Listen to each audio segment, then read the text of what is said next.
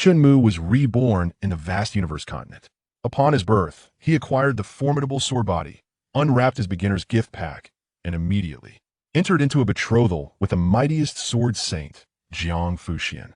His fiancée possessed an unparalleled beauty, setting the stage for an extraordinary beginning. Chapter 001. The commencement of the betrothal. In the vast universe continent, martial prowess reigned supreme. In the northern wilderness, at Blackstone City, the Chun family. Second master, Madam has given birth. It's a boy. A robust man in a green robe burst through the door at the sound of the commotion.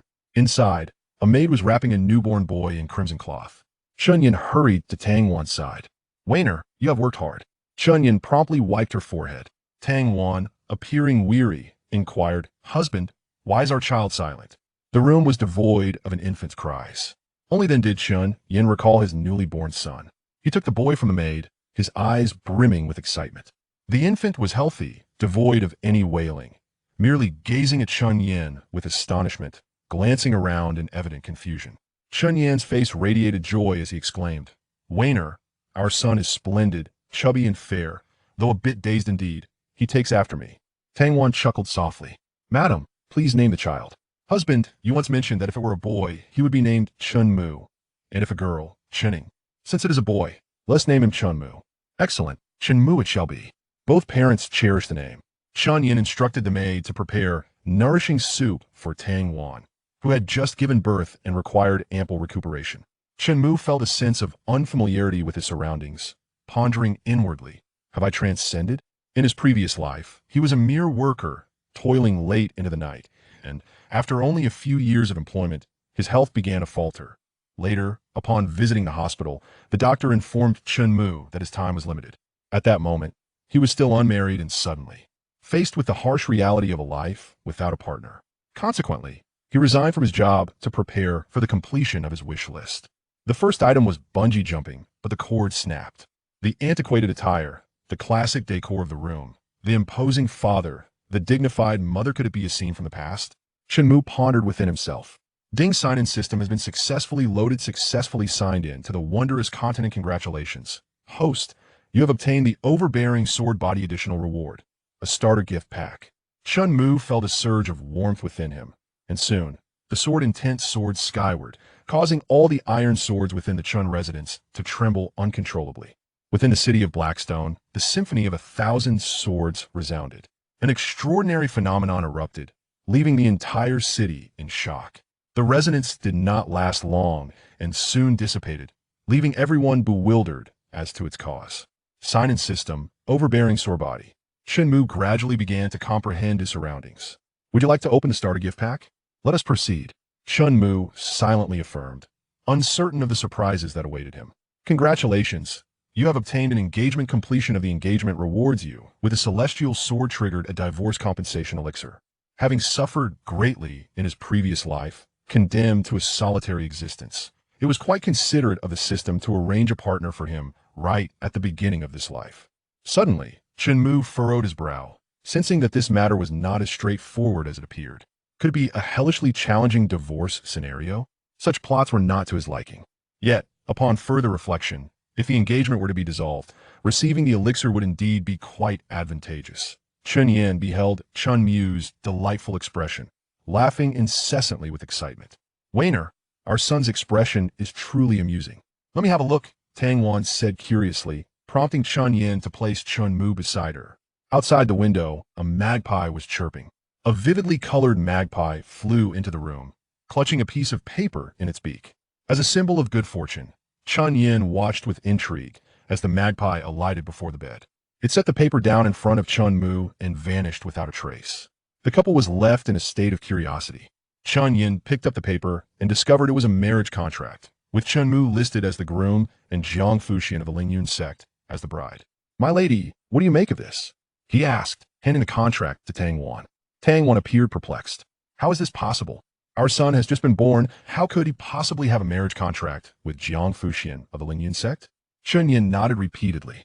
The Lingyun sect is a superpower in the wasteland, and Jang Fushian is the sect leader, a master swordsman whose reputation reverberates throughout the world. So, his fiancée is Jang Fushian. What an imposing name. She must be quite the formidable figure. Only Shinmu understood that the contract was bestowed by the system. Putting aside the question of whether Jang Fushian would annul the engagement, it was uncertain if she would even acknowledge this contract. Her displeasure could even lead to dire consequences for him. Chun Mu's expression gradually turned grave. Chun Yin, bewildered, asked, "My lady, who would be bored enough to play such a prank on us?" Tang Wan and Chun Yin were left scratching their heads in confusion. After some contemplation, they chose to regard it as a jest from the heavens and resolved to keep the marriage contract secret, hiding it away rather than risking public disclosure. In the southern region of Huangzhou, beneath the ethereal skies of Lingyun's sect, atop a snow-capped mountain that has been frozen for millennia, a delicate figure stands in solitude. Her enchanting gaze is fixed upon the distant north as she softly murmurs. Shinmu, Jang Fushian, adorned in a flowing gown of pristine white, dances with the swirling snowflakes around her, her long silver hair cascading in the wind. Her eyes, a deep azure reminiscent of the vast night sky, are framed by a flawless visage, and her tall, slender form resembles that of a celestial being gracing the mortal realm. In her alabaster hand, she clutches a marriage contract. Awakened from her meditative retreat by the raucous chatter of magpies, she is confronted by this unexpected document. As the esteemed leader of Lingyun's sect and a master swordswoman, she has traversed the annals of time for thousands of years, never once subjected to mockery. Though Jang Fushian initially yearns to rend the contract asunder, every attempt to do so proves futile. The pact is fortified by an impenetrable barrier, impervious to all forms of destruction. This document feels less like a mere earthly artifact and more like a decree from celestial sovereign. A consequence imposed upon me, she reflects, with heaven as witness and earth as intermediary. Is it that even the heavens do not wish for my solitude? Gazing steadfastly at the vast cosmos, she resolves that if it is indeed a marriage contract, it can be annulled. Haishi City, Shinmu, is it? I shall discern the nature of your being. With that, Jang Fushian transforms into a fleeting wisp of snow and vanishes into the distance. Half a month later, in Haishi City, within the Chun residence, Shinmu reclines comfortably in his cradle. He observes his system panel. Host, Shinmu Realm. None sign in value. 15 tasks. None. Each day, he acquires a sign in value, which he can exchange for various treasures and resources in the system's marketplace, but he currently understands nothing, thus refraining from any exchange, to avoid wasting his attendance points. Suddenly, the room grew cold, and Shinmu inhaled deeply, catching a whiff of a delightful fragrance. Jang Fushian silently appeared before the cradle, and Shinmu widened his eyes, astonished by her beauty, mistaking her for a celestial being descending from the heavens. Her skin resembled finely polished jade, and her beauty was akin to that of a heavenly fairy.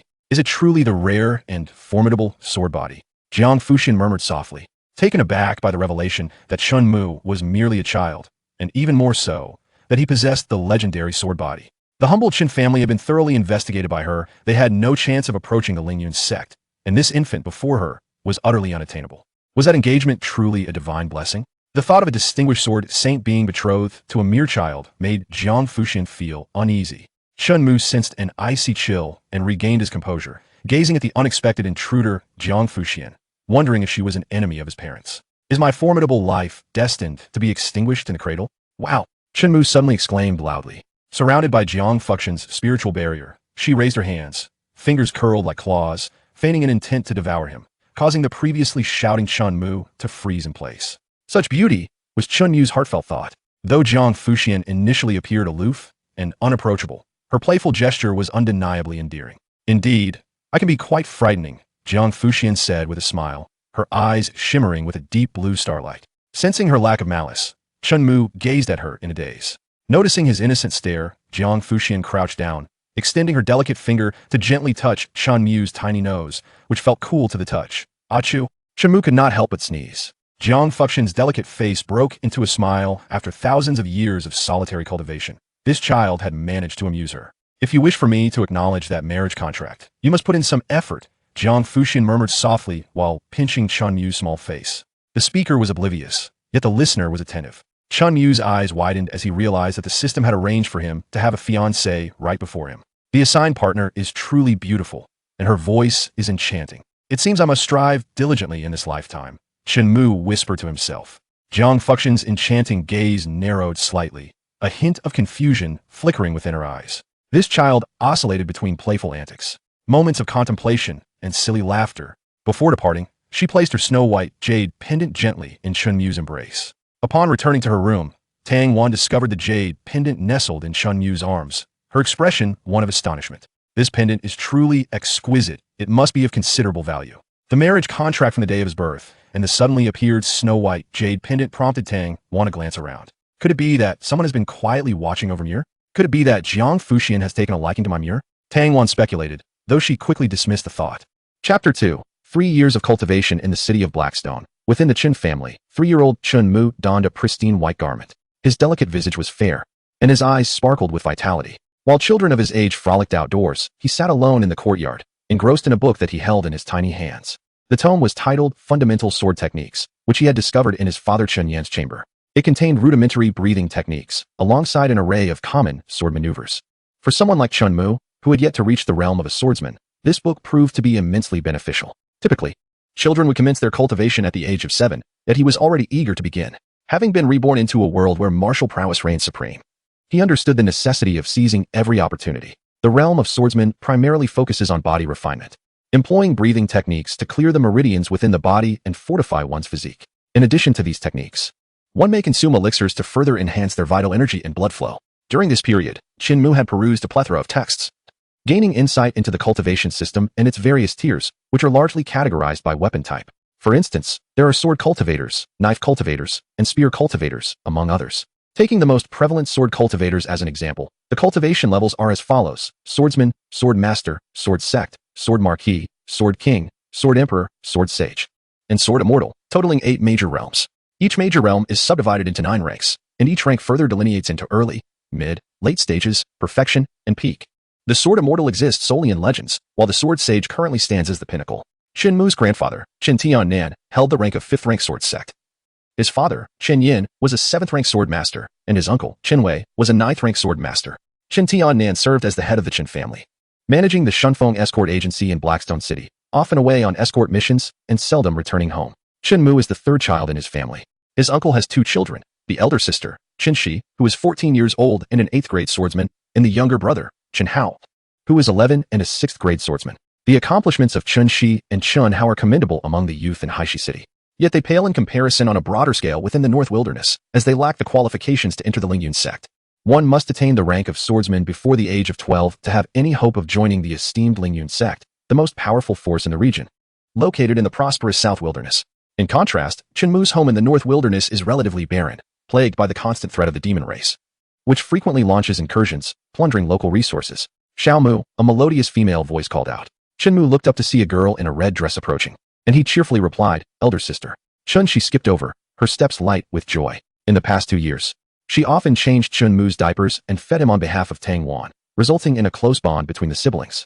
Noticing the book in Chunmu's hands, Chun she giggled, covering her mouth. "Xiaomu, can you understand that?" "Just barely," Chunmu modestly replied. In his previous life, even advanced mathematics posed no challenge to him, and this foundational sword manual was no exception. He had already imprinted its contents in his mind. "Come on, sister will take you out to play." "Elder sister, I wish to read at home." Chun she stepped in front of Chunmu, gently rubbing his fair little face, her affection evident. "Reading is so dull. Come with me to the market, and I shall buy you candied hawthorn." Shinmu shook his head, chuckling. "Thank you, elder sister. But I truly do not wish to go out." "Very well, what would Xiaomu like?" "Sister will buy it for you," Chun she asked with a smile. Chunmu pondered for a moment, his expression earnest, and said, "Elder sister, I wish to practice with the sword." Upon hearing this, Chun she broke into peals of laughter, exclaiming, "Little Mu, you are truly adorable. At such a tender age, you already understand the importance of reading and swordsmanship. You are bound to achieve great things in the future." Chunmu blinked his eyes in response as Chun she hummed a cheerful tune and departed the courtyard. Having perused the fundamentals of swordplay several times, Chunmu resolved to observe his second brother's sword practice. His second brother practiced daily at home and occasionally took the time to catch crickets for Chunmu to play with. Next door, in the spacious courtyard, Chunhao was practicing with his bare torso, gripping an iron sword with both hands, while humming and shouting in a rhythmic manner. Chunhao was employing basic sword techniques, and a faint mist of white energy could be seen emanating from his mouth. This was spiritual energy, inhaled through a breathing technique. Shinmu had encountered discussions of breathing techniques in his readings. Advanced techniques could absorb spiritual energy through every pore in the body, with stronger physiques allowing for quicker absorption. He intended to exchange some of his accumulated points in the system marketplace for a high-grade breathing technique to enhance his training. Shinmu was born with a sign-in system, which granted him substantial rewards on the day of his birth. However, the system had remained dormant for 3 years. Fortunately, he still received a modest amount of sign-in points daily. These points could be redeemed in the system marketplace for breathing techniques, sword skills, spiritual elixirs, and spiritual weapons. Currently, Shinmu possessed 1,200 sign-in points, which he had refrained from using out of fear of waste. Now, with a clearer understanding of the cultivation system, he was prepared to redeem a breathing technique for his training. Little Mu? Shinhao paused his practice. With his thick brows and big eyes, he had a simple and honest demeanor, and his physique was robust from his training. Shinmu, in a childish voice, said, "Second brother, I was bored at home, so I came to watch you practice." Shinhao approached and gently patted his shoulder, a goofy smile adorning his face. "Hey Xiaomu, would you like second brother to teach you the ways of cultivation?" "Sure." Shinmu nodded in agreement. Second brother had cultivated for 4 years and possessed a wealth of experience. Most importantly, Grandpa Chen Tiannan and Father Qin Yan were away on a transport mission, leaving the most formidable members of the Qin family as elder sister and second brother. At the tender age of 11, Qinhao was already a 6th grade sword apprentice, with promising prospects of entering the nearby Xinjian sect. Even Grandpa praised him for his potential to become a sword candidate. Training can be quite arduous, you know. I am not afraid of hardship. Then first, assume the horse stance here. Your legs should be shoulder-width apart, knees slightly bent, head held high, chest out, and abdomen drawn in. Extend your palms forward, arms straight, and maintain this position without moving, Chunhao instructed, embodying the demeanor of a seasoned master. Chunhao chuckled to himself, thinking how perceptive his third brother was, perfectly mimicking the stance. He then imparted the breathing technique to Chunmu, which was derived from the foundational sword manual and was the most common method of breathing. Utilizing this technique, he advised Chunmu to stabilize his breath, ensuring that the energy settled into the dantian. "All right, second brother." Chunmu felt a warm current flowing within him, growing stronger with each breath. Chunhao instructed him to remain in the horse stance while he continued to practice the basic sword techniques in the courtyard. After half an hour, feeling somewhat fatigued, Chunhao paused his training and glanced over at Shinmu, curious if his younger brother had given up. "Impressive," Chunhao exclaimed, eyes widening. Chunmu's horse stance was exemplary, and a white stream of energy danced at the corners of his mouth, resembling a small serpent, continuously flowing into him.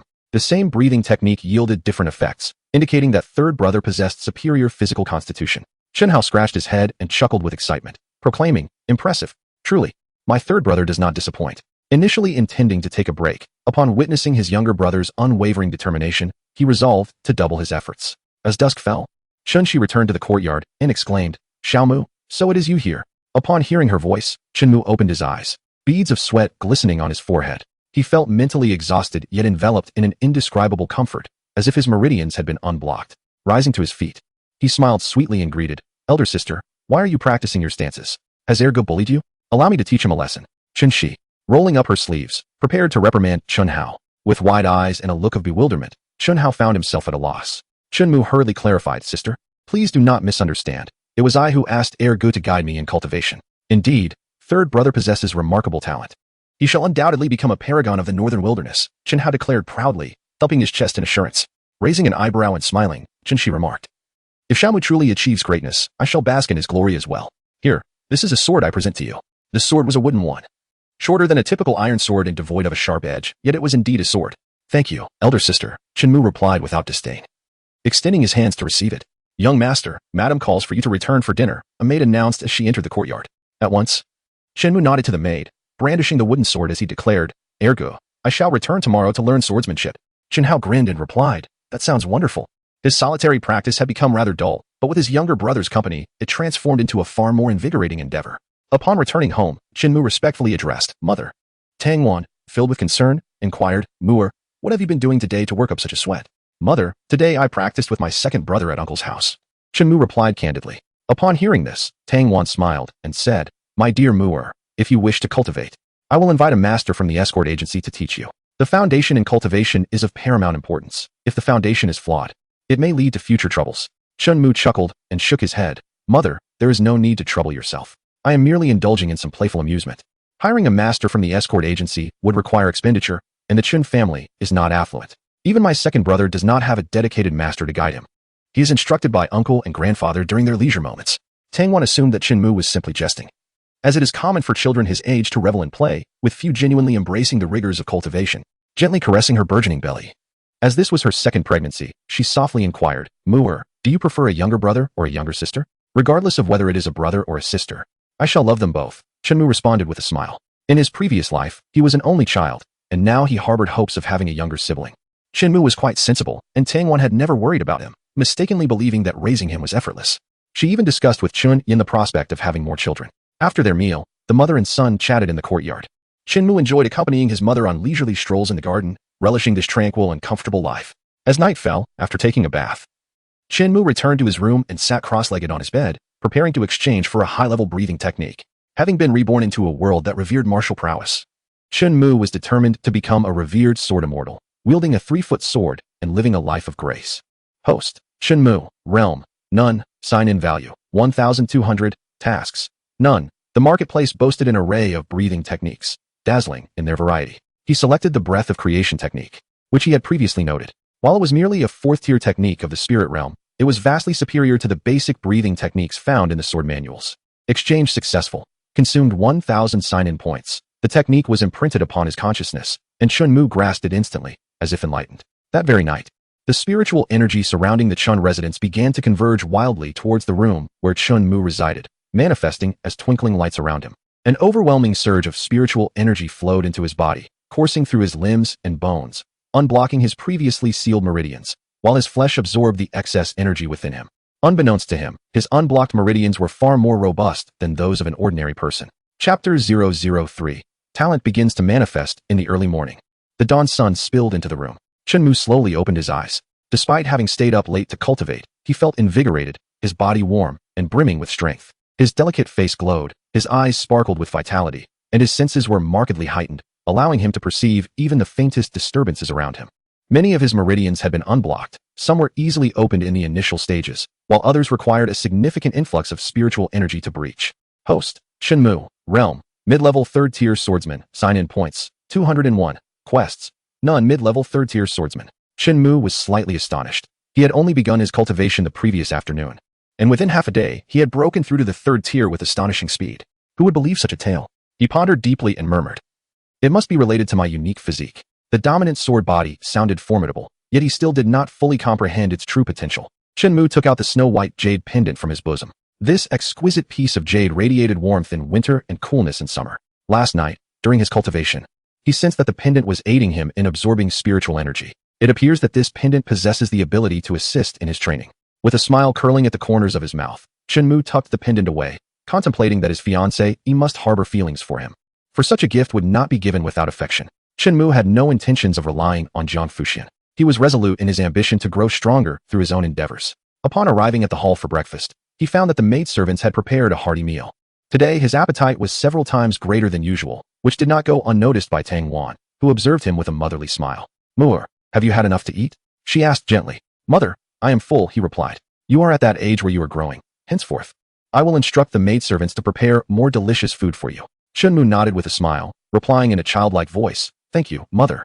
I shall go practice swordsmanship with my second brother now." "Go play," Tang Wan said with a smile, thinking that Shinmu was merely engaged in childish games. She resolved to discuss the matter with Chun Yen upon his return from escorting the goods, pondering if perhaps Shinmu truly possessed talent and could commence his training ahead of schedule. As the sun began to rise in the courtyard's open space, Chun Hao corrected Shinmu's sword-holding posture and demonstrated fundamental sword techniques. Shinmu observed intently and, in a remarkably short time, mastered the forms completely. His grip was steady, and his strikes were powerful and forceful. "Impressive, third brother. You've learned remarkably well in just half a day, while I toiled for over 6 months." Chun Hao praised him, giving a thumbs up. Shinmu, however, remained humble, attributing his success to his second brother's excellent instruction. The 3rd-tier swordsman is yet unable to harness spiritual energy.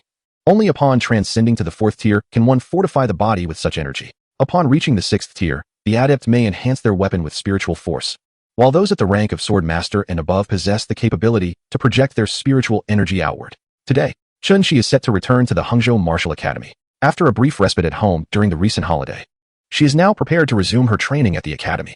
The most significant distinction between the martial academy and sects lies in the financial obligation. Entry into the academy requires personal expenditure, whereas sects provide their disciples with spiritual stones.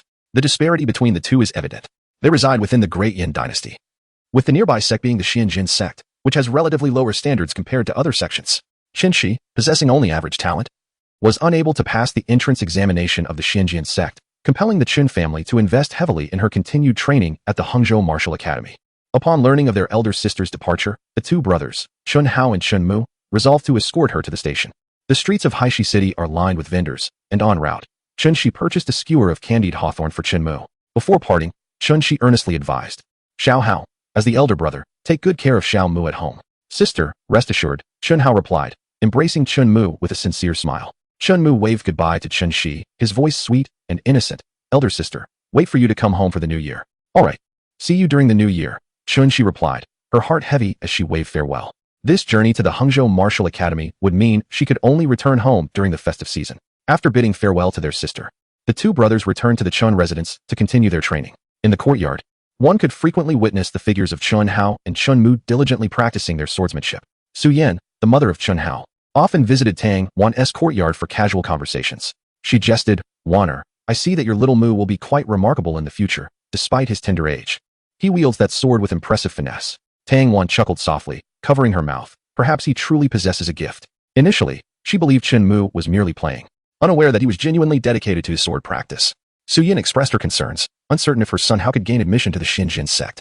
He had been exerting himself more diligently than before, and she hoped for a fruitful outcome. "Sister-in-law, rest assured, Xiao Hao will certainly enter the Xinjin sect. We have all witnessed the child's efforts," Tang Wan reassured her. In the empty courtyard, Chen Mu gazed at his hands, feeling the spiritual energy coursing through them. He had successfully entered the realm of a 4th-rank swordsman.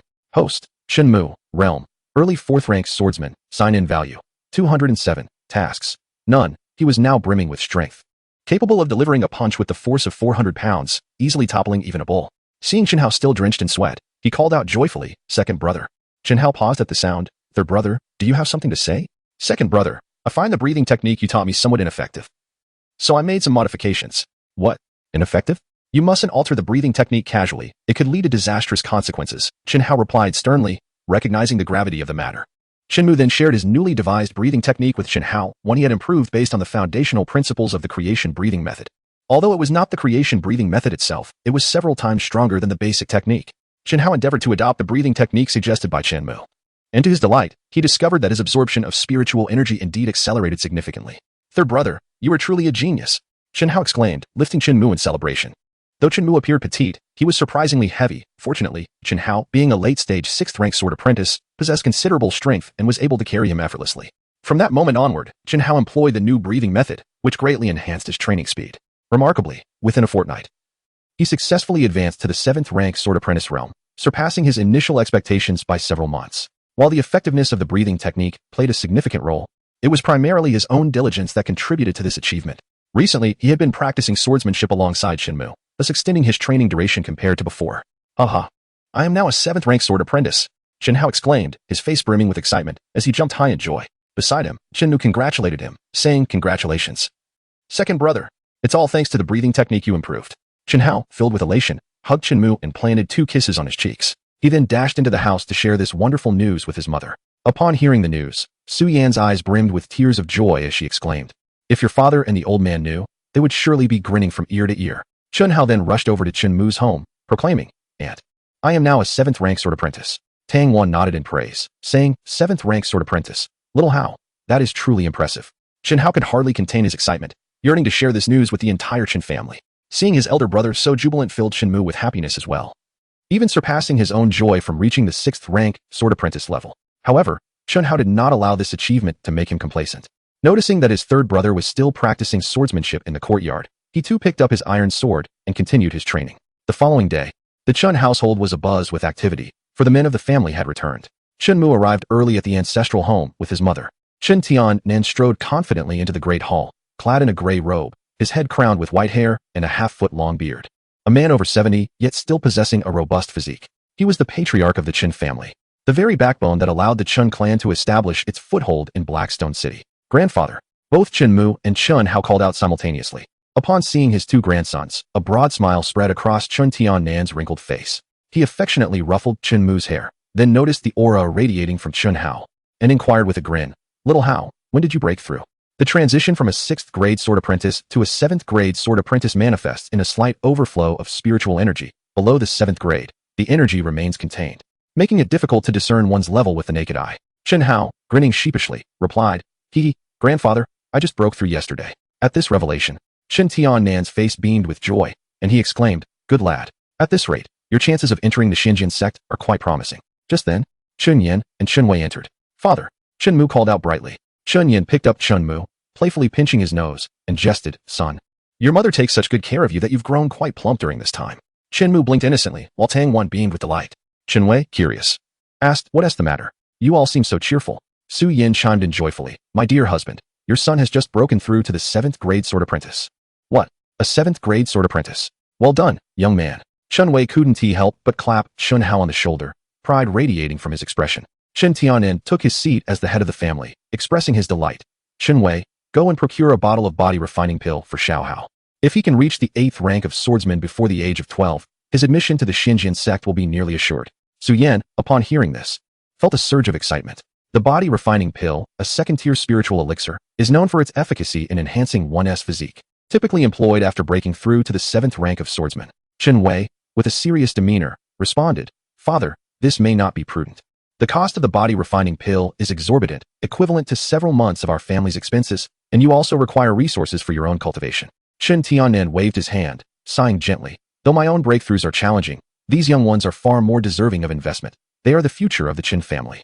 Both Chen Wei and Chun Yin nodded in agreement. Chun Hao patted his chest earnestly, declaring, Grandfather, I will not let you down. With a hearty laugh, Chen Tianen replied, This time, I shall rest at home for 2 days, during which I will teach you a few techniques. Chun Hao nodded vigorously in excitement. Shinmu, equally eager, had been learning the foundational sword techniques and had yet to encounter true swordsmanship. Suddenly, Chun Hao recalled something significant, his expression turning serious. Grandfather, my ability to break through early is largely thanks to third brother. He even improved the basic breathing technique. At this revelation, the family was taken aback, their gazes converging on Shinmu. Shinmu blinked innocently, wearing a naive expression. Chun Hao elaborated on the modified breathing technique, stating earnestly, Third brother is a genius. Chen Tianan, intrigued, inquired, Xiaomu, what prompted you to alter the breathing technique in this manner? Shinmu replied candidly, Grandfather, I believe it feels more comfortable to breathe this way. After a moment of contemplation, Chen Tianan spoke in a low voice. This is quite remarkable. He had thoroughly examined the new breathing technique and found it to be flawless, greatly surpassing the old method. Chen Wei and his wife were astonished, as were Chun Yin and his spouse. They were all taken aback by the extraordinary talent displayed by Chen Mu. With a serious demeanor, Chen Tianan instructed, Remember, the modification of the breathing technique by Little Mu must remain confidential to avoid any unnecessary trouble. Everyone nodded in agreement, recognizing that while Chun Mu was exceptionally gifted, he was still young and required their protection. Chen Tianan, in a buoyant mood, laughed heartily, Little Hao, come with Grandpa to the training ground, where I shall teach you the true art of swordsmanship. All right. Shin Hao nodded eagerly. It was evident to all that the old man was genuinely pleased. They had been away for quite some time and had not rested since returning home. Grandpa, I want to learn too, Shinmu suddenly interjected. Shin Tianan smacked his forehead, nearly forgetting this young genius at home who had improved the breathing technique. His youth had led to his oversight. You all come with Grandpa. Chapter 004, The 13 Swords of Dragons Roar. The Qin family ancestral residence boasted a newly constructed training ground, specifically designed by Chen Tianan for the younger generation of the Qin family, providing a space for the two brothers to practice their swordplay. Holding a longsword firmly, Chen Tianan stood at the center of the training ground, while Chun Mu and Chun Hao stood nearby, their eyes fixated on their grandfather. A sudden gust of wind surged forth, causing both Chun Mu and Chun Hao to instinctively take a step back. Chun Hao exclaimed with excitement, This is the aura of a sword master. After retreating 5 or 6 steps, Chun Mu finally steadied himself, observing his grandfather unleash his sword. As a torrent of azure sword light surged forth, embodying the essence of what attributes spiritual energy, above the rank of swordmaster. Formidable warriors wielding swords exhibit auras of vitality. While sword masters can manifest sword energy, they have yet to achieve the condensation of sword light. Only those of the sword sect and above possess this capability. Within the Qin family, only the venerable Qin Tianan can condense sword light. In the entirety of Haishi City, the number of sword sect masters does not exceed a mere handful. Young ones, pay close attention, Chen Tianan urged as he brandished his longsword, enveloping the training ground in shimmering sword light. Amidst the training ground, many fallen leaves danced in tandem with the sword, swirling like playful dragons, accompanied by a resonant roar. The 13 dragons of sword chant. First sword, the dragon's tail. Second sword, the dragon raises its head. Third sword, the sword emerges like a dragon. Fourth sword, the flying dragon in the sky. Azure light surged into the heavens as a cluster of green leaves ascended like a celestial dragon, ultimately dispersing in midair, leaving Chun Mu and Chun Hao in stunned silence. Chen Tian sheathed his sword and jovially inquired, How much did you manage to observe? Chun Hao shook his head repeatedly, utterly perplexed, while Chun Mu, though he had memorized the sword techniques, posed a curious question. Grandfather, why did you only demonstrate 4 of the 13 dragons of sword chant? It's a lengthy tale, Chen Tianan replied, stroking his beard with a smile. This sword technique was a serendipitous discovery from my youth, although it is but a fragment. The power of these 4 strokes rivals that of low-grade spiritual techniques. Shinmu nodded in comprehension. Sword techniques and weapons are categorized into mundane, spiritual, and holy tiers, each further divided into 9 ranks, the lower 3 collectively referred to as low-grade. The Chun family possesses only Chun Tiannan's low-grade spiritual sword, while the others wield mundane iron swords, with Chun Mu still brandishing a wooden sword. The art of swordsmanship is a closely guarded secret, aside from the sects. Only prominent families in the secular world possess the skills of the spiritual tier. Chun Tiannan ascended through the ranks relying on this incomplete sword technique, barely securing a position in Haishi City. Grandfather will now demonstrate the technique at a slower pace, elucidating the intricacies involved. Pay close attention, he instructed. Chun Mu and Chun Hao nodded earnestly. As Chun Tiannan showcased the swordplay, he simultaneously imparted the essential elements and the internal flow of spiritual energy to the two brothers. Not far away, Chun Wei remarked softly, "It took me 3 years to master these 4 sword techniques. I wonder how long it will take these 2 youngsters." "Brother, they are undoubtedly stronger than we were. Perhaps a year and a half at most," Chinyan speculated. The brothers had faced a challenging training environment in their youth, yet they possessed undeniable talent. In the training grounds, Chun Mu and Chun Hao commenced their practice of the techniques. Mastering the movements was not particularly arduous. The true challenge lay in unleashing the full potential of the sword skills. Chun Mu executed the movements with impressive flair, his sword wielding exuding considerable strength. Chun Tiannan's eyes brightened, increasingly convinced of the boy's exceptional talent. Upon closer inspection, he was suddenly taken aback. Chun Tiannan swiftly approached, placing his aged hand on Chun Mu's shoulder. The weight upon Chun Mu's shoulder was palpable, a robust energy coursing through his meridians. "Haha, indeed a genius."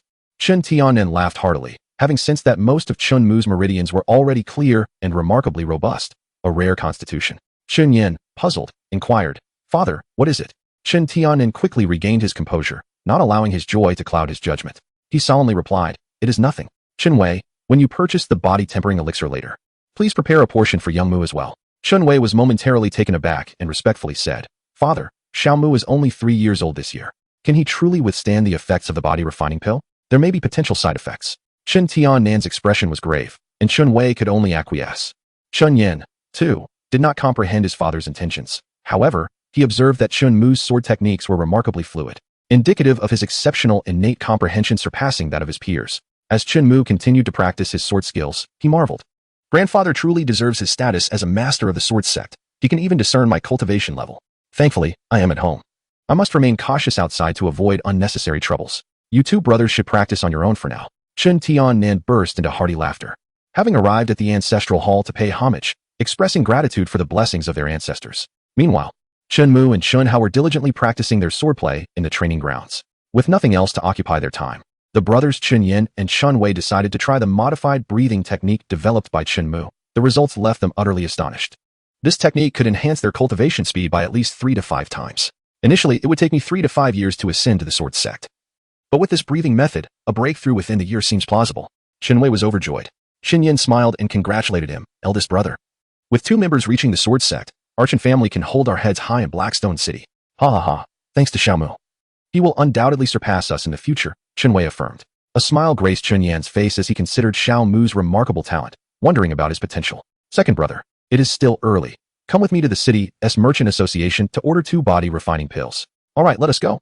The 2 brothers departed from the Qin residence. In the training grounds, under the blazing sun, Chun Mu and Chun Hao remained focused on their sword practice.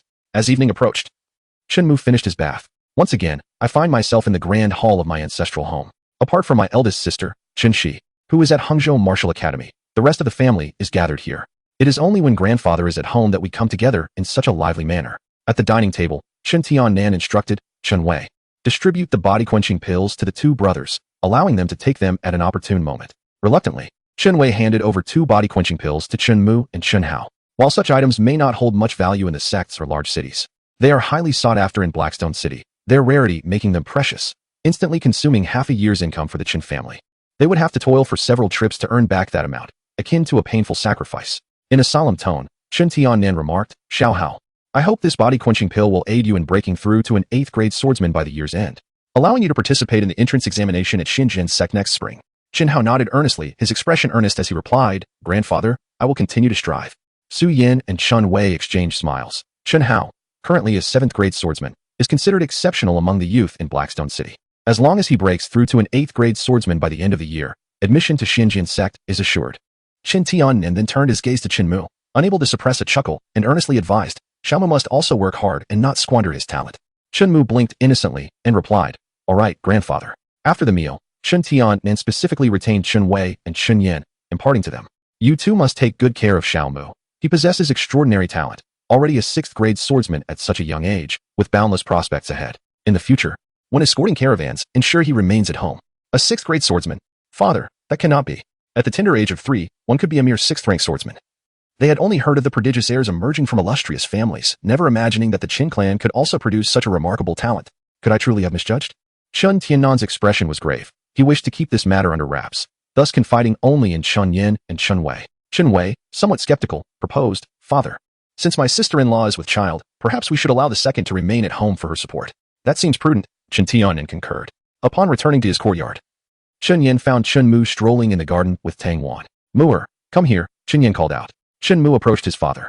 With a serious demeanor, Chun Yin inquired, when did you begin your training? Last month, my second brother taught me, Chun Mu replied candidly. Chun Yin extended his palm and commanded, strike your father with all your might. Chun Mu blinked in surprise. Just hit hard. Do not worry. Your father is a 7th-rank swordsman. Chun Yin reassured him. Confused yet obedient, Chun Mu complied. Boom. Chun Yan's arm trembled, and he exclaimed with exhilaration, what a lad. You have been hiding your prowess. Lacking the strength of Chun Tiannan, he could only gauge Chun Mu's abilities in this manner. Chun Yan's face lit up with astonishment. Chun Mu's strength surpassed that of his peers, outclassing even a 6th-rank swordsman. With her burgeoning belly, Tang Wan smiled and asked, what game are you two playing? Chun Yin lifted Chun Mu in joyous laughter, exclaiming, ha ha ha, Wanner, our son is a genius. Tang Wan, recalling the old man's expression, covered her mouth with a smile and replied, that is undoubtedly the case. Upon witnessing the joyful expressions of his parents, Chun Mu felt a surge of happiness within himself. After accompanying them on their evening stroll, he retreated to his room with the body-tempering elixir in hand. Is this truly the body-tempering elixir? Chun Mu cradled the smooth orb of the elixir, its rich fragrance wafting through the air. In the system's marketplace, a single body-tempering elixir required 100 sign-in points, underscoring its rarity and value. Without hesitation, Shinmu placed the elixir into his mouth and swallowed it whole. As the potion entered his abdomen, a searing warmth surged forth, enveloping his entire being. His flesh and blood felt as if they were boiling, akin to 1,000 needles piercing his skin. Gritting his teeth, Shinmu promptly activated the transformation breathing technique, allowing the warmth to flow in accordance with its rhythms. His meridians began to open, and a torrent of spiritual energy surged into his limbs and bones, refining his very essence. Not until the early hours of the morning did the effects of the elixir wane. Yet by then, most of his meridians had been cleared, and his body brimmed with abundant spiritual energy, his strength now severfold greater than before. Host, Shinmu, Realm, 8th grade swordsman. Perfected, sign-in points, 225, mission, sign-in at Silver City, mission reward, 1,000 sign-in points. Unable to contain his excitement, Shinmu murmured to himself, after 3 years, a new system mission has finally emerged. 1,000 sign-in points could be exchanged for 10 body-tempering elixirs or a set of low-grade spiritual sword techniques. A truly generous reward. Silver City was not far from Blackstone City, merely 100 miles apart. One city was known for its abundant black stones, while the other thrived on silver mines. Silver City was wealthier than Blackstone City, home to many prominent families. Concern for his parents made him reconsider embarking on a solo journey to Silver City. Perhaps he should wait for a more opportune moment. Shinmu whispered softly to himself. He certainly did not wish to cause his parents any worry. Shinmu picked up the wooden sword resting beside his bed, channeling the spiritual energy within him through his arm and into the sword. The once light wooden weapon transformed into something heavy and solid, its strength rivaling that of an iron sword. Perhaps due to the effects of the body-refining pill, Shinmu found himself unable to sleep. Practicing in the courtyard would disturb his parents, so he took the wooden sword to the training grounds and began to repeatedly practice the 13 dragon roars. As dawn approached, a resounding dragon's roar echoed through the Chun residence, awakening the family. Chapter 005, The Favorable Wind Escort Agency. The clear, crisp sound of the dragon's roar reverberated throughout the Chun household. Chun Wei, still groggy from sleep, muttered from his bed, is that the sound of a dragon? Has the old master's swordsmanship improved? Chun Yin shared the same suspicion, believing it to be the old master. The dragon's roar technique could only manifest at a high level of mastery, a fact the old master had often shared with them. After years of practice, Chun Yin had only managed to produce the sound of a sword's hum, while the old master had previously only been able to emit a tiger's roar. They speculated that Shin Tiannan's swordsmanship had indeed advanced. My father claims he has reached his limit. Yet I believe there remains an opportunity for him to attain the rank of Marquis, Chen Yin murmured. Should a master of the sword emerge from the Chen family, they would undoubtedly ascend to the ranks of noble families. In the entirety of Haishi City, only the lord of the city, Mu Donglu, was a master of the sword, underscoring the significant value of such a title. Deep within the ancestral home, Chen Tiannan was suddenly jolted awake. He sprang into action, moving with remarkable speed. And within moments, he arrived at the training grounds. There, he found Chun Mu gazing at the wooden sword in his hands, astonished that it had inexplicably produced the sound of a dragon's roar. Heaven bless the Chen family. Chen Tiannan's hands trembled with excitement. It was indeed Shinmu practicing his swordplay in the training grounds. Grandfather, Shinmu called out, lifting his gaze.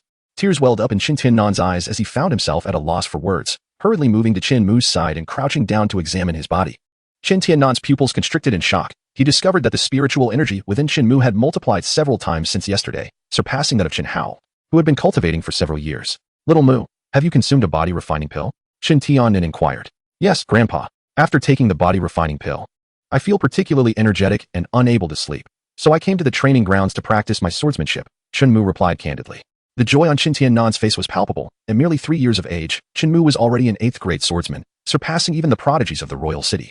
Yet, this was not the most remarkable aspect. What truly astounded him was Shinmu's extraordinary comprehension. Having mastered the 13 Dragon Roar's sword technique to perfection overnight, a feat that had eluded Chen Tiannan after decades of cultivation. This talent was indeed a rarity in the world. Little Mu, from now on, your grandfather will procure more miraculous elixirs for you. Chen Tiannan gently patted Chen Mu's shoulder, envisioning a future resplendent with promise for his grandson, one that would elevate the Chen family to great heights. Chen Mu blinked innocently, having weathered many storms. Chen Tiannan understood the adage that the tree that stands out will inevitably be toppled by the wind. Little Mu, do not readily showcase your exceptional talents in public, he cautioned. Understood, Grandpa. Chen Mu obediently nodded. Observing the wooden sword in Chen Mu's hand, Chen Tiannan solemnly declared, Grandfather will fetch you a superior sword. Thank you, Grandpa. But the sword my elder sister gifted me is quite satisfactory, Chen Mu politely declined. Since it was a present from his sister, he felt it served him well and had no intent to exchange it. Amused, Chen Tiannan smiled warmly and said, You didn't rest last night. Perhaps you should return to your room and take a moment to recuperate. Grandfather, I wish to have a bite before resting, Shinmu expressed, feeling a twinge of hunger. Chen Tiannan, upon hearing this, erupted into hearty laughter. Today, as fortune would have it, I am free to take you into the city for a delightful meal. They ventured to the Drunken Fragrance Pavilion, one of the rare establishments in Haishi City. There, Shinmu and his grandfather savored bowls of beef noodles. The Chen family was not particularly affluent, and instead of ordering extravagant delicacies, Chen Tiannan chose to treat his grandson to the finest beef noodles this establishment had to offer. Delicious, Shinmu exclaimed, cradling a porcelain bowl larger than his face. Savoring every drop of the broth, he astonishingly consumed 5 bowls of beef noodles, astonishing the waiter with his prodigious appetite. With a twinkle in his eye, Chen Tiannan inquired, Little Mu, are you full? Would you care for another bowl? I am satiated, Shinmu replied, wiping his mouth. The mirth in Chen Tiannan's eyes deepened. With ample time still ahead of them, he suggested, Little Mu, would you like to visit the escort agency? Certainly. Shinmu responded eagerly, as he had never been to the Shunfeng escort agency and was curious about its appearance. As the grandfather and grandson strolled down the bustling streets, Chen Tiannan frequently encountered old acquaintances, proudly introducing his little grandson with a beaming expression. The Shunfeng escort agency was nestled in a corner of the western side of the city. At the reception desk, a middle-aged woman was on duty. She respectfully greeted Uncle Chen. Chen Tiannan nodded in acknowledgement and smiled as he introduced, Little Mu, this is Aunt Li. Hello, Aunt Li, Shinmu called out in his sweet, youthful voice. Come here and let Aunt Li give you a hug, Liu said. Her heart warmed upon seeing Chen Mu's cherubic face. But he shook his head repeatedly in response. Liu jestingly remarked, Oh dear, this little one is still shy. Aunt Li wouldn't eat a child. Chen Mu awkwardly scratched his head. After traversing the front hall, they arrived at the backyard where goods were stacked. Workers were busily transporting items, and a burly, bald man was counting the cargo. The goods primarily consisted of ores and grains. Chen Tiannan pointed to the bald man and said, That is your Uncle Zhang, a 6th rank swordsman, who has long accompanied us on our escort missions. The burly man turned to Chen Mu, flexing the muscles on his arms, and cheerfully remarked, Boss, is this your little grandson? Quite the handsome lad. Chen Tiannan nodded with a smile, and then inquired, Zhang Shan, how much cargo do we have this time? Zhang Shan shook his head with a wry smile, only 3.5 carts of goods, and with Silver City not far off. We won't be making much profit on this trip. Silver City. Chen Mu's eyes brightened. Isn't that the destination for this mission? The owner of the road often looks after our business. He is indeed an old friend of ours. This cargo must be delivered on time. We will set off tomorrow. Chen Tiannan instructed. Zhang Shan nodded. No problem, boss. I will get the goods packed right away, and we shall depart in the morning, aiming to complete the task in 3 days. Chen Mu turned to his grandfather and said sweetly, Grandpa, I also want to go to Silver City. This. Chen Tiannan was momentarily taken aback. Zhang Shan couldn't help but raise an eyebrow, stating earnestly, Ha ha ha. Escorting goods is no child's play. I remember that lad Chun Hao insisted on coming with us. Halfway through, he cried and begged to go home to find his mother. It was I who had to take him back. Grandfather, I shall not be a burden to you. I long to venture forth and behold the world beyond Haishi City. Chen Mu said earnestly. Chen Tiannan, ever tender-hearted towards his grandson, recalled the previous occasion when Chun Hao insisted on escorting a convoy, which he had permitted. After a moment's contemplation, he indulgently replied, "Very well, I shall take you along to escort the goods." Zhang Shan could not help but shake his head, muttering, "It seems this time will bring forth more amusement." He anticipated that Shinmu would likely whine along the way. Upon returning to the Chun residence, Shinmu retreated to his chamber for a brief respite. Chen Tianan sought out Chun Yin to inform him of the plans to take Shinmu on the convoy escort. "Father, you should set out early tomorrow, while Xiaomu is still asleep," Chen Yin suggested, expressing his reluctance for Shinmu to travel far, both out of concern and the fear that he might cause trouble for the escort agency. Chen Tianan replied solemnly, "One must uphold integrity. Since I have made a promise to Xiaomu, I shall not renege on it. I cannot let the younger generation down." He continued, "Tomorrow, I and Chun Wei will escort the goods, while you remain home to care for Wanner, who is with child. Rest assured, Xiaomu will be well looked after." As the head of the family, Chun Tiannan's word was final, and Chun Yin had no objections. After a brief nap at home, Shinmu felt rejuvenated and proceeded to the training grounds to practice his swordsmanship. Chen Hao, having nearly forgotten the sword techniques taught by their grandfather the previous day, wore a look of dismay. "Third brother, you arrived just in time. How much of the sword technique that grandfather taught yesterday do you remember?" "I remember it all." "Second brother, allow me to teach you," Shinmu replied. "Thank you, third brother." On the training grounds, Chunmu began to instruct Chun Hao in the use of the Longyin 13 swords, and under Chunmu's meticulous guidance, Chun Hao gradually began to master the technique. In a mere half a month, Chun Hao transformed from a master into a disciple. He paid little heed to this shift, for they were brothers. And in the realm of learning, there exists no hierarchy. The adept is always the teacher. Chun Hao had yet to consume the body-refining elixir, as he intended to cultivate for a while longer before utilizing it for a direct breakthrough. One evening, the family gathered at the ancestral home for dinner. Chun Tian cheerfully inquired, "Xiao Hao, Xiaomu wishes to accompany us on a caravan escort. Would you care to join us for a few days of amusement?" "Grandfather, you all may go. I aim to achieve a breakthrough before the year's end," Chen Hao replied, his eyes betraying a flicker of desire. Yet he was resolute in not squandering time. Chun Wei and Su Yin nodded with satisfaction. Chun Yin cautioned, "Xiaomu, your father must remain at home to care for your mother. While you are outside, heed your grandfather and Uncle S words. Do not wander off, understood?" "Indeed." Chen Mu replied with a firm nod. Tang Wan's eyes reflected a hint of concern, yet since the elder had already consented, she could only swallow her worries. After dinner, Chen Mu accompanied his mother for a stroll. Tang Wan repeatedly urged him to be cautious. "Mother, rest assured, Xiao Mu will be obedient," he assured her earnestly. Once the walk concluded, Chen Mu returned to his room, preparing to exchange his remaining sign-in points for a defensive technique. The points were limited, allowing only for the acquisition of a low-grade spiritual agility technique. Chen Mu's eyes lit upon the low-grade technique, Shadow Step, which, though devoid of offensive power, offered an ethereal grace that aided both escape and stealth. Successfully exchanged for Shadow Step. Consumed 200 sign-in points. Now mastering the Shadow Step, should danger arise. Chen Mu possessed the means to safeguard himself. He harbored no fears of peril, for with his grandfather present, he was confident that no misfortune would befall him. In the southern wilderness, at the summit of the Eternal Ice Peak, lay the Lingyun sect. Amidst the swirling mists atop the mountain, a graceful figure stood apart from the world. Jang Fushian gazed intently toward the north, her ethereal beauty unmatched, her eyes sparkling with the brilliance of stars. "Fian, I have a task for you," Jang Fushian spoke softly. The woman in the purple skirt knelt a short distance away, her demeanor respectful. "Master, what is the task? Does it require my personal descent from the mountain?" With a delicate movement, Jiang Fushian appeared before Zhao Fian, her voice serene. "I need you to descend the mountain and protect someone." "Who is it?" Zhao Fian's eyes widened in surprise. As Jiang Fushian's sole disciple and one of the 10 prodigies of she was often referred to as the young sect master, poised to inherit the Lingyun sect in the future. Zhao Fian's expression reflected her astonishment. Such trivial matters typically did not warrant her direct involvement, as they were usually entrusted to the sect's emissaries or stewards, unless the individual in question held significant importance to her master. Jiang Fushian continued, "In Beihuang, at Haishi City, there is a young man named Shinmu. He is exceptionally gifted, yet still very young. You are to protect him for 3 years, and when he turns 7, bring him to Lingyun sect for cultivation. Rest assured, master, I shall fulfill this task," Zhao Fian promised, though a hint of reluctance lingered in her heart. After all, Beihuang was indeed a desolate place. It was only due to her master's request that she did not refuse. Surely, being chosen by her master must indicate the importance of this task, and she hoped it would not prove to be a waste of her time. With such thoughts swirling in her mind, Zhao Fian soared into the air, vanishing into the mist in the blink of an eye. One must understand, the ability to traverse the air was a hallmark of a Sword King-esque strength. Chapter 006, The Lu Family Manor in the Early Morning.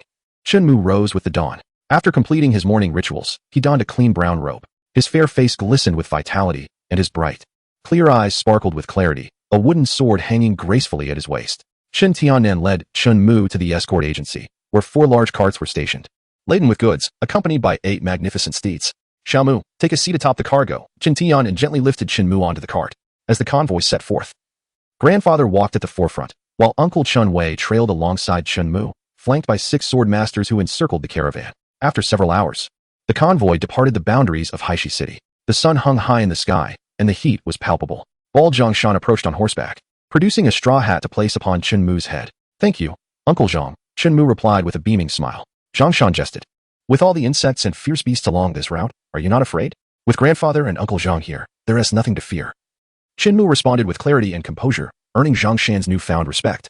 Shinwei interjected gravely, what is truly terrifying on this journey are not the insects and beasts, but the mountain bandits and rogue marauders. They are far more formidable than any wild creature. As dusk approached, the convoy made camp within a thicket. The group prepared a meal before sunset, extinguishing the fire to avoid attracting wild animals, resorting to simple fare in the wilderness. Due to the cargo, the convoy traveled at a leisurely pace and would not reach Silver City until the following day. With a smile, Chen Tianin inquired, Xiaomu, are you managing well? Shinmu nodded, responding brightly, Grandfather, your work as an escort is truly arduous. At this remark, everyone erupted in hearty laughter. Once the laughter subsided, Zhang Shan reflected. We all toil for a meager livelihood. It is no easy task. The escort agency members frequently found themselves drenched in sweat, traversing great distances under the scorching sun. Indeed, it is a laborious endeavor. Shinmu understood that this was not a great distance. His grandfather often delivered goods to the capital and even farther afield, with each journey taking 10 days to half a month. The group took turns to rest. Xiaomu, you should get some sleep, said Shinmu, nodding as he quickly succumbed to slumber. Zhang Shan chuckled, remarking, this child is remarkable. I thought he would cry for his mother at night. He shows no fear of unfamiliar surroundings, displaying courage beyond his years. Laughter and conversation filled the air. In the early morning, as the mist had yet to dissipate, the convoy set off once more. Shinmu perched atop the goods, eagerly anticipating their arrival in Silver City. Approaching noon, the caravan suddenly came to a halt. Shinmu caught a whiff of an unusual scent. Chen Tianan shouted, stay calm. Not far away, a band of mountain bandits surged forth from the woods, numbering more than 20, raising a cloud of dust and displaying a formidable presence. Chen Tianan and the others took a defensive stance, while Shinmu furrowed his brow, surprised that his first escort mission would encounter such troublesome bandits. At the forefront stood 2 sword sect members. The leader, a one-eyed brute of the 3rd rank, wielded a broad sword with an air of arrogance, while beside him lurked a scar-faced man of the 2nd rank, his eyes glimmering with malice. Zhang Shan spoke gravely. It is the Black Wind duo. I had heard that Black Wind Ridge was eradicated by the court. I never imagined the Black Wind bandits would flee here. Chun Wei's expression turned serious. They were not mere thieves, but rather the infamous Black Wind bandits of Hangzhou. Maintaining his composure, Shinmu assessed the situation. Although the opposing forces included a 3rd and a 2nd rank sword sect member, together they could at most delay his grandfather. The remaining bandits posed little threat. His uncle and Zhang Shu could manage them. However, given the enemy's numbers, a fierce battle seemed inevitable. Chen Tianan clasped his hands and said, so it is the Black Wind duo. I have long heard of your esteemed names. I am Chen Tianan from the Shunfeng Escort Agency. I kindly ask for your leniency. Stop trying to ingratiate yourself with me. You will either leave the goods behind or forfeit your lives. The one-eyed brute replied coldly. Chen Tianan's expression darkened as he retrieved a pouch of coins from his bosom and tossed it to the one-eyed man across from him, forcing a smile. This is a modest transaction. I implore you, esteemed heroes, to show some mercy. It is customary to offer tribute to bandits. The one-eyed man glanced at the gold and silver within the pouch, a mocking glint in his eyes. Today, you have shown wisdom. I shall let you off this time. With that, the bandits rode away. Shinwei and the others were filled with discontent. Zhang Shan, perplexed, remarked, Boss, why not confront them? Why indulge them? If it comes to blows, we are not afraid. Chen Tianan shook his head and sighed. Xiaomu is still in the carriage. If a fight ensues, I fear for his safety. It is better to avoid unnecessary conflict. Rest assured, your wages will not be diminished by a single coin. I shall bear this loss. Boss. The others remained silent, as they all needed to earn a living to support their families. Shinmu clenched his fists, realizing that this world is indeed one where the strong prey on the weak, and it appears strength is imperative. Shinwei sighed. I fear that these bandits will trouble us again in the future. If they return, I shall ensure they do not leave, Chen Tianan declared angrily. Zhang Shan, noticing Chun Mu's clenched fists and his gaze fixed intently on the distant woods, chuckled and asked, Kid, have you been frightened into silence? Chun Mu shook his head. Realizing that this time he had caused his grandfather significant losses, the shipment not only failed to yield profit, but resulted in substantial financial setbacks. He resolved to find a way to compensate his grandfather in the future. That afternoon, the convoy arrived at Lu Jiazhuang, and to Chen Mu's astonishment, Lu Jiazhuang was not located within Baiyin City, but rather in the outskirts nearby, where he was unable to sign in. Lu Jiazhuang was renowned for its sword forging estate. Master Chun, I must express my gratitude to you for delivering the goods ahead of schedule. Today, I shall host a banquet at the estate in honor of you all. Please come inside. The master of the estate personally stepped out to greet them, an elderly gentleman with a distinguished presence. It is only right, Chun Tianan replied with a smile, his face radiating joy that masked any shadows of the robbery encountered on the road. The responsibility for the escort and any mishaps lay with him. Such losses could not be borne by the employer. The estate master, with his flowing white hair and clad in a white robe, was a celebrated swordsmith known for having forged spiritual swords, earning considerable renown in the martial world. Upon seeing Shinmu, who was petite and wore a wooden sword at his waist beneath a straw hat, the estate master inquired, Master Chen, is this your grandson? Indeed.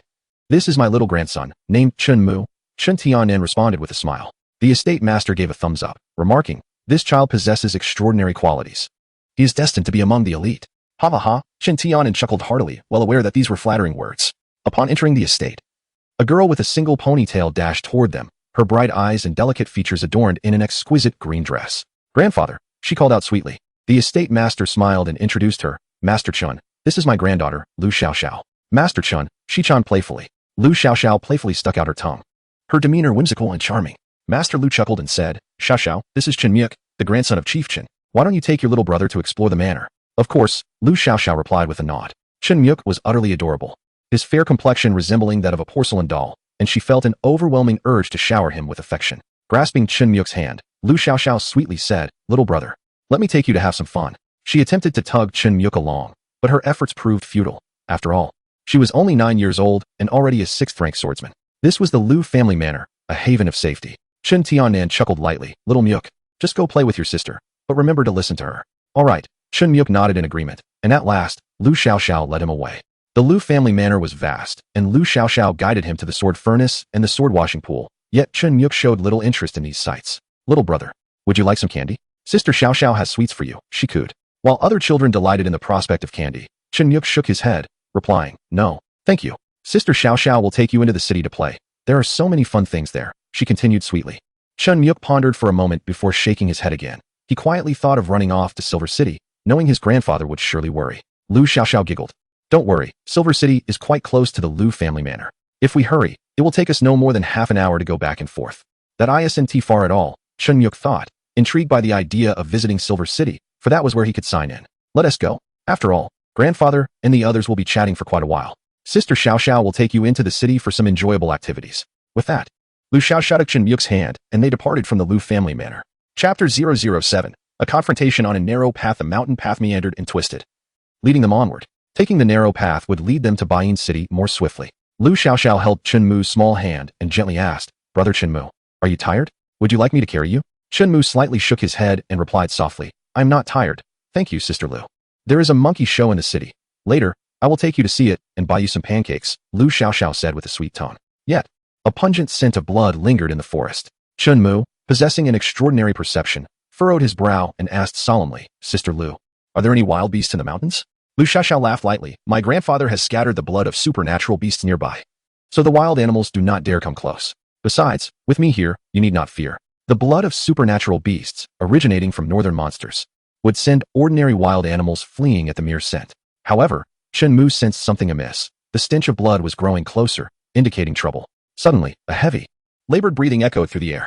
A massive gray-backed wolf emerged onto the mountain path, towering over 2 meters, with menacing fangs and blood-red eyes, exhaling hot breath. A scream erupted.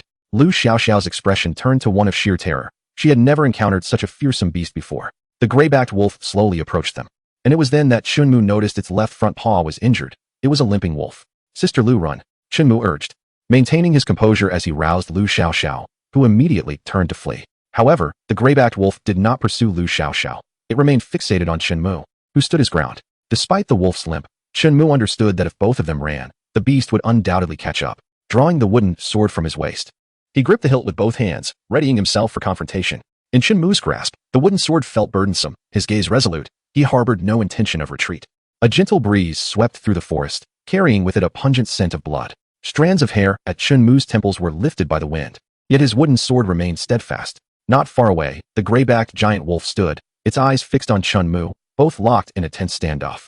The moment Chenmu displayed any hint of fear, the wolf would pounce. Chenmu observed the wolf's limp, contemplating how to exploit this vulnerability. He still had a chance. He strategized his approach. The wolf's wary gaze revealed its hesitation as it slowly retreated before vanishing into the depths of the forest. This formidable beast possessed an intelligence beyond mere instinct, recognizing the threat it faced. With a sigh of relief, Shinmu felt the dampness of his back. It was the first time he had encountered such peril. Lu family village. Grandfather, there's a wolf. Lu Xiaoxiao cried as she rushed back. Xiaoxiao, how could there possibly be a wolf in Lu family village? Lu village chief replied sternly. I was planning to take brother Shinmu to Silver City for some fun.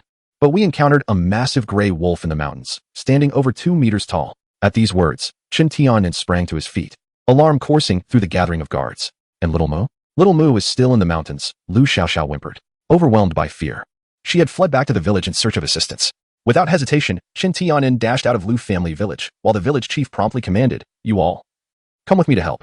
With urgency, the village chief led his guards out of the village. This is dire. Qin Wei's countenance was ashen. If anything were to happen to Xiaomu, he would be too ashamed to return and face the Qin couple. Qin Tiannan's eyes were also reddened with worry. Being the most skilled cultivators, Qin Tiannan and Master Lu led the way. Xiaomu, you must not come to harm. It is all Grandpa's fault. In the forest, Shinmu was making his way back while munching on wild fruits. He sensed his grandfather's aura and hurriedly looked up, spotting Qin Tiannan nimbly maneuvering through the trees. Upon seeing Shinmu unscathed, tears welled in Qin Tiannan's eyes. Xiaomu, my dear grandson, it is a relief that you are safe. You nearly frightened your grandfather to death. Grandpa, Shinmu scratched his head, feeling somewhat embarrassed for causing everyone so much trouble again. Qin Tiannan embraced Shinmu and inspected him, noticing his clothes were drenched. You were quite scared, weren't you? Shinmu nodded. It's fine now. You mustn't do this again, Qin Tiannan admonished gently. Just then, Master Lu, curious, inquired, what about the big gray wolf that Xiaoxiao mentioned? Shinmu replied honestly. It has left. Master Lu was surprised. It left? That young man is quite fortunate. Surviving great peril surely brings future blessings. Xiaoxiao rushed over. And upon seeing Chun Mu unharmed, she wept as she embraced him. I'm sorry. I won't abandon you again. It's all right, Chun Mu reassured her, considering she was just a child. You all go and search for the wolf's traces. No wild beasts are permitted to roam near Lu family village, Master Lu commanded. The guards dispersed into the woods. Master Lu cupped his fists towards Qin Tiannan, expressing his remorse. Qin Biao too. I apologize for the trouble my granddaughter has caused you. Shinmu stepped forward to apologize, his voice soft. Grandpa Lu, it is all my fault. I insisted on going to Bayin City with Sister Lu. It is my mistake to leave Xiaomu unattended. Lu Xiaoxiao wept, reflecting on her actions, feeling utterly useless. It is all right. You must remember this lesson, Qin Tianan advised. Both Lu Xiaoxiao and Shinmu nodded solemnly. The group returned to Lu's family estate. After dinner, the members of the Shunfeng escort agency prepared to depart for Haishi City. Lu Xiaoxiao accompanied them to the estate's entrance, sweetly saying, Brother Shinmu, do come again. Next time, I will take you to Bayin City for some fun. Shinmu nodded in response. Inside the estate, the head of the Lu family sat in the great hall as a guard returned with news regarding the giant wolf incident. The middle-aged guard respectfully reported, Master, we could not locate the wolf, but we discovered traces of a giant wolf's activity. From the evidence, it appears to be a 3-legged lone wolf, exceptionally large in stature. We also found several skeletal remains, some showing signs of having been gnawed upon by a swordsman. The head of the Lu family, his expression grave, remarked, a lone wolf? Could it be the northern demon wolf? Wolves are typically pack animals, rarely straying alone. Given its size, it must be a northern demon wolf, a species that even swordsmen dread. Even an injured demon wolf poses a significant threat to ordinary swordsmen. He couldn't help but reflect. For Xiaoxiao and Xiaomu to survive an encounter with a demon wolf, they are indeed fortunate. Their lives are not yet destined to end. With the emergence of demon wolves in the northern wilderness, could this be a harbinger of an impending demon tide? The head of the Lu family pondered. Was there any sign of a struggle at the location where Xiaoxiao encountered the demon wolf? Suddenly, Lord Lu inquired, as an unreasonable suspicion crossed his mind. The middle-aged guard shook his head and replied, My lord, there are no signs of a struggle nearby. It seemed I was overthinking the situation. Lord Lu chuckled and shook his head, remarking, that was merely a child of 3. Seated upon an empty cart, Shinmu was approached by Qin Tianan, who rode closer on horseback. In a low voice, he asked, Little Mu, tell your grandfather, how did that wolf depart? Xinwei, Zhongshan, and the others were equally intrigued. Shenmu candidly recounted, When I saw the gigantic wolf approaching, I urged Sister Lu to flee, yet I did not run myself. Why did you not flee? Zhongshan queried, his face a mask of confusion. Shenmu, with utmost seriousness, replied, Because Sister Lu surely could not outrun me. Laughter erupted among the group at his response. Shenwei, filled with curiosity, asked, And then what happened? Shenmu continued, In a narrow path, the brave prevail. Thus, I did not escape, but drew my wooden sword to confront it. Subsequently, the giant wolf departed. What a splendid principle. The brave prevail in narrow paths. Qin Tianan felt his blood surge with excitement, marveling at his grandson's courage at such a tender age. He would undoubtedly grow into a formidable figure. Heroes emerge in youth. My nephew possesses the spirit of a sword saint, he exclaimed, laughter spilling forth. Chen Wei regarded him with admiration, while Zhang Shan gave him a thumbs up, stating, good lad. Had you shown cowardice then, it could have been perilous. I underestimated you before. The group now regarded him with newfound respect. With a puzzled expression, Shinmu asked, grandfather, is this not the road back to Blackstone City? Chen Tian nodded with a smile. To fulfill your wish, we shall visit Silver City. Thank you, grandfather. Shinmu expressed gratefully. Shinmu joyfully exclaimed that his outing had caused quite a bit of trouble for everyone. Initially, he had no intention of visiting Silver City again. However, Chen Tiannan, aware of Chunmu's lingering thoughts about Silver City, decided to redirect the convoy towards it, as it was not too far away. Silver City, a far grander metropolis than Blackstone City, boasted wide streets and bustling scenes, with a continuous flow of pedestrians and an array of enticing goods lining the streets. Successfully checked in at Silver City, gained 1,000 check-in points. Shinmu completed the task with ease, though the new check-in point did not update immediately. Xiaomu, would you like to purchase something? Chen Tian kindly inquired. Shinmu shook his head. I had imagined Silver City to be constructed of silver. Yet it merely features larger buildings and wider streets. There is nothing particularly engaging. After a brief stroll around the city, they returned directly to Blackstone City. A journey that had taken nearly 2 days on the way there, but only half a day on the return. That night, they arrived back at the Chun family residence. This time, the escort mission had incurred notable losses, and Shinmu had narrowly avoided a mishap on the road. Upon their return, Shinwei suggested, Father, in the future, we should refrain from allowing the younger generation to accompany us on escort missions. We ought to establish a rule. Agreed, Chen Tian nodded in assent. Although it had turned out to be a mere false alarm, he still informed Chun Yan of the incident, who, upon hearing it, felt a wave of apprehension and resolved that Shenmu would not accompany them next time. Chapter 008. Check-in at the Xinhuang Steel upon returning to the Qin family.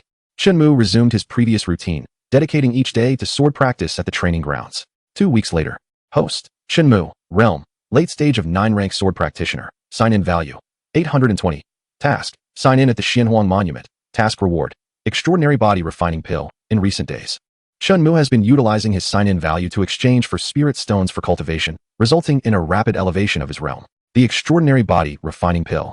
This is an enhanced version of the regular body refining pill, its effects far surpassing those of ordinary variants, capable of perfect body refinement. The Xinhuang Monument in Blackstone City is renowned for measuring one's innate talent, attracting numerous young aspirants annually. Just a few days ago, his grandfather had his father register for him. In a couple of days, he will undergo the measurement of his innate talent. He wonders how formidable his innate roots might be. Shinmu muses that since he possesses the overbearing sword body, his innate roots should certainly be impressive. After freshening up, Shinmu proceeds to the dining hall for breakfast. With both parents at home recently, the atmosphere is lively. After the meal, he plans to accompany Tang Wan for a leisurely stroll before heading to the training ground to practice his swordsmanship. His second brother, Chen Hao, has recently made significant strides in strength, his swordsmanship improving under Chun Mu's guidance, and he is preparing to consume a body refining pill to achieve a breakthrough. Third brother, you will be measuring your innate roots in 2 days. I am truly looking forward to it, Chen Hao remarks with an innocent smile. Always considering Shinmu to be a genius, he thinks to himself that if his younger brother possesses extraordinary talent, and should his innate roots be exceptional, the future would be boundless. Shinmu responds earnestly, second brother, while innate roots and talent are indeed crucial, the most important factor remains unwavering diligence. Chen Hao chuckles. You speak wisely. He finds this reasoning sound, recalling that Shenmu began his rigorous training at the tender age of 3, even if his innate roots were lacking. He could still catch up to most of the prodigies. 2 days later, at the Blackstone City Innate Roots Conference, the Xinhuang Monument stands majestically upon the high platform, the square surrounding it already teeming with a surging crowd. Shenmu accompanied his father, Chen Yan, to the vicinity of the Su In Huing Steel. He did not trigger any tasks. Could it be necessary to touch the steel? Chen Hao also arrived to join the fray. Tang Wan, being with child, found it inconvenient to travel, and with grandfather and uncle out escorting goods, they would have surely come to observe Chun Mu's examination of his innate potential. Suddenly, a boy of about 5 approached the Su In Huing Steel. He placed his hand upon the stone, which emitted a gentle golden glow. The steel bore 9 distinct notches, and the radiance reached the 5th notch. A middle-aged man beside the steel nodded slightly, chuckling. Indeed, quite commendable, a 5-rank constitution. The Wang family erupted in hearty laughter, and the onlookers expressed their envy. Constitutions are classified into 9 ranks. Qin Shi, the eldest sister, possessed a 3-rank constitution, while the second brother, Chen Hao, barely attained a 4-rank.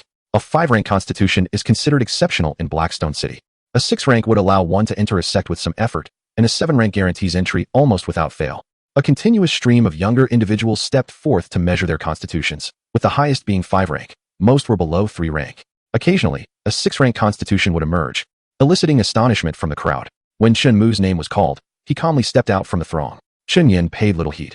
He believed that innate potential is determined by nature, while true success hinges on effort. Chen Tiannan had once remarked that he sensed Chen Mu's constitution to be at least 5 rank. Chen Hao gazed at Chen Mu with eager anticipation. The middle-aged man glanced over, noticing the distinction in Chen Mu compared to the other children. There was no trace of fear in his eyes as he ascended the platform with a composed demeanor. Chen Mu placed his small hand upon the Su Inhuing steel. Successful sign-in at the Xianhuang steel, acquired extraordinary body refining pill. Chen Mu felt a pill materialize in his embrace. He withdrew his hand and gazed at the Xianhuang steel before him, as a brilliant yellow light surged skyward. The citizens of Blackstone City nearby stood in stunned silence, their eyes wide as the dazzling yellow radiance ascended, reaching the pinnacle of the steel. A middle-aged man, visibly shocked, exclaimed, "This is exceptional, root bone." Chen Yin swallowed hard, overwhelmed with joy, rubbing his eyes in disbelief. Incredible. The Chen family has produced a prodigy. 9-grade root bone, my goodness. Could it be that Blackstone City is to witness the emergence of a sword emperor? This is truly a supreme root bone, brimming with boundless potential. A rarity even in the northern wilderness. Perhaps he could become a revered sword sage. Shinmu, test again. The middle-aged man regained his composure, suspecting a flaw with the steel. As the yellow light dissipated, Shinmu placed his hand upon the steel once more, and once again, the radiant yellow glow erupted. Indeed, it was a supreme root bone. The entirety of Blackstone City trembled with excitement. Among the crowd, Chun Hao beamed with a simple smile, declaring, "I always knew my third brother was a genius." Chun Yan's hand trembled as he struggled to articulate his thoughts, his eyes growing moist. "Wonder, our son is destined for greatness. I had faith in Shin Mu's extraordinary talent. That day when Shin Tiannan brought him to the Zui Xiang Lu for noodles. He devoured 5 bowls of beef noodles. I was aware as well. 3 years ago, when Shin Mu was born, the sound of 10,000 swords rang out. Goodness, I almost forgot. No wonder there was such an omen back then." The onlookers buzzed with animated discussions. Shin Mu retreated into the crowd, where everyone naturally made way for him, their gazes fixed upon him, for he was destined to be the pride of Blackstone City. The elegantly attired elder sought out Chun Yan, smiling as he spoke. "Chun Yan, my granddaughter is 6 years old this year. As the saying goes, a girl 3 years older brings fortune. Why not arrange a betrothal for them?" The elder speaking was Zhao Qingfeng of the Zhao family, one of the 3 prominent families in Blackstone City and a member of the 7th-tier sword sect. Chun Yan quickly cupped his hands in respect and replied, "Zhao Lao, I cannot decide this matter. It still depends on my esteemed elder's wishes. I sincerely apologize." Zhao Qingfeng laughed heartily, saying, "Very well. I shall personally visit to propose once Chun Biao returns." "I too shall come to propose," exclaimed a white-haired elder in a red robe. Zhao Qingfeng retorted with annoyance. "Tang Haichuan, you have no granddaughter. Why are you joining in the commotion?" Tang Haichuan replied earnestly, "Though I lack a granddaughter, I have a daughter. She is 18 this year and as beautiful as a flower." The originally solemn gathering for the Root Bone Conference swiftly transformed into a matchmaking event. Chun Yin clasped his hands in greeting to the esteemed elders and hurriedly took Chen Mu back to the Chun residence. Even upon their return, visitors continued to arrive in droves, for Chun Mu was a potential dragon, and the Chun family was bound to reach great heights in the future. Everyone sought to forge connections with the Chun family. Some, understanding their granddaughters were unworthy of Chen Mu, opted to consult Su Yan, hoping to betroth their granddaughters to Chun Hao, thus establishing ties with the Chun family. In no time, the Chun residence was bustling with activity, with even the city lord coming to offer congratulations. Chun Mu could only hide in his room, which left Chun Yin feeling quite troubled, while Tang Wan, upon learning that Chun Mu possessed a 9th-tier root bone, was filled with joy. Tang Wan understood that this was a fortunate occurrence. Yet it would also bring forth numerous complications. The betrothal was of utmost importance, and Tang Wan cautioned, such matters should not be agreed to lightly. The couple reminisced about their marriage contract from years past. What once seemed impossible now appeared plausible. Given Chun Mu's exceptional talent, it was conceivable that he could be deemed worthy of Jang Fushian.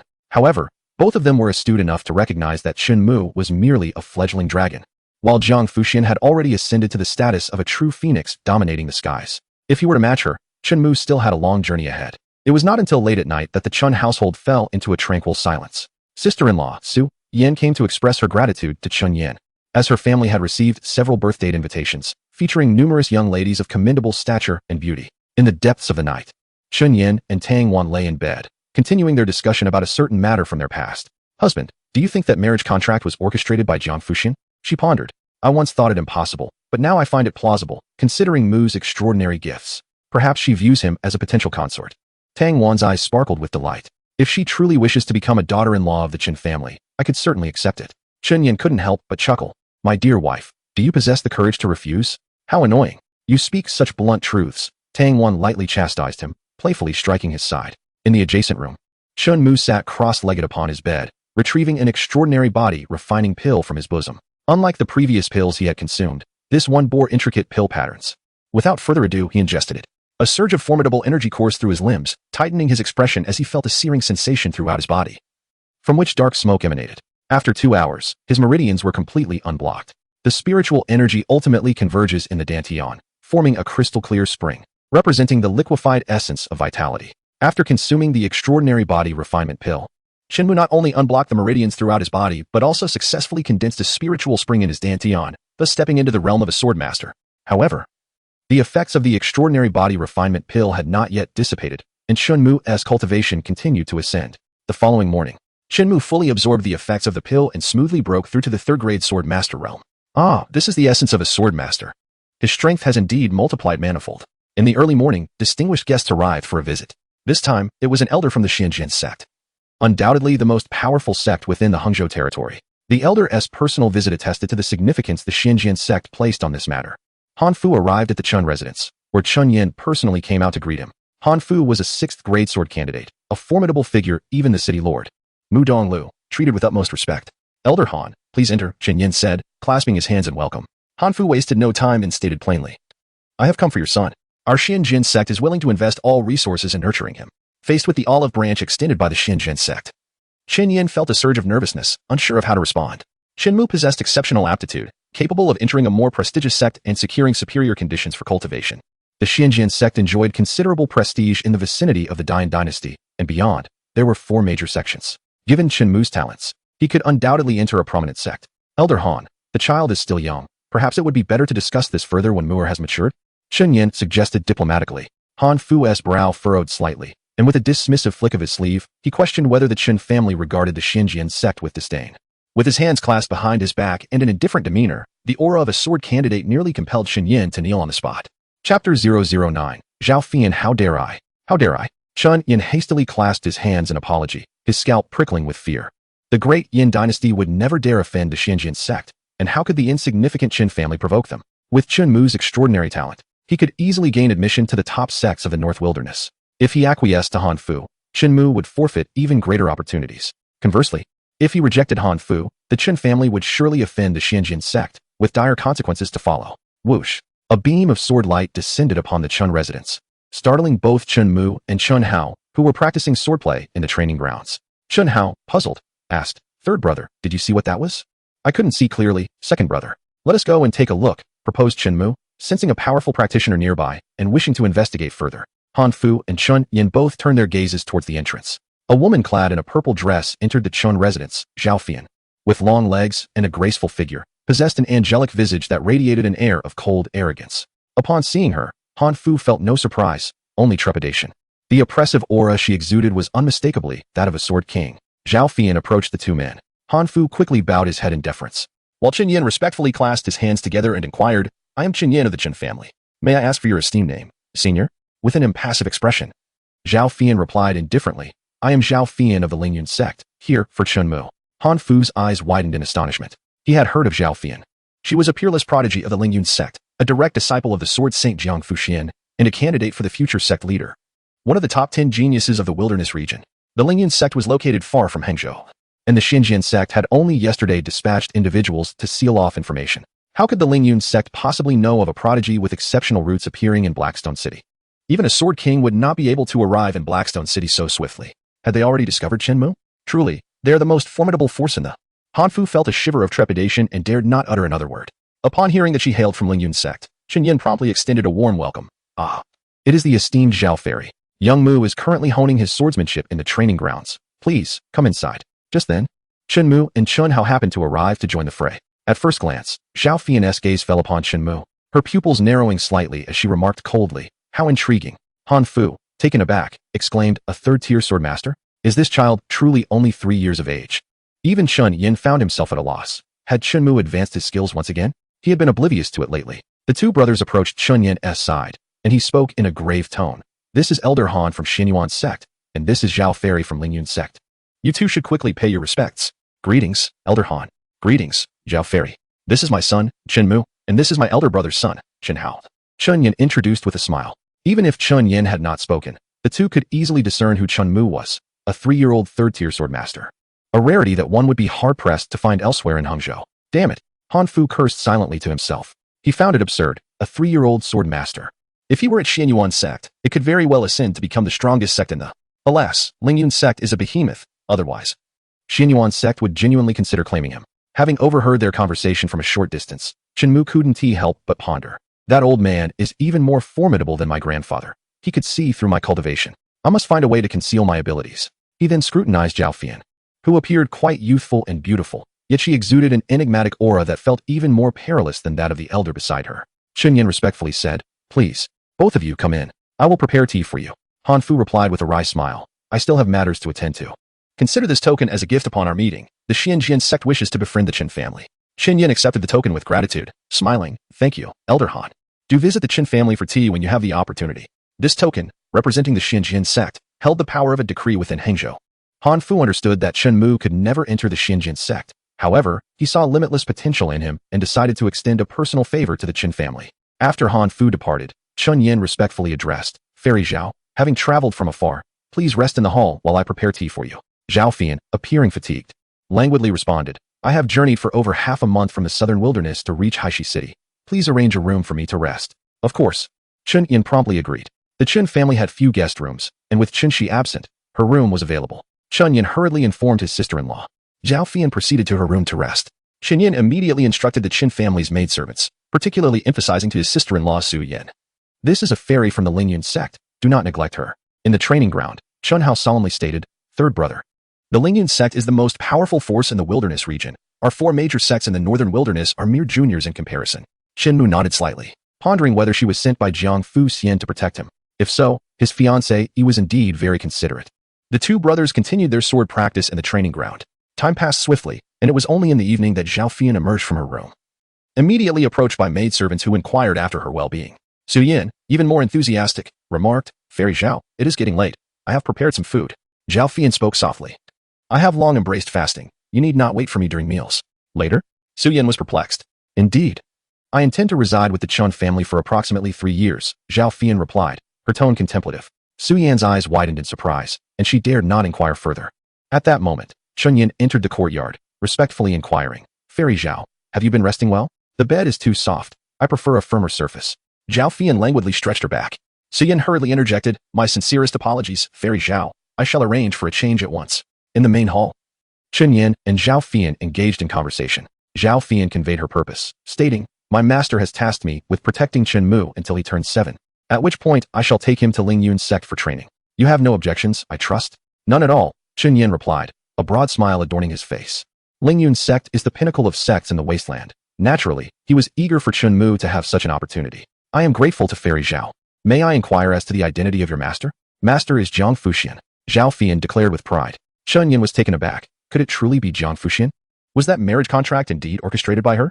Observing Qin Yan's astonishment, Zhao Fian chuckled softly. "Shinmu possesses extraordinary talent. He may very well become my junior brother in the future." "What?" Chun Yin was momentarily bewildered. Did Jang Fushian intend to accept Shinmu as a disciple? Or was he to become her fiancé? Although he was gifted, her master seldom took on apprentices. Nevertheless, entering Lingyun sect would grant him abundant resources. A gleam of pride sparkled in Zhao Fian's eyes. She was the sole apprentice of Jang Fushian. In the training grounds, Chun Hao and Chun Mu were diligently practicing swordplay. A terrifying aura enveloped the arena, rendering them immobile. "Remarkable. What a formidable aura." Chun Mu observed Zhao Fian approaching him. Zhao Fian coldly inquired, "At merely 3 years of age, who has imparted such skills to you?" Chun Mu glanced at Chun Hao, responding, "My second brother taught me. And my grandfather also instructed me in swordsmanship." Chun Hao sheepishly scratched his head. Zhao Fian, taken aback, soon resumed her icy demeanor, stating, "For the next few years, I will reside in the Chun household. Without my permission, you are not to leave." "Oh," Chun Mu nodded slightly. Must he seek her approval every time he wishes to venture out? Though displeased, he dared not voice his objections. In this world, power reigns supreme. Chun Mu, with his fair complexion and sunny smile, appeared endearing. He blinked and asked, "Sister Fairy, could you teach us swordplay?" Upon hearing this, a smile flickered across Zhao Fian's frosty visage, thinking to herself that this little one truly has a way with words. Yet, she remained indifferent, replying, "I have no time. If you wish to cultivate, you may accompany me back to Lingyun sect." Chun Hao gazed at Shinmu with envy. This was an opportunity akin to a carp leaping over the dragon gate. Shinmu shrugged, "I don't wish to go." Chun Hao's eyes widened in disbelief. Such a chance was being outrightly declined. Truly, he was his younger brother. Joining a sect would grant access to abundant resources, but also impose numerous constraints. In Haishi City, he could remain with his family, And with the presence of the signing-in system, gaining strength was merely a matter of time. Zhao Fian did not press him further. Her master had tasked her with protecting Shinmu first, and she dared not make unilateral decisions. With an air of aloofness, she declared, "I'm going out to buy wine. Do not roam about the Qin household." Shinmu nodded in agreement. In the next moment, Zhao Fian soared into the sky, vanishing without a trace. Chun Hao's expression was one of astonishment as he exclaimed, "Third brother, a sword candidate can soar through the skies. But this sister walks upon the void. She must be a sword king. A sword king, truly impressive." Shenmu's eyes sparkled with fervor. His desire to ascend into the air was palpable, and he realized that he must exert himself even more diligently in the future. Later that night, Shenmu returned to his chamber to rest. He perused the mystical techniques within the system's marketplace and ultimately discovered a method to conceal his cultivation, spirit concealment technique. A low-grade spiritual art valued at 700 sign-in points. It not only obscured his spiritual energy, but also masked his presence. Successfully exchanged for spirit concealment technique, consumed 700 sign-in points. Coupled with the swift shadow step, Shinmu could stealthily traverse the night without a sound. Host, Shinmu. Realm, initial stage of 3rd rank sword master. Sign-in points, 124. Tasks, none. With no tasks at hand and a dwindling supply of sign-in points, it appeared he would once again plunge into the monotonous cycle of training. Shinmu reclined on his bed, the breathing technique seamlessly integrated into his very breath, allowing him to absorb spiritual energy even in slumber. In the deep of night, he caught a whiff of an intoxicating aroma. Unbeknownst to him, Zhao Fian had entered his room. Chapter 010, Martial Arts Competition. In the stillness of the night, the room was suffused with the fragrance of wine. Shenmu barely opened his eyes, noticing Zhao Fian standing close by, her cheeks flushed with a rosy hue, her delicate features and high nose devoid of any blemish. Even at such proximity, what could she possibly want at this hour? Shenmu pondered, wondering if Zhao Fian was intoxicated and not fully coherent. If she was awake, she should not feign sleep. Zhao Fian's voice cut through the silence, cool and composed. Shinmu's breath suddenly became erratic, unable to escape the keen gaze of Zhao Fian. He could only open his eyes and softly inquire, "Sister Fairy, is there something amiss?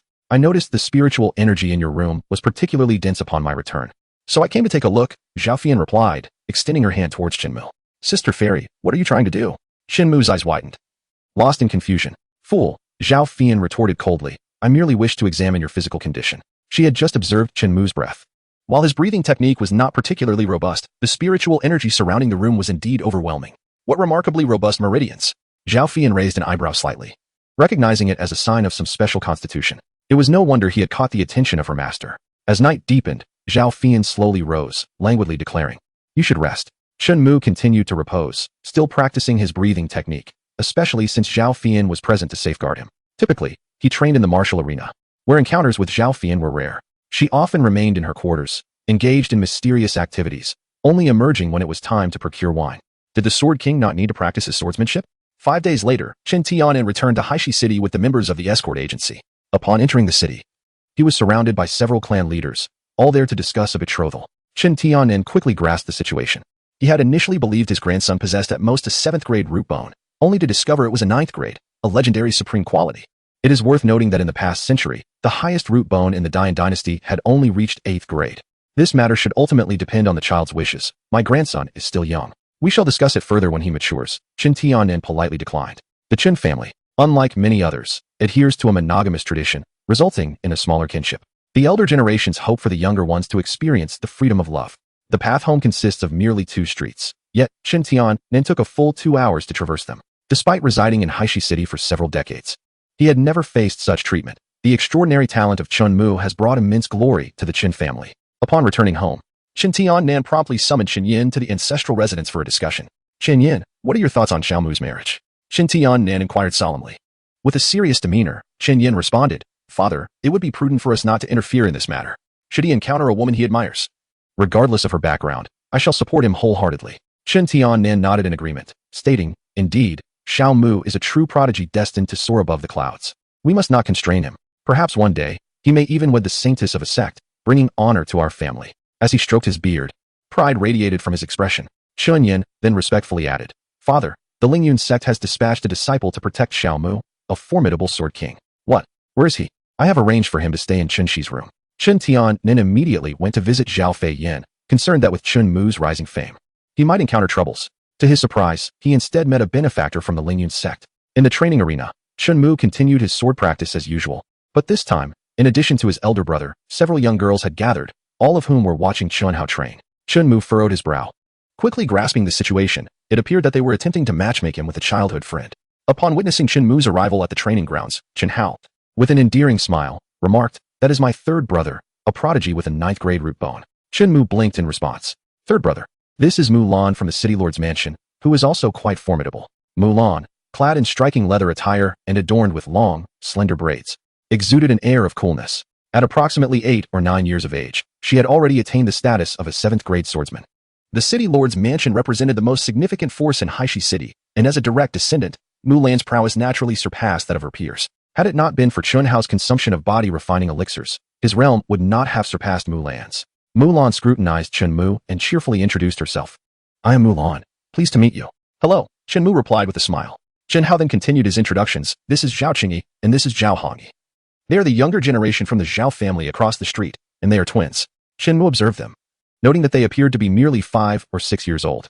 Zhao Qingyi wore a green dress, while Zhao Hongyi donned a red one, their names chosen rather casually.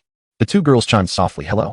Chen Mu nodded, then, clutching his stomach, exclaimed anxiously, "Second brother, I am feeling unwell. I need to return to rest for a while." "Third brother, I shall escort you back to rest," Chen Hao offered, intending to accompany Chen Mu. "I can return by myself. They are guests." "Second brother, please remain here to attend to them," Chen Mu insisted, waving his hand. Scratching his head, Chen Hao chuckled, "Very well, I shall not see you off." Chen Mu seized the opportunity to excuse himself from the training grounds, wishing to avoid being entangled with these young girls. A month later, Chen Mu has ascended to the rank of a 5th-rank sword master, yet he perceives a significant deceleration in his cultivation progress. Unaware that he has already reached a level that is nearly unattainable for his peers, at the tender age of 3.5.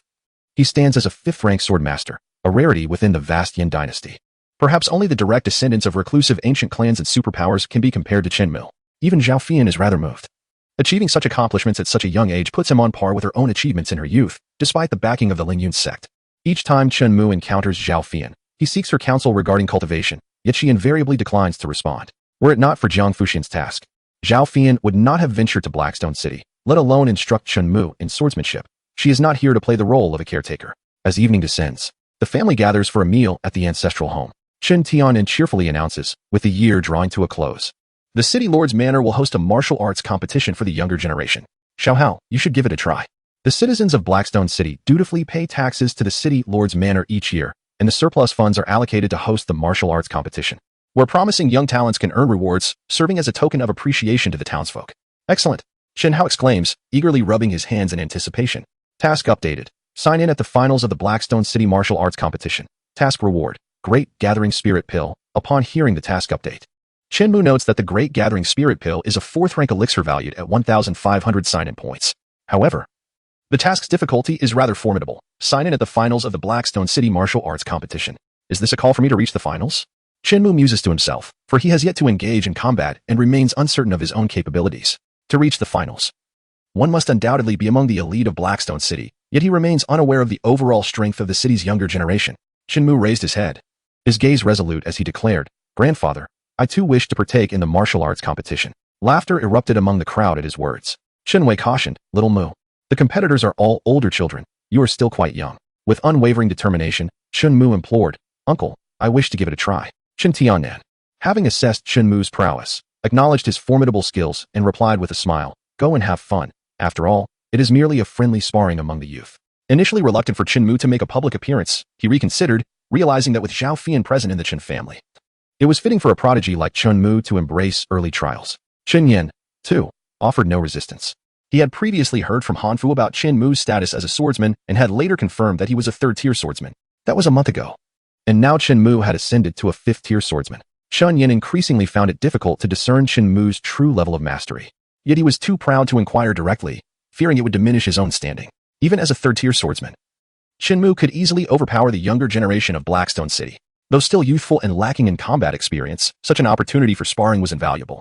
And Chunyan saw no reason to object. It was indeed time for him to undergo some training. The following day, Chunyan went to the City Lord's residence to register both Chun Hao and Chun Mu for the competition. The steward at the City Lord's residence was taken aback, who in the city was unaware of Chun Mu.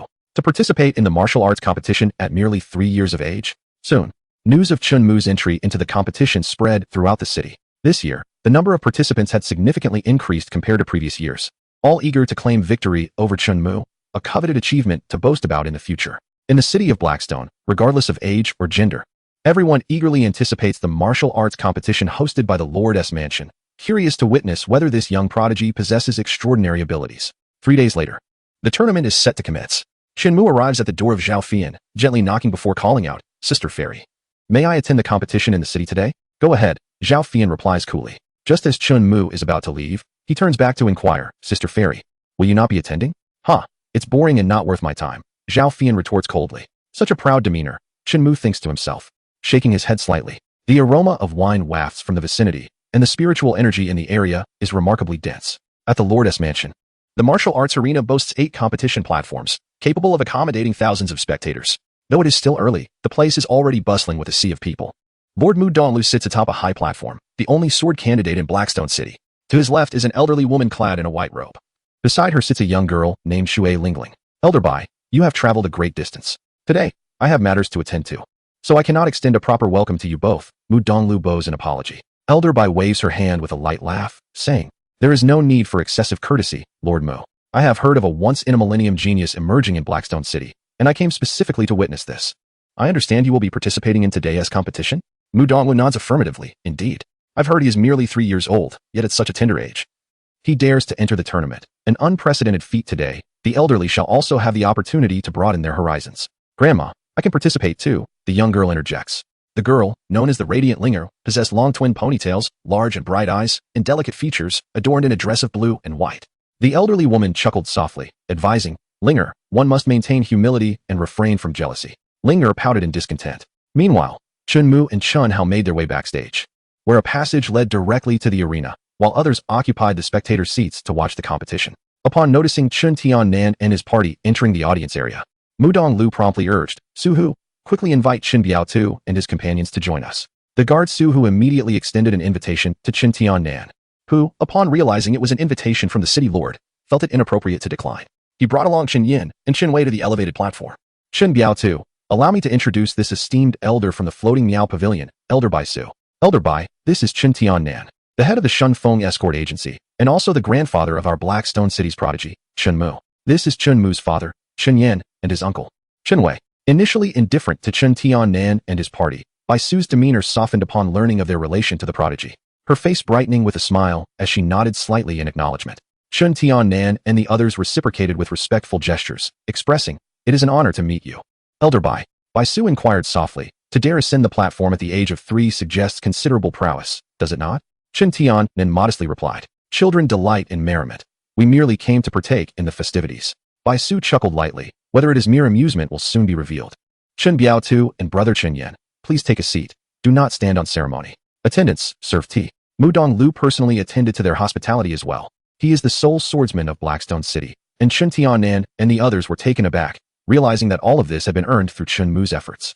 In the audience, many gazed enviously at Qin Tian-nan, while Zhao Qingfeng, filled with jealousy, exclaimed, "Damn it, Qin Tian-nan has such a wonderful grandson." Before long, the competition commenced. Chapter 011. The first glimmer of brilliance backstage at the City Lord's Mansion's martial arts arena. Everyone scrutinized Shinmu, who appeared quite charming with his fair complexion, spirited eyes, and an aura of vitality. Chun Hao patted Shinmu's shoulder with a hearty laugh, saying, "Third brother, it's all about participation. Do not be disheartened, even if you are eliminated in the first round." "All right," Shinmu replied with a smile. Although Chun Hao practiced swordplay alongside Shinmu and recognized his extraordinary talent, he remained unaware of his true capabilities, as Shinmu had yet to engage in any sparring. The overseer backstage spoke sternly.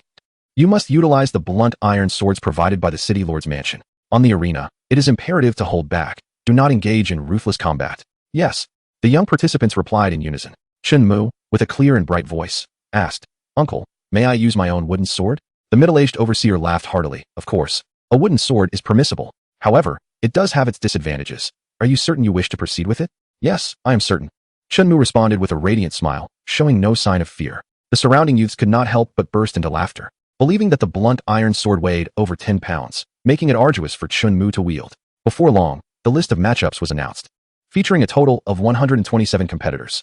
Chunmu was granted a bye into the second round, likely a special arrangement by City Lord Mu Donglu, intending for Chunmu to spend more time in the arena. Everyone eagerly anticipates his performance. Should he be eliminated prematurely, it would undoubtedly lead to disappointment. It would be preferable for him to remain concealed for a while longer. With the sound of a bell, the martial arts competition commenced. The participants on stage were predominantly around 10 years of age, with the occasional adolescent of 13 or 14. These youths had gathered to vie for the championship. The victor would be awarded a highly valuable third-grade spiritual herb, a 500-year-old fire cloud ginseng, rich in spiritual essence, which could aid in cultivation and is imbued with vitality, serving as a remarkable tonic for health. The runner-up would receive 2 second-grade spiritual herbs, while those placing third and fourth would be granted 3 body refinement pills, with subsequent rewards decreasing in value. The top 8 would each receive 2 body refinement pills, and the top 16, 1. Chen Hao's ambition was to secure a position within the top 16 to obtain a body refinement pill. Having previously consumed such a pill, he found its effects diminished. But he sought to obtain it for his elder sister, Chen Shi, who had yet to experience its benefits. In the first round, the disparities among competitors were vast, and it swiftly concluded, leaving a sense of tedium. Such boredom, pouted the delicate girl. The old woman patiently replied, Linger, do not be anxious. The young prodigies from Haishi City have yet to make their appearance. Lord Mu Donglu smiled and remarked, upon completing the registration, some participants will have a bye. Given Chun Mu's tender age, I shall grant him a bye to the second round. He will compete at the nearest arena, number 1, and should he encounter peril, I shall intervene. Rest assured, Chen Biao. Thank you, Lord Mu. Chen Tianan expressed his gratitude with a courteous gesture. Although Lord Mu Donglu appeared significantly younger than Chen Tianan, he was over a century old. As a sword candidate, one could live up to 300 years, and the greater the strength, the longer the lifespan. Chen Tianan and Chun Yin were not concerned about Chen Mu. Given his cultivation level, he would undoubtedly secure victory in the competition if he performed normally. Just moments ago, Chen Hao had won effortlessly. His progress during this period had been remarkable, and Chen Tianan chuckled while stroking his beard, with Chun Wei's eyes filled with pride, and Chun Yin nodding in commendation. At that moment, a middle-aged man clad in a splendid robe appeared on the elevated platform. Mu Donglu promptly stood to greet him. Welcome, Lord Hingyang. I apologize for not receiving you properly. Chen Tianan and the others also rose in response, while only Bai Su and Shui Lingling remained seated. Indifferent to worldly power and prestige, the Lord of Hangyang governed Hangzhou, being a 7th-rank sword lord, and even the elders of the Xianjian sect revered him. In Hangzhou, he held a status akin to that of a local emperor. The resplendently adorned Lord Hingyang chuckled lightly. No need for such formality. I have come on behalf of the king to witness the talents of our great Yin dynasty. I hope I am not late. Mu Donglu smiled apologetically. Not at all. The young talent will be on stage shortly. Lord Hingyang, these are the family members of Chun Mu. Mu Donglu introduced the Chen family. Chen Tianan clasped his hands in respect. I am Chen Tianan of the Shunfeng Escort Agency. It is an honor to meet you, Lord Hingyang. The Lord Hingyang waved his hand with a smile. No need for excessive courtesy. Let us focus on the competition. Chen Tianan resumed his seat, his pride evident, while Chen Yin and Chen Wei felt a profound sense of glory for Chen Mu. Who could have imagined that they would stand on equal footing with several sword lords today? The audience gazed upon them with envy. As Chen Mu emerged from the backstage, he instantly ignited the atmosphere of the arena, with the spectators cheering, their attention fully captivated by him. He was none other than Chen Mu, an exceptionally rare talent with a 9th-rank root bone. What a remarkable young lad! They exclaimed in admiration. Behold, he wears a wooden sword at his waist.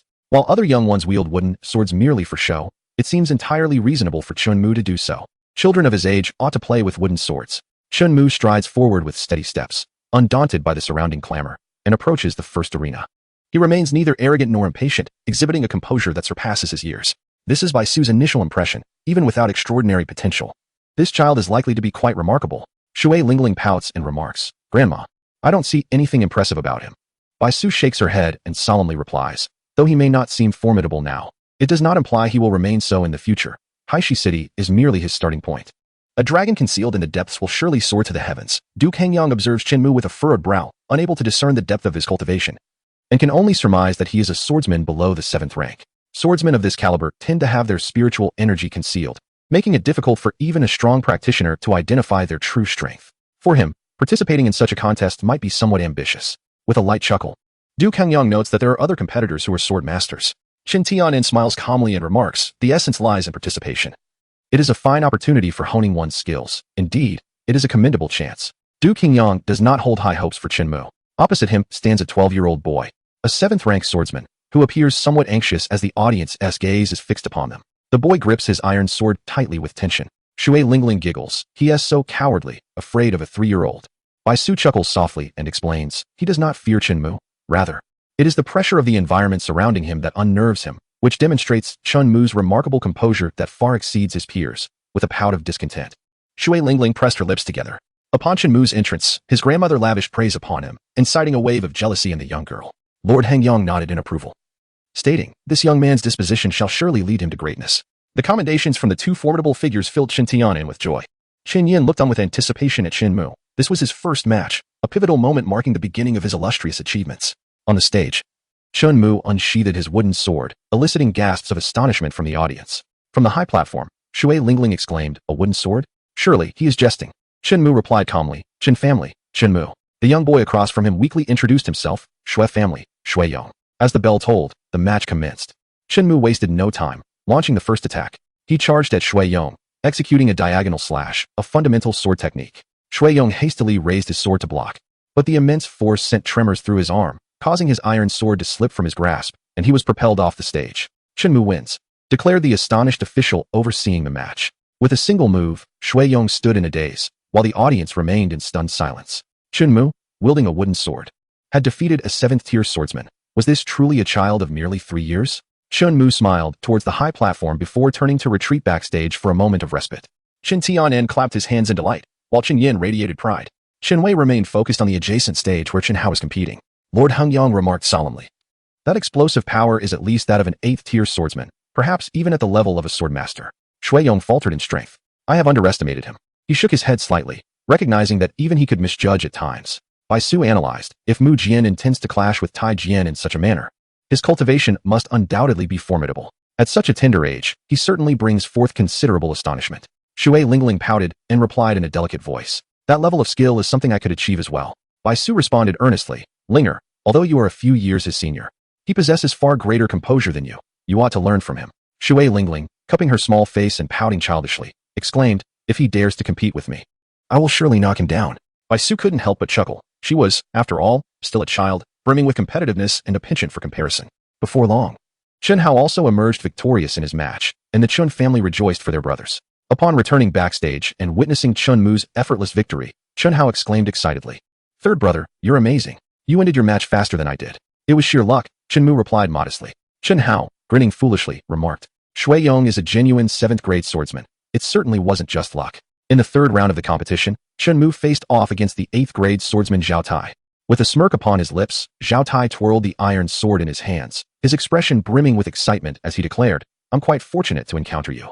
He understood that with Qin Mu's exceptional innate talent, defeating him would be an insurmountable challenge in the future. This was a rare opportunity, and a victory would provide him with tales to boast about for a lifetime.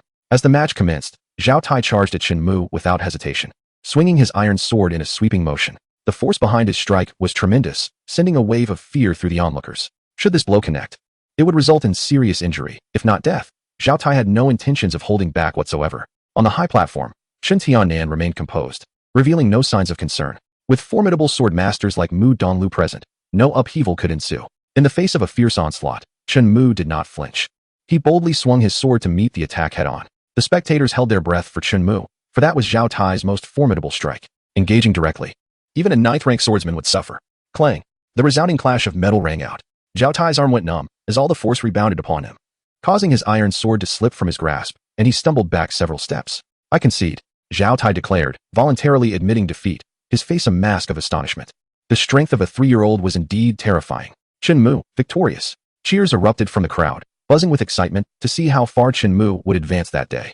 Chun Tianan and Chun Yen applauded enthusiastically, while Chun Wei laughed heartily, remarking, "This lad keeps his talents hidden. Even I was unaware of his prowess." Bai Su not only observed Qin Mu, but also scrutinized the reactions of the Qin family members, sensing that they were aware of Qin Mu's capabilities. Qin Mu was the first to secure a spot in the top 16. Meanwhile, Qin Hao felt the pressure mounting. "Wow, my younger brother is incredible. This is astonishing. I cannot afford to lose face." Making it into the top 16 would be an achievement. When it was Qin Hao's turn, he engaged in a grueling battle, enduring over 100 exchanges before finally claiming victory. Qin Tianan and the others encouraged him, exclaiming, "Well done, lad, excellent fight." Chun Wei expressed his satisfaction with Qin Hao's performance, acknowledging that reaching the top 16 was indeed a commendable feat. The remaining competitors were all formidable warriors of the 8th rank or higher. As the 4th round commenced, Qin Mu's opponent was a sword master. Yang Ming, at the tender age of 14, has already attained the rank of a true 2nd-rank sword master. One cannot help but ponder whether Qin Mu can continue his winning streak against such formidable competition. It seems unlikely. For Yang Ming is indeed a sword master, a prodigy who achieved this status at merely 3 years old. Do you believe such a feat is possible? Yang Ming possesses the strength to claim victory. Unfortunately, Qin Mu appears to be experiencing a stroke of ill fortune in this round. The audience buzzes with speculation, and many harbor doubts about Qin Mu's prospects. Given the overwhelming prowess of his opponent, which far exceeds that of an ordinary sword apprentice. Bai Su and Lord Hengyang observe the arena intently, keen to discern whether Shinmu truly possesses the qualities of a swordmaster. The outcome of this match will reveal the truth. On the stage, the two combatants exchange names before Yang Ming adopts his stance. His aura irradiating with a unique energy characteristic of a swordmaster. The higher one's rank, the more potent the energy field, and thus the pressure exerted on the opponent becomes increasingly palpable. The chasm between a sword master and a sword apprentice is akin to a vast gulf. To ascend and triumph against such odds is as daunting as scaling the heavens. With a singular grip on his wooden sword, Shinmu feels no need to conceal his abilities any longer. Instead, he opts to reveal his strength. His robes billow dramatically as his formidable energy field swiftly overwhelms Yang Ming's. Calmly, Shinmu states, "Please." A gasp resonates throughout the audience. High above, the esteemed sword candidates, including Mu Donglu, watch with widened eyes. Bai Su, her teacup poised but unmoving, trembles as she speaks, confirming her earlier speculation, indeed, a 3-year-old swordmaster. Though she had suspected Shinmu's mastery, certainty eluded her until this moment. Bai Su finds this revelation astonishing. She has witnessed other prodigies achieve swordmaster status at such a young age, yet those exceptional individuals hailed from prestigious families or sections. The Chen family, humble as it may be, has remarkably nurtured a swordmaster. In Hengyang, the eyes of the onlookers sparkled with astonishment, exclaiming that he was indeed a once-in-a-millennium extraordinary talent. A blessing for the great Yin dynasty. Qin Tianan calmly sipped his tea. Shenmu and Yang Ming had yet to engage, while in the adjacent arena. A victor had already emerged. Chun Hao was defeated by the 9th-grade swordsman, Sun Yao. 16 participants was quite commendable, especially considering the number of seasoned competitors this year, remarked Mu Donglu with a smile. Qin Tianan nodded in agreement, stating, "Xiao Hao performed admirably today. Now let us observe Xiao Mu and see how far he can advance." Shui Lingling, who had previously underestimated Qin Mu, fell silent, struck by the revelation of his prowess. A 3-year-old swordsman. What rank could he possibly achieve? Chapter 012. A sweeping victory on the arena. Two forces of qi collided, unleashing a fierce gale. Yang Ming coldly warned, "Prepare yourself." He wielded an iron sword. Moving with agility, and in the blink of an eye, he closed the distance. Though the iron sword lacked a sharp edge, an invisible sword aura emanated from it. Roaring forth, Shenmu wielded his wooden sword with equal finesse, also channeling an unseen sword energy. The two energies clashed, the winds howled as their weapons met, their figures intertwining as they exchanged blows. For several exchanges, neither gained the upper hand. Shenmu remained undaunted. In both speed and strength, he matched the 2nd-grade swordsman, Yang Ming. The audience gasped in astonishment, while the esteemed swordsman atop the platform praised Shenmu profusely. Incredible! He is not inferior to a 2nd-grade swordsman. A 3-year-old swordsman is truly a rarity. Chen Hao, equally dumbfounded, exclaimed, "Amazing! I never knew my younger brother was so formidable." When Shenmu first began his training, it was Chen Hao who taught him the stances and basic sword techniques. In just a few short months, he had evolved into a powerful swordsman. On the arena, Yang Ming felt an immense pressure. Should he be defeated by a mere 3-year-old, even if the child possessed extraordinary talent, it would be a source of great embarrassment. I must take this seriously. Suddenly, Yang Ming's swordplay transformed into something ferocious, akin to a savage beast pouncing forth amidst a howling gale. The older generation surrounding the arena recognized this sword technique and murmured gravely, "This is the silver fox sword technique of the Yang family, a veritable masterpiece of earthly rank." This technique was exceedingly fierce, and given that Shenmu was still a child, it seemed unlikely he could withstand such an assault. Chen Yin felt a wave of anxiety wash over him. Yang Ming had honed his skills over many years, mastering his swordplay to perfection. In contrast, Chen Tianan wore a confident expression, knowing that Shenmu had already grasped the dragon's roar 13 swords. In terms of swordsmanship strength, Chen Tianan firmly believed that Shenmu held the upper hand. On the stage, as Yang Ming launched a fierce attack with his sword, Shenmu suddenly retreated a half-step, then crouched low, wielding his sword and drawing a swift arc. His speed was astonishing, leaving Yang Ming no time to defend himself. Crack! The hem of Yang Ming's trousers was sliced open. Hiss! Yang Ming inhaled sharply, feeling as though the very hairs on his leg had been severed. Although the sword was made of wood, the sword energy was potent enough to cleave through trees as thick as a bowl, rendering the severing of his legs a trivial task. He stood there, momentarily stunned, realizing that Shenmu had shown him mercy, sparing him from injury. "I concede," Yang Ming admitted, genuinely accepting his defeat. The martial arts arena erupted into fervent cheers, as they were fortunate enough to witness the rise of a prodigy. Shenmu, victorious. Shenmu smoothly advanced into the top 8. Qin Tianan stroked his beard, noting that the timing of Shenmu's dragon's tail maneuver was impeccable, revealing a remarkable talent for combat. Bai Su slightly nodded, praising, "This child possesses a clear mind in battle, aware that Yang Ming's ferocious assaults reveal vulnerabilities." Seizing the opportunity, he retreats calmly, then strikes decisively at the weakness to subdue the enemy. Such innate combat talent cannot merely be attributed to one's constitution. This child is indeed extraordinary. His composure far exceeds that of his peers, a rare gem of calmness and poise in combat. Could it be that he possesses extensive battle experience? The Marquis of Hingyang turned his gaze toward Qin Tianen. Qin Tianen shook his head repeatedly, boasting, "I have only just taught him this sword technique. Aside from practicing at home, he has yet to employ it in a formal setting." "What a true genius," the Marquis of Hingyang said, his eyes brimming with envy. Mu Donglu smiled and congratulated the young dragon of the Qin family. His potential knows no bounds. Qin Tianen quickly bowed in gratitude, acknowledging Chun Mu's exceptional ninth-grade constitution and unparalleled talent. Today's battle is merely the beginning. He is destined to rise, attracting more factions willing to ally with the Qin family. Chun Mu advanced to the 5th round after winning 3 consecutive matches. Among the remaining 8 finalists, there are 2 ninth-grade swordsmen, 2 first-grade sword masters, 2 second-grade sword masters, and 1 third-grade sword master. Although Chun Mu's rank is that of a 5th-grade sword master, his combat experience pales in comparison to the others. During the matches, he attentively observed the battles on other platforms, drawing valuable insights from them. In the 5th round, Chun Mu faced the 9th-grade swordsman Li Xiang. This opponent was considerably weaker than Yang Ming. Li Xiang, the only female contestant remaining, was a 13-year-old 9th-grade swordsman, a standout among her peers in Blackstone City. Everyone was aware of Chun Mu's status as a sword master, having achieved this at the tender age of 3. What extraordinary talent that must be. Yet, Li Xiang did not retreat. She boldly drew her sword to engage in battle. Chun Mu wielded a wooden sword, thrusting it forward with precision. The 2 blades clashed, yet the anticipated force was absent. Li Xiang remained steadfast upon the stage. Chun Mu fought with the prowess of a mere apprentice, desiring to engage in a more profound exchange of techniques with his opponent. Nearby, an elder chuckled. At such a tender age, he already understands the art of restraint. Alas, he shows leniency towards Li Xiang while denying it to my grandson.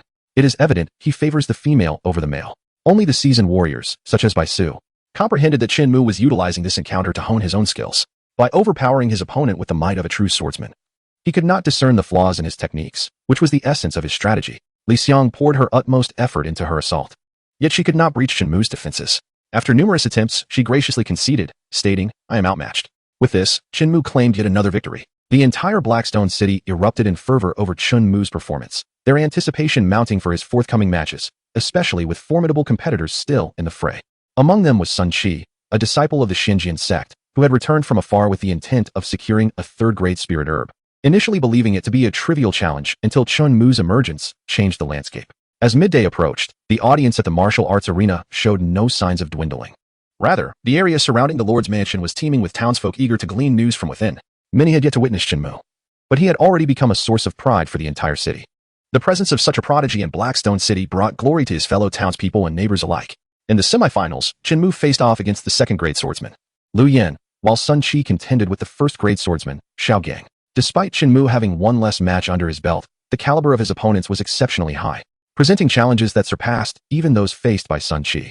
Liu Yan, at the age of 16, stands as the eldest among the competitors, participating in the martial arts tournament of Haishi City for the final time. Qin Yin, with a grave expression, remarked, "Liu Yan possesses a solid foundation in martial arts. She is likely a formidable adversary." However, Chun Mu still had a significant advantage. Qin Tianan, maintaining his composure, took another sip of tea, fully aware that Qin Mu's prowess was superior, having mastered the first 4 techniques of the Longing 13 swords and could also execute the Longing. Bai Su and Hingyang Ho shared a sense of anticipation. As the duel commenced, the aura emanating from Chun Mu and Liu Yan filled the arena. A wave of energy radiated around the platform as Chun Mu, gripping his wooden sword, lightly tapped his toes against the ground and sprang forth like a startled rabbit. His speed astonishing. Liu Yan remained unperturbed, positioning her sword defensively. Upon discerning Chun Mu's movements, she struck with ferocity. The clash of swords rang out clang, clang, clang. The 2 swords continuously collided, with Chun Mu and Liu Yan exchanging positions amidst their fierce combat. The wooden sword and the iron sword met with a resounding impact, their energies intertwining, causing leaves to fall onto the arena, shredded into fragments. In the hands of a skilled swordsman, even a blunt iron sword or a wooden sword possesses tremendous destructive capability. On the adjacent platform, Sun Qi had already vanquished his opponent, yet no cheers erupted for him. As all eyes were fixated on Chun Mu, a faint smile crept across Sun Qi's lips as he observed Liu Yan's petite figure, muttering softly, "This is good. It ensures that everyone will remember me." He did not perceive Chun Mu as a threat, having trained at the Xinjian sect for a year.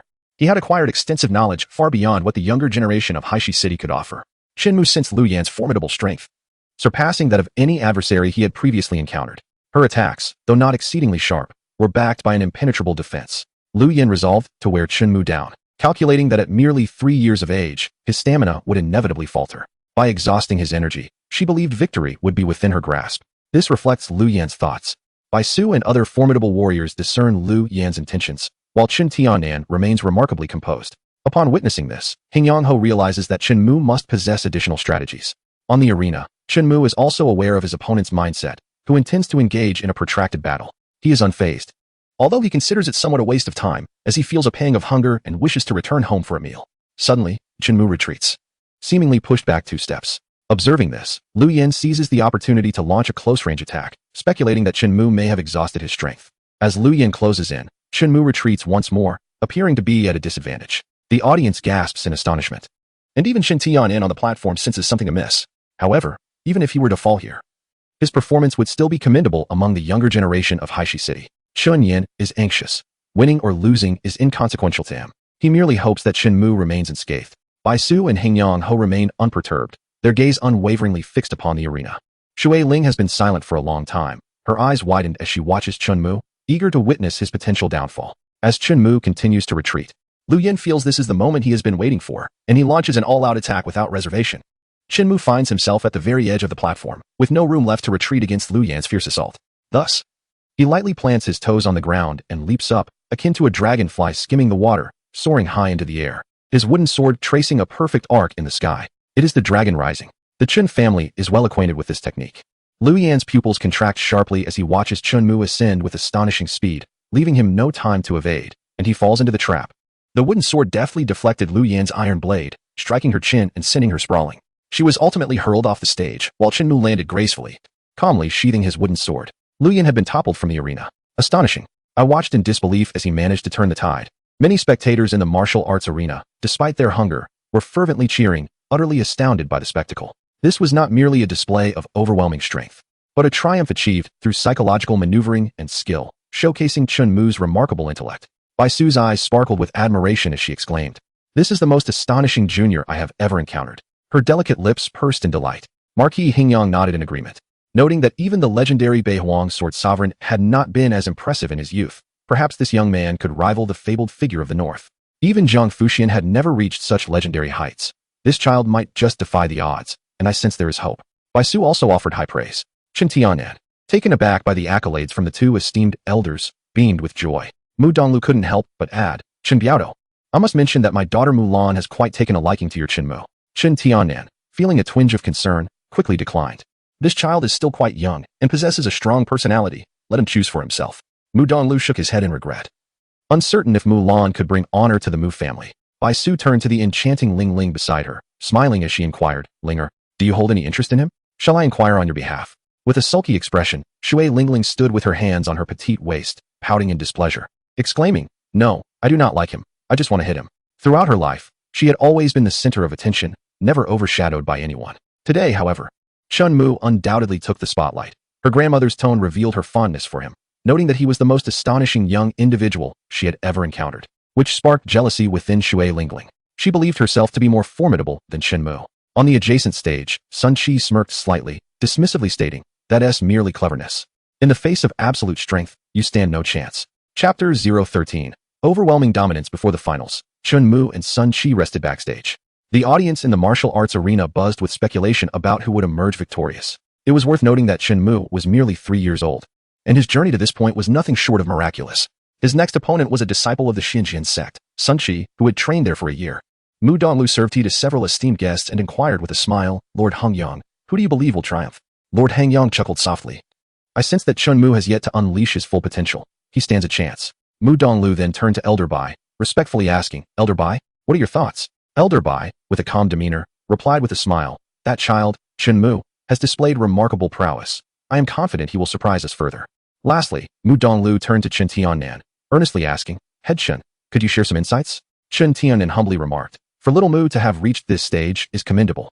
Regardless of the outcome, we are immensely satisfied." Chun Yin and Chun Wei both nodded in agreement, while the audience in the martial arts arena, having skipped their meals, eagerly anticipated the final showdown. In the backstage, Chun Hao gently patted Chun Mu's shoulder, grinning with an innocent smile. "Third brother, give it your all." Not far away, Sun Chi wore a smug expression, convinced of his imminent victory, even envisioning a scene of public acclaim for defeating a prodigy with a 9th-grade root bone. What an extraordinary spectacle that would be. As the break concluded, Chun Mu and Sun Chi ascended the arena, ready to conclude the martial arts competition. Sign-in successful, congratulations on receiving the Grand Gathering Spirit Pill. Shinmu felt something new in his possession, and his smile radiated with even more brilliance as he declared. Chin family, Shinmu. Sun family, Sun Chi. No sooner had he spoken than Sun Chi's aura surged forth, impressively robust, leaving the audience in awe. His power seemed perilously close to that of a fourth-grade swordsman. However, as Shinmu's aura unfurled, the spectators' excitement escalated. His presence was even more formidable. Goodness! Is he stronger than a third-grade swordsman? Just what grade is Shinmu? He certainly did not disappoint them. Every moment of anticipation was justified. On the platform, Chen Yen murmured to himself, marveling at how, in just a few days, little Mu's prowess had advanced once more. Is this the training talent of a ninth-grade root bone? The strength exhibited by Chun Mu astonished the entire assembly. Bai Su even rose to watch, shortly followed by Mu Donglu and Hing Yang Ho. While Chen Tianan had already stood in eager anticipation, the final victor would soon be determined. Sun Chi's expression turned grave, his brows furrowed. He had not anticipated Chun Mu's level to be so elevated.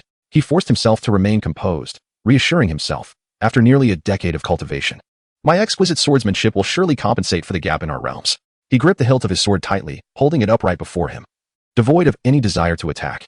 Observing this, Chun Mu took the initiative, launching himself forward without reservation, instantly appearing before Sun Chi. With a fluid motion, he executed a sweeping strike, resembling a dragon's tail. Sun Chi was compelled to block with his sword, the clash of blades forcing him back several steps. Subsequently, Chun Mu unleashed a fierce assault, his sword slicing through the air with a whistling sound, aimed directly at Sun Chi's midsection. Sun Chi's pupils constricted sharply. The ferocity of Chun Mu's onslaught left him no choice but to continuously parry with his sword. At the moment the iron sword met the wooden one, Chun Mu leapt once more, performing a deft upward strike, sending Sun Chi's iron sword flying from his grasp. Sun Chi staggered back several paces before regaining his balance, glancing around in confusion as Chun Mu vanished from sight. Lowering his head, Sun Chi found Chun Mu on his toes, raising the wooden sword high, nearly reaching his neck. I have lost, Sun Chi lamented, his expression one of despondency. The arena echoed with thunderous cheers, the audience ablaze with excitement, fortunate to witness the rise of a prodigy. Mu Donglu ascended the stage, elated to see such talent emerge from Blackstone City, which would gain renown because of him. He proclaimed loudly, I announce that Chun Mu is the champion of this martial arts competition. Well done. Bravo Chun Mu. The spectators cheered in unison. Chun Yan's eyes glistened with tears, overwhelmed with pride at his son's remarkable achievements. Third brother, you are incredible. Chun Hao shouted excitedly. Chun Tiannan's face beamed with joy, filled with pride. As he contemplated the possibility of the Qin family reclaiming their former glory in this generation, his name will resound throughout the entire Great Yin, reaching every corner. Remarked Lord Zheng of Hingyang solemnly. Bai Su chuckled lightly. Do not mention just the Great Yin. Soon the entire northern wilderness will resonate with his name. Duke Hingyang concurred. Wherever he may go in the future, he shall always be a prodigy who emerged from the Great Yin dynasty, a source of pride for us all. Mu Donglu awarded the top 16 competitors, with Chun Mu receiving a third-grade fire cloud ginseng, while Chun Hao was bestowed a body-refining pill. The audience lingered, reluctant to disperse, eager for another glimpse of Chun Mu. On the podium, Li Xiang chuckled, I have sparred with Chun Mu the most. With this record, I could boast for a lifetime. Though it is somewhat embarrassing, I am the first to have lost to him. Shui Yong scratched his head. While the other youths who had faced Chun Mu wore smiles on their faces, they felt no jealousy. Their defeats were accepted gracefully. For the honor of battling a prodigy with a ninth-grade bone structure was, in itself, a tremendous privilege. You two brothers, come with me. Mu Donglu beckoned them to the high platform. Chen Biao, today I am hosting a banquet at my residence. Let us indulge in a few drinks later. Thank you. Lord Mu, Chun Tianan accepted graciously, acknowledging the courtesy extended by the Lord. Elder Bai, Duke Hingyang, I invite you both to join us as well. Mu Donglu gestured respectfully.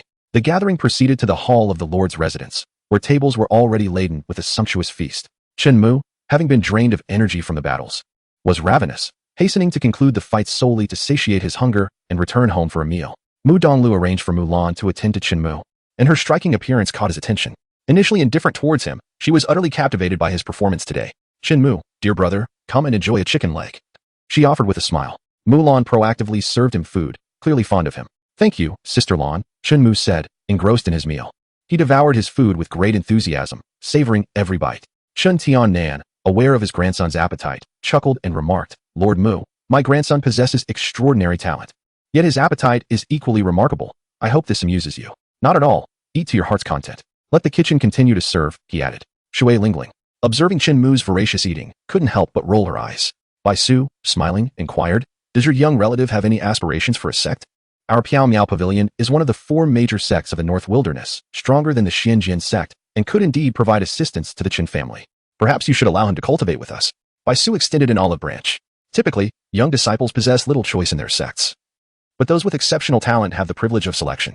Shui Lingling was too preoccupied to eat, occasionally casting Shinmu disdainful glances. Thinking that if he dared to join the Piao Miao Pavilion, she would seize the opportunity to teach him a lesson. The Piao Miao Pavilion is a revered sanctuary for cultivation in the North Wilderness, and few young talents from the great Yin dynasty venture there. The Xianjian sect within their borders remains an unattainable aspiration for them. Both Mu Donglu and King Hengyong believed that Qin Tiannan would not dismiss such an opportunity. However, Qin Tiannan smiled apologetically and said, "Thank you for your kind offer, but Shamu has already caught the eye of a senior from the Lingyun sect. My sincerest apologies." Upon hearing this, Bai Su shook her head in disappointment, while Shui Lingling gazed at Shenmu in astonishment. He had actually attracted the attention of the Lingyun sect, the most formidable sect in a top-tier superpower in the entire continent. The influence of the Xinjian sect is confined to the great Yin dynasty, while the Piao Miao Pavilion's reach extends only to the northern wasteland. In contrast, the Lingyun sect exerts its influence across the myriad realms, bolstered by the presence of a sword saint. Mulan had heard of the Lingyun sect and found Shenmu increasingly endearing and formidable. Bai Su chuckled lightly, inquiring, "I wonder which esteemed elder from the Lingyun sect it could be." Bai Su, having gained some renown in the northern wasteland, was acquainted with several elders from the Lingyun sect. Chen Yin respectfully replied, "It should be Zhao Fian's master. Zhao Fian is currently residing at the Chen family." Zhao Fian, one of the top 10 prodigies of the wasteland, the direct disciple of the sword Saint Jang Fushian. Bai Su was taken aback. Jang Fushian was a figure so esteemed that even the leader of the Piao Miao Pavilion would bow in deference upon encountering him. To think that his disciple, a paragon of the wasteland, would personally come to protect Shinmu. It was well known that Zhao Fian was a sword king, possessing exceptional innate talent. What immense potential must Shinmu possess to warrant Jang Fushian's dispatch of Zhao Fian? Jiang Fushian, Count Hengyang swallowed hard. Meanwhile, Shinmu, enjoying his meal, pondered whether his fiancée was truly as fearsome as they claimed. Just a name could render them grave and solemn. Bai Su spoke earnestly. "Your young kin is fortunate to encounter that esteemed individual from the Lingyun sect. Fortunately, he was not discovered first by the Xinjian sect. Were the Piao Miao Pavilion to learn that the Xinjian sect had acquired such a prodigy in Shenmu, they would undoubtedly seek to snatch him away. Yet, the Lingyun sect is a behemoth, especially one favored by Jiang Fushian. I would not dare to offend them." At the dining table, everyone regarded Shenmu's future as boundless. Bai Su smiled as she introduced, "Shenmu, this is Shui Lingling, a direct descendant of our Piao Miao Pavilion's leader. You may wish to become acquainted." It was at that moment that everyone noticed the exquisite and charming little girl at the dining table. She possessed a unique aura, radiating an impressive energy. Were it not for Shenmu's presence, all eyes would surely have been drawn to her. "Hello there," he mumbled, preoccupied with his meal. With a pout, Shui Lingling stated clearly, "Once you finish eating, I wish to challenge you." This declaration elicited hearty laughter from those at the table, their interest piqued by the prospect of a contest. Shenmu lifted his gaze to assess her, sensing a significant energy emanating from her. Bai Su proudly proclaimed, "Shui Lingling is a descendant of the Sword Empress, endowed with an 8th grade spiritual root, and she possesses the rare pure water sword body." The mention of the pure water sword body left the others in the room astonished. 9th grade roots are exceedingly rare, and various physiques suitable for cultivation are even more uncommon. "Do you dare to compete with me?" Shui Lingling boldly challenged Shenmu, her 7 years of age hardly a deterrent. As her presence rivaled that of the young warriors encountered in the arena earlier that day, Mulan was taken aback by her assertiveness. Bai Su showed no intention of intervening, while Hengyang Ho and Mu Donglu were eager to witness the unfolding spectacle. Qin Tiannan and Chun Yin exchanged resigned glances. Chun Hao curled his lip, thinking that his younger brother had already fought several rounds and now sought to challenge him as well. Chun Mu, possessing the dominant sword body, was intrigued by Shui Lingling's challenge, uncertain of how his own physique would measure up. "Very well," he replied, "but I am not yet satiated." With that, he returned to devouring his meal with fervor. Seeing this, Mulan laughed joyfully, eagerly serving him more dishes while playfully exclaiming, "Shenmu, dear brother, you must be exhausted today. Come, indulge in some more meat." Shui Lingling's eyes sparkled with amusement. She finally obtained the opportunity to showcase her abilities. Bai Su chuckled lightly. "This young lady has always been competitive. I hope you all do not mind." Qin Tiannan shook his head, "Not at all. It is quite pleasant for the younger generation to engage in friendly sparring." Laughter and conversation filled the hall. In Haishi City, the news of Chenmu's overwhelming dominance had long since spread. He had swept through all the younger generations at merely 3 years of age, astonishing the entire city. Chapter 014, The Clash of Talents at the Lord's Manor. Shenmu, having satisfied his hunger, felt the need to replenish his energy after the day's exhausting competition. Hence his hearty appetite. Lord Hengyang smiled at Qin Tiannan, saying, "The king, burdened with affairs of state, has specially sent me to Haishi City to convey his congratulations. Should the opportunity arise, the king would like to invite the Chun family to the royal capital for a visit. Within the realm of the Dian dynasty, the Xinjian sect remains detached from worldly matters, while the Yindi oversees mundane affairs, supported by powerful sword kings within the royal family. To receive an olive branch from the Yindi is a coveted dream for countless families. Shin Tianan clasped his hands and smiled. Please extend my gratitude to the king for his kind intentions. As the year draws to a close, the escort agency is busy. When I have the chance in the future, I shall certainly visit the royal capital. Shin Tianan politely declined, as those of the Jianghu do not favor the court. Lord Hingyang refrained from further comment. Suddenly, Chen Hao spoke up respectfully. Uncle Hingyang, could you assist me in delivering this body refinement pill to my sister? My sister, Chen Shi, is training at the Hangzhou Martial Academy. Upon hearing this, Chen Wei furrowed his brow and quickly explained, Lord Hingyang, I sincerely apologize. My son is being inconsiderate. There is no need to trouble you with such matters. Not at all. It is merely a small favor. Lord Hingyang replied with a smile as he accepted the body refinement pill. With a look of bewilderment, Shui Lingling pondered how the precious body refining elixir, which he had painstakingly obtained, could be given away. Chen Wei repeatedly expressed his gratitude, shaking his head at Chen Hao, who audaciously dared to command the renowned Lord Hingyang. Chen Hao shrank back, not overthinking the matter. He merely considered Lord Hingyang a passing acquaintance, deeming it trivial. Observing this, Mu Donglu smiled and praised, Head Escort Chen. Your descendants are quite perceptive. Shin Tianan chuckled in appreciation, recognizing that for a family to thrive, mutual support was essential. Bai Su noted that smaller families were more likely to foster cooperation, while larger clans often engaged in rivalry, vying for resources. Mu Donglu spoke earnestly, Head Escort Chen. Escorting goods is arduous work. I can arrange for you a more leisurely task, with benefits certainly surpassing those of escorting. Shin Tianan gently shook his head, expressing his gratitude.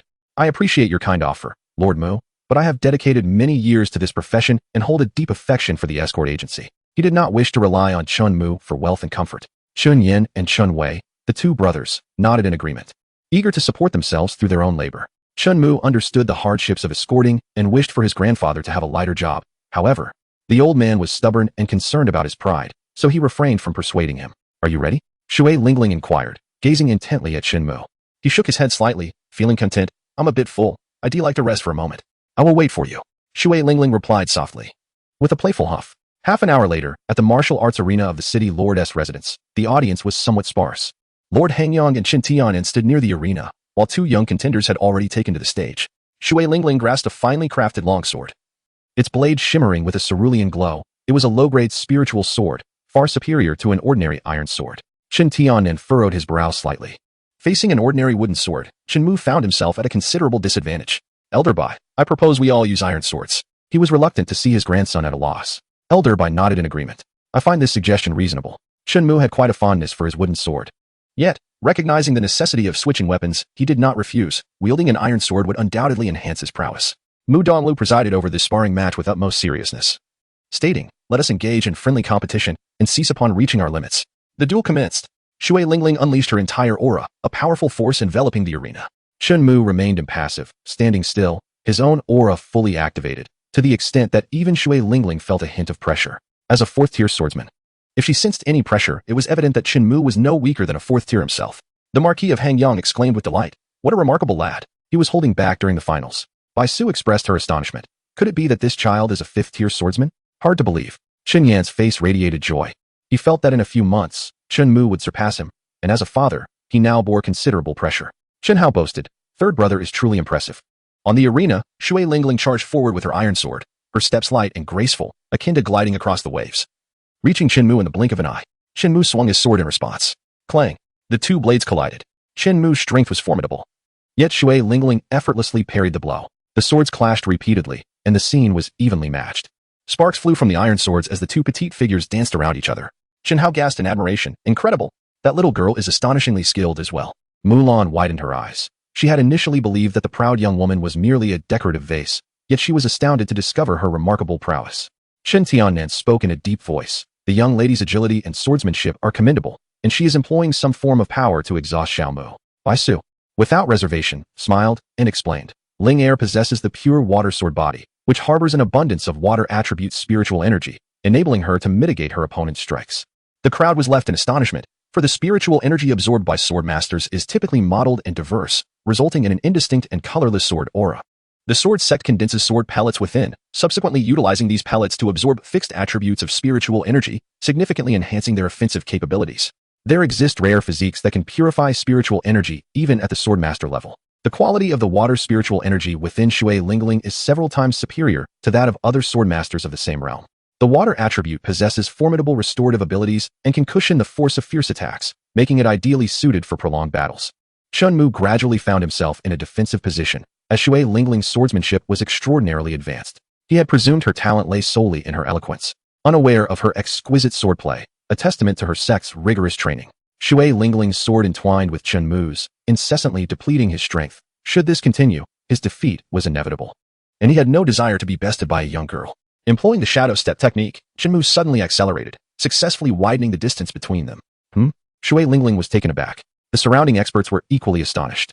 Bai Su, with equal surprise, remarked, he actually managed to evade Ling Er's onslaught. Before they could further contemplate, the two combatants on the arena clashed once more. A cerulean glow enveloped Shui Lingling, and her iron sword shimmered with azure brilliance, reminiscent of undulating waves. Shinmu exerted all his strength to swing the iron sword, and upon striking the shimmering blade of water spirit, it was as if a stone had plunged into a tranquil lake, sending forth a cascade of water splashes. Water spirit furrowed her brow slightly. Although she could mitigate much of Shinmu's power, her arm still felt numb. Unconsciously, she shifted from a one-handed grip to a two-handed grip on her sword. Bai Su and Marquis Hingyang discerned the underlying tension. Despite his youth, Shinmu's physical strength far surpassed that of water spirit. Unwilling to prolong the confrontation, he resolved to employ his most formidable sword technique to determine the outcome. With a swift motion, he created distance between them, gaining the necessary space to unleash his swordsmanship. He gripped the hilt with both hands, his body in a semi-crouched position, gathering his strength. Observing this, Water Spirit seized the initiative, launching her sword technique. Her iron sword radiated a cerulean glow, its azure light slicing through the air. Only the sword sect could manifest such sword light. Yet Water Spirit astonishingly unleashed it through her unique constitution. Qin Yin felt a jolt of alarm. The potency of that technique rivaled that of a 7th-rank swordsman. And even he would hesitate to confront it directly. However, Shinmu did not flinch. He propelled himself off the ground with such force that fine cracks appeared in the stone slab beneath him, soaring high into the air. His iron sword cleaved through the expanse, and a resounding dragon's roar echoed throughout the training ground. Shinmu's sword energy effortlessly severed the azure blade of light, hurtling directly toward Water Spirit. Perhaps it was the sudden dragon's roar that momentarily distracted her, for she stood frozen in place. In a flash, Bai Su appeared on the platform, yanking Water Spirit away just as a half-finger-deep scar from the sword appeared where she had been standing. Mu Donglu was drenched in cold sweat, astonished that the sparring session between the two young talents had grown so perilous, nearly resulting in injury. Shinmu bowed in apology, saying, I am sorry, I believed she would evade. Bai Su gently shook her head and solemnly remarked, you are not at fault. It is merely that Linger lacks the skill. Shui Lingling, regaining her composure, pressed her lips together, her eyes glistening with tears, her small face etched with a sense of grievance. Bai Su sighed softly, reflecting that had Shui Lingling not been distracted, avoiding that sword aura would have significantly tilted the odds in her favor. Alas, she is still but a child, far from the composure of Chunmu. Yay! Xiaomu has triumphed. Third brother. Amazing. Another victory. Chun Hao exclaimed excitedly as he rushed onto the stage to embrace Chunmu. Mulan gazed at Chunmu with admiration, thinking him an endearing and formidable younger brother. Shui Lingling wiped away her tears with her sleeve, her earlier pride dissipating. Yet Bai Su felt a sense of joy. A modest setback could indeed foster growth. She believed that Shui Lingling's defeat today would propel her further in the future. Shinmu remained humble, having noticed during their sparring that her swordsmanship far exceeded that of the juniors from Haishi City, a testament to the effectiveness of their sect's training. If the Pyongyang Pavilion was thus, the resources of Lingyun's sect must be even more abundant. However, he was reluctant to join Lingyun's sect, finding the prospect of being without kin and complicating matters too daunting. I must find a way to have Zhao Fian teach me swordsmanship, Shinmu mused inwardly. Elder Bai chuckled lightly. We must return to Pyongyang Pavilion. Perhaps fate will lead us to meet again. Shinmu observed Shui Lingling clenching her fists, pondering that she was still unconvinced, and vowed to teach her a lesson next time they met. The Marquis of Hingyang had numerous official duties to attend to and did not linger in Haishi City. By the time Shinmu and his companions returned home, it was already afternoon, and Shinmu along with Chun Yin arrived at their family courtyard. Tang Wan, with her prominent pregnancy, sat in the courtyard, her face beaming with joy as she exclaimed, Mua, I have heard that you excelled in the martial arts competition at the Lord's mansion. Shinmu presented the fire cloud ginseng he had just acquired, smiling as he said, Mother, this medicinal herb is for you. Tang Wan. This third-grade spiritual herb is a reward for your hard work and will undoubtedly aid in enhancing your cultivation, she remarked, shaking her head repeatedly. As a mother, witnessing her child's filial piety and thoughtfulness brought her immense happiness.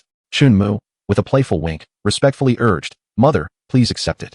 The fire cloud ginseng can replenish vital energy and is beneficial for the fetus. Seeing this, Chen Yin chimed in with a hearty laugh. Wanner, you should accept it. Moreover, Muir has been advancing in his cultivation far too rapidly, making it unwise for him to consume spiritual herbs at this time. He was concerned that if Chun Mu progressed too quickly, his foundation might become unstable. Tangwan gently ruffled Shinmu's hair and agreed, very well. Mother will accept this spiritual herb. The joy radiating from his parents filled Shinmu with an overwhelming sense of accomplishment. In addition to the third-grade spiritual herb, Shinmu also possessed a fourth-grade large gathering spirit pill, a notable bounty from the recent martial arts competition. Chapter 015. 7th rank Sword Master Haishi City bustled with even greater liveliness than usual. The Chun family was particularly vibrant, with many young ladies visiting their home for entertainment. Shinmu, however, dared not venture to the training grounds and instead chose to practice his swordsmanship in the confines of his home. Having already mastered the foundational sword techniques and the 4 dragon roars, he had revealed all his cards during his previous duel with Shui Lingling. Now, he yearned to learn new sword techniques. Unfortunately, the Chun family lacked advanced sword techniques, and those available in the system's marketplace were prohibitively expensive. After much contemplation, Shinmu decided to seek the guidance of Zhao Fian. Zhao Fian is a formidable swordswoman, a direct disciple of Jang Fushian, and possesses the esteemed legacy of the Lingyun sect, undoubtedly mastering numerous sword techniques. She appears to exude an air of aloofness. During his last encounter, Shinmu's attempt to seek her guidance was met with a cold rejection. Undeterred, Shinmu pondered, why should she impart her knowledge to me without reason? Since she enjoys drinking, perhaps I could procure some wine for her and thereby cultivate a favorable relationship. Father, lend me a jar of wine. Shinmu approached Chunyan, who let out a hearty laugh before responding seriously. My boy, you are still young. You cannot drink. Shinmu gently shook his head and clarified, Father, the fairy sister enjoys wine, and I wish to gift it to her. At this, Chen Yin recalled the frequent sin of alcohol that lingered around Zhao Fian. Surprised to learn of her fondness for drink. Good lad, you handle matters better than your father. I shall help you find a fine bottle of wine, he praised. Revealing his extensive collection of exquisite spirits, he presented a long-preserved bottle of rare wine. You must frequently bestow gifts upon that esteemed sister, if you run short. Come to me, Chen Yin advised earnestly. With the delicate jar of wine, only the size of a palm and imbued with a rich aroma, Shinmu approached Zhao Fian's door. Fairy sister, I have brought a jar of wine for your enjoyment, he called out. Creak. The door swung open, revealing Zhao Fian, who lazily stretched her limbs. Her figure was enchanting, with graceful curves and an angelic visage complemented by a devilish silhouette. Clad in a form-fitting purple attire that accentuated her allure, Shinmu seemed diminutive in her presence. Zhao Fian glanced down at him, her brows arching slightly as she inquired, why is your face so flushed? Having merely exchanged glances with Zhao Fian, Shinmu's cheeks turned crimson, and he hastily explained, Fairy sister, the fragrance of the wine is intoxicating. Hiki. Zhao Fian chuckled lightly, harboring no doubts. She seized the wine jar, uncapped it with a flourish, and took a hearty sip. Not bad. The wine is quite fragrant, yet lacks a certain potency, she assessed with a contented expression. Shinmu was somewhat astonished. The spirits in his home were of high proof, and his father would only indulge in half a cup on rare occasions. Yet, Zhao Fian could drink so liberally and still crave more. What remarkable capacity for alcohol she possessed. Before Shinmu's eyes, Zhao Fian casually took another 2 gulps, as if quenching her thirst. Noticing Shinmu's unwavering gaze upon her, she teased, young man, what is the matter? Are you tempted to partake as well? Snapping back to reality, Shinmu replied with a smile, I cannot drink alcohol at the moment, but I shall bring you even more exhilarating wines in the future. He certainly did not wish to return home to face his parents' reprimands. Zhao Fian smiled, thinking to herself how sweetly the boy spoke, displaying a sense of maturity. He would either grow into a charming gentleman or a warm-hearted man. Farewell, sister fairy, Shinmu waved, turning to leave, not yet ready to voice his request. Zhao Fian murmured softly, if my master were to learn of my drinking, he would surely scold me. Fortunately, he is not present. Her delicate face, reminiscent of blooming peach blossoms, sparkled with a captivating allure, her slightly tipsy eyes enchanting. Upon returning, Shinmu informed Shinyan, Father, sister fairy claims your wine lacks vigor. Perhaps you should procure some stronger spirits. Lacks vigor? That jar could bring down a table of robust men. Shinyan exclaimed, astonished. Clearly, he had underestimated Zhao Fian's tolerance. Truly, she was worthy of her title as a formidable sword king. Spirits are indeed readily available. Yet frequent consumption is detrimental to one's health. Chunyan murmured to herself, but after some contemplation, she recognized that as a formidable sword king, her physique was undoubtedly resilient. In the ensuing days, Shinmu frequently presented Zhao Fian with fine spirits. Initially, she would occasionally venture outside, but now she remained entirely confined within her abode. Shinmu had not observed her practicing her swordsmanship, leaving him devoid of any opportunity to clandestinely learn from her. Half a month later, Shinmu resolved to consume a great gathering spirit pill. In the dead of night, he ingested the elixir. The spiritual spring within his dantian surged, continuously flooding him with spiritual essence. His entire being absorbed the ethereal energy, fortifying his flesh and bones while enriching his vital blood. Shinmu's cultivation level ascended once more. The following day, the morning sun streamed into the room. Shinmu opened his luminous eyes. Host, Shinmu, cultivation level, late 7th rank sword master, sign in value, 178. Tasks, none. The sign-in value increased only slightly each day, proving insufficient, and with no task rewards. He was left to the monotonous practice of swordplay. His grandfather was still engaged in escort duties. Although the city lord's mansion had good positions to offer him, he declined. Grandfather often advised the Chun family members to rely on their own efforts rather than the innate talents of the younger generation or to accept material wealth. Recently, Chun Yin had been tending to Tangwan at home. Their mother had been struggling even to walk, thus Chun Yin stayed by her side, leaving Shinmu to encounter their father only during mealtimes. Father, after we finish eating, let us spar, Shinmu said with a smile. Chun Yin, observing Chun Mu's harmless grin, replied earnestly, your father must care for your mother. Go practice with your second brother instead. It was not that he lacked time, but rather that he feared losing, which would be quite embarrassing. The second brother remains merely an 8th-tier swordsman, his strength significantly inferior to Shinmu's. He wishes to avoid burdening his brother, as only Chun Yin from the Chun family possesses comparable prowess. Chun Yin offered excuses to deflect him, leaving Shinmu no choice but to seek out Zhao Fian with a bottle of strong liquor. Upon seeing Shinmu, Zhao Fian sensed a marked improvement in his abilities. Due to the mystical techniques he practiced, she could not discern his exact tier, yet he appeared far more formidable than in previous days.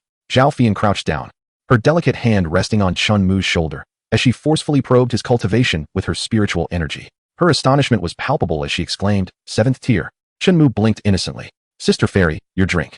Indeed. Zhao Fian stowed away the wine jar, her surprise lingering on her face. Chun Mu respectfully inquired, Sister Fairy, would you accompany me in some sparring? Zhao Fian initially intended to decline. However, understanding Chun Mu's intentions, she coldly retorted, are you trying to scheme against me? With a blink, Chun Mu feigned innocence. If Sister Fairy is too busy, it's no matter. You have delivered this liquor to me on numerous occasions, so I shall grant your request. Meet me at the training grounds. Zhao Fian replied frostily. Chun Mu nodded eagerly. At the training grounds, Chun Hao was practicing his swordsmanship. Recently, Chun Mu had secluded himself in his room, leaving the young girls of Blackstone City disappointed by his absence. They found the training grounds dull and eventually returned home. Second brother. Third brother, you've come. Chun Mu smiled. I just invited Sister Fairy to the training grounds for a spar. Wow, how impressive. Chun Hao exclaimed, excitement bubbling within him. If this esteemed Sword King were willing to offer them guidance, it would be a fortune beyond joining the Xinjian sect. Not long after, Zhao Fian arrived at the training ground, her delicate face flushed with a rosy hue, her eyes slightly glazed, and an intoxicating scent of wine enveloping her.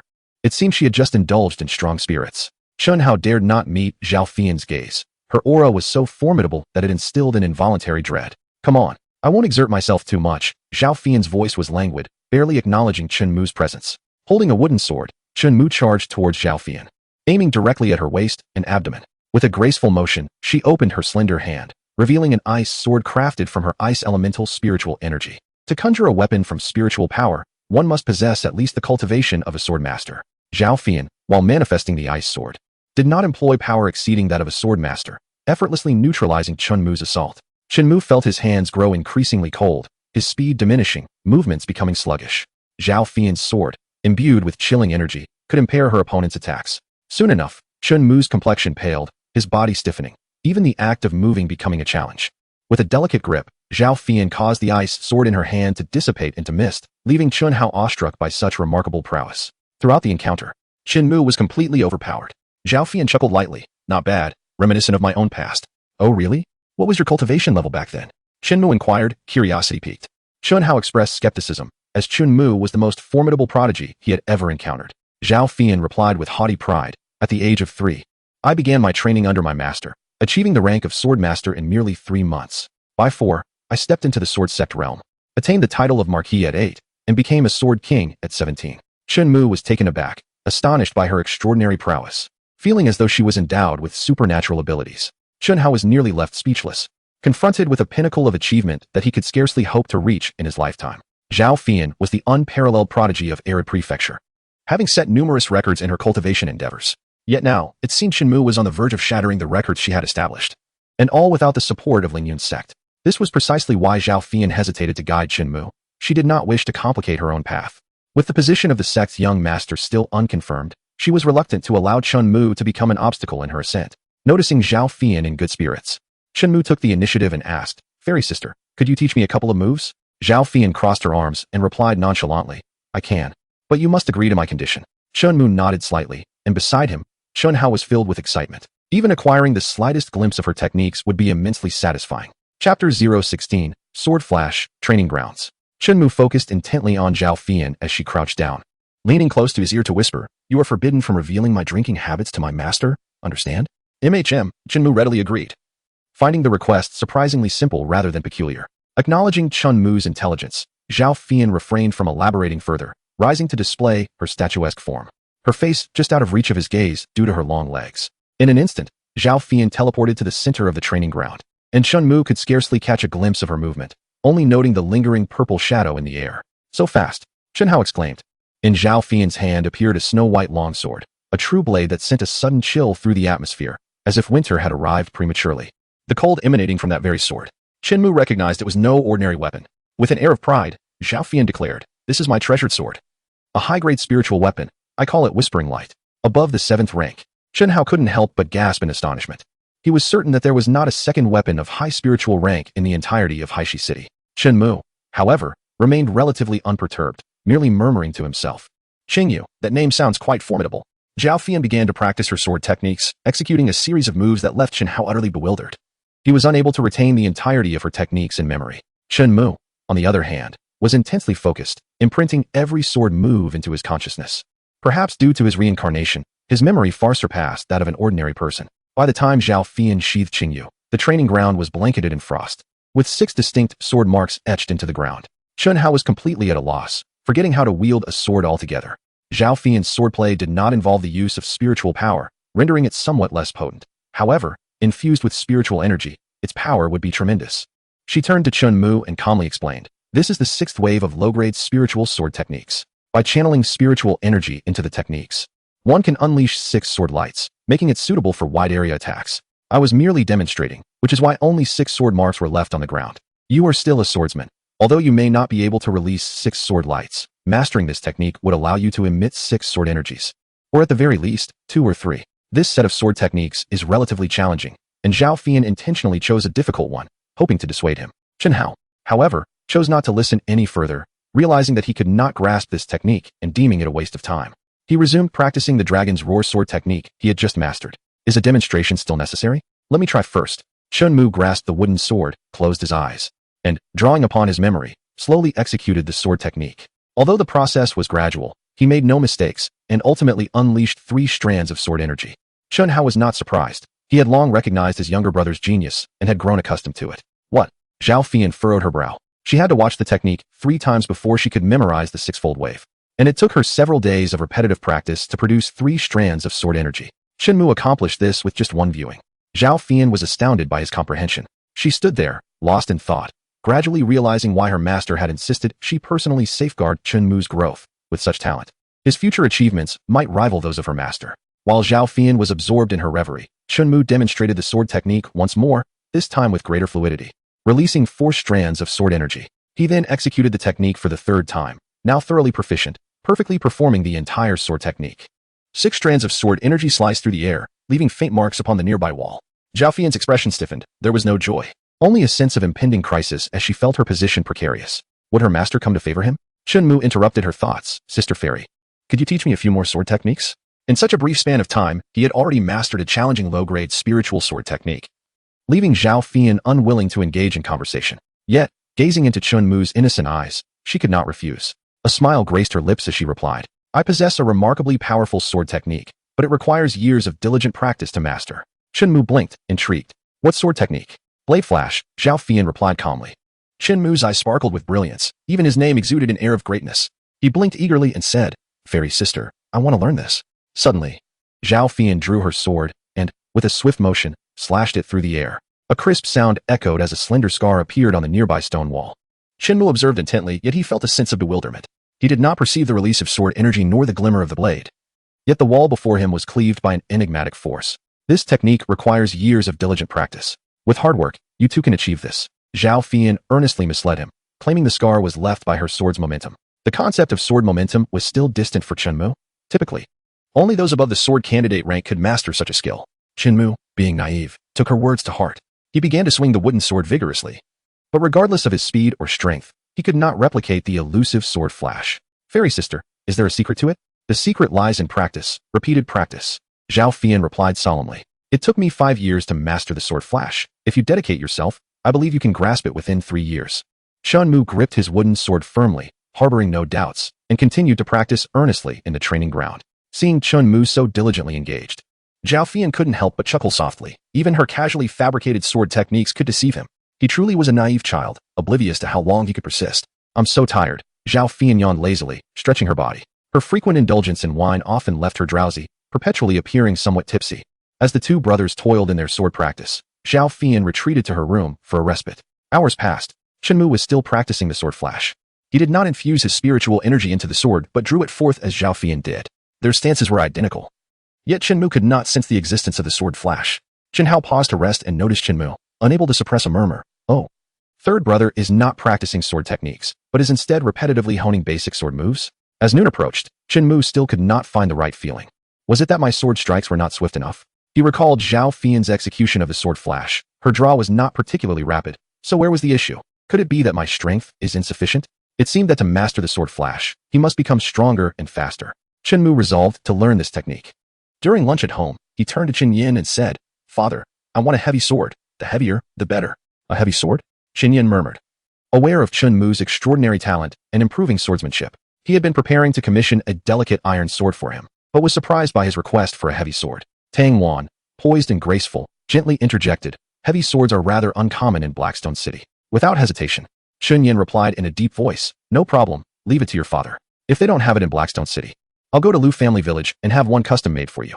"Thank you, father." Shinmu continued eating. He had never asked for sweets or toys as a child, so now, desiring a heavy sword, Qin Yin naturally acquiesced. Tang Wan chuckled softly, "Mu'er, you're still quite young. Is a heavy sword suitable for you?" Although Shinmu had grown a little taller after several months of training, he still resembled a child of 5 or 6 years, making the notion of wielding a heavy sword somewhat peculiar. "My dear mother, if the heavy sword does not suit me, it can simply be set aside for future use." Shinmu replied with a smile. The couple exchanged knowing glances and smiled at each other. After finishing their meal at home, Shinmu returned to the training ground to continue practicing his sword flashes. However, he did not succeed even once. Yet, Shinmu was not one to easily surrender. Chapter 017. The Tang family of Jinsheng. That night, Chun Yin discovered a heavy sword in Black Iron City, weighing 365 pounds and measuring 4 feet in length, nearly matching Chunmu's height when stood upright. Chun Yin found it quite laborious to wield. The following morning, as Chunmu entered the hall for breakfast, Chen Yin presented the heavy sword to him. "Mu'er, the sword is quite cumbersome. Be cautious and do not injure yourself," Chen Yin cautioned. Though the sword had not yet been fully forged and lacked a sharpened edge, its sheer weight possessed formidable destructive potential. Chunmu grasped the heavy sword and grinned. "Thank you, father, I will be careful." The sword was indeed heavy, and as Chunmu swung it, it stirred up a fierce wind. Chun Yin raised an eyebrow, astonished. After all, even he found it strenuous to handle the sword, let alone wield it so casually. After breakfast, Chunmu accompanied his mother for a stroll in the courtyard before shouldering the heavy sword and heading towards the training ground. The courtyard was too small for his practice, and he sought to test the sword's might in the larger space. Observing Chunmu depart with the sword, Tang Wan could not help but stifle a laugh, then chided. "My husband, you truly are something. Mu'er wishes for a heavy sword, and you find him such a burdensome one. My dear, you should have reminded me sooner. However, it seems Mu'er can manage that heavy sword," Chen Yin replied with a smile on his face. At the training ground, Chunmu made his appearance with the heavy sword in hand, astonishing Chunhao. "Third brother, lend me the sword for a moment." Indeed, second brother. The heavy sword was burdensome, and Chunhao could only grasp it with both hands. As he swung the sword, his body swayed uncontrollably, unable to master the weapon. This simply would not do. Soon, Chunhao relinquished his efforts. Chunmu once again took up the heavy sword. At first, he too held it with both hands. Yet his movements were steady. Each swing produced a wave of air, a phenomenon arising from the sword slicing through the atmosphere. The sword wave was not akin to sword energy. Rather, it was the surrounding air being torn apart, while sword energy emanated from within.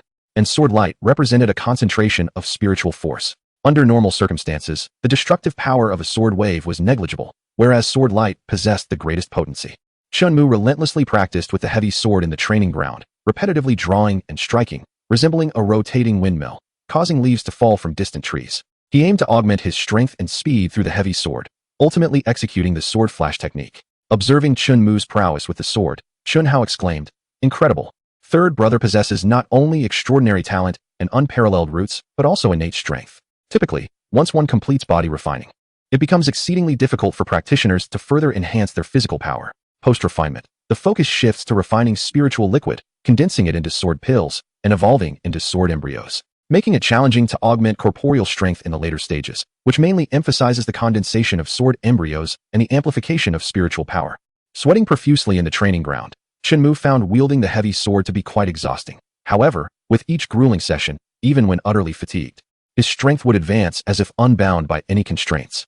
After several days, Shinmu had already mastered the ability to wield the heavy sword with one hand, executing the dragon's roar sword technique and the six-fold waves flawlessly, moving with remarkable speed, entirely unrestrained by the weight of the sword in his grasp. On a cool afternoon, Jang Fushian appeared near the martial arts arena. Recently, Shinmu had not delivered any wine to her, and having just finished her last bottle, she intended to purchase some more, taking the opportunity to see what he was up to. To her surprise, he was still practicing. How endearing.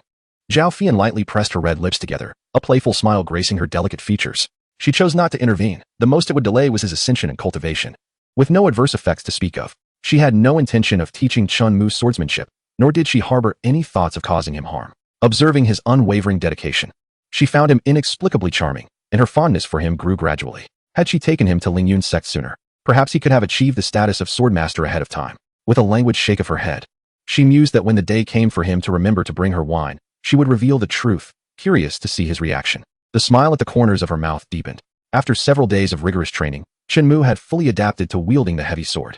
He swung it with such force that even without the infusion of sword energy, it emanated a terrifying power. By day, he diligently practiced with the heavy sword, and during the nights, he employed the creation breathing technique to recuperate, strengthening his bones and flesh with each passing moment. As dawn broke, the courtyard echoed with voices. Lately, there had been a steady stream of visitors. Shinmu opened his eyes, reflecting on the adage that fame brings trouble. For the Qin family had become a hub of activity, complicating matters considerably. Rising from his bed, he dressed quickly, assuming that yet another distant relative had arrived. Since his rise to prominence, relatives from all corners of the world had come to claim kinship, some asserting they were his elders, while others professed to belong to his grandfather's generation, much to the family's annoyance. His grandfather, Qin Tianan, had once informed him that they were descendants of Qin Xiu, and if one were to trace true lineage, it would indeed be through that branch of the family. The individuals from the Qin family are not descendants of Qin Xiu. They are mere pretenders. In the courtyard, a middle-aged man in splendid attire entered with two younger companions, their garments quite remarkable. Chunyan smiled and said, "Brother Tang, please come in. Warner is still resting inside." The middle-aged man sighed. "My father lies bedridden, and despite sending numerous letters, there has been no response from her. It is truly unacceptable. Your father is ill? Had I known this sooner, I would have certainly visited him, but I have been utterly unable to spare the time lately." Chunyan apologized with a smile. Tang Lin nodded repeatedly. "Indeed, my dear brother-in-law knows how to handle matters. I did not come to blame anyone. I merely wished to see Warner and, by extension, my little nephew whom I have yet to meet. Here is a gift I have prepared." Tang Lin took a gift box from the young boy behind him. Qin Yin repeatedly declined, stating solemnly, "Brother Tang, please convey my gratitude to your esteemed father." But Warner will not accept this. Tang Lin insisted, "Brother-in-law, please do not stand on ceremony. We are all family, and we shall continue to have dealings with each other. Accept this small token of goodwill without further refusal." Reluctantly, Chun Yin accepted the gift. At that moment, Shinmu was about to have his meal when he unexpectedly encountered them in the courtyard. Tang Lin's gaze sharpened as he observed Shinmu approaching with a heavy sword on his shoulder, his eyes brimming with intensity and exuding an overwhelming presence that even formidable sword sect experts would regard with awe. The young boy and girl scrutinized Shinmu. This must surely be my nephew, blessed with divine prowess and unparalleled grace, destined for a boundless future." Tang Lin could not help but extol. Qin smiled wryly and said, "Mu'er, this is your uncle, your mother's brother." "Uncle," Shinmu replied casually. He had never heard his mother mention it before. It turned out that she had an elder brother, who seemed to have quite a remarkable background. Tang Lin quickly introduced, "This is your cousin, Tang Zhua, and this is your cousin, Tang Shi." Shinmu nodded slightly. The siblings, Tang Shi and Tang Zhua, were filled with curiosity about Shinmu. They had long heard tales of an extraordinary talent emerging from Haishi City, possessing exceptional innate abilities, who became a swordsman at the tender age of 3, participated in the martial arts competition for the younger generation in Haishi City, and even achieved first place. They never anticipated that Shinmu would be the son of their aunt. With a bright smile, Tang Shi cheerfully said, "Hello, Xiaomu, I am your third cousin." Shinmu nodded slightly, pondering whether he had many more cousins and younger sisters. "I've heard you are the strongest among the younger generation in Haishi City. Shall we have a friendly spar later?" Tang Zhua asked with a smile, clearly eager for the challenge. He had previously looked down upon the younger generation of Haishi City. But since Shinmu possessed exceptional spiritual roots and was renowned as a prodigy, he had come with his father to discern whether Shinmu was truly as formidable as the legend suggested. Shinmu chuckled lightly, sure. He had been seeking a suitable opponent. Tang Lin admonished, "Tang Zhua, do you understand? What if you injure Xiaomu?" "I will be careful," Tang Zhua replied earnestly. Qin Yin, smiling, said, "You've traveled all night and haven't tea eaten yet. Why don't you come inside and have something to eat first?" In the dining hall, Shinmu was enjoying his meal while Tang Shi watched him intently, surprised by his substantial appetite. Shinmu, however, noticed the absence of his mother at the table and intended to check on her after finishing his meal, wondering if she was unwell. Tang Lin, with a gentle expression, inquired, Xiaomu, would you like to visit the splendid Jinqing in Yangzhou for a few days? Tang Shi, with a sweet smile, replied, Jinqing is indeed delightful. It is the largest city in the south, far more vibrant than Hangzhou. However, Shinmu expressed his disinterest. With a sigh, Tang Lin continued, your grandfather is unwell. Perhaps a visit to Jinqing might improve his condition. Shinmu, unaware of his grandfather's existence, noted the strained relationship between their families and remarked indifferently, if my mother goes, then I shall accompany her. Shin Yan's eyes sparkled with appreciation. Shinmu was more perceptive than he had anticipated. After their meal, Shinmu approached his mother's chamber. Mother, why didn't you join us for dinner? He asked, standing beside her bed. Tang Wan, sitting up with a gentle demeanor, responded, you are still young. In due time, I shall share everything with you. Shinmu, with a serious tone, replied, Mother, I am not a child. Is there a conflict between you and uncle's family? Seeing his earnest inquiry, Tang Wan chose not to conceal the truth. With a bitter smile, she explained, I was born into a prominent family in Jincheng. Your father often delivered goods to our Tang family, which is how we became acquainted. However, your grandfather forbade our union. It became clear to Shinmu why his mother exuded grace and elegance. She hailed from an esteemed lineage. Your grandfather wished for me to marry into a prestigious family, but I loved your father and was resolute in my choice. In a fit of rage, your grandfather expelled me from the Tang family, and we lost contact for several years. Tang Wan felt a pang of sorrow each time she recalled those events.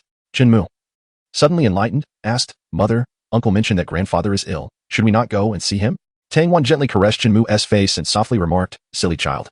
Your grandfather is a formidable sword sovereign, in the prime of his life. Even in 20 years, he shall remain vigorous. His illness is merely an excuse. Shinmu quickly grasped the situation and surmised that his grandfather, unable to lower his pride, feigned illness in hopes that Tang Wan would take the initiative to visit. Had Shinmu not risen to prominence, perhaps Tang Wan would never have crossed paths with the Tang family again. He initially believed his uncle had come to visit his mother, only to discover their rather mercenary demeanor, with his mother in her delicate condition. It was truly baffling that they would wish for her to travel to Yangzhou and Cheng. Shinmu solemnly stated, Mother, if you do not wish to go, then you shall not. No one can compel you. Tang Wan nodded, warmth filling her heart. What brought her joy was not Shinmu's extraordinary talent, but rather his understanding and filial piety. Just after leaving her mother's chamber, Shinmu encountered Tang Lin and the others. Uncle, my mother is 9 months pregnant and requires rest. Any matters can be discussed later. Shinmu's expression was indifferent, his tone authoritative rather than solicitous. Tang Lin was momentarily taken aback. Let Wana rest, then. He refrained from intruding further, choosing to show Shinmu respect and avoid leaving a negative impression. Shinmu turned to Tang Zhua and said lightly, if cousin wishes to spar, let us proceed to the martial arena. Very well, Tang Zhua readily agreed. Tang Lin cautioned, Tang Zhua, be mindful, do not injure your cousin. Father, rest assured, I will exercise discretion, Tang Zhua replied with a bright smile. Though Tang Lin remained somewhat uneasy, he accompanied the younger generation to the Chun family's martial arena. In contrast, Chun Yin chose not to attend the arena but instead brought food to personally attend to Tang Wan, understanding that no visit was necessary, because Chun Mu is destined to win. Chapter 018. The astonishment of Zhao Fian at the Chun family's martial arts arena. Chun Hao was practicing his swordsmanship diligently. With Chen Mu's extraordinary talent motivating him, Chen Hao was striving harder than ever before. He was currently a mid-level 8th grade swordsman, with hopes of breaking through to 9th grade by next spring, and there was even a possibility that he could become a swordsman by the age of 12. Chen Hao's remarkable progress was largely attributed to the influence and assistance of Chen Mu. Regardless of whom he encountered, he would always extol Chen Mu's virtues. As Chen Mu arrived at the arena, Tang Zhua followed closely behind, unable to suppress his murmurs. What a small space. One can't fully extend their abilities here. The martial arts arena of the Tang family in Jinsheng was vast, several times larger than this one, clearly illustrating the disparity between the two families. Little Mu. Chen Hao chuckled, introducing, this is my second brother, Chen Hao. Second brother, these are my uncle, cousin, and cousin sister. They hail from Jinsheng, Yangzhou. Chen Mu smiled as he made the introductions. Chen Hao greeted everyone warmly, surprised to learn that Chen Mu had such relatives, as the Tang family had not sent anyone when Chen Yin and Tang Wan wed. In the center of the arena, Chen Mu, wielding a heavy sword, spoke calmly, cousin. Please. Tang Zhua gripped his long sword, which was half a foot shorter than Chen Mu's, yet he confidently declared, cousin, I shall show mercy. Chen Hao's face flushed with embarrassment, at a loss for words, astonished that this fellow dared to boast. Tang Shi fixed her gaze on Tang Zhua, admonishing him sternly. Little Zhua, know your limits, do not overexert yourself. Just exchange a couple of moves. Winning or losing is inconsequential. Be mindful of your measure, Tang Lin reiterated. They were all eager to discern whether Chen Mu was as formidable as the rumors suggested. Recently, Chen Mu has gained immense fame throughout the Yin dynasty. Despite his extraordinary talent, he is merely 3 years old.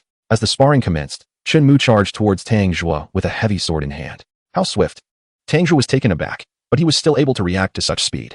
Remaining composed, Tang Zhuo stood his ground and casually raised his long sword, attempting to elegantly deflect Shinmu's onslaught. Clang! Tang Zhuo's arm trembled as his sword vibrated violently, causing him to stagger back several paces.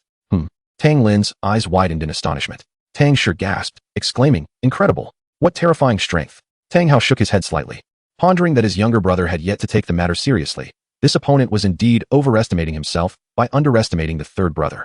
Once more, Tang Zhuo resolved to focus. Realizing that his earlier oversight had led him to underestimate Shenmu's formidable attack, he would not grant another opportunity. Infusing his spiritual energy into the long sword, he imbued it with overwhelming power, ensuring he would not suffer disadvantage during their clash. His movements were agile, and in the blink of an eye, he appeared before Shenmu, unleashing a fierce wave of sword energy that sliced through the air with a piercing shriek. Shenmu refrained from utilizing sword energy. Instead, he swiftly wielded his heavy sword, its blunt edge tearing through the sword energy as it collided with Tang Zhuo's blade. Clang, clang, clang. The swords clashed incessantly. Tang Zhuo gritted his teeth, beads of sweat forming on his forehead. His right arm quaked, fingers tingling, struggling to maintain his grip on the sword. Tang Shi's face was a picture of astonishment, utterly at a loss for words. Was this truly the prowess of a 3-year-old child? The disparity was staggering. Tang Lin sighed softly, shaking his head. What a domineering force. Tang Zhuo was compelled to grip the hilt of the sword with both hands, just barely managing to hold the long sword. He refused to concede defeat. Losing to a mere 3-year-old would undoubtedly be a source of humiliation. Watch out! Wave-cleaving sword. Tang Zhuo shouted. Tang Lin furrowed his brow slightly. This was the signature move of the Tang family from Jincheng, renowned for its formidable power. However, he had no intention of intervening. He was curious to see just how formidable Shenmu truly was. Was it merely a sparring match? Was Tang Zhuo's earnestness truly amusing? Tang Shi couldn't help but smirk. She was well aware of her younger brother's competitive spirit, yet with Tang Lin present, there was little cause for concern. Standing resolute, Shenmu held his sword with both hands, adopting a stance as if to draw it. Tang Shi's expression shifted to one of astonishment. Even Tang Lin was at a loss regarding Shenmu's intentions. Shen Hao gasped in surprise, recognizing the impending move. The wave-cleaving sword unleashed by Tang Zhuo was a spectacle to behold. He propelled himself toward Shenmu like an arrow, the blade slicing through the air, stirring up clouds of dust. Thunder roared from the ground. In an instant, Shenmu drew his sword and struck. A tempest swept across the training grounds, dust swirling in every direction. Tang Shi held down her long skirt, her gaze vacant, unable to fathom the scene unfolding before her. Tang Zhuo's sword energy was dispersed by the force of the sword wave, and Shenmu smoothly wielded his heavy sword in response. In the moment of collision, Tang Zhuo's long sword shattered, and he was sent flying. Fortunately, Tang Lin acted swiftly, catching Tang Zhuo just in time to prevent injury. Impressive. Shen Hao applauded. He had known Shenmu would emerge victorious. Only when she saw that they were unharmed did Tang Shi exhale in relief. Tang Zhuo's hands trembled uncontrollably, his eyes wide with terror, gasping for breath, still in shock. Shenmu himself had not anticipated such extraordinary power from the technique. This was not even the true sword flash. Should he master the sword flash, its potency would undoubtedly be even greater. Cousin, I apologize. I did not anticipate that your sword would break. Shenmu expressed his regret to Tang Zhuo. Upon hearing this, Tang Zhuo felt a wave of blood rise to his throat, as he had never imagined he would suffer such a humiliating defeat, particularly in the most fundamental sword-drawing technique. Tang Lin, unfazed, laughed heartily. It matters not. Tang Zhuo, your skills simply fell short. He added, from now on, you should learn more from your cousin. Tang Zhuo, with his head bowed, remained silent. Xiaomu, you will undoubtedly become the most formidable talent in Dian, Tang Shi remarked with a sweet smile. Though she had only recently met Shenmu, she felt an immense pride and looked forward to boasting about him to her friends upon returning to Jincheng. Shen Hao thumped his chest and declared, Xiaomu is surely the strongest prodigy in Bei Wang, perhaps even in the entire wasteland. Shenmu blinked, feeling somewhat bashful under their flattering praise. Tang Shi extended another invitation. Xiaomu, come to Jincheng with your cousin for a few days. I will introduce you to some lovely young ladies. Perhaps another time, Shenmu politely declined. He held little interest in Jincheng, and given the Tang family's past treatment of his mother, he preferred to limit his interactions with them. If it weren't for his mother's connection, he would have preferred to avoid them entirely. After speaking, Shenmu commenced his sword practice. Shen Hao followed suit, and the two brothers resumed their usual training routine. Witnessing Shenmu's displayed talent only solidified Tang Lin's resolve to seek reconciliation with Tang Wan, prompting him to first consult Xin Yan. Tang Zhuo, feeling particularly embarrassed after his loss, could only follow Tang Lin out of the training grounds, leaving Tang Shi as the sole occupant of the arena. Upon their return to the courtyard, Xin Yan had just finished feeding Tang Wan. So soon? Xin Yan expressed his surprise. Tang Zhuo wished he could find a crack to slip into. Tang Lin, with a stern demeanor, forced a smile and said, brother-in-law, my father made some mistakes in the past that offended both you and Wanner. I sincerely apologize on his behalf. Chen Yin was taken aback. The Tang family had never expressed a desire to apologize before. Even upon entering the residence, Tang Lin had blamed it all on Tang Wanner. The abrupt shift in attitude was quite surprising. The past is bygone. Brother Tang need not dwell on it. Chen Yin replied with a light chuckle. Tang Lin replied earnestly. I would appreciate it if you could persuade Wanner to meet with me. Chen Yin hesitated. You know Wanner's temperament. I am afraid I cannot assist you in this matter. Tang Lin declared, if you refuse, I shall kneel outside the Chen residence with the child. He spoke loudly. Tang Zhu was taken aback. Losing to a 3-year-old was already humiliating enough, and kneeling outside the Chen residence would bring him irreparable shame in Jincheng. Tang Lin, you have truly gone too far. Why say such things in front of the child? Tang Wanner stormed out of the room in anger, and Chen Yin hurried to support her, fearing she might be unwell. If Tang Lin and the others were to kneel outside, how would the Chen family be perceived? Those unaware might think the Chen family had become cold-hearted and was reckoning old grievances now that they were in a position of power. Wanna. It was my brother who wronged you in the past by failing to speak up for you. All the blame lies with him, Tang Lin said with a contrite expression. Aunt, Tang Zhu said respectfully. Tang Wanner, her expression softening, smiled and replied, when I left the Tang family, you were still a child. I cannot believe how much you have grown in the blink of an eye. Tang Lin had brought Tang Shi and her siblings this time, hoping to leverage their past bond with Wanner, appealing to familial ties. Aunt, my grandfather often speaks of you. Please do not take offense, Tang Zhu said respectfully. Tang Wan sighed lightly. I harbor no resentment towards my father. He has cast me out of the Tang family, so what purpose would it serve for me to return? Tang Lin, lowering his head, remarked, Father spoke in anger at the time and has since realized his mistakes. Tang Wan gently shook her head and replied, I shall not return to Jincheng. However, if Father wishes to visit Haishi City, I would still welcome him warmly. Tang Lin, understanding her stance, responded, very well. I shall return and inform Father. That afternoon, Tang Lin prepared to head back to Jincheng. As an aunt, Tang Wan urged the Tang siblings to spend a few more days enjoying Haishi City. Tang Zhu felt embarrassed to remain and insisted on accompanying Tang Lin home, while Tang Shi cheerfully agreed to stay longer at the Chen residence. Tang Lin advised her to be obedient and not to trouble her aunt. In the evening, Shinmu returned from sword practice. Tang Shi followed him into the house for dinner. At the dining table, Tang Wan softly said, Sure, you will sleep in Xiao Mu's room tonight. Tang Shi smiled and nodded, all right. The Chen residence was modest, with only a few rooms. Aside from the long chamber where the maidservant slept, there was a storeroom that could not be organized in a short time. Shinmu nearly choked on his food, shaking his head vigorously and stating seriously, Mother, I will not sleep with my cousin. Though still a child, he understood the importance of propriety. Tang Wan covered her mouth and chuckled lightly. Mother did not intend for you to sleep with your cousin. Your grandfather is currently away on an escort mission, so you will sleep at the ancestral home for the time being. When he returns, you can share a space with Xiao Hao. Ha ha. Chen Yin was delighted, and Tang Shi's eyes sparkled with laughter. Only Chen Mu awkwardly blinked. Tang Shi moved into the Chen household, displaying filial piety towards Tang Wan by often staying by her side, obedient and understanding, endearing herself to everyone in the Chen family. Chen Mu continued his sword practice as usual, diligently honing his skills day after day. One day, 2 weeks later, in the martial arts arena, as the sun dipped below the horizon, the ground was strewn with withered yellow leaves. Holding the heavy sword, Chen Mu experienced a profound revelation. Remaining still for an entire half-day, Chen Hao refrained from interrupting, sensing a powerful aura akin to a dam brimming with water, ready to burst forth at any moment. He observed in silence. Suddenly, Chen Mu opened his eyes, a glimmer of light shining within them, followed by a thunderous crack, as a flicker of cold radiance emerged. Chen Hao widened his eyes in astonishment. The heavy sword traced a semicircle in the air, that flicker of cold light outlining a silver moon, and then, with a resonant crash, the courtyard wall 50 paces away collapsed. Hiss! Chen Hao involuntarily gasped. He did not see the sword energy nor perceive the sword-like characteristic of a sword master. It was pure and unadulterated swordsmanship, simple yet forceful. With a long sigh of relief, Chen Mu planted the heavy sword beside him, gazing at the sword mark left on the ground. The scar transcended the courtyard wall, extending 100 paces away, buried 3 inches into the earth. It's accomplished, Chen Mu exclaimed with excitement. I've succeeded. He laughed joyfully. And Chen Hao echoed his delight. Impressive, third brother. From now on, I shall only practice this technique. Chen Mu replied earnestly, second brother. I have already grasped the essence of this move. When drawing the sword, first concentrate your focus entirely on the point of attack, then synchronize your entire body's strength, and strike with full force at that precise point.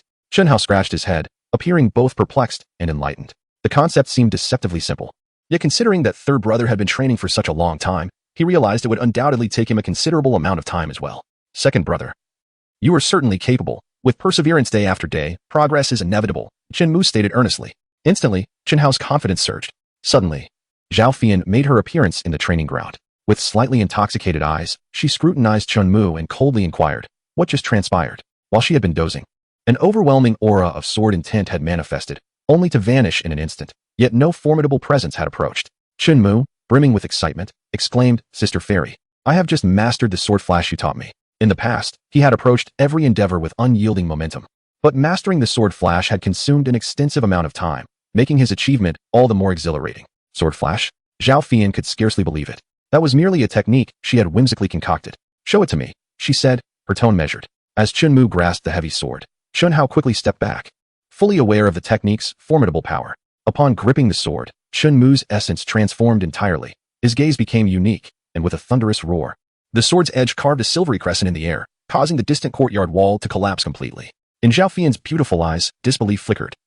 This was neither mere sword momentum nor sword energy, and certainly not sword light, but rather an astonishing sword radiance. Chapter 019. Sister Chuning. Some swords are innately imbued with a sharp radiance, while others lack such brilliance. However, an unparalleled master can evoke a dazzling sword light even from a seemingly ordinary blade. Shinmu was precisely that kind of extraordinary being. Zhao Fian was privy to many secrets. Many years ago, there was a legendary figure in Hangzhou whose innate talent was woefully inadequate, rendering him incapable of absorbing spiritual energy. Yet, through relentless practice of swordsmanship for 70 years, he achieved an epiphany, and his sword aura soared to the heavens, ultimately becoming a legend in Hangzhou. Whereas that legendary figure labored for 70 years to cultivate his sword aura, Shinmu accomplished it in merely a month. What kind of extraordinary being is he? Zhao Fian's heart was in turmoil. "Fairy sister, could you teach me other sword techniques?" Shinmu blinked innocently, gazing at Zhao Fian with a straightforward expression. Zhao Fian frowned. Her previous intoxication vanished, and she replied coldly, "One cannot indulge in excess. You have only just brushed the threshold of this technique, and there remains vast room for improvement. Continue your practice." Shinmu found her words to be quite reasonable. The sword flash could indeed be further enhanced. With a few more months of practice, he was certain it would possess even greater power. Utilizing the spirit concealment technique and the swift shadow step, Shinmu felt he could stealthily eliminate his opponents from a distance of 100 paces. "Thank you, Fairy Sister, for your guidance," he said, his face aglow with gratitude. Zhao Fian was at a loss for words. The sword technique she had casually concocted had yielded such remarkable results. This young man was simply extraordinary. His talent evoked her envy, rivaling even that of her master, and perhaps he could be compared to the legendary figure of ancient Huangzhou. "Once I master the sword flash perfectly, would you be able to teach me new sword techniques, Fairy Sister?" Shinmu looked at her with eager anticipation. Zhao Fian initially intended to refuse, but upon seeing his innocent eyes and charming visage, she relented. "When I am in a good mood, I shall teach you new sword techniques." "Thank you, Fairy Sister. You may continue your sword practice." She sighed softly before departing. Shinmu gazed at the heavy sword in his hand and murmured, "She seems displeased. Could it be that my swordsmanship is lacking?" It appeared that he needed to exert himself even more. This was not the time for complacency. With renewed determination, Shinmu swung the heavy sword again, continuing his practice in the training ground, while Chunhao followed suit, practicing his sword technique. He believed that even if it took a decade or more to master the sword flash, it would be worthwhile. As dusk fell, silver snowflakes began to drift from the sky, arriving earlier than usual this year. The two brothers looked up, and Chunhao furrowed his brow. Remarking that this winter would likely be quite cold, Chunmu nodded in agreement, expressing his concern. "Grandfather has warned that the northern wasteland is even more perilous during winter. If we encounter a fierce cold wave, there may also be a surge of monsters. Each winter, food in the north becomes scarce, prompting the beasts to descend southward in search of sustenance. Should a cold wave strike, these creatures would descend in droves, like a tide, with each surge causing immense calamity. Let us hope this year is free from natural disasters." While the brothers discussed the changing weather, Tang Shi arrived at the training ground in haste, exclaiming, "Xiao Mu," and is about to give birth. Shinmu immediately hurried back to his family's courtyard, followed closely by Qin Hao and Tang Shi. Outside the door, Qin Yin paced anxiously. Chunmu stood expectantly at the threshold, curious whether this child would be a sister or a brother, and whether they might also be a traveler from another realm. Suddenly, the sound of a loud wail echoed from within the house, and everyone outside knew that a child had safely entered the world. Chunmu shook his head slightly. It seemed this child was not a traveler. "Second uncle, it's a daughter." Chun Yin rushed inside, heading straight for Tang Wan. While Chenmu was the first to catch sight of his little sister, he held his younger sister in his arms, his eyes filled with tenderness. Yet she cried out loudly with her eyes closed, leaving him at a loss. Tang Shi observed the little sister with a smile, remarking, "Chubby and fair. Her little face resembles that of our aunt. She will undoubtedly grow to be beautiful." Tang Wan had consumed the fire cloud ginseng, and that miraculous herb also nourished the baby, resulting in her plump and healthy appearance. "Let me take a look," Tang Wan said wearily. Shinmu placed the baby beside their mother, and Chunyin chuckled. "Perfect. We can use both names we had in mind back then." After Chunying's birth, the Chun family basked in an atmosphere of joy, and Chunmu felt elated, knowing that their household would grow livelier in the future. Chun Ying was entirely different from Shinmu. She spent most of her days asleep, and when awake, she would wail incessantly. As Tang Wan needed to recuperate, the responsibility of caring for Chun Ying fell upon Chun Yan. Recently, he had not enjoyed a peaceful night's sleep, as Chun Ying's cries would awaken him in the dead of night, compelling him to rise and attend to her needs, changing her diapers, warming Beast's milk, and soothing her back to sleep. In the northern wilderness, most children are raised on Beast's milk, resulting in healthier offspring. As 2 weeks passed, Chun Yan grew noticeably thinner, feeling that caring for the child was more arduous than guarding a convoy. Fortunately, Tang Shi resided with the Chun family, providing daily assistance and alleviating some of his burdens. The arrival of Chun Ying extinguished any thoughts of having more children. The exhaustion was truly overwhelming. With a sister now in the household, the environment was much more vibrant, filled with her resounding cries. Each day, Shinmu would practice swordsmanship at the training grounds, and whenever he had a moment, he would spend time with his sister, helping their parents with their diaper changes. He recalls his experiences growing up from infancy, often feeling the urge to relieve himself, while his parents remained oblivious, only alerted by his cries. If there was no response, he had no choice but to soil his pants. Young children do not ponder such matters, which is why Chen Ying required far more diaper changes than Shinmu. Upon returning to the Chen household, Chen Tian-nan learned of the birth of his grandson, his face beaming with joy as he remarked, "Once Ying reaches her full moon, we shall celebrate with a banquet." Recently, the business of the Shunfeng escort agency had flourished, with numerous families supporting its operations, thereby rendering Chen Tian-nan busier than ever. No matter how hectic his schedule, he made it a priority to celebrate his granddaughter's milestone, and everyone readily agreed with smiles. Upon receiving this news, Tang Shi perceived it as a splendid opportunity to mend the relationship between the two families. She hurried back to the Tang family in Jinqing to inform Tang Lin of the forthcoming celebration. After a fortnight of recuperation, Tang Wan had made a remarkable recovery and began to care for Chun Ying herself, leaving Chun Yan utterly exhausted these past few days. Shinmu assisted his father in tidying up the storage room, preparing it for when Chun Ying grew older, ensuring that if his cousin ever visited, she would have a place to rest. After finishing the cleanup, Chunmu proceeded to the training ground to practice his swordsmanship, his sword flashes becoming increasingly formidable, even capable of being executed with a wooden sword. On a wintry afternoon, as snow fell heavily, the streets were blanketed in a thick layer of white. An old blind man stood outside the Chun residence, knocking on the door, clad in tattered gray garments with numerous holes in his trousers. His disheveled gray-white hair framed a parched visage that resembled that of a vagabond. When the door was opened, the maid mistook him for a beggar and smiled, saying, "Elder, please wait here. I shall fetch you some food." Chen Tian often remarked that a family that accumulates kindness will enjoy blessings. He frequently advised the servants in his household to offer food to those in need. The old blind man shook his head and replied, "No need. Inform your master that I have come bearing fortune for his progeny." The servant, somewhat doubtful, relayed this message to Chen Tian, who was at home. Upon hearing this, Chen Tian approached the door and clasped his hands, inquiring, "What brings you here, esteemed elder?" The old blind man, his expression inscrutable, replied, "I have journeyed from Xianzhou, passing through Beiwang, and upon hearing of the Chun family's auspicious offspring, I decided to pay a visit." Xianzhou. Chen Tian gasped in astonishment. The distance from Xianzhou to Beiwang was unfathomable. It was a feat unimaginable for the average person. The old man before him hailed from the prosperous Xianzhou. For an ordinary soul, traversing from the desolate regions to Xianzhou was a lifelong impossibility. If this old blind man truly came from Xianzhou, he was undoubtedly extraordinary. Chen Tian, without a trace of skepticism, warmly invited, "Esteemed elder, please, come inside and take a seat." He refrained from probing further and instead escorted the old blind man into the main hall, offering him tea. The old blind man, however, did not partake in the beverage. He stated his purpose plainly. "I sensed your grandson's potential from 10 miles away. He possesses remarkable talent, and I wish to bestow upon him an opportunity." 10 miles. Chen Tian inhaled sharply. Even a sword king would find such perception astonishing. "I appreciate your kind intentions, esteemed elder, but Ling Yun's sect has already taken an interest in Xiaomo." Chen Tian bowed respectfully. The old blind man calmly responded, "I would not dare to seize a disciple favored by Ling Yun's sect. My intention is solely to guide him in his cultivation, without taking him as my apprentice." Chen Tian rose, bowing deeply in gratitude, and asked, "Thank you, esteemed elder. May I inquire as to your esteemed surname?" Having traversed the world for an extended period, one's name becomes inconsequential. The old blind man gently shook his head. Chen Tian did not inquire further. He led the old blind man to the training ground. Despite his blindness, the old man walked without a cane, which spoke volumes of his extraordinary nature.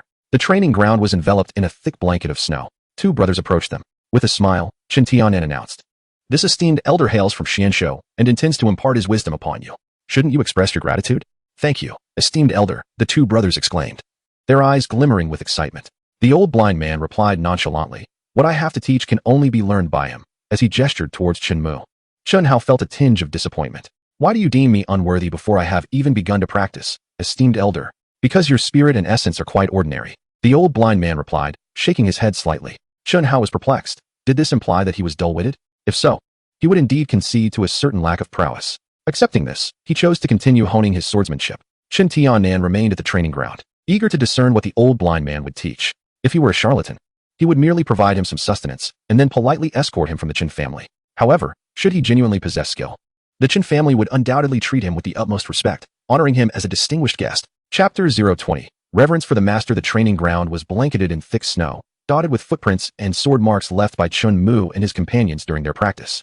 Snow continued to fall from the heavens, accumulating on Shinmu's shoulders, while the old blind man remained untouched by the snow, as if he existed in a realm apart from the world. Curiously, Shinmu inquired, "Esteemed elder, what do you intend to teach me?" He did not address the elder as such, for that title would evoke a sense of warmth. The old blind man wore an expressionless visage as he spread his arms wide, and in that instant, the world fell into silence, the flurries of snow suspended in midair. Chun Tianan's eyes widened. Chun Hao gazed upward in astonishment, and even Shinmu stood in stunned silence. Not even the chief field of the sword sect could achieve such a stillness in the falling snow. The power of the old blind man far surpassed that of the sword sect. Chen Tianan, filled with confusion, sensed no presence of a chief field. In the blink of an eye, all the snowflakes vanished, and the training ground was enveloped in a shroud of snow. Shinmu looked up at the snow-colored dome and couldn't help but exclaim, "Impressive." Crack! The snowy barrier shattered, and a violet sword light pierced through the air. Zhao Fian suddenly appeared on the training ground, her right hand gripping a sword, her left hand resting behind her. Her eyes cold and indifferent as she regarded the old blind man. Residing with the Qin family, Zhao Fian's task was to protect Shinmu, and the emergence of a foreign powerful figure could not be overlooked. The atmosphere in the training ground grew tense, prompting Chen Tianan to hastily explain, "Fairy Zhao, this elder means no harm. He wishes to teach young Mu the ways of cultivation. He is a designated disciple of Lingyun's sect and does not require your guidance." Zhao Fian replied indifferently. The old blind man remained unfazed, calmly assuring, "Rest assured, I have no intention of accepting a disciple. His essence and spirit are unique. I shall impart to him the method of concentration, and after some time, I will depart from Haishi City." Zhao Fian narrowed her eyes slightly. Should Shinmu learn the method of concentration, it would undoubtedly hinder his sword training, presenting a rather opportune moment for her. She did not wish to see Shinmu advance too rapidly. "You would do well to harbor no ulterior motives, or you shall meet a most tragic end," Zhao Fian stated with cold detachment. Zhao Fian permitted the old blind man to teach Shinmu the method of concentration, much to the delight of Chen Tianan. However, the old blind man calmly remarked, "Young lady, your ailment is grave. This path is ill-suited for you. There shall be no second Jang Fushian in this world." Silence. Zhao Fian's eyes glimmered with intent to kill. Shinmu felt a shiver run through him. The chilling aura emanating from Zhao Fian was more frigid than the winter snow. The old blind man ceased speaking. Zhao Fian turned and vanished into the tempest of snow. Shinmu blinked in curiosity and inquired, "Grandfather, what is the matter with the fairy sister?" Cultivators absorb vast amounts of spiritual energy, some gentle and some highly destructive. Within her, the cold energy rebounded, injuring her meridians and posing a threat to her life. The old blind man shook his head slightly. Shinmu was astonished. The old blind man was remarkably perceptive, able to discern Zhao Fian's condition. Though she appeared robust, she was gravely ill. It became clear to Shinmu. No wonder Zhao Fian had a penchant for alcohol, as she was suppressing the cold energy within her. Did drinking help her? Not at all, replied the old blind man. Strong liquor may alleviate physical pain, yet it is detrimental to her health. Coupled with the relentless rebound of the cold energy, it will only hasten her demise. Furrowing his brow, Shinmu reflected on Zhao Fian's efforts to protect him and teach him swordsmanship. To be frank, he found her rather commendable. I must devise a way to persuade her to abstain from alcohol, he mused quietly. With a respectful expression, Shinmu asked, "Grandfather, is there a way to resolve the cold energy rebound?" The old blind man shook his head gently and replied, "This is a matter for Jang Fushian to address." Having witnessed the old blind man's prowess, Chen Tianan no longer feared he was merely a charlatan. He also specifically informed Chun Yin to prepare a room for the old blind man. In the training ground, the old blind man remarked indifferently, "Do not worry about any backlash from what I teach you." Shinmu was filled with anticipation, as he had recently yearned to learn something new. "I am a thought master, capable of condensing the sea of consciousness and manipulating all things with mental power." The old blind man raised his hand, gathering the surrounding wind and snow into his palms. Mental power and spiritual energy are entirely different. The former originates from within oneself, while the latter is derived from the universe. A thought master, Shinmu murmured, recalling some information about thought masters. The old blind man, with a stoic expression, replied, "Thought masters are a niche group. Many of their legacies have long since vanished. I can only guide you through the threshold. Thought masters can enhance perception." Shinmu said respectfully, "Thank you, Grandpa." The old blind man continued, "I will first teach you the method of focusing your mind." He then verbally instructed Shinmu on the technique. "Shinmu, possessing remarkable comprehension, swiftly entered a meditative state as soon as the old blind man finished explaining the method. Although he was utterly exhausted from practicing sword flashes earlier in the training ground, he soon felt invigorated after employing the focusing technique. The effects of this method were truly remarkable. The old blind man slightly nodded, acknowledging that Shinmu's talent exceeded his expectations. Perhaps I still have time to revive the glory of the thought masters. Throughout the afternoon, Shinmu practiced the focusing technique, and even with his eyes closed, he could sense his surroundings. He could also introspectively observe the flow of his own blood and perceive a vast, mysterious mist within his mind. As evening arrived, Shinmu opened his eyes, which had become even brighter. "Grandpa, I saw a vast mist in my mind," Shinmu inquired, puzzled. The old blind man, maintaining his expressionless demeanor, replied, "That is your spirit. Once you condense your sea of consciousness, you will become a true thought master, marking a profound transformation." During his conversation with the old blind man, Shinmu learned that the realms of the mind master and sword master were equivalent. The mind master primarily focuses on condensing the sea of consciousness, forging the spirit, and honing the primordial spirit. In contrast, the sword master centers on gathering the spiritual spring, crafting the sword pellet, and refining the sword embryo. Before the sea of consciousness is condensed, the mind master can only enhance perception without any offensive capabilities. Once the sea of consciousness is formed, a transformation occurs, allowing practitioners to attack opponents with mental power. A mind master who has condensed their primordial spirit transcends the mundane. They can even survive the physical demise of the body, allowing the soul to endure, and may attain rebirth through possession. The path of the mind master is more arduous than that of the sword master, yet peers of the same realm can be indistinguishable in prowess. The sword master possesses greater close combat strength, while the mind master wields sharper perception. "Old man, what is your realm?" "I am a mind master who has condensed the spirit." The mind master is analogous to the sword master, yet the techniques demonstrated by the old blind man are beyond Chun Tiannan's capabilities. Could it be that the mind master is superior to the sword master? Shinmu nodded slightly, murmuring, "If one can discern Zhao Fian's issues through the condensation of the spirit, does that mean the mind master's perception surpasses that of the sword cultivator by such a margin?" The old blind man's ability to perceive Zhao Fian's troubles is undoubtedly profound. It is wise to remain cautious, and Shinmu did not readily place his trust in him. As the hour grew late, Chun Tiannan returned to the training ground, inviting the old blind man to dine with him. The old man shook his head in refusal. Powerful practitioners do not require meals. Zhao Fian, being a sword cultivator, can replenish her energy through the absorption of spiritual energy, and if necessary, she can suffice with wine. But can meditation truly quell hunger? After finishing his meditation, he did feel significantly rejuvenated, yet he still craved sustenance. The desire for food must be satisfied. After dining with his grandfather, Shinmu proceeded to Zhao Fian's doorstep. He knocked on the door and called out, "Sister Fairy." Zhao Fian opened the door, initially assuming Shinmu had come to deliver wine. Upon seeing his empty hands, her charming face turned frosty. Shinmu, with a serious expression, said, "Sister Fairy, consuming alcohol is detrimental to your health. You should drink less in the future." "Huh? You dare to lecture me despite not even matching my height?" Zhao Fian glared at him, a hint of amusement flickering in her eyes at being admonished by a 3-year-old. Shinmu continued earnestly, "If you drink again, I shall inform Jang Fushian." Zhao Fian's lips twitched, and she coldly replied, "You threaten me? Do you truly believe I wouldn't discipline a child?" Unfazed, Shinmu sighed. "No wonder Jang Fushian forbids you from drinking. My grandfather has already revealed the reason. If you persist, your health will undoubtedly suffer." "That is inconsequential," Zhao Fian replied languidly. "You may not fear death, but I do not wish for my sister fairy to meet an untimely end," Shinmu whispered, recalling the despair of his past life, where he had witnessed the hopelessness of illness. Zhao Fian was never short of affection. Aside from Jang Fushian, only Shinmu was genuinely sincere toward her. She slightly pouted and retorted coldly, "You have a tongue like a crow." Observing Shinmu's earnest expression, Zhao Fian squatted down, her eyes slightly glazed, and said, "Rest assured, I shall not drink in the future." "That is good," Shinmu replied with a sunny smile. Suddenly, with a playful flick, Zhao Fian hit his head. "If you dare to address my master by name again, I shall twist your head off and steep it in wine," Zhao Fian said coldly before closing the door. Shinmu left, clutching his head, reflecting on Zhao Fian's ruthless actions. Despite his goodwill, he felt unappreciated and murmured, "A gentleman's revenge is never too late, even if it takes 10 years. In the room, Zhao Fian gazed at the unfinished strong liquor on the table, her eyes filled with hesitation. Finally, she spoke solemnly, "I'll take one last sip." This old man, shrouded in mystery, could see through my state. Does he genuinely mean to offer a warning, or does he harbor ulterior motives?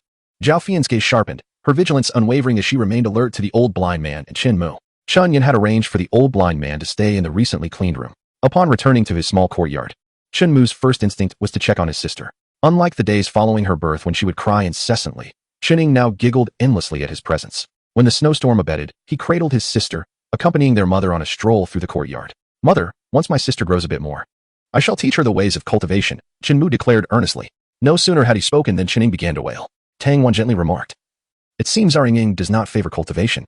Shinmu couldn't help but laugh. Unable to soothe his sister, he entrusted Qining to Tang Wan. "Ying, be good. Let us return to our room for some rest, and tomorrow you can play with your brother." That night, Shinmu sat cross-legged on his bed. He simultaneously practiced his breathing technique and concentration method, uncertain of the outcome. Chapter 021.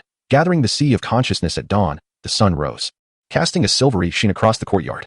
Shinmu's room was warm, his body enveloped in a faint golden glow. His skin glistened, and within him, the flesh and blood trembled as impurities were expelled from his body with each breath. He absorbed the ethereal energy of the heavens and the earth, nourishing his flesh and blood, while the spiritual spring within his dantian grew ever more expansive.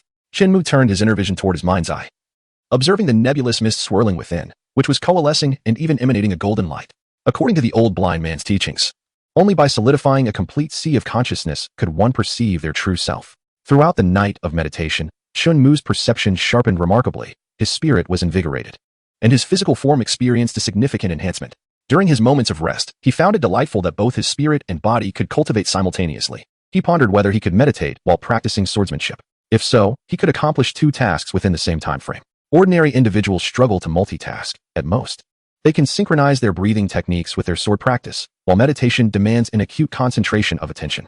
This was also the reason Jang Fushian permitted the old blind man to teach him the concentration method, wishing to delay his sword training. Shinmu rose and encountered the old blind man in the courtyard. "How was your cultivation last night?" The old blind man inquired with an inscrutable expression. That he was aware of my nocturnal practice surprised Shinmu, who replied with a smile, "I feel invigorated, and there is a golden mist in my mind." The old blind man responded with delight, "Truly remarkable talent. When all the mist transforms into golden vapor, I shall bestow upon you the fiery divine visualization chart. That is a mid-tier visualization chart of the spiritual rank, a paragon among the 6th grade, nearing the upper echelons of the spiritual tier." The old blind man added with profound significance. Shinmu was filled with joy, his face aglow with a smile, yet he remained vigilant within. The old blind man retrieved a blue herb from the pouch at his waist. This was the soul fortifying herb of the 4th tier, capable of strengthening the spirit and suitable for direct consumption. Shinmu blinked in confusion and asked, "Grandfather, why are you so kind to me?" The old blind man replied nonchalantly, "You possess extraordinary talent. By assisting you now, you shall be able to aid me in the future." Shinmu pondered this carefully and found it to be quite reasonable. If the old blind man were to seek his assistance later on, he would be inclined to oblige, provided it was within the realm of reason. He accepted the medicinal herbs with gratitude, saying, "Thank you, grandfather. I shall remember this kindness." The old blind man turned and retreated to his chamber, prompting Shinmu to inwardly wonder, was he waiting specifically for me? Shinmu did not hastily consume the strengthening soul herb. After comparing it through the system's marketplace, he discerned that the herb appeared to be flawless. He set it aside and proceeded to the dining hall for a meal. His younger sister lay sleeping in her cradle, while his mother busily mended an old cotton-padded jacket. Shinmu had grown taller, and the original jacket was now somewhat short, so he could only wear it with some discomfort. Tang Wan smiled and said, "Mu'er, come and try this on. Let us see if it fits." Shinmu donned the old jacket and smiled, "Mother, it fits perfectly and is quite warm. Once the new year arrives, your father will buy you a brand new jacket." Chunyan interjected. Shinmu shook his head and replied, "Father, there is no need to waste money. I grow quickly, so the old one will suffice. There is no need to constantly buy new clothes." "Ha ha." Chunyan and Tang Wan smiled, feeling immensely gratified. Not only was Chunmu gifted, but he was also remarkably considerate. After finishing his meal, Shinmu approached the cradle to gaze at his sister. Chining had yet to awaken, tightly swaddled, with only her chubby, fair little face visible, making her appear exceedingly adorable. At birth, she had weighed half a pound more than Shinmu, and since then, she had not fallen ill, though the couple remained vigilant. The winter in the northern wilderness is bitterly cold, and many children are prone to illness and untimely demise during this season. The first child of my uncle's family departed this world in the heart of winter. That year, the monstrous beasts also attacked Blackstone City. Chining, however, possesses robust health and a constitution that far surpasses that of her peers, which brings considerable relief to her parents. Tang Wan is aware that this is largely due to the miraculous fire cloud ginseng. "Mother, I am going to practice my swordplay," said Mu'er. "If it snows heavily, return indoors to rest. Do not let yourself suffer from the cold," she cautioned. Recently, the weather has been quite frigid, with frequent heavy snowfall. Shinmu smiled and replied, "No problem. Mu'er is indeed very diligent. Husband, since you are at home lately, you could accompany our son in his sword practice while I tend to Ing." Tang Wan suggested. Shunyan cleared his throat twice and replied earnestly, "The escort agency has been exceedingly busy. My father intends to clear his current assignments and then prepare for Ing Ying's full moon celebration." Chunmu's strength now rivals that of Chunyan, perhaps even surpassing it. He understands the need for appearances and thus finds an excuse to decline. Before his marriage, Chunyan was a 6th-rank sword master. And now he has only reached the 7th rank. He has not advanced in years due to his frequent duties as an escort, leaving him little time for cultivation. Only during the childhood of his son does he find ample time for practice. In the training ground, Shinhao is diligently practicing his swordsmanship. The snowy ground is marked by countless sword scars. "Brother, you are truly early," he remarked. "Indeed, diligence can compensate for lack of talent," Shinhao replied with a grin. Shinhao practices diligently every day, and Shinmu shares insights from his own training. Recently, Shinhao's swordsmanship has improved significantly. Shinmu picked up a heavy sword and began to practice. He executed the sword flash once more, the snowy expanse illuminated by the glint of his blade, leaving a succession of long sword marks etched into the ground. Shinhao paused to rest, taking a moment to observe Shinmu's blade flashes. He pondered, how impressive that my younger brother can do this with his eyes closed. The training ground bore long, deep sword scars, each one marked by Shinmu's precise strikes, never deviating from the same spot. Astonished, Shinhao exclaimed, "This is something I cannot achieve even with my eyes wide open." A white dragon danced at the corner of Chunmu's mouth as he meditated, simultaneously practicing his swordsmanship. He had not anticipated such a remarkable feat was possible. Chunhao lifted his iron sword and resumed his training. After 3 days and nights of relentless practice, the fog in Chunmu's mind transformed predominantly into a golden hue, allowing his perception to envelop the entirety of Chun Manor. However, there were 2 areas he could not penetrate, the chamber of Zhao Fian and that of the old blind man. As evening fell, Chunmu approached Zhao Fian's room. With his heightened sensitivity, he heard faint convulsions from within and promptly knocked on the door, inquiring, "Sister Shinzi, are you unwell?" Inside, Zhao Fian lay curled upon her bed. Trembling, her complexion was pale, and frost enveloped the room. Upon hearing Chunmu's youthful voice, she coldly replied, "I am fine." Chunmu responded respectfully, "Sister Shinzi, I wish to seek your counsel on a matter." Zhao Fian opened the door, and a rush of cold air swept out, more piercing than the wintry gusts outside. Shinmu, brimming with vitality, managed to withstand it. Recalling that his second brother had mentioned feeling colder indoors with the stove lit than while practicing swordplay in the training ground. It seemed this chill was indeed linked to Zhao Fian. "What is it?" Zhao Fian asked, her face displaying impatience. Shinmu produced a vibrant blue soul-strengthening herb, curiously asking, "This was gifted to me by an elder. May I consume it?" Zhao Fian examined the zhuanghuan grass meticulously and remarked, "This herb is impeccable. Yet, why would he bestow such a precious gift upon you?" "Perhaps he values my potential," came the reply. "Perhaps," Zhao Fian said indifferently. Shinmu took back the zhuanghuan grass and inquired earnestly, "Sister Fairy, are you truly all right?" He regarded her as his protector. If anything were to happen to her, his sense of security would be shattered. Suddenly feeling warmth, Zhao Fian realized that aside from her master, there was someone else who cared for her. Her voice softened considerably. "Rest assured, I've merely been unwell these past few days. I shall recover shortly. Sister Fairy, do take good care of yourself." Shinmu smiled brightly. Zhao Fian's delicate face lit up with a smile. "You certainly know how to show concern, but all I desire is to drink." Shinmu detected no scent of alcohol on her, only a subtle fragrance. "Sister Fairy, do drink more warm water." Zhao Fian nodded with a smile. However, once she closed the door, her complexion grew even paler. Biting her silver teeth, she refrained from making a sound, emanating an aura of coldness. Shinmu confirmed the efficacy of the spiritual herb. That night, he consumed the entire zhuanghuan grass. His spirit rapidly grew stronger, and the golden mist in his mind thickened, ultimately coalescing into a golden liquid. Gradually, the golden liquid multiplied, transforming the mist into a shimmering lake. Shinmu's perception expanded beyond the confines of the Chen residence. To his astonishment, he discovered that his spirit had formed a golden sea of consciousness. Though it was merely the size of a palm, he had truly become a master of thought. Host, Shinmu, Realm, Peak of 8th grade Swordmaster, Realm, Initial stage of 1st grade Mind Master.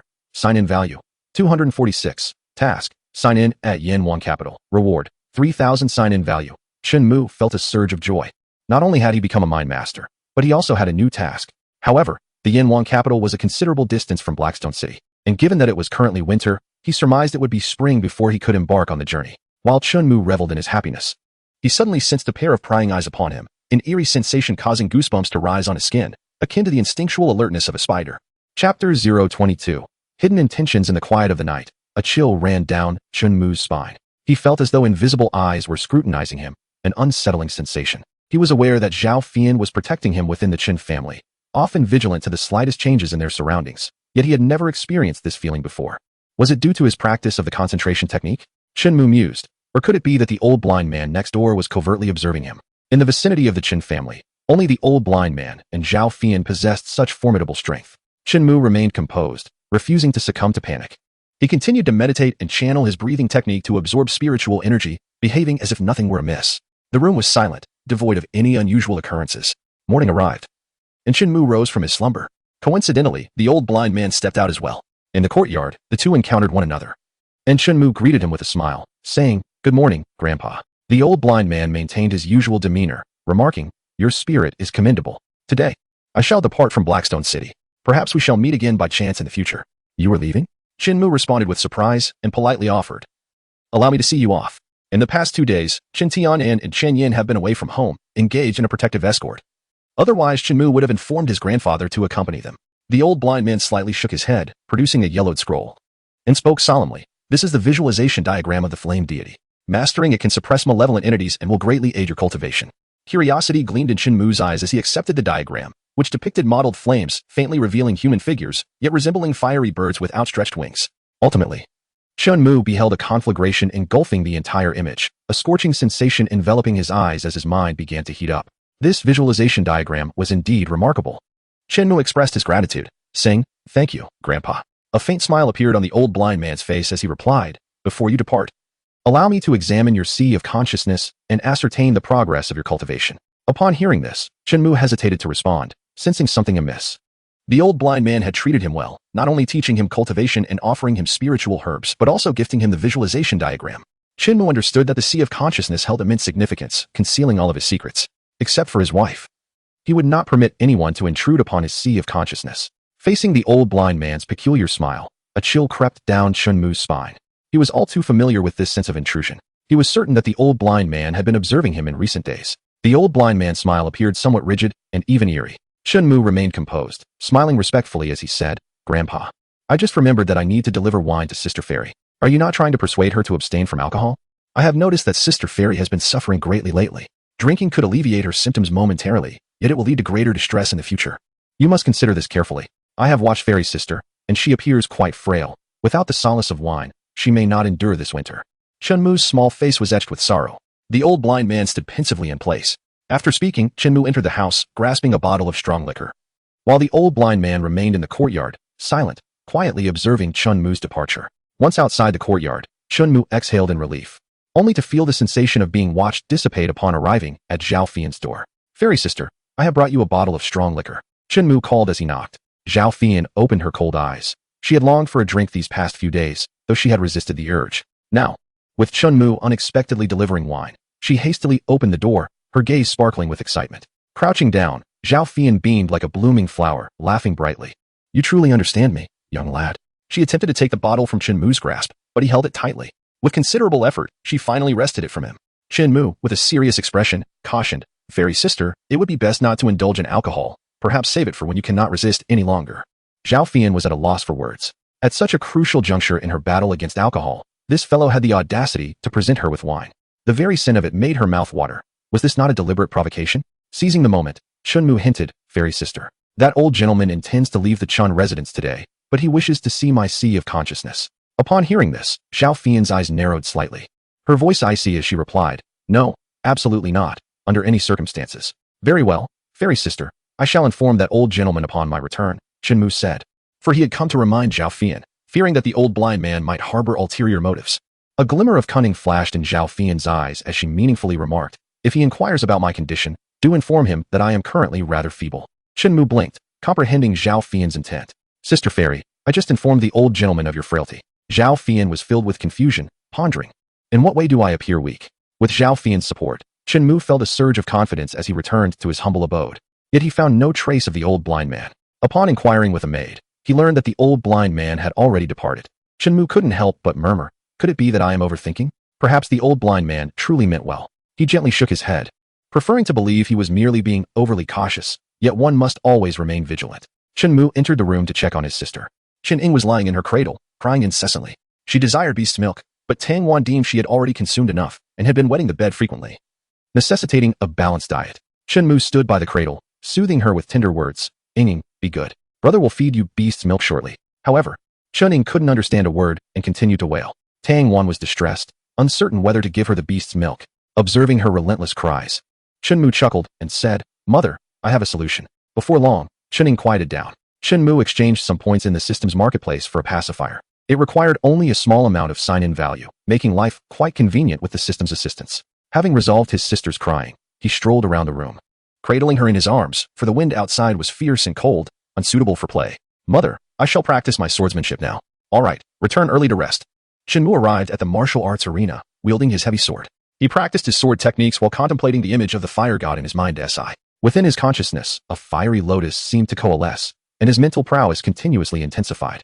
As dusk fell, Shinmu returned home for dinner. Outside, a flurry of snowflakes descended from the heavens, and the north wind howled past his ears. It appeared that a significant snowfall was imminent. Shinmu gazed up at the overcast sky. In the stillness of the night, he settled cross-legged on his bed to meditate. His mind was immersed in contemplation, and his body absorbed the spiritual energy, enveloped in a mysterious glow that resembled silver mist and golden haze. The ethereal light emanating from within him signified the overflowing spiritual energy, while the golden haze was the mental force generated through his meditation. The intertwining of these two luminescent auras rendered him extraordinarily sacred. Outside, the wind and snow raged, producing a cacophony that made the wooden door creak ominously. Shinmu, with heightened perception, sensed an unusual disturbance. The familiar sensation of being watched returned once more. Remaining composed, he continued his training, confident that Jang Fushian could handle the situation. Amidst the storm, a hunched figure emerged. The old blind man had inexplicably reappeared in the courtyard, having departed earlier that morning, yet now returning deep into the night. As he stepped into the courtyard, he suddenly turned around to see Jang Fushian standing nearby, holding a delicate whisper in her hand. With an air of indifference, she remarked, "I warned you. Should you harbor any malicious intent, you shall meet your demise." The old blind man gazed at Jang Fushian, his expression tinged with confusion. "Did you know I would return?" he inquired. Had it not been for Chunmu's warning, Jang Fushian might have let her guard down, as Chunmu suggested her weakness to make the old blind man believe there was an opportunity. Chunmu sensed two formidable presences outside and stealthily approached the door, peering through the gap to observe the unfolding scene. The blind old man could not help but let out a cold laugh. "Do you think yourself strong enough to kill me?" Jang Fushian, with an air of icy determination, swept her sword with grace, and Chunmu felt a chill enveloping him. Instantly, his door was frozen solid by ice and snow, rendering the room eerily silent, to the point where even the sound of the wind and snow became almost inaudible. Fortunately, his senses were far beyond the ordinary, allowing him to faintly hear the commotion outside. Chunmu's gaze sharpened. His hope now rested solely on Jang Fushian. Should she falter against the blind man, they might both find themselves in peril. In the courtyard, the wind and snow solidified. The snowflakes of the world evaporated in an instant. Jang Fushian raised her hand, uttering a soft incantation, and sharp ice spikes erupted from the ground nearby, piercing through the blind man's body, rendering him akin to a frozen hedgehog. Hiss! Shinmu gasped in astonishment. Jang Fushian's power was formidable indeed. Yet the blind man remarked nonchalantly, as expected of a disciple of Jang Fushian, "Your strength far exceeds that of your contemporaries. Unfortunately for you, you have encountered me." Chunmu furrowed his brow. Given the blind man's current state, could he still retaliate? Boom! The blind man's body shattered into countless icy fragments, scattering with the wind, yet a dazzling golden light emerged from the chaos, radiant as the sun. Chunmu exclaimed in shock, "Is that the primordial spirit?" Jang Fushian's beautiful eyes narrowed slightly as she calmly stated, "So your physical form has already deteriorated." So it was. You taught Chunmu the concentration technique merely to usurp his body. If his sea of consciousness were too weak, he would struggle to withstand your primordial spirit. Chunmu clenched his fists, realizing how despicable the blind man truly was. Damn, he had nearly fallen prey to this old wretch's insidious scheme. Indeed, there is no such thing as a free lunch in this world. Chunmu requested Jang Fushian to teach him the art of swordsmanship, yet his efforts proved futile. The old blind man not only instructed him in his cultivation, but also bestowed upon him spiritual herbs and visualization diagrams, which undoubtedly raised suspicions. In the courtyard, golden light permeated the air as dozens of golden swords emerged, piercing toward Jang Fushian, who soared into the sky. Reluctant to cause destruction to the Chen family, Jang Fushian ascended amidst the dazzling golden radiance, as snow and wind swirled, rendering the high altitude seem nearly indistinguishable to the naked eye. Shinmu, eyes closed, utilized his mental energy to sense the battle above. Chapter 023, Fortuitous Misfortune. The snowstorm enveloped Haishi City. Jang Fushian's aura enveloped the Chen residence, while the townsfolk remained ensconced in slumber, save for a solitary figure rising from the city lord's mansion. Mu Donglu, clad in a nightgown, hastily entered the courtyard. Gazing upward, what a formidable aura. That must be a sword king. Mu Donglio's expression turned grave. It was in the direction of the Chen family. Could this be due to Shinmu? He was aware of Jang Fushian's presence safeguarding the Chen family. Yet who was the unfamiliar presence? The clash of sword kings left Mu Donglu as a mere spectator within his own courtyard. Who dared to challenge Lin Yun's sect? Shinmu's perception was vague. Jang Fushian and the old blind man were too distant. Above the wind and snow, Jang Fushian resolutely turned. Dozens of golden swords howling toward her. With calm composure, she uttered soft incantations, and the surrounding ice and snow coalesced into sword blades. In midair, the ice and snow swords collided with the golden swords, producing a thunderous cacophony. Amidst the storm, golden light surged, ultimately coalescing into the form of the old blind man, albeit appearing significantly more youthful. The cultivation of a mental master was far more arduous than that of a sword master, and the condensation of the primordial spirit was a feat akin to ascending to the heavens. Shinmu felt a surge of anxiety for Zhao Fian. The old blind man concentrated his primordial spirit, his strength undoubtedly rivaling that of the sword sovereign, perhaps even that of the sword king. The old man's primordial spirit raised a hand, and golden sword light coalesced within his grasp. Zhao Fian's countenance was icy, her hands enveloped in frost, as she unleashed a beam of cold light that sliced through the moonlit night, sweeping away the swirling snow. The old man's fingertips shimmered with golden light. The two formidable energies collided, instantly reducing the surrounding snowflakes to powder. Shinmu sensed Zhao Fian's aura waning, while the old blind man's energy also diminished. But Zhao Fian's condition appeared more dire. Could it be due to her physical state? Shinmu murmured, feeling a wave of tension wash over him. If Zhao Fian were to be defeated, it would spell disaster for Shinmu, and he naturally wished for her victory.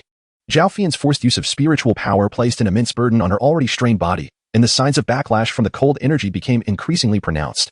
The old blind man discerned the truth and remarked indifferently, "Your rapid elevation in rank has rendered your foundation unstable, resulting in damage to your essence. Your body can no longer withstand this power. To continue fighting would be tantamount to a death sentence." Unfazed, Zhao Fian responded with a cold laugh. "Huh? What are you afraid of, old man? Possessing another's body requires considerable time and immense mental energy. You are left with nothing but your primordial spirit. Once you lose your physical form, your mental energy cannot be replenished. You are but a flickering candle nearing its end." The expression on the old blind man's primordial spirit grew grim. Zhao Fian recognized him as a mere paper tiger. Despite having once been a master of the royal realm, he now existed only as a fading essence. Without a suitable vessel to inhabit, his mental energy would deplete, and his primordial spirit would wither. The master cannot seize a body infinitely. They possess but one opportunity, and the failure rate is exceedingly high. A second attempt would lead to a fatal calamity. Hence, the old blind man refrained from hastily attempting possession. He coveted Shinmu's exceptional root bone and unique constitution. Should he acquire this flawless flesh, he might even have the chance to establish a sect and attain sanctity. Unfortunately, Zhao Fian was present. "Seal. For symbols, celestial prison." The old blind man's primordial spirit commanded.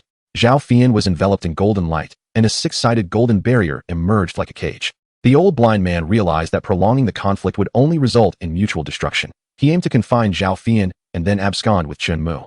Zhao Fian swung her sword, unleashing a snow-white slash that rippled against the golden barrier but failed to shatter it. The old blind man declared with pride, "In my prime, I would not even need to resort to such means. This seal can trap a sword king for half an hour. Remain here quietly." After employing the sealing technique, the old blind man's primordial spirit visibly dimmed. He descended once more into Qin's courtyard. Not far away, Mu Donglu furrowed his brow, sensing the unfamiliar fluctuation descending upon the Chun residence, aware that Shinmu might be in peril. "Such a powerful being is beyond my capability to confront," Mu Donglu lamented. Shinmu, a paragon of Haishi City, would bring countless honors to the city in the future. Mu Donglu yearned to rescue him, yet the adversary was overwhelmingly formidable. Perceiving the old blind man's return, Shinmu opened his eyes, grasping his heavy sword tightly. High above, Zhao Fian gazed at the departing primordial spirit of the old blind man, her eyes frosted with coldness as she coldly intoned, "Impudence."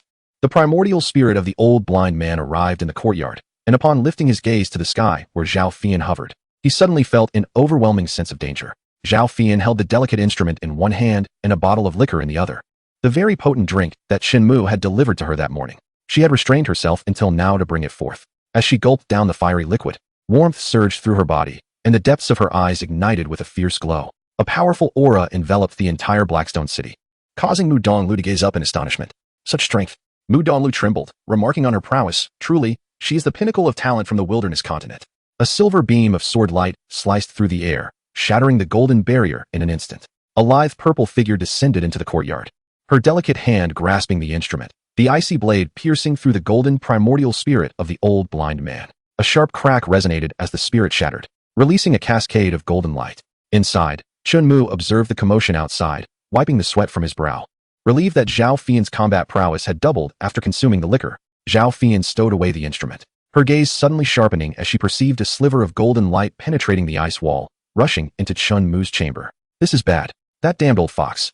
With a swift motion, Zhao Fian shattered the ice wall and flung open the door, only to find Shinmu collapsed on the ground. "Shinmu, steady your mind." She cradled him in her arms as he gritted his teeth, feeling a colossal presence encroach upon his consciousness. The old blind man sought to devour his awareness. Faced with the specter of death, Shinmu could not easily relinquish his mind's sanctum. In this critical moment, he recalled the vision of the flame god. Zhao Fian, like an agitated ant on a hot pan, was at a loss. Although it was merely a remnant of a soul, An ordinary person's will could hardly withstand such an assault. Even if possession did not succeed, it was highly probable that he would be reduced to folly thereafter. Shinmu began to meditate, and flames flickered within his consciousness. Soon, the fire enveloped his mind, while the remnants of the old blind man's soul howled in despair. Impossible. You have actually manifested the flame god visualization. The old blind man's voice was filled with hopelessness. He had intended to use that visualization to gain Shinmu's trust. However, Shinmu was not deceived and swiftly mastered the flame god visualization within a mere half-day.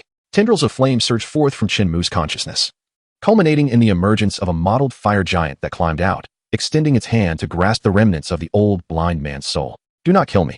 I can coexist with your divine soul, and I can provide you with a wealth of cultivation experience. Shinmu's soul responded coldly, it is too late. He then crushed the remnants of that soul, severing the roots to prevent any resurgence. The old blind man fell into despair, unable to believe that he would perish due to that flame god visualization. Perhaps this was his retribution. Golden rays of light cascaded into his consciousness.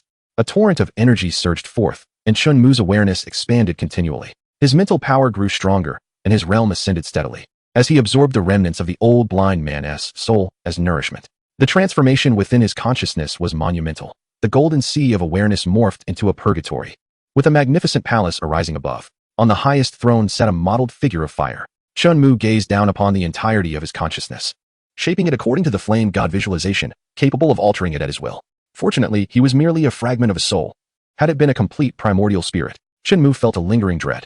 Zhao Fian tightened her grip around Shinmu's neck, ready to strangle him should he be possessed, and then return to offer penance to her master. Suddenly, Shinmu's body returned to normal. He opened his clear eyes and inquired with a hint of confusion, Sister Fairy, what are you trying to do? Zhao Fian's beautiful eyes were filled with astonishment. And what about that old fox? I have dealt with him, Shinmu replied, his smile radiating warmth and charm. Zhao Fian gazed into Shinmu's eyes, which were incapable of deception. He remained Shinmu, astonishingly resilient for one so young. That is a relief, she said, refraining from further inquiries. With the old blind man's primordial spirit severely injured, seizing control would be exceedingly difficult. Her primary concern was that Shinmu might suffer mental impairment. With a cold expression, she cautioned, you must be vigilant. Next time, luck may not be on your side. Having said that, Zhao Fian hastily departed the room. Shinmu watched her retreating figure and solemnly declared, I will strive to grow stronger. Later that night, Shinmu lay in bed, resting. His mental prowess had significantly surged, elevating him to the rank of a ninth-tier mentalist. The mere absorption of a fragment of a residual soul had resulted in such remarkable advancement. He could hardly fathom what would happen if he consumed a complete primordial spirit. The thought sent a shiver down his spine. Had he truly absorbed a complete primordial spirit, he might not have survived. As dawn broke, a maid was sweeping the snow in the courtyard. There were no traces of battle. Mu Donglu had specifically come to visit Shinmu, primarily to ascertain his well-being, and subsequently inquired about the events of the previous night. In a hushed tone, Shinmu replied, there were villains last night, but they have been dealt with by Sister Fairy. I kindly ask that you keep this from others, as I fear it might worry my mother. Rest assured, I shall keep it confidential. You are the future of our Blackstone City, and your safety is paramount. Mu Donglu responded with a smile. After their exchange, Mu Donglu returned to the city lord's residence, while Shinmu entered the house to have breakfast. Within the confines of the room, Tang Wan expressed her concern, stating, the weather has been quite peculiar lately. It snowed last night, accompanied by thunder. I wonder when your father and the others will return. Shinmu reassured her, Mother, do not worry. Father and the others will return once their tasks are complete. Suddenly, the wails of Chun Ying echoed in the background, demanding sustenance. Tang Wan, while knitting clothes for her younger sister, continued her efforts. Shinmu hastily finished his meal and proceeded to feed his sister with beast's milk, which finally calmed her cries. He did not rush to the training grounds to practice swordsmanship, but instead approached the door of Zhao Fian to inquire. Sister Fairy? Please do not disturb me at this time. A frigid voice emanated from within the room. Understanding the situation, Shinmu discreetly withdrew, realizing he could not assist Zhao Fian. There was little use in suggesting she drink more warm water, as such advice would likely become tiresome. Thus, he resolved to dedicate himself to his training. Shinmu arrived at the training grounds to practice his swordsmanship. 10 days later, Qin Tianan and Qin Yin returned to Haishi City, finally completing their assignments at the escort agency, which brought a renewed vibrancy to the Qin family. In a few days, they would celebrate the full moon of the youngest sister, prompting a flurry of activity within the household. Chapter 024. A gathering of guests on the eve of the full moon celebration. The Qin family invited the renowned chef from Zui Xianglu. The kitchen was filled with the savory aromas of wine and meat. Neighbors from the vicinity arrived to lend a hand. Shinmu and Chun Hao were equally occupied. Chun Hao was tasked with clearing the snow from the training grounds, while Chunmu took it upon himself to wipe down the chairs and benches. Amidst their busy work, Chunmu suddenly looked up with a smile, exclaiming, eldest sister has returned. Chun Hao, leaning on his broom, glanced around in confusion and asked, huh, Where is she? With his heightened perception, Shinmu sensed the presence of Qinshi 2 streets away, easily spotting her outside the Qin residence. Moments later, Qinshi hurried to the training ground, clad in a pink cotton jacket, her expression brimming with joy. Did you all miss me? She inquired. Eldest sister. Qinmu and Chunhao responded with cheerful nods.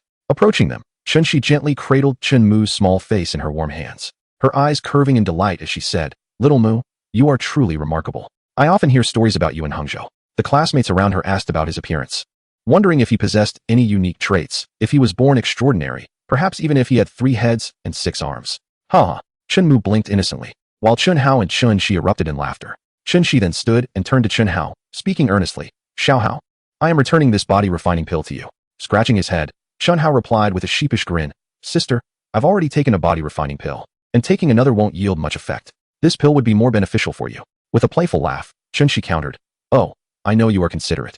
Even if its effectiveness is diminished, it will still aid you. You need the body refining pill more than I do. As for me, taking it now would not allow me entry into the sect.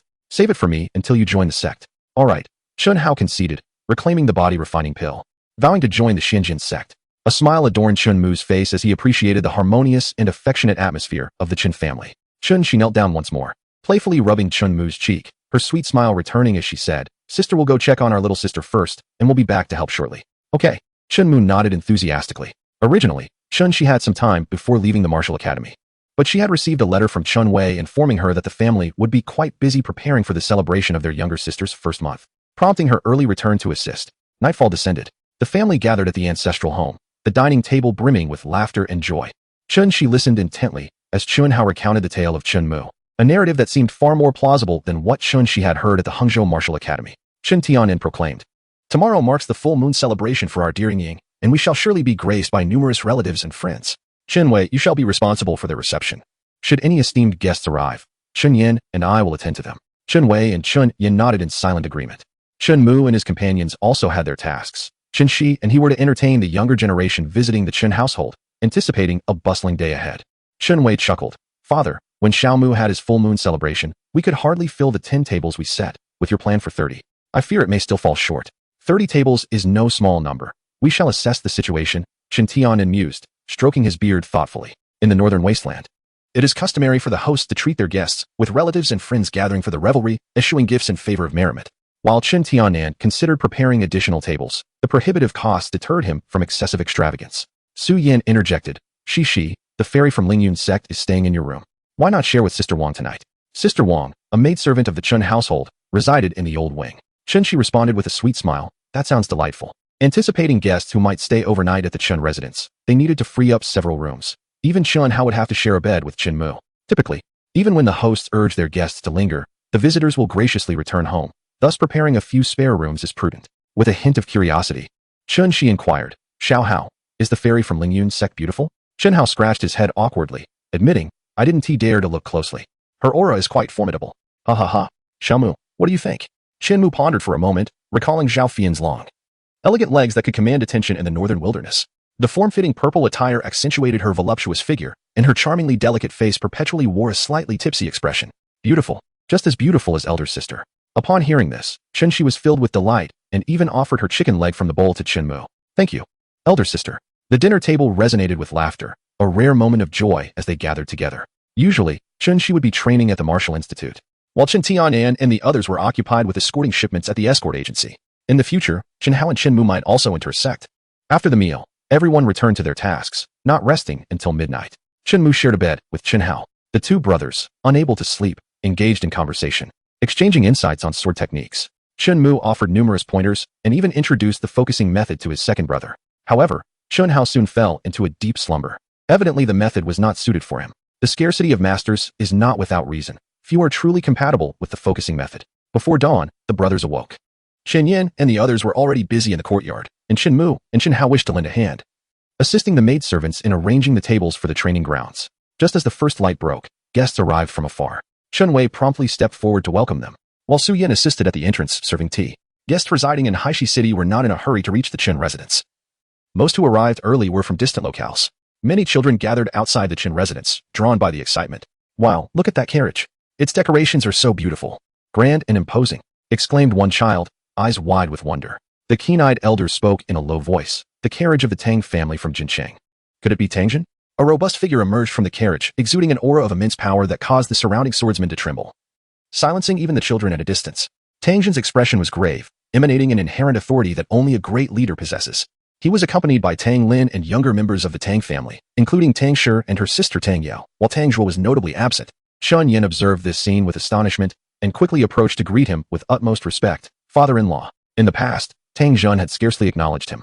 Yet now he was personally visiting the Qin family. No need for excessive formality. This is a gift for my little grandson, Tang Zhen said with a smile. As Tang Lin held 2 boxes of gifts in his hands, Chun Yin accepted them with a smile, acknowledging the favor shown to Tang Wan. The bystanders were left in a state of shock, realizing that Chun Yan's father-in-law was none other than Tang Zhen, the head of the illustrious Tang family of Jincheng.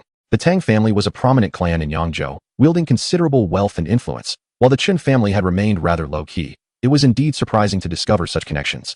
Unaware of the underlying circumstances, upon hearing of the esteemed guest's arrival, Chen Tiannan made time to meet with Tang Zhen. Upon seeing Chen Tiannan hastily approach, Tang Zhen clasped his hands and smiled. Brother Chun, we are all family here. You need not concern yourself with us. I shall go check on my little grandson while you attend to your matters. Thank you, Brother Tang, for your understanding, Chen Tiannan reciprocated. As another distinguished guest arrived in an elegant silver carriage, presenting an even grander spectacle than that of the Tang family, Chen Tiannan stepped forward to extend his welcome. Tang Zhen and his party proceeded to Tang Wan's courtyard. Tang Wan was aware of Tang Zhen's arrival. Embracing Chun Ying, she gracefully walked into the courtyard and said, Father, please take a seat inside. Tang Zhen gazed at Tang Wan and sighed. Wanner, it was my fault back then. Father, let us not dwell on the past today. Mu'er, quickly greet your grandfather, Tang Wan reminded. Shinmu, who was following closely behind Tang Wan, was the one to inform his mother of their grandfather's presence. Grandfather. Shinmu spoke calmly. Tang Zhen observed Shinmu, and with his years of experience and discerning character, he recognized that this child was extraordinary. Alas. Tang Zhen sighed once more. Had he known that Tang Wan and Chen Yin would bear such a prodigious child, he would not have opposed their union in the past. Tang Wan bore no resentment towards Tang Zhen, respectfully suggesting, Father, let us move indoors. This is not a suitable place for conversation. Aunt Xiaomu. The Tang sisters greeted with cheerful voices. Tang Shi, smiling, introduced, Xiaomu, this is your 5th cousin, Tang Yao.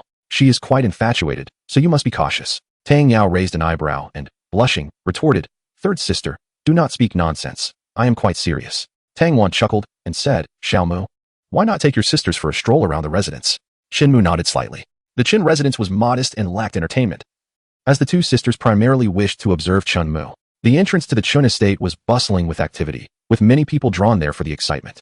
You see, that is the carriage from the Liu family of Baiyin City. Old Master Liu is a renowned swordsmith and has not left Liu's village for many years.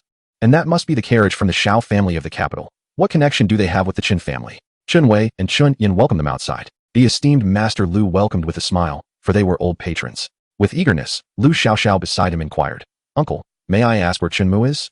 I wish to play with him. Chun Yin chuckled lightly. He should be at the manor. You can seek him out yourself. Understanding their busy schedule, Liu Xiaoxiao refrained from further interruption. She had heard that the Chun family was hosting a celebration for a full moon, and she insisted on accompanying her grandfather, as she held a fondness for Chunmu, particularly since he had once saved her. Master Liu, with a grin, stated, This spiritual sword is my masterpiece. I hope the Qin family will not find it wanting. Chun Yin, taken aback, quickly waved his hands, exclaiming, Master Liu, this is a spiritual sword of immense worth. We cannot accept it. A sword gifted to a hero is a treasure, yet I fear this blade may not be worthy of him. Master Liu shook his head in self-deprecation. Chun Yin hurriedly gestured, respectfully saying, Master Liu, that was not my intention. Then please accept it, Master Liu insisted, handing the spiritual sword to Chun Yin. Reluctantly, Chun Yin accepted the sword, which was classified as a 4th-tier spiritual weapon, aptly deemed a mid-grade spiritual sword, known as Zhoi or Broken Wing. Such a sword would be irreplaceable even for a fortune. Master Liu's sincerity was palpable, especially as he valued Chenmu's talent, believing that Zhoi would only shine in his hands. Meanwhile, the city lord, Mu Donglu, arrived at the Chun family estate with meticulously prepared gifts. Nowadays, one felt remiss to enter the gates of the Chun manor without an impressive offering. Many of the Chun family's old acquaintances hesitated to attend the full moon feast. Chen Tianan specifically instructed Chun Wei to invite neighborhood friends, emphasizing that the brothers from the escort agency should bring their families to the banquet at the Qin residence. Chen Tianan advised them against presenting gifts, emphasizing that they were all friends, and the banquet was merely a celebration, where it sufficed to enjoy a few hearty drinks.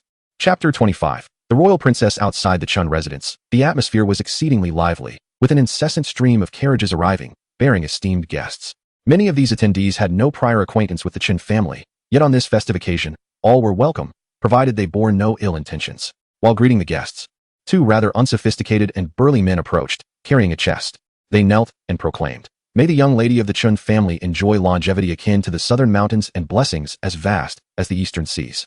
Chen Tianan was taken aback. The onlookers erupted in laughter, bewildered by the apparent ignorance of these men. Both Chun Yin and Chun Wei stood frozen in astonishment. The kneeling men respectfully continued, "This is a congratulatory gift prepared by our leader. We hope the Chen family will graciously accept it." Suddenly, Chen Tianan recalled that they were bandits from Black Wind Stronghold, infamous for robbing the Shunfeng escort agency just months prior. Yet, the two burly men had already scurried away, aware that bandits were loathed by the common folk and wishing to avoid a beating. Chun Wei cautiously opened the chest, revealing it to be brimming with gold, silver, and jewels, an unmistakable mark of the bandits' handiwork. The Black Wind duo, having heard of the Chun family's rise, feared retribution and thus presented this opulent gift of apology on the day of the full moon banquet. Chen Wei turned to Chen Tianan and solemnly inquired, "Father, how shall we handle this? These funds are tainted. We must find a way to dispose of them." Chen Tianan replied gravely. Chen Yin suggested, "Perhaps we could distribute it among the impoverished citizens of Haishi City, as most of this wealth was likely pillaged from the local populace." Chen Tianan found the proposal quite agreeable and decided to distribute the box of gold and silver among the impoverished citizens of Haishi City. The people expressed their admiration for the Chen family. Shinmu, accompanied by the Tang sisters, wandered leisurely through the Chun estate and arrived at the courtyard of his uncle's residence. As they passed by the room where Zhao Fian was resting, Tang Yao suddenly wrapped her arms around herself and exclaimed, "It's so cold." Shinmu teased, "It must be because the Ice Mountain Fairy resides within, thus the vicinity is frigid. I've heard she is a disciple of Ling Yun's sect." "Xiaomu, did you invite her to the mooncake feast?" Tang Shi replied with a smile. She was aware of Zhao Fian's presence, having stayed in the Chun household for a few days, though she had never met her. "No, she is beyond the mundane realm." Shenmu chuckled softly, initially considering inviting Zhao Fian to the feast, but ultimately deciding against it, as he believed drinking would not be beneficial for her health. Tang Yao's eyes sparkled with anticipation. Beyond the mundane realm? She must be extraordinarily beautiful. I truly wish to see her. At that moment, Lu Xiaoxiao finally spotted Chenmu and excitedly ran over, embracing him with joy. "Brother Chenmu." Mulan was also searching for Chenmu, and upon seeing Lu Xiaoxiao wrapped around him, she was instantly consumed with rage. Mulan rushed over, grasping Lu Xiaoxiao's arm, and scornfully questioned, "Who are you?" "I'm Lu Xiaoxiao." "And you are?" Lu Xiaoxiao pouted, feeling a bit displeased and bewildered by the girl's hostility. Mulan asserted, "I am Mulan, and my great-grandfather was the lord of Haishi City. On what grounds do you think you can claim my brother?" The Tang sisters found their exchange amusing. Chuckling at the scene, Chenmu wore a dark expression, unsure of how to respond. Lu Xiaoxiao retorted defiantly, "My grandfather is a village chief. If you have the capability, let us settle this with a fight. Come on then, who is afraid of you?" Mulan rolled up her sleeves, neither of the two backing down. Tang Shi and Tang Yao quickly intervened. Chenmu, with a serious demeanor, said, "I have a stomachache. Cousin, please take care of them for me." In an instant, Chenmu vanished from sight. Just as Chunshi was about to assist, she spotted Tang Shi and the others, and hurried over to greet them. Chunshi invited them to explore the city. Mulan and Lu Xiaoxiao exchanged glances of disdain. They chose not to venture out together, instead returning to their respective elders. The hour was still early, and the Chun residence was already bustling with guests. Chen Tianan decided to commence the full moon banquet ahead of schedule. The martial arts arena was filled to capacity with 30 tables, and numerous guests had yet to be seated, yet they remained unhurried, the atmosphere orderly. Many attendees were not there merely for the feast, but sought to forge connections with the Chen family through the celebration. Chen Tianan had initially intended to assign the head seat to Tang Zhun, but he graciously declined, stating, "We are all relatives, not outsiders. Let the other guests dine first." Chen Tianan and Chun Yin made their appearance in the martial arts arena, toasting to the guests and expressing gratitude for their presence at the Chun household. The attendees raised their glasses in unison, the arena alive with merriment. Conversations buzzed about the young dragon of the Chen family. "I once saw Chun Mu devour 5 bowls of beef noodles at our Zui Xianglu, and at that moment, I knew this lad was extraordinary. He would surely achieve greatness in the future. You've recounted that tale hundreds of times. Can we perhaps hear something new?" At that moment, the bald Zhongshan chuckled and said, "Allow me to share an anecdote you may not know. Back when Chenmu was still unrecognized, we were escorting goods in Baiyin City, and he single-handedly frightened off a giant wolf in the forest. He must possess the fate of a true dragon, an undeniable bloodline suppression. Is that true, Zhongshan? Have you perhaps had too much to drink?" The elder of the classmate expressed his skepticism. Master Lu, with a smile, added, "The first part of his statement is not erroneous. If my deductions are correct, Chunmu and Xiao Xiao encountered the northern demon wolves in the mountains. At that time, Xiao Xiao was frightened away by the wolves, which were likely driven off by Chenmu. Whether or not he is a true dragon, I cannot ascertain, but he possesses the courage of one." The assembly was taken aback, surprised to learn of Chunmu's extraordinary experience. Demon wolves are formidable foes, even challenging for sword masters. Xiao Zhao's face flushed crimson. She was mortified that her retreat had been revealed. Meanwhile, Chun Yin and Qin Tian-nan were toasting at the training grounds when Chun Hao rushed in, exclaiming, "Grandfather, my father says a significant figure has arrived and urges you to come quickly." Qin Tian-nan, not daring to delay, promptly instructed, "Chun Yin, I leave this in your capable hands." "No problem," Chun Yin assured him solemnly. Outside the Chun residence, several opulent carriages were present. The foremost carriage, resplendent in gold and adorned with intricate carvings of dragons and phoenixes, was a royal carriage, signifying the presence of royalty. The four spirited steeds harnessed to it exhaled fiery breaths, a testament to their breeding, reserved solely for the royal family. Qin Tian-nan was astonished, initially believing it to be the Prince of Yin, a formidable ruler who had dominated the great Yin dynasty for 3 centuries. However, emerging from the carriage was a slender young lady, her hair styled with a cascade of golden hairpins. Her pure and exquisite visage was complemented by bright, expressive eyes. The pristine white high heels she wore accentuated her height, while her flowing, bright yellow gown and thick, snowy white cloak enveloped her elegantly as she approached with graceful strides. Following her was the Marquis of Hingyang, who stepped out from the rear carriage and accompanied the young lady to the entrance of the Chun residence. Qin Tian-nan and Chun Wei greeted them with respectful bows. Hingyang respectfully returned the greeting, saying, "Elder Chun, this is the 9th princess, Yin Longyue." Qin Tian-nan and Qin Wei both acknowledged the 9th princess with a bow, demonstrating their respect, while the surrounding common folk knelt in reverence. Practitioners from esteemed families were not required to perform such a gesture before royalty, whereas those from ordinary families were obliged to do so. Yin Longyue, with a smile adorning her delicate features, placed her slender hands gracefully at her waist and gently inclined her body, stating, "Elder Chun, there is no need for such formalities. I am unworthy." Despite her noble status as a princess, she humbly lowered herself in front of others, bestowing honor upon the Qin family. Qin Tian-nan, taken aback by the unexpected honor, promptly welcomed her, saying, "Your Highness, it is a long journey you have undertaken. Please allow us to escort you to the main hall for a moment of respite." Yin Longyue was in no haste. With a charming smile, she elegantly replied, "My father instructed me to prepare several carts of gifts, which I hope will be to Elder Qin's satisfaction." Several carts? The nearby populace was astounded. Royal guards continuously unloaded items from the carts and brought them into the Chun residence. The already modest Chun household was nearly filled to capacity with the abundance of gifts. Qin Tian-nan wiped the sweat from his brow, fully aware that repaying such a debt of gratitude would be most challenging. With a forced smile, he stated, "Your Highness, the banquet is already underway. I must impose upon you to rest in the main hall." Yin Longyue, undeterred, responded with bright eyes and a smile, "Elder Chun, I wish to meet Shinmu." She had come specifically for Shinmu. Qin Tian-nan respectfully replied, "Your Highness, please take a moment in the main hall. I will summon Xiaomu to meet you." As Yin Longyue passed the training grounds, onlookers widened their eyes, captivated by her ethereal beauty. While Mu Donglu rose to pay his respects, to one's surprise, representatives of the royal family had arrived.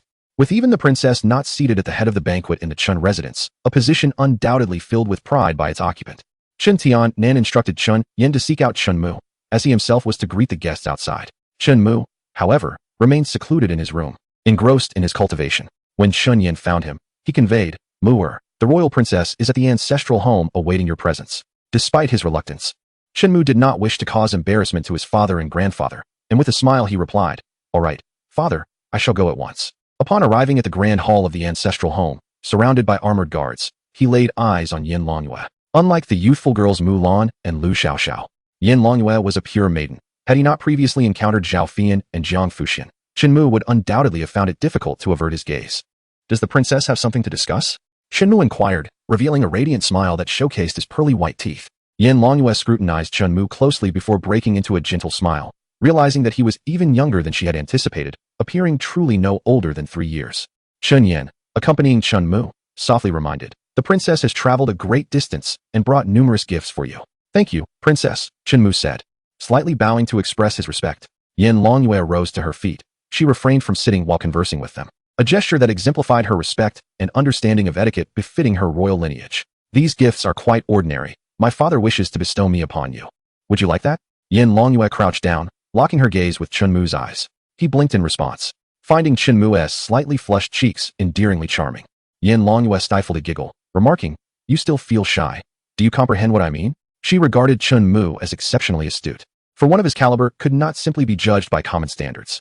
Chun Yin promptly intervened on behalf of Chunmu, his demeanor respectful as he said, "Your Highness, the prince is still young and does not comprehend such matters." Chunmu, with a serious expression, added, "Princess, you are very beautiful, but I prefer practicing swordsmanship.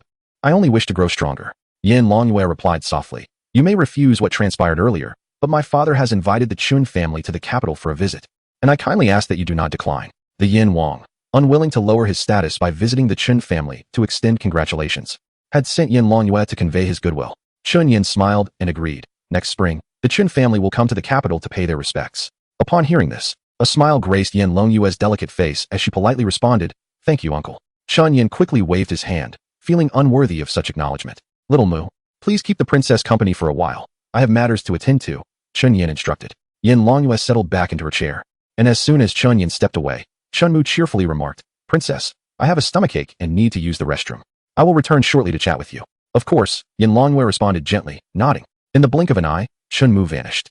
Chapter 26. Visitors from the sect the Chun family was bustling with guests, from commoners at dawn to nobles, as well as families of great renown from across the vast region of Dian. Even heroes from distant lands had gathered.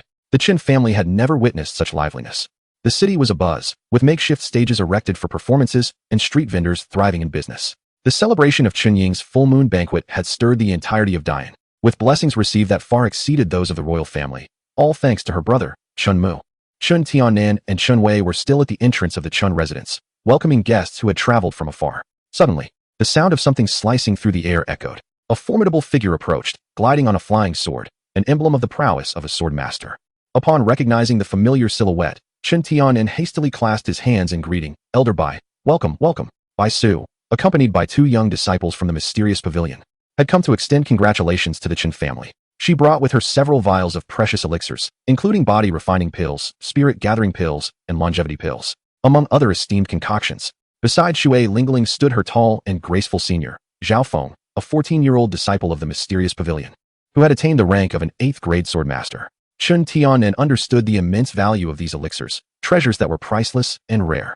The onlookers were left in astonishment. It was one thing for the royal family to pay their respects, but the arrival of the mysterious pavilion, a premier sect of the northern wilderness, left everyone in disbelief. As the banquet commenced, Chun Tiannan felt a twinge of awkwardness and said, Elder Bai, I must ask you to rest in the main hall. I hope it does not trouble you. Not at all. I am eager to see the newborn of the Chun family. Bai Su expressed her intent. Chun Wei promptly smiled and led the way, respectfully stating, Elder Bai, please. This way. Just as they entered the Chun residence, Han Fu from the Xinjian sect arrived shortly thereafter, bearing a few spirit herbs. He greeted warmly. Head of the Chun escort, congratulations. Likewise, Elder Han, having traveled such a distance, please rest in the main hall first. Chun Tiannan gestured to invite him in, signaling Chun Hao to escort Elder Han. Before Chun Hao could speak, Han Fu waved his hand, saying, I wish to meet the newly born members of the Chun family. Chun Tiannan quickly instructed, Xiao Hao, please take the elder to meet your little sister. Initially thinking they had come to see Chen Mu, he was surprised to realize they had all come for Chen Ying. Before long, a formidable swordsman descended upon the scene, a middle-aged man clad in white robes, accompanied by a young man in white.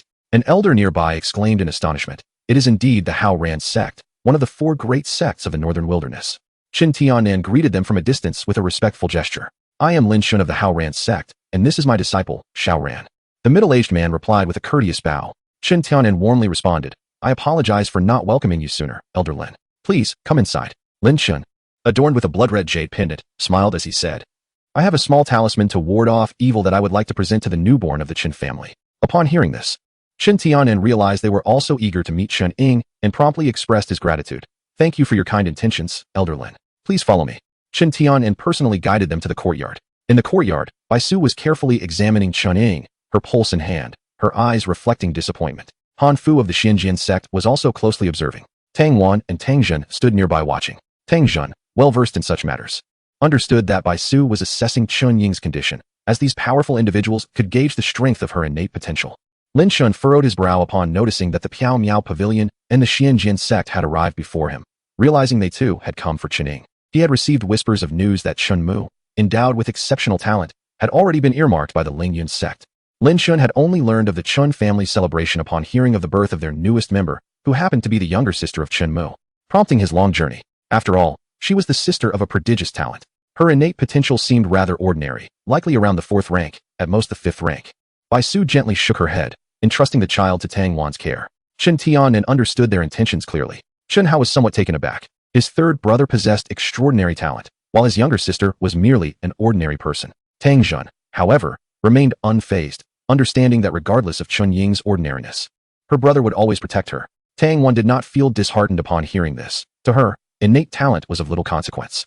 As long as Chun Ying grew up healthy and happy, she would find joy in her role as a mother. Lin Shin stepped forward to assess the situation. Ultimately, he gifted Chun Ying a blood-colored jade pendant, yet he experienced a tinge of disappointment when observing the child in Tang Wan's arms.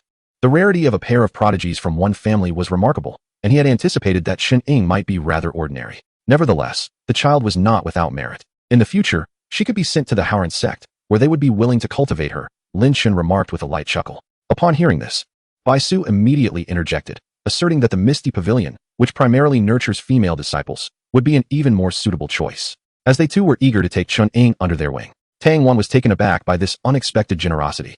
She had never imagined that both the Misty Pavilion and the Howren sect would extend their olive branches simultaneously, thinking that they might not regard Chun Ying's talent highly. The Misty Pavilion and the Howren sect were both premier sects in the northern wilderness, representing a significant portion of the region. Chun Hao looked at his sister with envy. Tang Zhen, wise in the ways of the world, recognized that this was all due to Chun Mu's influence. They aimed to win over this unparalleled prodigy through Chun Ying. Han Fu could not help but shake her head in sigh. She dared not even entertain the notion of competing for a disciple. Knowing that these were the top sects of the northern wilderness, while the Xianyan sect was a mere minor faction that did not dare to speak loudly in their presence. Shui Lingling wore an expression of confusion, pondering how even those with fifth-grade talent often found it challenging to pass the Misty Pavilion's assessments. Yet, the matriarch seemed intent on making an exception for Chun Ying, which she felt was against the rules. Choosing one would inevitably offend the other. Tang Wan quickly looked to Chen Tiannan, who too seemed at a loss. The two major sects were equally matched, and the Chun family could not afford to offend either. Lin Shin suggested with a smile, Bai Su, it appears that the Chun family is at an impasse. Perhaps we should determine the outcome through a duel between our younger generations. The loser shall withdraw. Bai Su glanced at the young man behind Lin Shin and chuckled softly. An 8th-grade swordsman, indeed a promising talent. Zhao Feng, do not underestimate him. Indeed, elder, Zhao Feng replied, brandishing his sword with a grin as he stepped forward. Wait a moment, Chun Mu interjected, pushing open the door. He surveyed the gathering in the courtyard, and all eyes turned to him. Having overheard their dispute over his sister while in the room, he had decided to make his presence known. My sister shall not join any sect. I will personally instruct her in her cultivation, Chun Mu declared solemnly. The crowd regarded him with astonishment. Even Chen Tiannan and Chun Wei were taken aback, for they understood that the resources of a sect far surpassed those of a mundane family. How intriguing! Xiaoran couldn't help but chuckle, finding it amusing that someone would dare to belittle the sects, especially the Misty Pavilion and the Howren sect. Shui Lingling furrowed her brows and murmured softly, this fellow is quite arrogant. Senior brother, could you perhaps teach him a lesson? Zhao Feng quietly responded, Linger, one must not take advantage of the less experienced. Bai Su smiled reassuringly, rest assured, we at the Misty Pavilion will treat her as a core disciple. She was well aware of the Chun family's concerns. Zhao Feng and Shui Lingling were both taken aback. Chen Tiannan also worried that Chun Ying might be bullied in a top-tier sect and fail to acquire genuine skills. Zhao Feng's eyes widened. Even he, with his 6th-grade aptitude, had never received the treatment afforded to a core disciple. Lin Chun, equally earnest, stated, I can recommend her to the leader of the Howren sect. She will undoubtedly enjoy the best resources they have to offer. Despite their reassurances, Chen Mu remained uneasy. His sister had gained entry into the prestigious sect of Beihuang through his influence and had even become a core disciple. He was concerned that she would face considerable scrutiny and exclusion, and he wished to protect her from future isolation. Chen Mu believed that with time, as his sister matured, he would possess sufficient strength to teach her the art of swordsmanship. He strolled into the courtyard and calmly declared, if they can best me, I shall have no objections. Zhao Feng and Xiao Ran exchanged amused glances, surprised by Chun Mu's willingness to challenge them. Bai Su and Lin Shin found the situation intriguing and both endorsed this approach. Tang Zhen observed Chun Mu, noting the calmness of his demeanor, which exuded an aura of dominance. Chen Tiannan chuckled softly and remarked, Elders, I hope you do not take offense. I admire this child's character. I have heard of his considerable abilities and am eager to witness them. Xiao Ran, do exercise caution. Lin Shin added a word of caution. Shui Lingling excitedly urged, Senior brother, your moment has arrived. Teach him a proper lesson. However, Bai Su sternly warned, Zhao Feng, do not go too far. If he is injured, you shall face the harshest repercussions upon your return. Behind Chen Mu stood the Lingyun sect, and the Piaomu Pavilion naturally dared not provoke them. Though Tang Wan felt a twinge of concern, she refrained from intervening, reasoning that it was merely a sparring session. The venue here was inadequate for such an exhibition, so Chen Tiannan sought out Mu Donglu to request the use of the city lord's estate for their match. Upon hearing this, Mu Donglu abandoned his meal and promptly led everyone to the city lord's residence. Chen Mu reported to Zhao Fian, only to be met with an irate dismissal. Get out, get out, get out. Chun Mu was taken aback, pondering whether she was experiencing her monthly discomfort. Given her irritable demeanor, the Chen family was joyfully indulging in wine and meat, yet no one extended an invitation to her, lacking any legitimate reason for their revelry. One might ponder whether Zhao Fian felt the sting of indignation. Observing her volatile demeanor, Shinmu initially considered beckoning her to join the celebration, but upon reflection, he deemed it more prudent to confine her within the confines of her chamber. The martial arts arena of the city lord's estate was teeming with spectators. Many guests, upon hearing the news, abandoned their meals and hastened to witness the spectacle. Notable figures such as Marquis Hingyang, Han Fu from the Xinjian sect, Lin Shun from the Haoran sect, Bai Su from the Piaomiao Pavilion, Yin Longyue of the royal family, and Tang Jin from Jinqing all occupied the elevated platform. Keenly observing the contest, with a heavy sword in hand, Shenmu strode into the arena. Linger, brimming with confidence, declared, "Brother, you are an 8th-rank sword master. He is certain to lose." "Linger, do not be so presumptuous," Shenmu cautioned. "His audacity in challenging you, brother, is anything but foolish." Bai Su recognized Shenmu's astuteness. He would not engage in a battle without a solid foundation for victory. Lin Shun, glancing at Xiao Ran and Zhao Feng, inquired with a smile, "Which of you intends to take the first turn?" "Me. I will go first." The two began to contest for the opportunity, each eager to claim the honor of defeating Shenmu. They were both convinced that he would not endure beyond the second round and were reluctant to concede an advantage to the other. As Shenmu awaited them on the stage, he was mindful that today marked his sister's full moon celebration, and he wished to avoid undue delays. He cheerfully suggested, "Why not both of you come at me together?" With his heavy sword in hand, the crowd surrounding the arena erupted in astonishment. Bai Su and Lin Chen exchanged amused glances, while Chen Tianan broke into a cold sweat. He still held a modicum of faith in Shenmu's abilities in a one-on-one scenario. Yin Longyue quietly inquired, "Marquis Hingyang, what do you make of their strength?" Lord Hingyang respectfully addressed, "Your Highness, I must report that both individuals are 8th-grade sword masters. If they join forces, even a 9th-grade sword master would find it quite challenging to contend with them." Yan Elnju inquired with a face full of curiosity, "And what of Shenmu's strength?" Lord Hingyang, with a hint of embarrassment, replied, "Your Highness, Shenmu's prowess remains somewhat ambiguous. However, this old minister surmises that he is likely a 7th-grade sword master." Yan Elnju covered her mouth with delicate fingers, astonished at the notion of a 3-year-old 7th-grade sword master, yet aware that his adversaries were 2 8th-grade sword masters. A glimmer of excitement danced in her bright eyes. Unbeknownst to the crowd, just days prior, Shenmu had ascended to the rank of 9th-grade sword master. Moreover, he was also a 9th-grade thought master, far surpassing the average 9th-grade sword master. Zhao Feng and Xiao Ran furrowed their brows, feeling slighted and reluctant to join forces for battle. The spectators in the martial arena began to jeer, mocking their unwillingness to engage. "I will fight. So will I." Both individuals leapt onto the stage simultaneously, clearly incensed.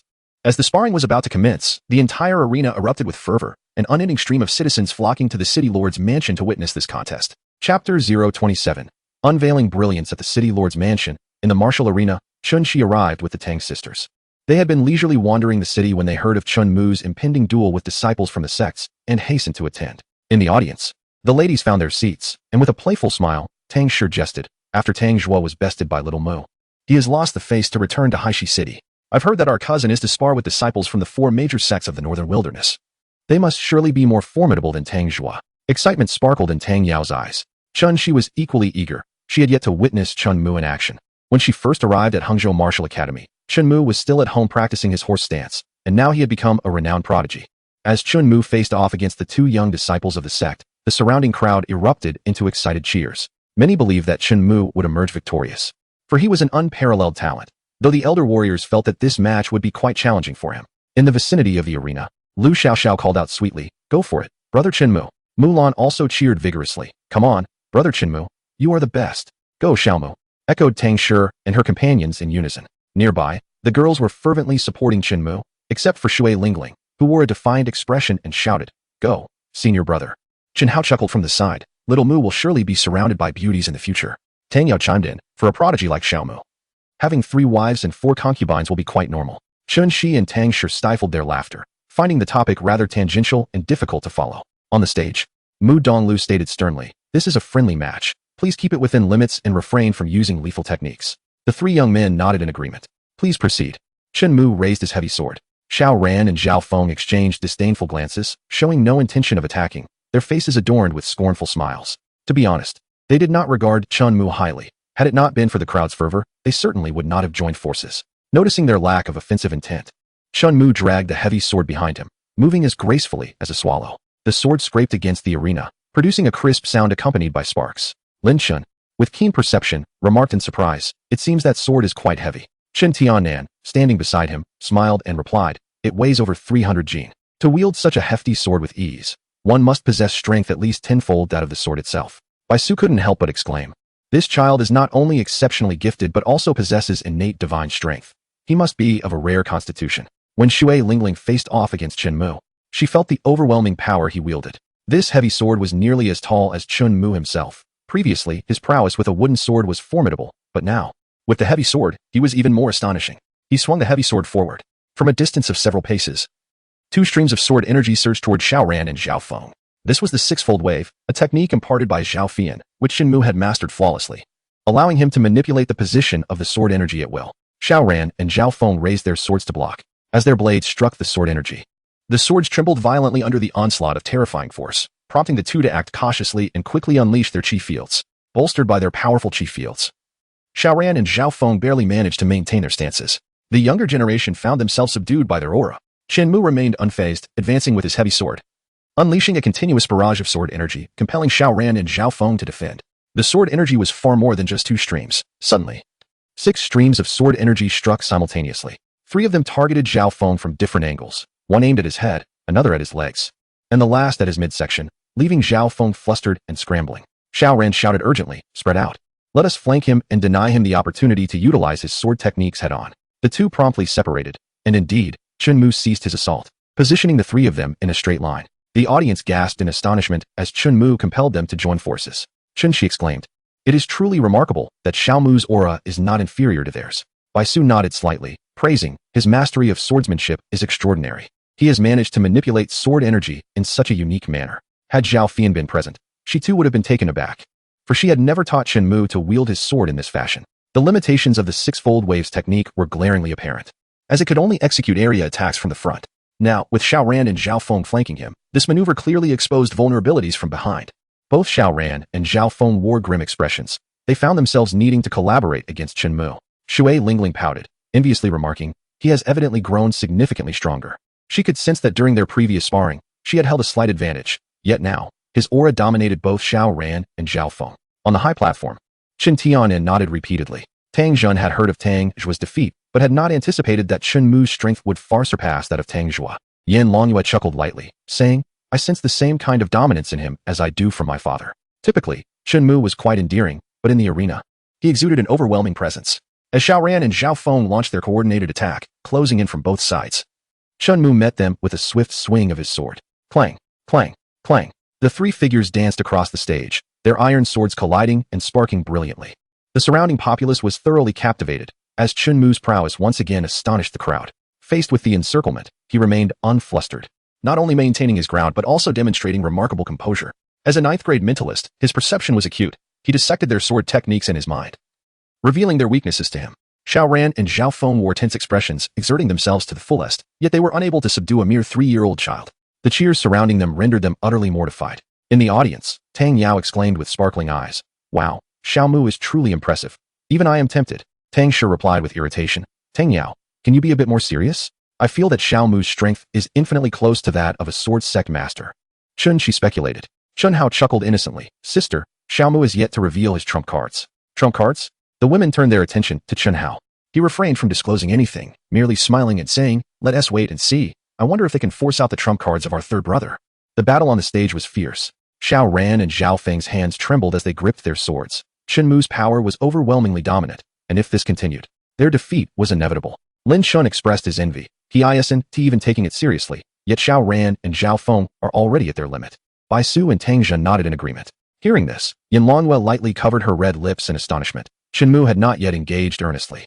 Her eyes widened as she gradually comprehended her father's reasons for sending her northward. Regardless of how the Qin family had fallen in the past, the future would undoubtedly render them a presence beyond the reach of even royal families. His rate of growth is astonishing. He may well become a sword king before reaching adulthood, Baisu remarked with profound significance. A sword king. Those on the high platform gasped in awe. Among them were several sword candidate masters. The youngest, Tang Zhen, had practiced for over 80 years and had only just crossed the threshold of a sword candidate, while the eldest, Baisu, had trained for nearly 200 years, yet had merely reached the pinnacle of a sword candidate. In the desolate land, reaching the age of 16 marks the threshold of adulthood, while the youngest prodigies of the northern wilderness are often crowned as kings only after turning 20. Zhao Fian stands as a paragon among the contemporary luminaries of the wasteland, having ascended to the rank of sword king at the tender age of 17. Yet, It is highly plausible that Shinmu may shatter her record. The onlookers dared not dwell on this possibility any further. Tang Jun gazed upon his grandson, filled with regret for his past decisions, fervently hoping that Shinmu would not harbor resentment towards the Tang family as he matured. The citizens of Haishi City take immense pride in Shinmu, regarding him as one of their own, a beacon of pride for the entire populace. On the arena, Xiao Ran bellowed, crossed the river. His sword grew heavy, accompanied by a sonic boom, as the iron blade descended with ferocity, as if to sever the very rivers. Zhao Feng was compelled to unleash his ultimate technique, his sword moving with unparalleled speed, surprise of the flying phoenix. One strike was mightily forceful, while the other struck like lightning. The bustling martial arena fell into a hushed silence, all eyes fixated on the impending clash, not daring to exhale loudly, for the outcome was about to be revealed. Shinmu remained composed, discerning the weaknesses of both opponents before launching his sword with fervor. Crack! The sword's energy cleaved through the air. Both Xiao Ran and Zhao Feng were sent sprawling, while Shinmu stood resolute upon the stage. Cheers erupted in waves, igniting a fervor throughout Haishi City. Nearby, even Mu Donglu was momentarily stunned, having barely comprehended Shinmu's sudden acceleration, the speed of the blade astoundingly swift. Bai Su and Lin Chen applauded in delight. In the audience, the citizens rejoiced. Lu Xiaoxiao and Mu Lan exclaimed in unison, "Brother Shinmu is truly remarkable." Yan Longyue shook her head slightly, sighing, "What a pity.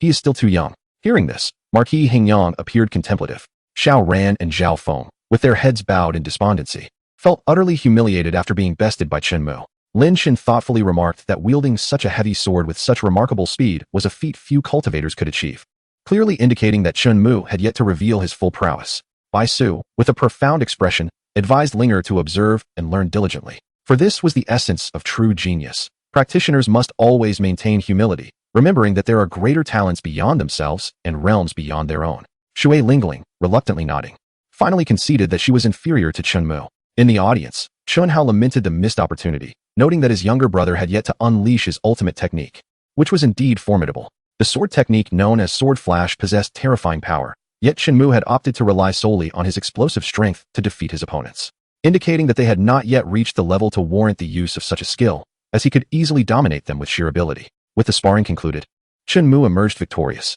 A throng of admirers surrounded him as he returned to the Chun family residence. Lin Shun and Bai Su abandoned their intent to invite Shen Ying to join their sect, but still honored the occasion by bringing their disciples to partake in the full moon banquet.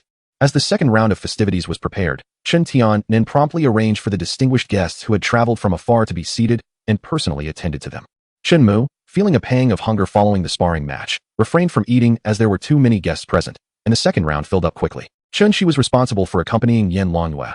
Chun Yin was toasting at the martial arts arena, and Chun Wei was in charge of bidding farewell to departing guests. Meanwhile, Chun Mu and Chun Hao assisted by serving tea, though most of the cups they offered were whisked away, believed by the recipients to be trophies for future boasting. The Chen family, however, did not concern themselves with such trivialities. After the guests finished their banquet, they all greeted Chen Tiannan before departing, ensuring that no one caused any inconvenience to the Chen family. The full moon celebration proceeded splendidly. Chapter 028, Frigid Winter following the banquet.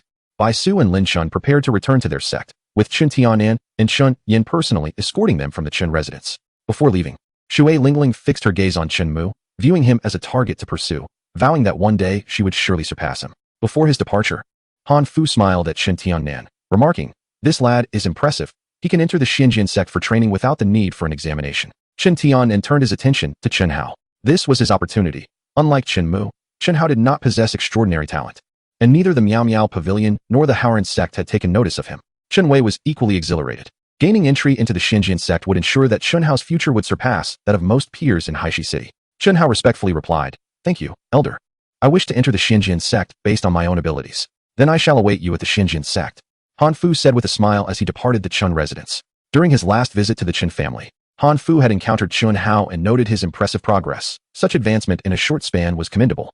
Chun Hao's improvement was primarily due to the breathing technique refined by Chun Mu and his diligent practice from dawn till dusk. In the Chen courtyard, Mu Donglu and Lord Hingyang stood respectfully before Yin Longyue. With a pure and graceful demeanor, Yin Longyue gently stated, "Lord Mu, should the Chen family require anything, you may contact either Lord Hingyang or myself directly." Mu Donglu smiled and bowed, assuring, "Rest assured, Your Highness, I will make appropriate arrangements."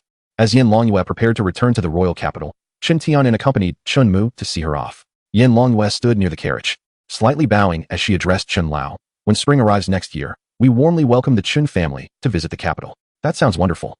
Chen Tiannan replied with a smile, nodding in agreement. With elegance, Yin Longyue raised her delicate hand and waved goodbye to Shinmu, her lips curving into a smile that revealed charming dimples. Shinmu returned the gesture politely with a smile of his own. Once these esteemed guests departed, Qin Tianan felt a considerable weight lift off his shoulders. The banquet continued until the fourth course before Shinmu finally tasted the dishes, leaving him quite famished. The feast was lavish, with over 100 tables set. Qin Tianan raised his glass in gratitude to everyone present. Many neighbors and friends offered their assistance, and Qin Tianan was deeply appreciative, as they all felt honored to be of help. To our in-laws, let us share a toast, Qin Tianan proposed, lifting his glass. Tang Zhen promptly raised his glass as well, smiling as he said, Brother Chun, I raise my glass to you. Seeing the harmonious interaction between the two families brought joy to Chun Yin and Tang Wan. The full moon celebration concluded successfully. Qin Tianan wished to keep Tang Zhen and his companions in Haishi City for a few more days. But Tang Zhen felt the unusual weather might bring a snowstorm in the coming days, prompting their return to Jincheng that very afternoon. As evening descended, tranquility returned to the Chun household, with gifts piling up like mountains. Chunmu and Chunhao rested in the main hall, feeling more exhausted than ever. Realizing that hosting a celebration could be more taxing than practicing swordplay, the arranged guest rooms went unused, and Chunshi decided to stay in the room next to Chunmu's. Chunhao chuckled, saying, Third brother, I prefer to sleep with you. Your bed is warm. That sounds good, Chunmu replied with a smile. Chunshi blinked playfully and asked, Little Mu, could you perform your special moves for me? Perhaps tomorrow. Chunmu said wearily. Upon noticing his exhaustion, Chunshi responded with a gentle nod and a smile. The younger generation was animatedly chatting and laughing in the courtyard, while Chun Yin and others were diligently counting the gifts they had received, all of which were tokens of goodwill that would eventually require reciprocation. The wealth of gifts could suffice for the Chun family to acquire a grand residence accommodating hundreds, as well as sustain their household for decades. Chun-shi even entertained the notion that her father and grandfather could consider closing the escort agency. However, Chun Tianan held a different sentiment. He intended to rest for a few days before resuming his escort duties. As night fell within the ancestral hall, Chun Tianan engaged the younger generation in conversation, imparting wisdom that they should not aspire to gain without effort, but rather earn their living through hard work. Chun Mu and his companions took his words to heart. Merely 2 days after the full moon celebration, Chun Tianan and his kin returned to the escort agency, where numerous goods awaited transportation. Among these were essential minerals needed by distant villagers to weather the harsh winter, vital for their survival through the long season ahead. While the elders were out on escort missions, Chun Mu and Chun Hao practiced their swordsmanship in the training grounds. Half a month later, the sky turned overcast, and a heavy snow began to fall, more ferocious than before, accompanied by a biting northern wind. Chun Shi, who had a fondness for children, spent her idle moments assisting Tang Wan in caring for Chun Ying. Following the consumption of a body-tempering elixir, Chun Hao was nearing the pinnacle of a 9th-grade swordsman. Meanwhile, Chun Mu's swordsmanship had reached new heights, rendering the training grounds insufficient for his full expression of skill, as even a slight exertion could potentially damage the entire area. As the new year approached, the severity of the wind and snow intensified, making it increasingly difficult to discern the path while walking the streets. However, Chun Mu, being a scholar with keen perception, navigated effortlessly without the need for sight. In such harsh and frigid weather, Chun Hao found it impossible to practice swordsmanship in the training grounds. Only Chun Mu remained steadfast in his training. This dreadful weather felt increasingly ominous. Chun Mu murmured to himself. Upon returning home in the evening, he found Tang Wan cradling Chun Ying by the hearth, her eyes filled with concern. Mother, she reminded him. Just now, Lord Mu came to warn us that there have been sightings of beasts outside the city, advising us not to venture out. Noticing his mother's anxiety, Chun Mu offered a reassuring smile. Do not worry, mother, father and the others may simply be delayed on their journey. However, Tang Wan's expression grew grave. They have yet to return from escorting the goods. This is an exceptionally harsh winter, one that occurs only once in 20 years. Your father and the others have gone to the North Forest, where beasts are known to roam year-round. It is particularly perilous during this season. Chun Mu felt a twinge of worry at her words, yet he sought to comfort her. Mother, grandfather and the others are experienced. They will surely return safely. Mu'er, you should eat first, Tang Wan said, choosing not to pursue the topic further, not wanting Chun Mu to share in her apprehension. The following day, Chun Mu encountered Chun Hao and Chun Shi, both visibly troubled about their grandfather's absence. Chun Hao, with a tense expression, remarked, I heard from Shui Yong next door that he spotted the tracks of a wolf beast outside the city. Its crimson eyes were like glowing lanterns. The Lord's residence has already sealed the city gates. Logically, grandfather and the others should have arrived home the day before yesterday. They must have encountered some trouble on the road, Chun Shi said, her face betraying her anxiety, her eyes slightly reddened, clearly having wept in secret. Chun Mu felt that something was amiss. Amidst the cold wind, he detected a heavy scent of blood, as beasts continued to gather in the vicinity. In the frigid depths of winter, a malevolent tide approaches. I sought the aid of the celestial sister. Chun Mu sensed that his grandfather and the others might be in peril. He hurried to the door of Zhao Fian, with Chun Shi and Chun Hao following closely behind. Shinmu knocked on the door and respectfully addressed, "Celestial sister, I implore you to assist me." Zhao Fian opened the door, clad in her form-fitting purple attire, her long legs resembling sculptures of ice and snow. With a pallid visage, she coldly remarked, "I am here to protect you, not to serve the Qin family as a maid." She was fully aware of Chun Mu's intentions. Chun Shi knelt on the ground, pleading, "Zhao Xinzi, I beseech you to save my grandfather and the others. Please, I will do anything you ask in return." Chun Hao followed suit, bowing in supplication. Only Zhao Fian possessed the capability to traverse the blizzard and venture into the North Forest for rescue. "Celestial sister, my grandfather and the others are likely trapped near the North Forest. If you save them, I shall grant you any request," Shinmu declared with unwavering resolve. Zhao Fian's countenance bore the frost of winter as she stated, "Winter has arrived, and the monstrous tide may erupt at any moment. You are yet unaware of the trials you will face. Blackstone City may very well fall. Instead of worrying for yourselves, you foolishly concern yourselves with them." Shinmu struggled to comprehend Zhao Fian's meaning, for he had never experienced a monstrous tide before. Chun Shi and Chun Hao wore expressions of terror. They had heard tales of the horrific tide, where life was reduced to despair and blood stained the land for miles. Clenching his fists, Chunmu solemnly declared, "I will safeguard everyone. I implore you, celestial sister, please assist my family. They need you more. In the face of the monstrous tide, you are but ants. Only I can protect you," Zhao Fian declared with haughty disdain. Chunmu clenched his fists resolutely. "Very well, I shall seek out my grandfather and the others." Upon hearing this, Chun Shi and Chun Hao hurriedly rose to dissuade him. "No, Xiaomu, it is perilous outside. You cannot leave Haishi City." Zhao Fian, observing Chinmu's impulsive demeanor, felt a mix of amusement and admiration. Yet, reason cautioned her that such an action would undoubtedly lead to disaster. "Bring me a bottle of wine," she commanded coldly. Chunmu's eyes sparkled with excitement as he exclaimed, "Sister Fairy, does that mean you agree?" Zhao Fian replied solemnly, "You had best not perish within Haishi City. Otherwise, I shall have no explanation for my master." Chunmu nodded earnestly and hurriedly returned to prepare strong liquor for Zhao Fian, while also conveying the news to Tang Wan, reassuring his mother not to worry. With Zhao Fian's assistance, he was certain that his grandfather and the others would overcome the impending crisis. Before departing, Zhao Fian repeatedly urged Shinmu to prioritize his safety, a directive stemming not only from Jang Fushian's orders, but also from her genuine concern for him. Just as Zhao Fian set forth towards Balin, the city echoed with the sound of gongs. This was the signal for wartime assembly, as the city lord summoned all able-bodied men to prepare for defense. Reports from the hunters indicated that a large horde of monstrous beasts was advancing upon Haishi City, and the situation was dire. Mu Donglu ordered all men of swordmaster rank and above to be battle-ready. Within the Qin family, only Chun Mu met the criteria. Yet who would send a 3-year-old child into battle? Mu Donglu insisted that Shinmu remain safely indoors. He had intended to seek Zhao Fian's assistance at the Chun residence, but learned of her recent departure. With no other option, he could only organize the townsfolk to defend the city. A tense atmosphere enveloped the entire city. Suddenly, Shinmu grasped Zhao Fian's intent. The true danger posed by the beast tide did not lie outside, but within the densely populated town. Outside the city, the echoes of monstrous howls intermittently pierced the air, instilling a sense of dread among the townsfolk. Within her home, Tang Wan tended to Qining, as the entire family lived in trepidation, save for Qining, who remained blissfully ignorant, indulging in meals and slumber in equal measure. Suddenly, a clattering sound resonated from the courtyard. Tang Wan, cradling Qining, ventured outside to investigate, only to find Chun Mu laboriously forging a heavy sword. She inquired with concern, "Mu'er, what are you doing?" With a smile, Chun Mu replied, "Mother, I am sharpening the heavy sword. Should danger arise, I wish to protect you and my sister." Tang Wan felt a warmth swell in her heart, tears glistening in her eyes, as she gently praised, "Good child." Returning indoors, she retrieved the spiritual sword sent by the village chief, handing the broken wing to Chun Mu, hoping it would safeguard him. Shinmu accepted the spiritual sword, noting its lightness. The blade was intricately engraved with feather patterns, glimmering with a cold radiance. This was the sharpest sword Shinmu had ever wielded. Not only could the broken wing slice through iron as though it were mud, but it also possessed the ability to store spiritual energy, enhancing his swordsmanship. Nevertheless, Chunmu continued to hone the heavy sword, as he was accustomed to its weight and balance. He had prepared himself for battle.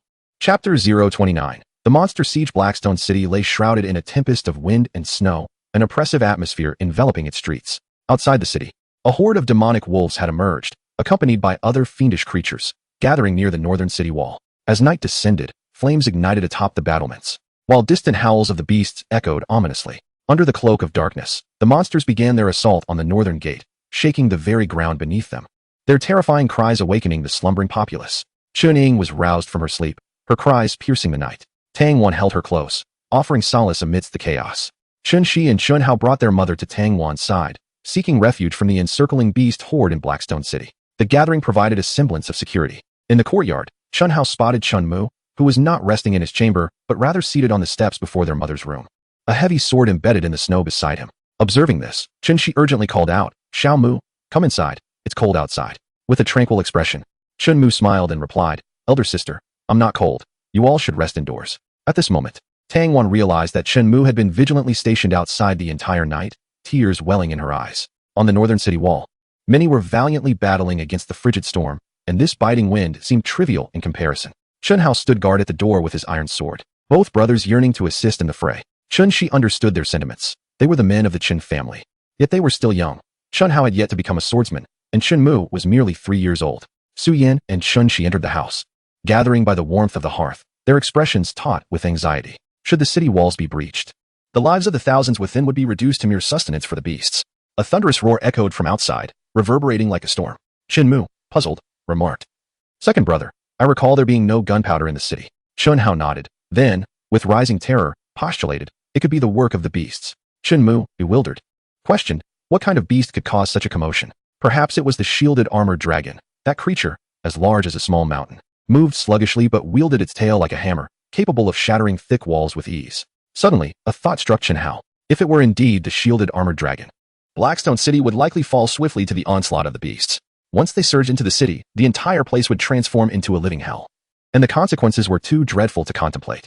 Zhao Fian spoke the truth. In the face of the monstrous tide, a city that remains motionless becomes far more perilous. Once the city falls, it will be a calamity for all living beings. Shinmu closed his eyes, extending his perception to the vicinity of the city walls. Surveying the battlefield, the beasts were fiercely assaulting the northern gate, with Mu Donglu commanding the defense. Heavy crossbows atop the walls could effectively slay the beasts. Yet the walls had already sustained several breaches. Many armored soldiers stood resolutely at the openings, their bodies strewn haphazardly around. The ground was littered with the corpses of both beasts and men. Blood and fire danced amidst the swirling snow, and the battle raged with extraordinary ferocity. The beasts surging forth like an unstoppable tide, as more and more fell into the pools of blood. The flames atop the walls blazed fiercely, nearly illuminating the entirety of Haishi City. Shinmu attuned his mind to the commotion within the city, hearing the wails of countless infants echoing throughout. The ground trembled, and Chunhao's hand, gripping his sword, quivered in tandem. Suddenly, Shinmu rose to his feet, fastening his wooden sword at his waist, shouldering his broken wings, and then seizing the heavy sword embedded in the snow. Chunhao gasped in astonishment, his voice tinged with urgency. "Third brother, what do you intend to do?" Upon seeing Shinmu's determination to venture out, Tangwan hurriedly appeared in the courtyard. "Muir, you must not go." Shinmu turned, a smile gracing his lips, and replied, "Mother, my strength surpasses that of the city's defenders. I have no reason to cower here." Shinmu yearned to protect everyone. Should the city fall, the beasts would pour in like a relentless tide, leaving only death in their wake. Tangwan wished to voice her concerns, but the words caught in her throat. Shinmu was correct. Despite his tender age, he possessed the prowess of a peak swordsman, making him a standout even among the defenders. Suddenly, Qining broke into tears. Chunhao gripped his iron sword tightly, summoning his courage to declare, "Xiaomu, I shall accompany you." Su Yan immediately expressed her concern. Chunmu gently shook his head and replied earnestly, "Second brother, both sister and little sister require your protection. Please remain at home to safeguard them." Chunhao could only nod, aware of his own inadequacies, realizing that his presence would only serve as a burden. She covered her mouth, tears glistening in her eyes as she whispered, "Xiaomu, sister will await your return." "Rest assured, I shall return," Shinmu assured her. He vanished into the courtyard, scaling the walls to leave the Chun residence. He avoided the main gate, mindful of the swordsmen stationed outside by Mu Donglu.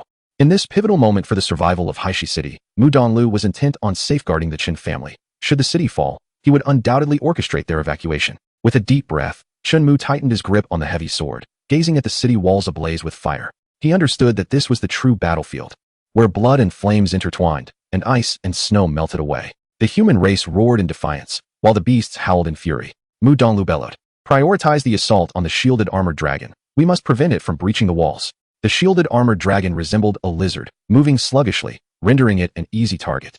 Yet its thick armor made it impervious even to heavy crossbows. "Wang Meng, take your men and eliminate the shielded armored dragon," Mu Donglu commanded. The area beyond the walls was teeming with beasts. Venturing out was tantamount to courting death.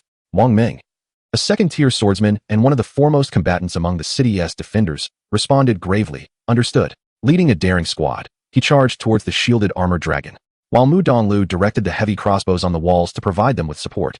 However, as they approached, agile wolf-like beasts began to encircle them. Wang Meng and his companions fought valiantly until exhaustion overcame them, yet they could not lay a finger on the shielded armored dragon. Furrowing his brow, Mu Donglu realized that he alone must venture forth from the city to engage in combat. Without his presence, the defense would lack direction. Suhu, you shall command the battle. I will deal with these beasts, he declared, leaping from the towering city wall. With a flourish of his sword, he plunged into the throng of monstrous creatures. The brilliant radiance of his blade cleaved through the beasts that obstructed his path, propelling him directly toward the shielded armored dragon. Outside the city, the horde of beasts swiftly surrounded Mu Donglu. Drawing upon his formidable swordsmanship, he surged toward the nearest shielded armored dragon, dispatching the relentless creatures that sought to impede him. In a sudden, decisive strike, Mu Donglu felled the shielded armored dragon, but he dared not linger. For a dozen more awaited his attention beyond the city walls. The swarm of beasts continued to swell. Soldiers and civilians desperately held their ground at the breach, valiantly resisting the frenzied onslaught. Even as comrades fell victim to the savage onslaught, limbs brutally severed amidst the cacophony of anguished cries. Do not consume me. I am not ready to die yet. Amidst the chaos, a young soldier, unable to withstand the mounting pressure, attempted to flee, sowing seeds of panic among the ranks. The turmoil quickly spread, with more and more seeking to escape the battlefield, which had become a veritable meat grinder. They were compelled to sacrifice their lives to seal the breach. Suhu, with a swift kick, sent the fleeing youth back into the fray, his voice booming with authority as he surveyed the crumbling defensive line. Whoever dares to waver in their resolve shall face immediate execution. In the absence of Mu Donglu's commanding presence atop the city walls, the defending forces descended into disarray. Suhu could only coerce them into maintaining their positions. Meanwhile, Shinmu approached the vicinity of the wall, witnessing the harrowing scene unfold before him. Without uttering a word, he grasped his heavy sword and charged into the fray. Crack! The heavy sword gleamed with blood as Shinmu tasted his first victory. The gray-spotted wolf lay lifeless beneath his blade. In swift succession, the heads of numerous beasts fell, Shinmu's relentless assault rendering the enemy utterly powerless. The soldiers and civilians near the breach in the city wall were taken aback, their burdens suddenly lightened. Some noticed the figure of Shinmu, his small stature rushing to the forefront, as one by one, beasts succumbed to his sword. An increasing number began to take notice of him. The surrounding strong men were moved to tears. If a mere 3-year-old like Shinmu could charge ahead, how could they retreat? Kill! The battle cry erupted. Suhu also observed the commotion at the breach. There, morale surged, and the sounds of battle filled the air, leaving him bewildered. Soon, news of Chunmu's valiant efforts spread through the ranks of the defenders, eliciting shock and admiration. He was the pride of Blackstone City, yet to them, still a child. Suddenly, the spirits of the defenders soared. Leading the charge at the breach, Shinmu even fought beyond the city walls, wielding his heavy sword with the ease of chopping vegetables as he felled the advancing beasts. If even this child fights valiantly, then are you not men? Slay them! Shouted the seasoned warriors. Kill! The crowd roared in unison, their battle cries echoing through the skies, reverberating throughout all of Blackstone City. In the courtyard, Tangwan and her companions prayed for Shinmu, and upon hearing the thunderous roar of battle, their hearts brimmed with hope. Chapter 030, A Moment of Peril. The battle cries drowned out the roars of the beasts. Even those within the city felt the surge of fervor. This was the spirit of the men of the northern wilderness. Mu Donglu noticed Shinmu, who was at the forefront, a petite figure embodying terrifying strength, relentlessly slaying the monstrous beasts. These beasts were at most of the second-tier peak, equivalent to the zenith of a swordsman. And Shinmu also possessed the strength of a swordsman at his peak, yet his power surpassed theirs. His sword energy was overwhelming and unstoppable. Mu Donglio's expression turned grave. Shinmu was the pride of Haishi City, and if anything were to befall him, it would not only bring shame to the Qin family, but could also provoke the royal family's wrath. The monstrous tide surged with ferocity, and Shinmu's presence invigorated the city defense team. To dismiss him now would undoubtedly dampen their morale. Mu Donglu bellowed amidst the beast horde. Lin Song, ensure Chunmu's safety. Clad in iron armor, Lin Song approached Chunmu, accompanied by several formidable swordsmen for support. In the area where Chunmu fought, numerous seasoned experts followed closely. He was the pride of Haishi City, and everyone was eager to protect him. First, eliminate the shielded armored dragon. Suhu commanded from the city walls. Should the shielded armored dragon breach the walls, the defensive area would become overwhelmingly extensive. Thus it was imperative to neutralize the threat it posed first. Upon receiving the message, Shinmu discarded his heavy sword and swiftly drew the feathered wing from behind. The feathered wing was remarkably light, and after casting aside the heavy sword, Shinmu's speed surged dramatically, darting several zhang in the blink of an eye. The surrounding veteran warriors struggled to keep pace, only catching glimpses of his afterimage. Even the experts from the sword sect gazed in awe, helplessly watching Chunmu charge forward. Outside the city, a silver flash of sword light appeared. Wherever it struck, the beasts were severed in half, and Chunmu's feathered wing did not even draw blood. The massive shielded armored dragon collapsed under the silver sword light, scattering the surrounding beasts in a panicked flight. The nearby swordsmen were utterly astounded. Even the seasoned warriors found it hard to believe. To effortlessly slay the shielded dragon amidst the throngs of ferocious beasts was something even the Elder Sword sect could not achieve. It was not due to a lack of strength, but rather the overwhelming number of beasts that encircled them, preventing any approach. The city lord Mu Donglu could also vanquish the shielded dragon amidst the beast tide, for he was a second-grade sword candidate with extensive combat experience. Yet, Shinmu was merely a 3-year-old child. His prowess paled in comparison to Mu Donglio's, but his speed was remarkable, allowing him to weave through the gaps among the beasts with ease. The nearby monsters found it exceedingly difficult to detect his presence. As Chunmu darted through the beast tide, his swordsmanship was incisive, dispatching the beasts with unerring precision. The night was illuminated as if it were day by the blaze, the snow stained crimson. He swiftly felled 5 shielded dragons. And with the 9 that Mu Donglu had dispatched, the threat to the city walls was finally alleviated. The city's defense team, invigorated as if by a surge of adrenaline, valiantly continued to battle, leaving the besieging beasts dazed and compelled to retreat in a manner akin to a receding tide. We have triumphed. The defenders cheered in celebration, believing the crisis had been averted, while the townsfolk felt they had narrowly escaped disaster. Shinmu, employing his breathing technique to restore his strength, gazed into the distance, his brow furrowed. There lay a menacing disturbance. A terrifying roar echoed forth. The retreating monsters regrouped, pulling back several hundred feet, yet still congregating around the periphery of Blackstone City. In the darkness, the beasts bowed their heads in unison, and from the throng emerged a colossal silver wolf. It howled in the direction of Blackstone City, its voice resounding like thunder, plunging the city into an eerie silence as fear once again gripped the hearts of its inhabitants. Mu Donglu returned to the city, proclaiming loudly, "These beasts have been repelled once by us. Should they dare to return, we shall slay them until their very hearts tremble. Kill! Kill! Kill!" The defending troops responded with fervor.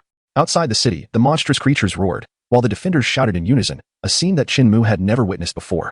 A contest of might between the two sides. The able-bodied tended to the wounded, while the elders surrounded Shinmu, sharing laughter and warmth. "Good lad. You are indeed the pride of Blackstone City. You have done splendidly. Without you, whether we could hold Blackstone City is a question." In response to the elders' commendations, Shinmu smiled, remaining humble. The tide of beasts may have receded for now, but it would surely return.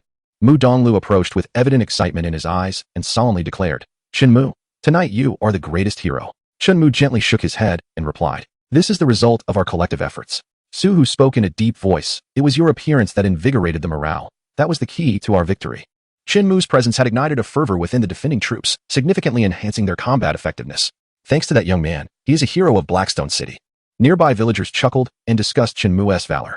As Chunmu surveyed the surrounding soldiers, all bearing wounds and the battered walls of the city, he recognized that Blackstone City was a place they all cherished and defended together. Though the monsters had temporarily retreated, another assault might loom on the horizon. Suhu swiftly organized the villagers to fortify their defenses. Chunmu gazed at the pockmarked walls, sensing the impending challenge of maintaining their hold against another wave of beasts. When that time came, the onslaught of monsters would surely turn Blackstone City into a hellish nightmare. The city lord inquired, "The Demon King is their leader. If we eliminate the Demon King, will these beasts not disband?" Mu Donglu nodded slightly and replied solemnly, "Indeed, once the Wolf King falls, these beasts, bereft of their leader, will scatter in all directions. We find it exceedingly difficult to contend with the shielded dragon, let alone the Wolf King.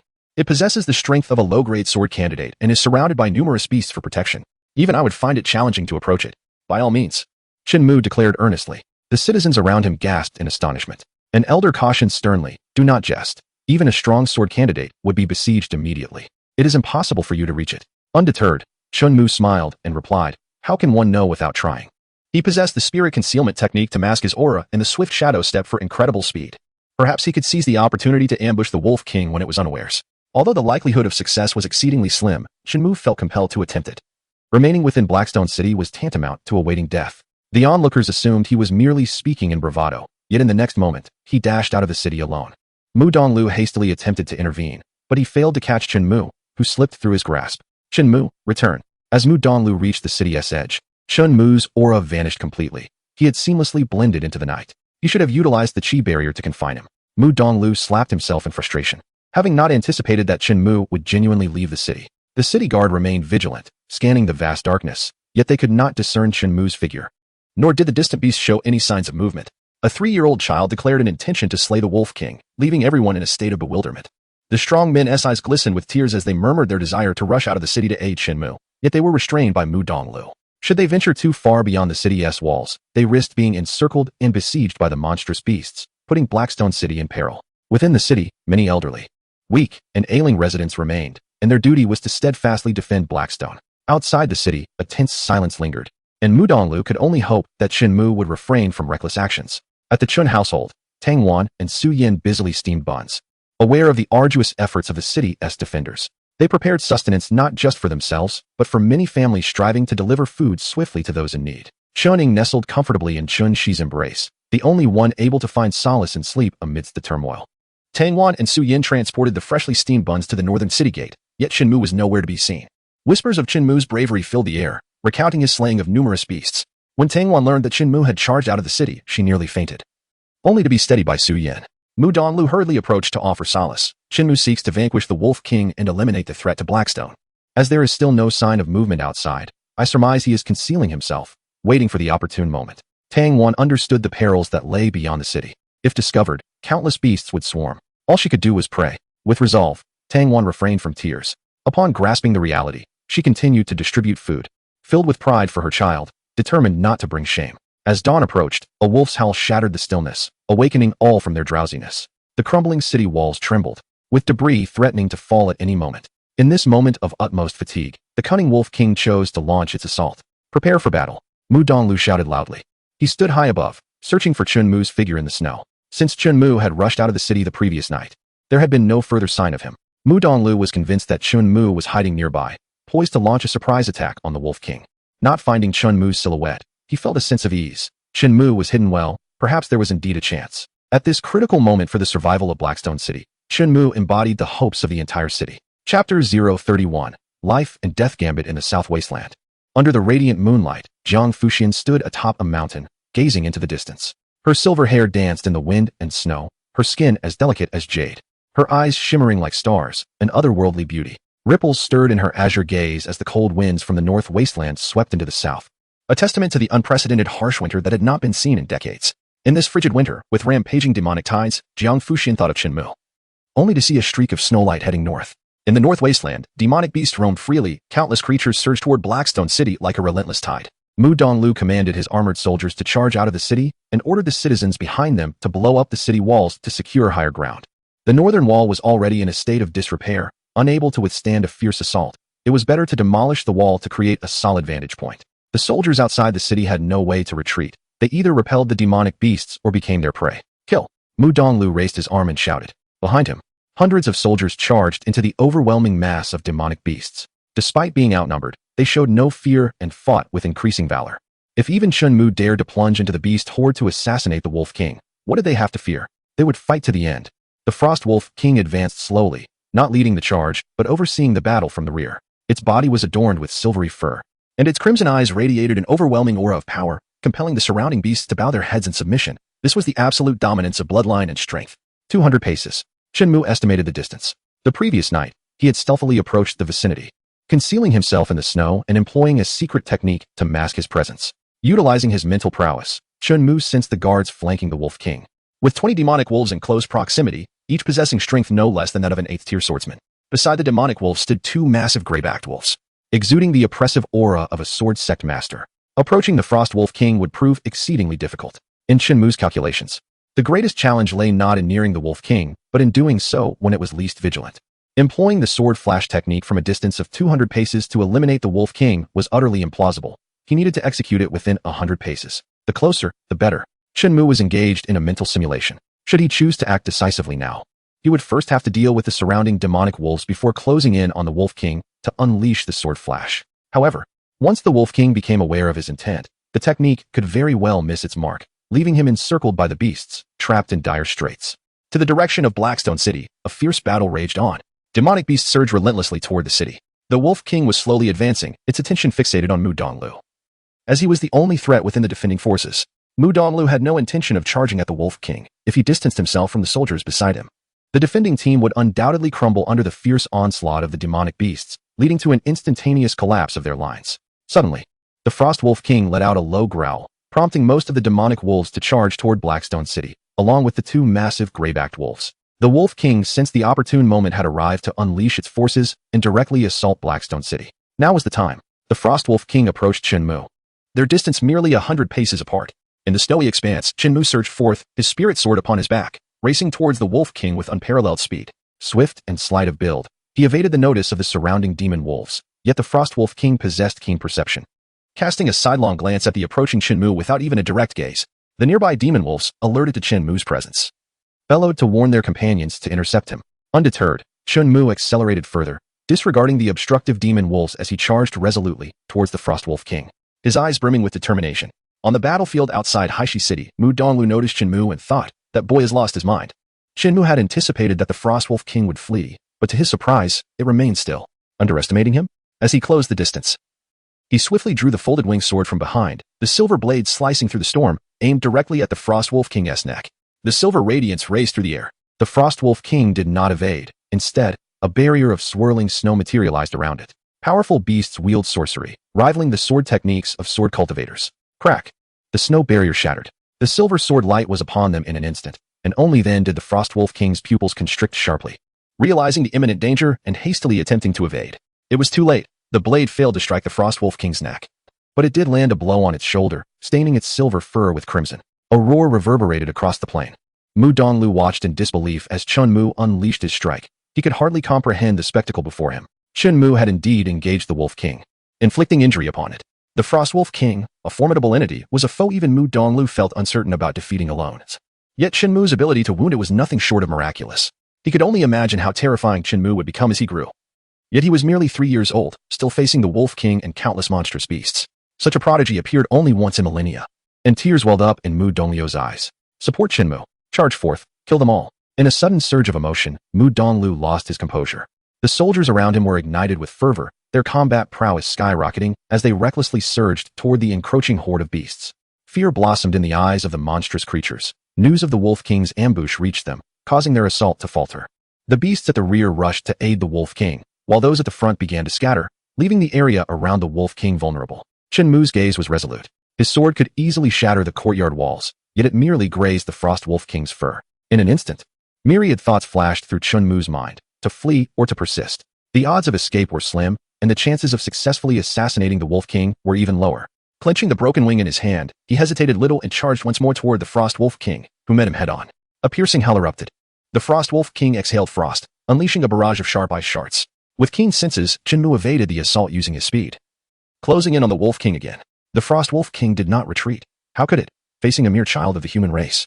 Shinmu soared into the air, employing the dragon's roar sword technique, resembling a dragon ascending to the heavens. The surrounding blizzard coalesced around the broken wing, akin to an ice dragon soaring aloft. The sound of the dragon's roar echoed across the snowy plains beyond the city. Countless beasts trembled in terror. Even the Frostwolf King momentarily hesitated, a fear rooted deep within its bloodline. The Frostwolf King soon regained its composure, not daring to underestimate its foe. It raised its sharp, massive paw and forcefully struck Chunmu down from midair. A resounding crash echoed as Chunmu became embedded in the snowy ground. His shirt was torn by the claws, leaving 3 ghastly gashes across his chest. The Frostwolf King let out a pained howl, having lost half of its forepaw in the confrontation. A pack of demon wolves rushed forward, intent on ending Chunmu's life, but the Frostwolf King roared them back. This was its trophy, and it would handle it. The surrounding demon wolves, filled with trepidation, retreated. Shinmu, Mu Donglu, and the others fought valiantly. Yet they were overwhelmed by the sheer number of demon beasts, and with the Frostwolf King no longer in peril, the beasts began to regroup. Shinmu gazed at the Frostwolf King, breathing heavily. This was the stark reality of their power disparity, no matter how strong he was. He could not confront the Wolf King directly. He slowly closed his eyes. The Wolf King, believing it had extinguished Shinmu's life with a single blow, was unaware that he was concentrating his psychic energy. During the earlier clash, the broken wing had slipped from his grasp and soared into the sky instead of descending with him. Now, he used his mental prowess to control the wing, sending it hurtling back toward the Wolf King. The Frostwolf King abruptly lifted its head, noticing the whistling wing approaching. It deemed such an attack trivial and mocked it. Yet suddenly, a sense of danger enveloped the air. The Frostwolf King's pupils constricted in alarm. The broken wing was not its true lethal strike. Shinmu's eyes flew open as he drew the wooden sword at his waist, rising explosively and sliding directly beneath the Frostwolf King. As dawn approached, a silver moon ascended on the horizon. The Frostwolf King's abdomen was exceedingly vulnerable, pierced directly by a blade of light. It gazed down at its own entrails spilling forth. Before plummeting, its wings broken, as its head was severed without hesitation. A thunderous crash resounded as the Frostwolf King fell to the ground. Suddenly, the world fell silent. Both the demonic beasts and the human warriors ceased their conflict, all eyes drawn towards the fallen beast. Shinmu lay in the snow, gazing up at the heavens. As dawn broke in the east, warm rays of sunlight illuminating his blood-streaked face. He had never perceived the night as prolonged. How splendid the sunlight was. Outside the city, the demonic beasts fled in disarray. Shinmu, Shinmu. The soldiers defending the city and the citizens snapped back to reality, their voices echoing through the skies. Tangwan and Su Yin remained seated by the roadside, startled by the deafening shouts. With tears in her eyes, Tang Wan rose hastily, asking, Noor, is he all right? Su Yin quickly supported her towards the ruins of the city wall, where demonic beasts receded like a tide, and everyone celebrated. Mu Donglu rushed to Chenmu's side, finding him unconscious. Yet, he still breathed, his injuries mere flesh wounds. Mu Donglu carried him back to Blackstone City. Tang Wan, upon seeing the scars adorning Chenmu's body, wept with heartache, yet she felt an immense pride, for it was he who had saved the citizens of Blackstone City. Mu Donglu spoke solemnly. I shall seek out the finest physician in Blackstone City to tend to his wounds. With the demonic beasts retreating, we must swiftly reinforce our defenses. Without delay, Tang Wan took Chenmu home. An elderly physician arrived at the Chun residence, tending to Chenmu's wounds with a reassuring smile. This child possesses a vigorous vitality, far surpassing that of ordinary folk. He is in no peril of life, and simply requires a period of rest. Upon hearing this, Tang Wan felt a wave of relief wash over her. The physician continued, expressing his admiration. This child is a hero, having single-handedly vanquished the Wolf King and saved tens of thousands of citizens in Haishi City. Tang Wan gently caressed Chenmu's forehead, her pride evident on her face. Chun Hao, his eyes brimming with tears, declared, next time, I shall surely accompany my younger brother to slay the beasts. Chun Shi, wiping away her own tears, teased. As long as you don't hold little Mu back, it will be fine. Chun Hao scratched his head, and laughter ensued among them. The blustering wind and snow persisted. And for the time being, no beast dared to wreak havoc in Haishi City. The head of the Ice Frost Wolf King hung outside the city, and the scent alone sent the beasts fleeing in fright. Chapter 032, Safe Return Haishi City, Chen Family. Chunmu gradually opened his eyes, feeling a searing pain in his chest. Upon awakening, he beheld Tang Wan resting against the headboard, still holding his small hand, having kept vigil from dawn till dusk. Mother, Chunmu called softly. Hearing her son's voice, Tang Wan's eyes flew open, her expression filled with excitement. Moor, she exclaimed. She tenderly stroked Chunmu's forehead. Observing the tears in his mother's eyes, Chunmu felt a pang of guilt. Mother, I'm sorry for causing you worry. Tang Wan quickly wiped away her tears, her voice brimming with pride. No, my dear, these are tears of joy. Mother, please go rest. I am fine, Chunmu said with a smile. Tang Wan had not had a moment's peace lately, caring for the young Chuning while also fretting over Chun Yin and Chunmu. Upon witnessing Chunmu awaken, Tang Wan finally felt at ease to return and rest for a while. Once his mother left the room, Chunmu's expression contorted with pain. The wound was rather deep, and for a swift recovery, it seemed he had no choice but to exchange for medicinal pills. Successfully exchanged for blood recovery pill, consumed 200 sign-in points. After taking the blood recovery pill, Chunmu immediately employed a breathing technique, causing his wounds to gradually mend and his lost vitality to restore. He closed his eyes, a faint crimson glow emanating from his skin, which eventually receded. Chunmu's pallid complexion began to regain its rosy hue. The following morning, the snow and wind had momentarily subsided. The Chun residence was abuzz with activity as neighbors flocked to inquire after Chunmu's well-being. Tang Wan preferred Chunmu to recuperate in peace, so the visitors were unable to see him. Nevertheless, she could not refuse their heartfelt gestures. The city lord's residence sent precious healing elixirs, while Aunt Wang next door had slaughtered a large hen overnight, pairing it with a century-old ginseng to brew a delectable chicken soup, which she delivered to the Chun household. The Zhao family even contributed a small piece of qilin bone, rumored to possess the ability to cure myriad ailments when crushed. However, whether that dark lump truly was qilin bone remained uncertain. The qilin was a sacred beast, its presence elusive in the mortal realm, and its bones were treasures beyond measure, nearly impossible to procure. Tang Wan was deeply touched by the community's generous support. The Chen family's bustling activity this time starkly contrasted with the previous occasion, as the neighbors came out of gratitude, returning kindness for kindness. Chunmu was hailed as a hero of Haishi City, and the taverns and tea houses buzzed with tales of his exploits. Storytellers recounted with fervor how the Frost Wolf King had slammed into Chunmu, sending him crashing into the snow. The surrounding children listened with bated breath, their hearts pounding in trepidation. As the saying goes, time waits for no one. In an instant, Chunmu unsheathed the wooden sword at his waist, executing a swift slide beneath the Frost Wolf King's legs, ultimately delivering a fatal strike. This tale, however, comes from the lips of a storyteller relaying the accounts of others. The younger audience, stirred with fervor, heard a plump boy exclaim, "When I encounter a beast, I too shall slide." The storyteller, lacking in detail regarding the battle, failed to mention how Chunmu cleverly distracted the Frost Wolf King with his broken wings, allowing for a successful ambush. The sliding maneuver was not the crux of the victory. Only a formidable figure like Mu Donglu would recognize that Chunmu had triumphed through cunning strategy, a fact he would not broadcast like the storyteller. In a short span, several versions emerged within Blackstone City regarding the demise of the Wolf King. Some claimed Chunmu beheaded it, others insisted he committed seppuku upon it, while yet others spoke of poison smeared upon his blade. The consensus remained that the Wolf King had met its end at Chunmu's hands. Meanwhile, Tang Wan was preoccupied with caring for Chen Ying, prompting Chen Shi to bring a bowl of chicken soup, prepared by Aunt Wang next door, to Chunmu's room. Little Mu, Let your sister feed you, she suggested. Thank you, elder sister, but I can manage on my own, Shinmu replied, forcing himself into a seated position. After a day and night of rest, he found his spirits considerably restored. This tastes exquisite, he remarked, savoring the soup. It's Aunt Wang's recipe.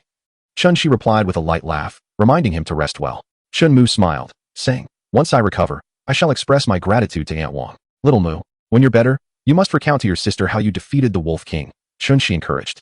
Of course, no problem, he replied, reclining on the bed as vivid memories of the battle flooded his mind, sending a chill down his spine. It could be described as a fight for survival against all odds. After 2 days of rest, Chun-Mu, having consumed an array of peculiar remedies, found himself in commendable health, able to rise and move about. Tang Wan forbade him from practicing swordplay during this period. As noon approached, Chun-Mu suddenly opened his eyes.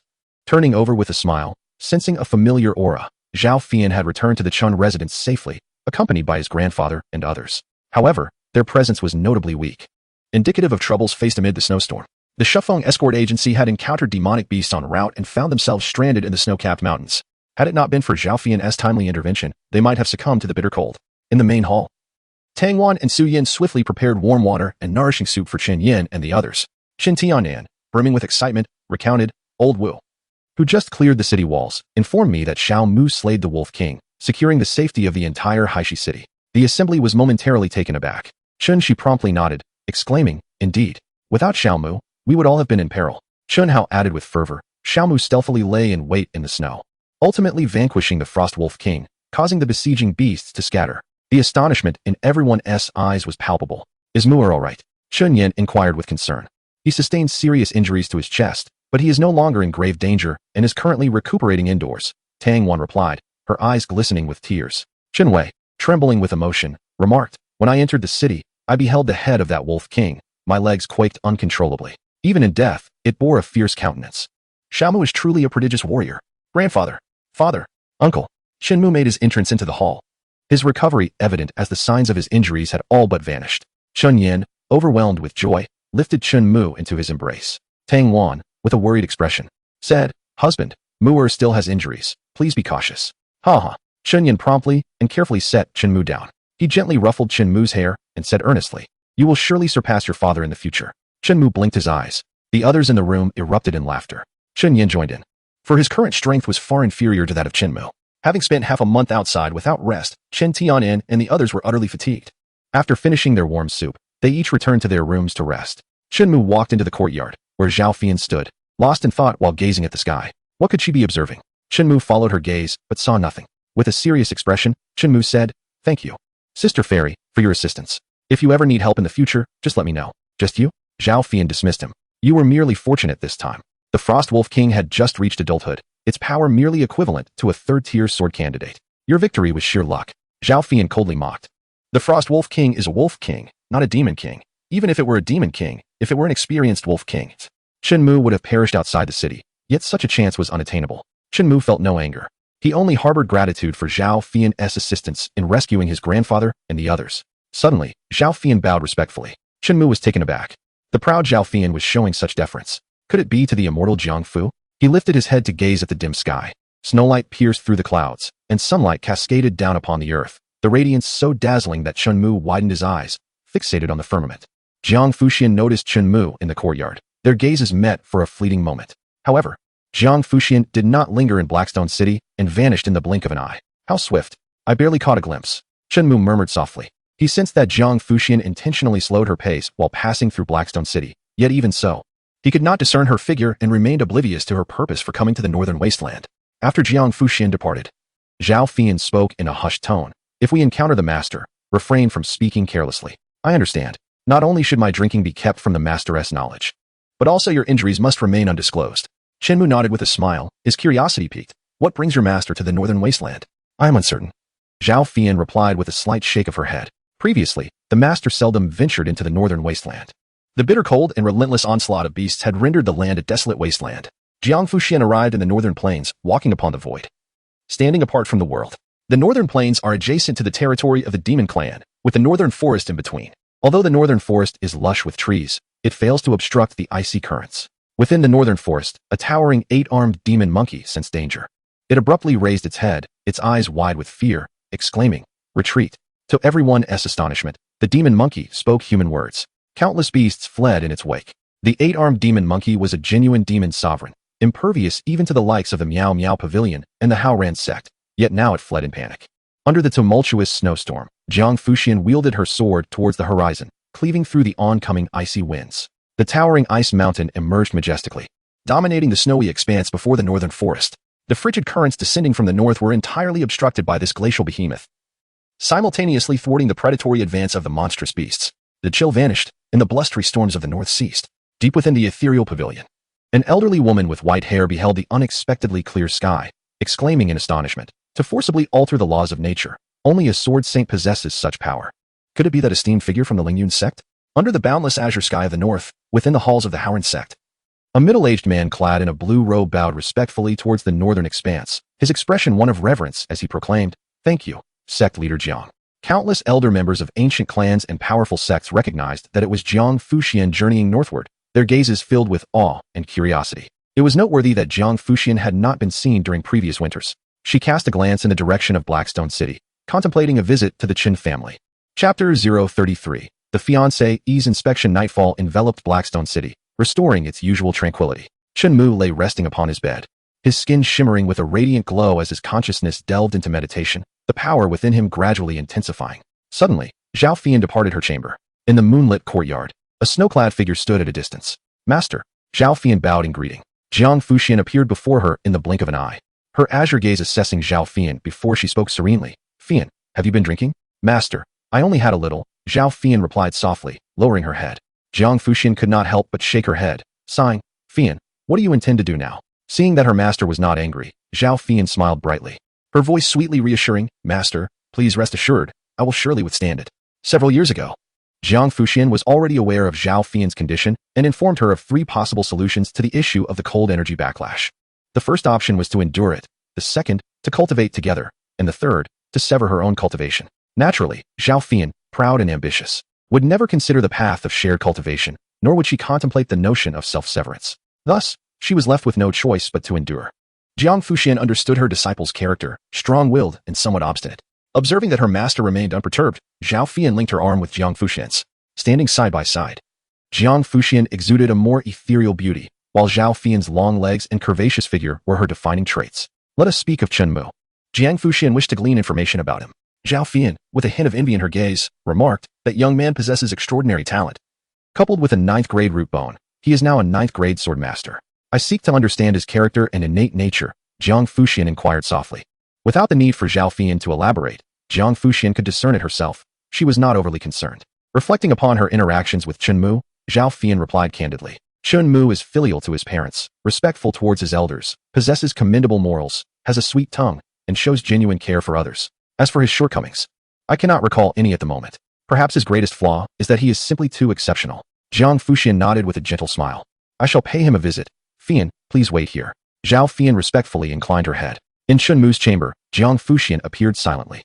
Her azure eyes could pierce through Shinmu's flesh, effortlessly revealing the breathing technique he employed. Yet, these matters were of lesser importance. What caught her attention was Shinmu's fair visage, which bore a hint of charm and a touch of adorability. Shinmu was oblivious to the gaze upon him, yet he was enveloped by a delightful fragrance.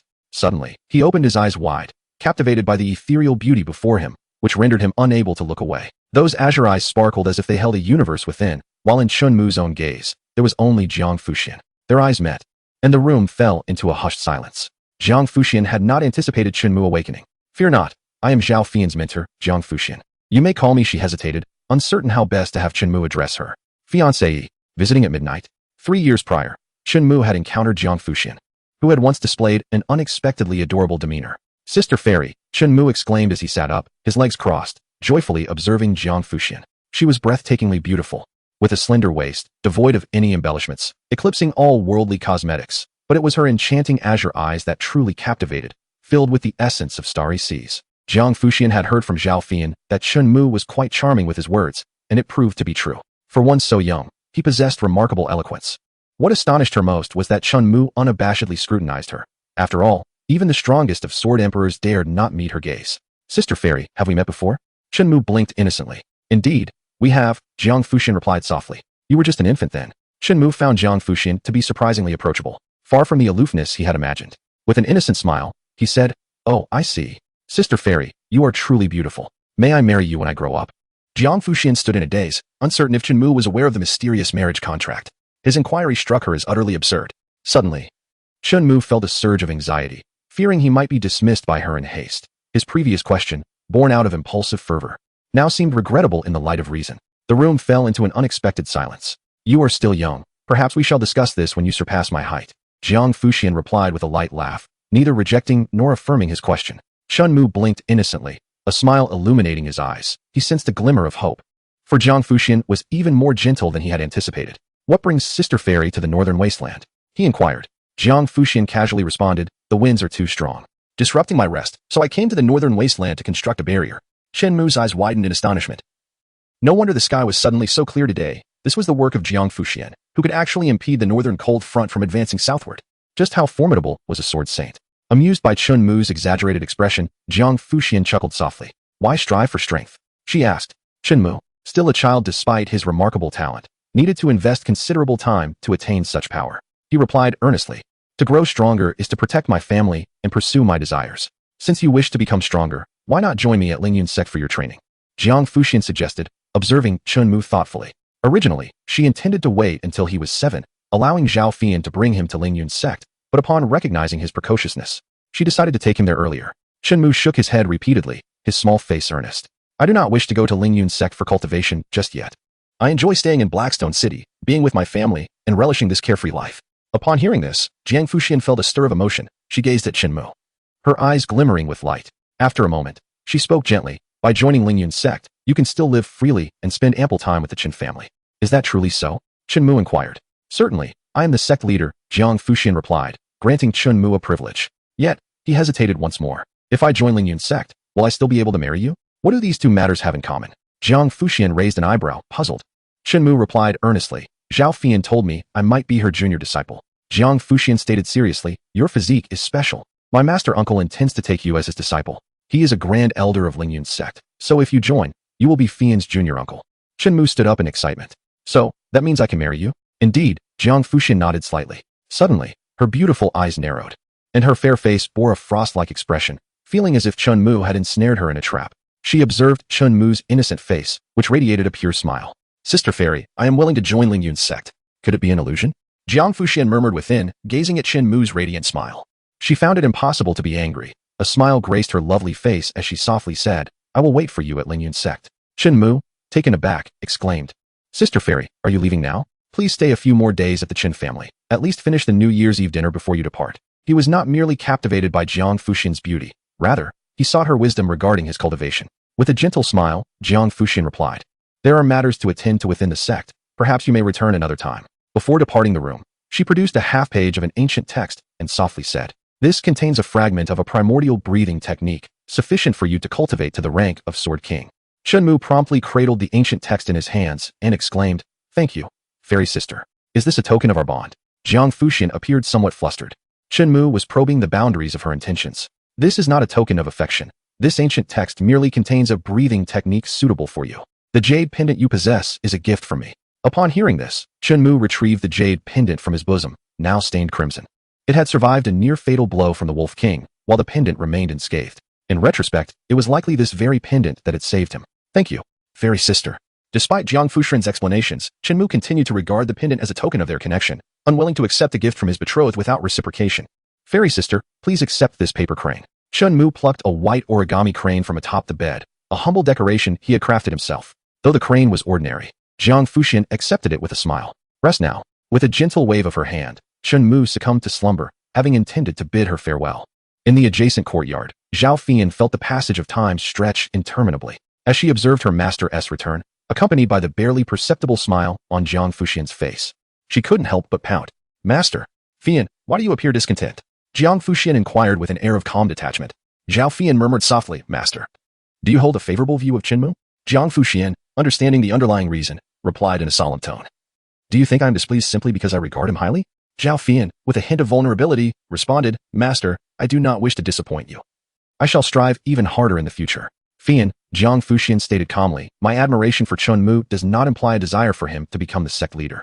It appears he harbors no such aspirations himself. Jang Fushian sensed Shinmu's yearning for freedom, reminiscent of her own past. Zhao Fian bit her lip, lowering her gaze. Jang Fushian gently caressed Zhao Fian's delicate face, imparting a profound lesson. Fian, the role of the sect leader is a burden, not a glory. I hope you comprehend this. Master, your disciple shall hold this close to heart, Zhao Fian replied, nodding repeatedly, though somewhat perplexed. Before departing, Jang Fushian advised, Fian, assist Shinmu in his cultivation as much as you can. When he decides to join Lingyun's sect, you may return then. Ah? Zhao Fian gasped, her mouth agape. Master, what if he chooses not to come? He has promised me he is willing to join Lingyun's sect. I trust he will arrive, Jang Fushian asserted confidently.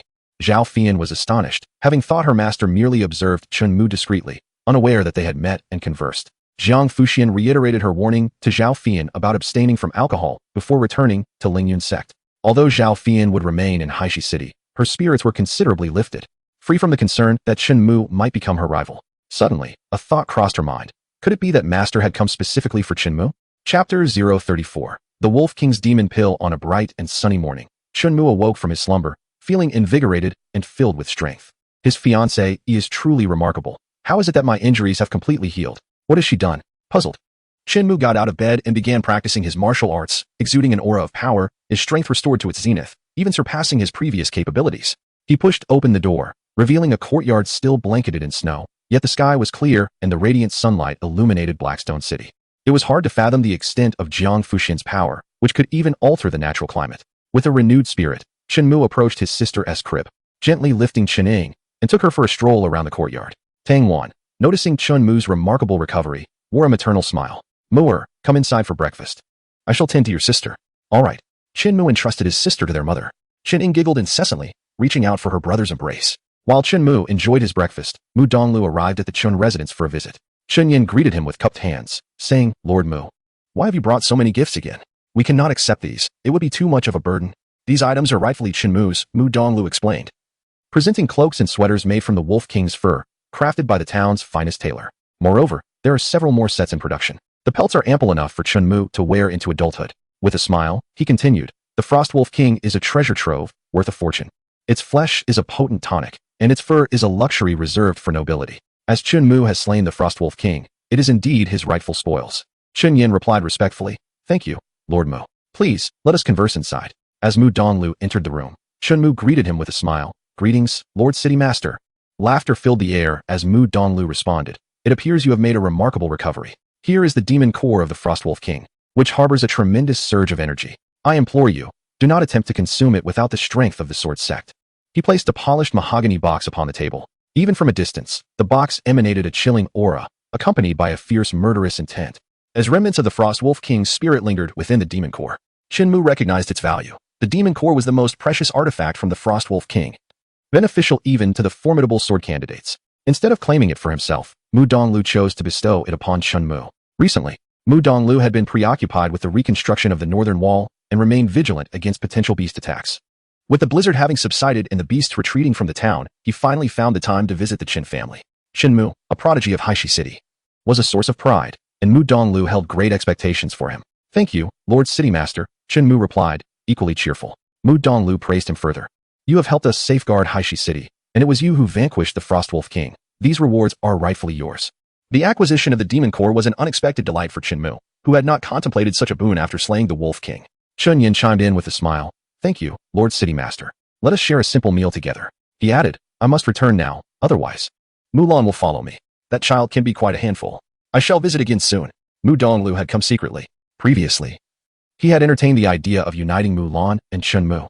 But it was only upon witnessing Shinmu's triumph over the Wolf King that he realized the two were worlds apart and that such a union would yield no fruitful outcome. Chunyin chuckled. If Mulan wishes to visit the Qin family, let her come. The city lord need not worry. Mu Donglu promptly waved his hand, stating earnestly, Mulan is but a child, while Chunmu is not. Her arrival would only cause inconvenience. He did not regard Chunmu as a child. Chen Yin and Tang Wan exchanged smiles, for in their eyes, Chunmu would forever remain a child. Whether at 3 or 30, it made no difference. After bidding farewell to the city lord, Chen Yin sat down to dine and proudly inquired, Mu'er, tell me about your experience in slaying the Wolf King. Of course.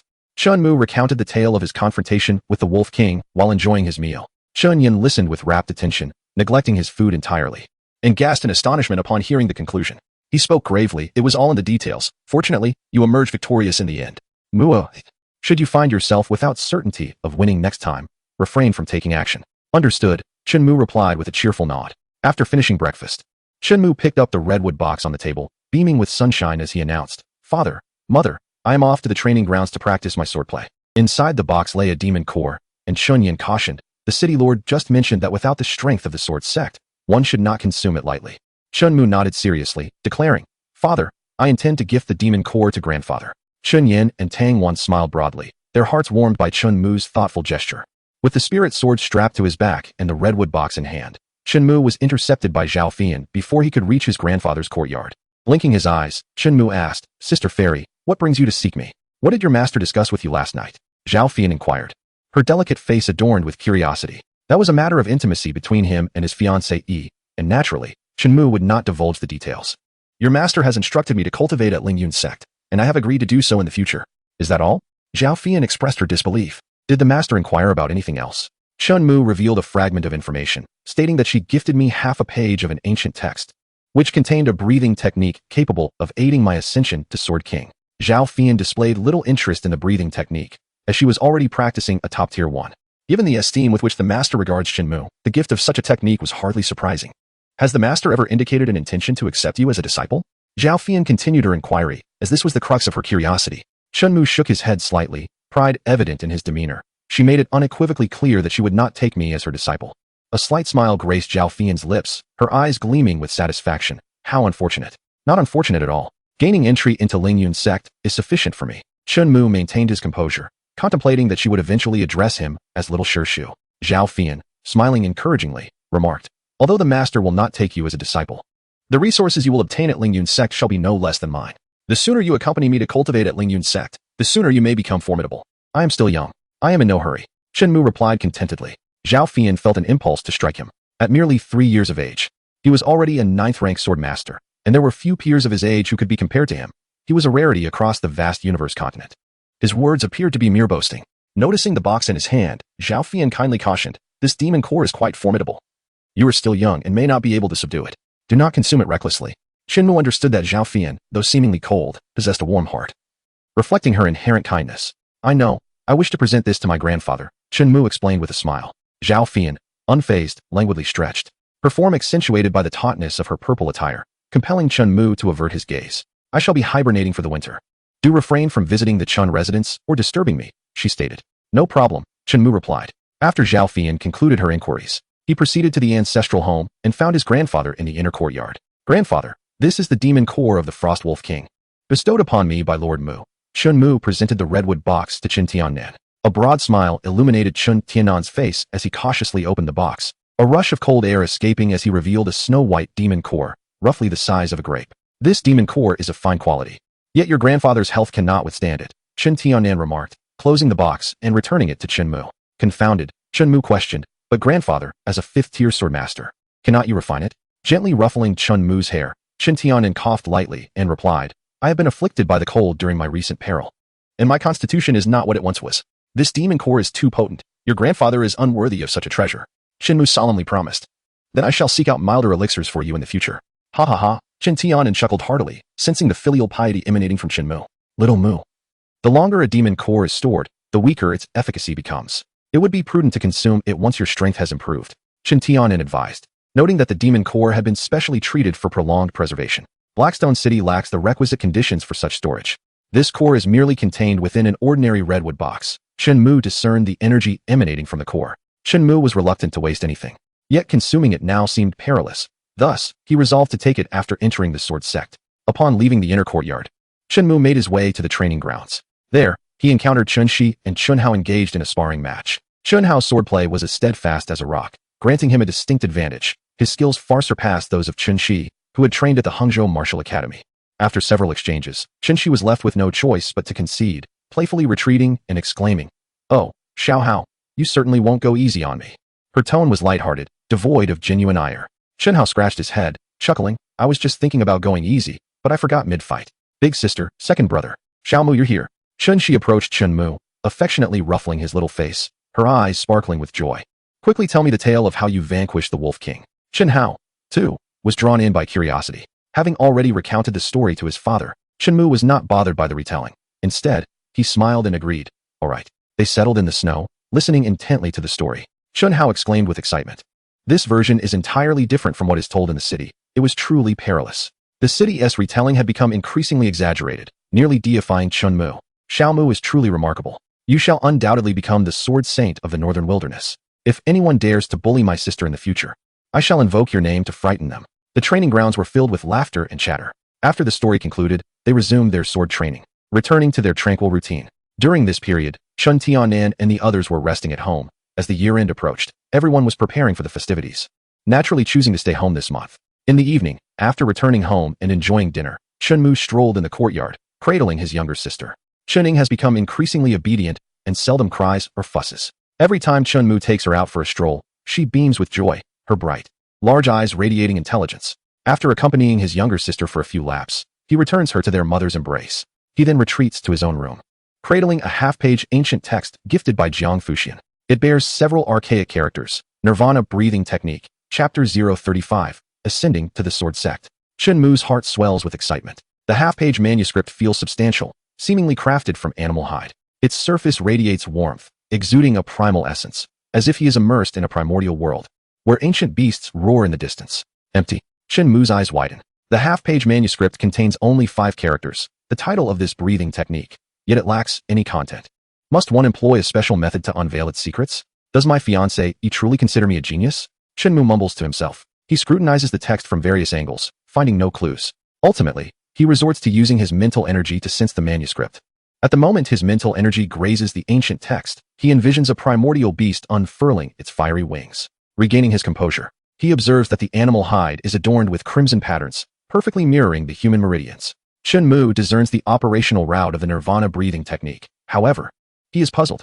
The route involves energy circulating from the entire body into the limbs and bones before converging at the dantian, bypassing the conventional path through the mouth and nose to the heart and lungs. This method is extraordinarily domineering. Shinmu continues to ponder, realizing that this is merely the energy flow diagram of the nirvana breathing technique, leaving him uncertain about how to properly master the art of breathing. Huff, huff, huff. A faint breath echoed in his ears. Shinmu initially thought it was a figment of his imagination, but as he calmed his mind to listen intently, he ultimately discerned that the sound originated from the half-hide of a beast, an astonishing revelation. This hide seemed almost alive. Thus, one must truly feel it. Following the mysterious breath, Shinmu began to breathe slowly in rhythm. Initially, his intake of spiritual energy was limited, but as his skin relaxed and his body quivered slightly, it felt as though countless mouths were simultaneously absorbing the surrounding spiritual essence. His breathing quickened, and the consumption of spiritual energy intensified, causing the entire Chun residence's spiritual essence to flow toward his chamber. Zhao Fian opened her eyes, frost clinging to her long eyelashes, murmuring, "Such an impressive breathing technique.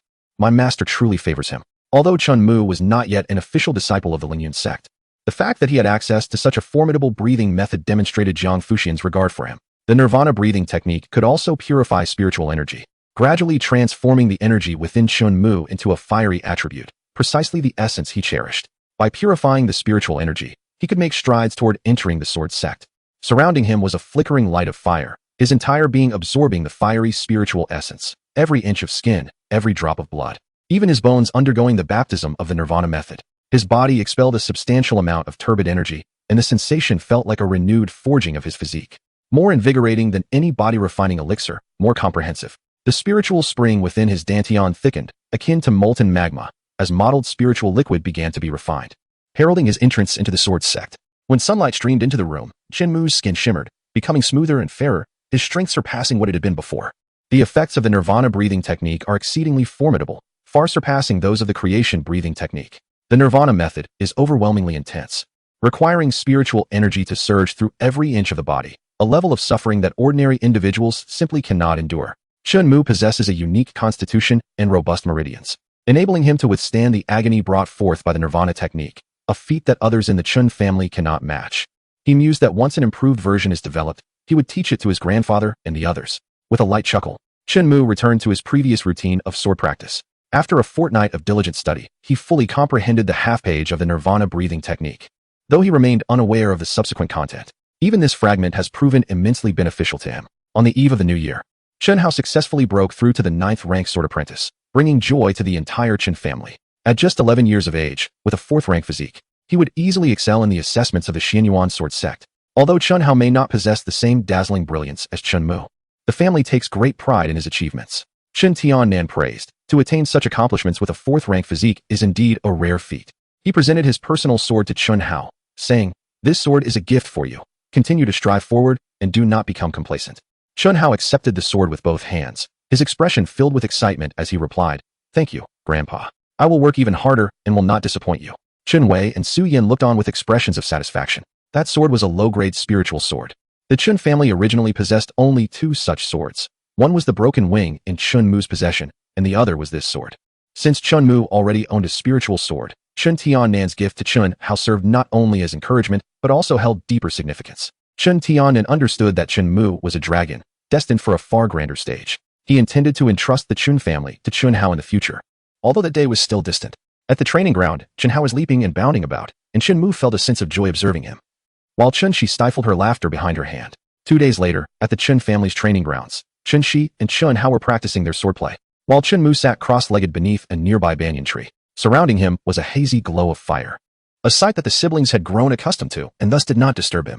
The air was saturated with rampant fire attributes spiritual energy, causing the spiritual spring within his dantian to undergo transformation. Within the dantian, a small crimson sphere began to coalesce, gradually becoming more rounded and increasing in size under Chun Mu's meticulous refinement. This was the embryonic form of the sword pellet. As the nirvana breathing technique flowed through him, the nascent sword pellet continuously absorbed the fire attribute's spiritual energy, transforming it into pure spiritual power. Suddenly, a resounding roar echoed as flames flickered around Chun Mu. Brilliant sword light erupted from within him, shaking the training ground.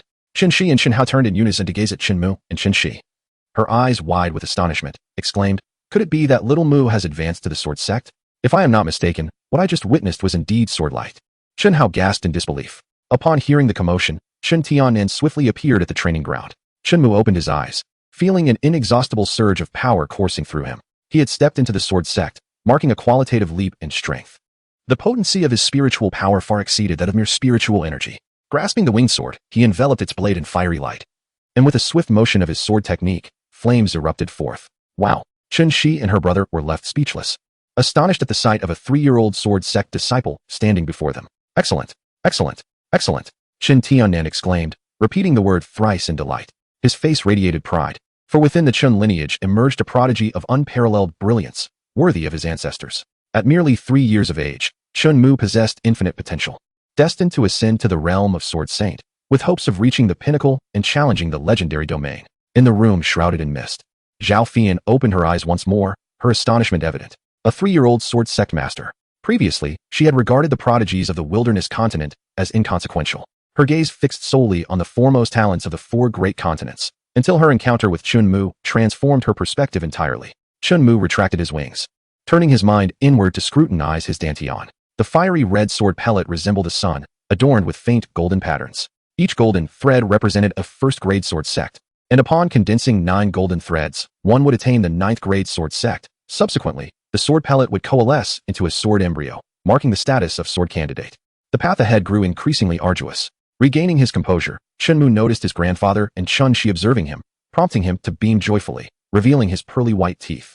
Chen Tiannan cautioned, "Little Mu, it is prudent to keep your ascendance to the sword sect discreet. Humility is preferable. Recently, your fame has surged following your defeat of the Wolf King, and now with the news of your sword sect status, it is bound to create a stir. The Chen family may find no peace during the New Year festivities." Chun Shi and Chun Hao nodded in agreement. When Chun Mu returned home for dinner, he shared the news of his ascendance to the sword sect with his parents. Chun Yin and Tang Wan were overjoyed, though not overly surprised, for Chun Mu had bestowed upon them countless delights already. Shin Yin chuckled, "Do not let pride consume you. There are many prodigies like you, such as the ancient legends of the wilderness continent, who could speak at birth and intimidate ancient ferocious beasts with a mere glare, ultimately reaching the zenith of the sword path." Chun Mu blinked his eyes. He had often heard tales of the Lord of the Wilderness, a formidable being who had vanished for thousands of years. Some claimed he had fallen, others asserted he had ascended, while yet others suggested he lived in seclusion beyond the mortal realm. Tang Wan raised her delicate eyebrows and chuckled softly. "My dear husband, why compare ancient figures to Mu'er? Speak of contemporaries instead. As for contemporaneous prodigies, I truly cannot name any." Chun Yin sighed. "Even if such talents existed, they are likely concealed by various powers, seldom revealed to the world." Chun Yin spoke earnestly. "Mu'er, though your father may lack extensive experience, I must advise you not to be complacent. Your journey is long, and this is merely the beginning." Tang Wan smiled warmly. "Father, I understand." Shinmu nodded heavily. He vowed not to let pride consume him before reaching the pinnacle. and he would tread steadily on the path ahead. As the year drew to a close, the Chun residence was adorned with vibrant decorations, and the city thrummed with festive cheer. Each evening, Shinmu would stroll through the courtyard with his sister, the sound of Chun Ying's laughter echoing in the air. Qin Yin and Tang once sat contentedly in their chairs, their faces aglow with happiness. Qin Shi also adored holding Qin Ying, the youngest sister, beloved by all. As night fell, Shinmu returned to his chamber. He opened a mahogany box, a chill enveloping him. The longer the demon core was stored, the more its potency diminished. Now a member of the sword sect, Shinmu was reluctant to squander the energy of the core and resolved to absorb and refine it. He consumed the demon core directly, a bone-chilling cold erupting within his abdomen as the ferocious energy surged through his organs. Shinmu exhaled a mist of frost. The temperature in the room plummeting, frost appearing on his skin, and the flow of blood within him slowed dramatically. The demonic core of the Frost Wolf King is exceedingly terrifying, infused with murderous intent and lingering resentment that assaults the sea of consciousness. The shadow of the wolf coalesces within this realm, seeking vengeance upon Shinmu. His complexion turns pale, yet he does not succumb to panic. Instead, he employs the nirvana breathing technique. The frost upon his skin melts away as the blood within him begins to boil, expelling the chilling aura. Within the sea of consciousness, Shinmu channels his mental energy to obliterate the wolf shadow. The Frost Wolf King's resentment proves no match for him. Its sole aim is to influence Shinmu, attempting to distract him from the rampant energy unleashed by the demonic core. However, Shinmu's mental prowess is formidable and his awareness remains clear, enabling him to simultaneously suppress the Wolf King's resentment while neutralizing the violent energy within. The nirvana breathing technique is remarkably domineering, as it incessantly devours the chaotic ice attribute energy, thereby augmenting Shinmu's spiritual power. Zhao Fian, sensing the sudden drop in temperature within Shinmu's chamber, hastens to his side, fearing he might fall victim to the backlash of the demonic core. This audacious individual, daring to consume the demonic core, the Frostwolf King's core, imbued with frenzied ice attribute energy, does not faze Shinmu in the slightest. His breathing remains steady and powerful, while the frost surrounding him dissipates into mist, enveloping him in a blaze akin to a searing furnace. As the demonic core is consumed and refined, Shinmu's sword pellet swells in size, with the golden patterns upon it becoming increasingly distinct and in number. 1, 2, 3. The appearance of 3 golden patterns on his sword pellet signifies his successful advancement to the 3rd rank of the sword sect. Host, Shinmu, Realm. Early stage of the 3rd rank sword sect. Realm, peak of the 9th rank mind master. Sign-in value, 105. Task, sign in at the Yen King's capital. Reward, 3,000 sign-in value. Shinmu opened his eyes, finding Zhao Fian unusually close, perplexed by the fact that neither of them seemed to have the courtesy to knock. They arrived and departed at their whim. He blinked, pondering why Zhao Fian hadn't left yet. Her gaze was rather peculiar. Chapter 036. New Year's Eve dinner. The room was enveloped in silence. Zhao Fian gazed at Shinmu with a hint of surprise. Shinmu blinked again, his youthful face reflecting confusion as he asked, "Sister Fairy, do you need something?" Startled back to reality, Zhao Fian resumed her aloof demeanor and replied, "I was concerned you might suffer backlash from the demon core, so I came to check on you." "I'm fine. Thank you for your concern," Shinmu responded with a smile, gratitude evident in his eyes.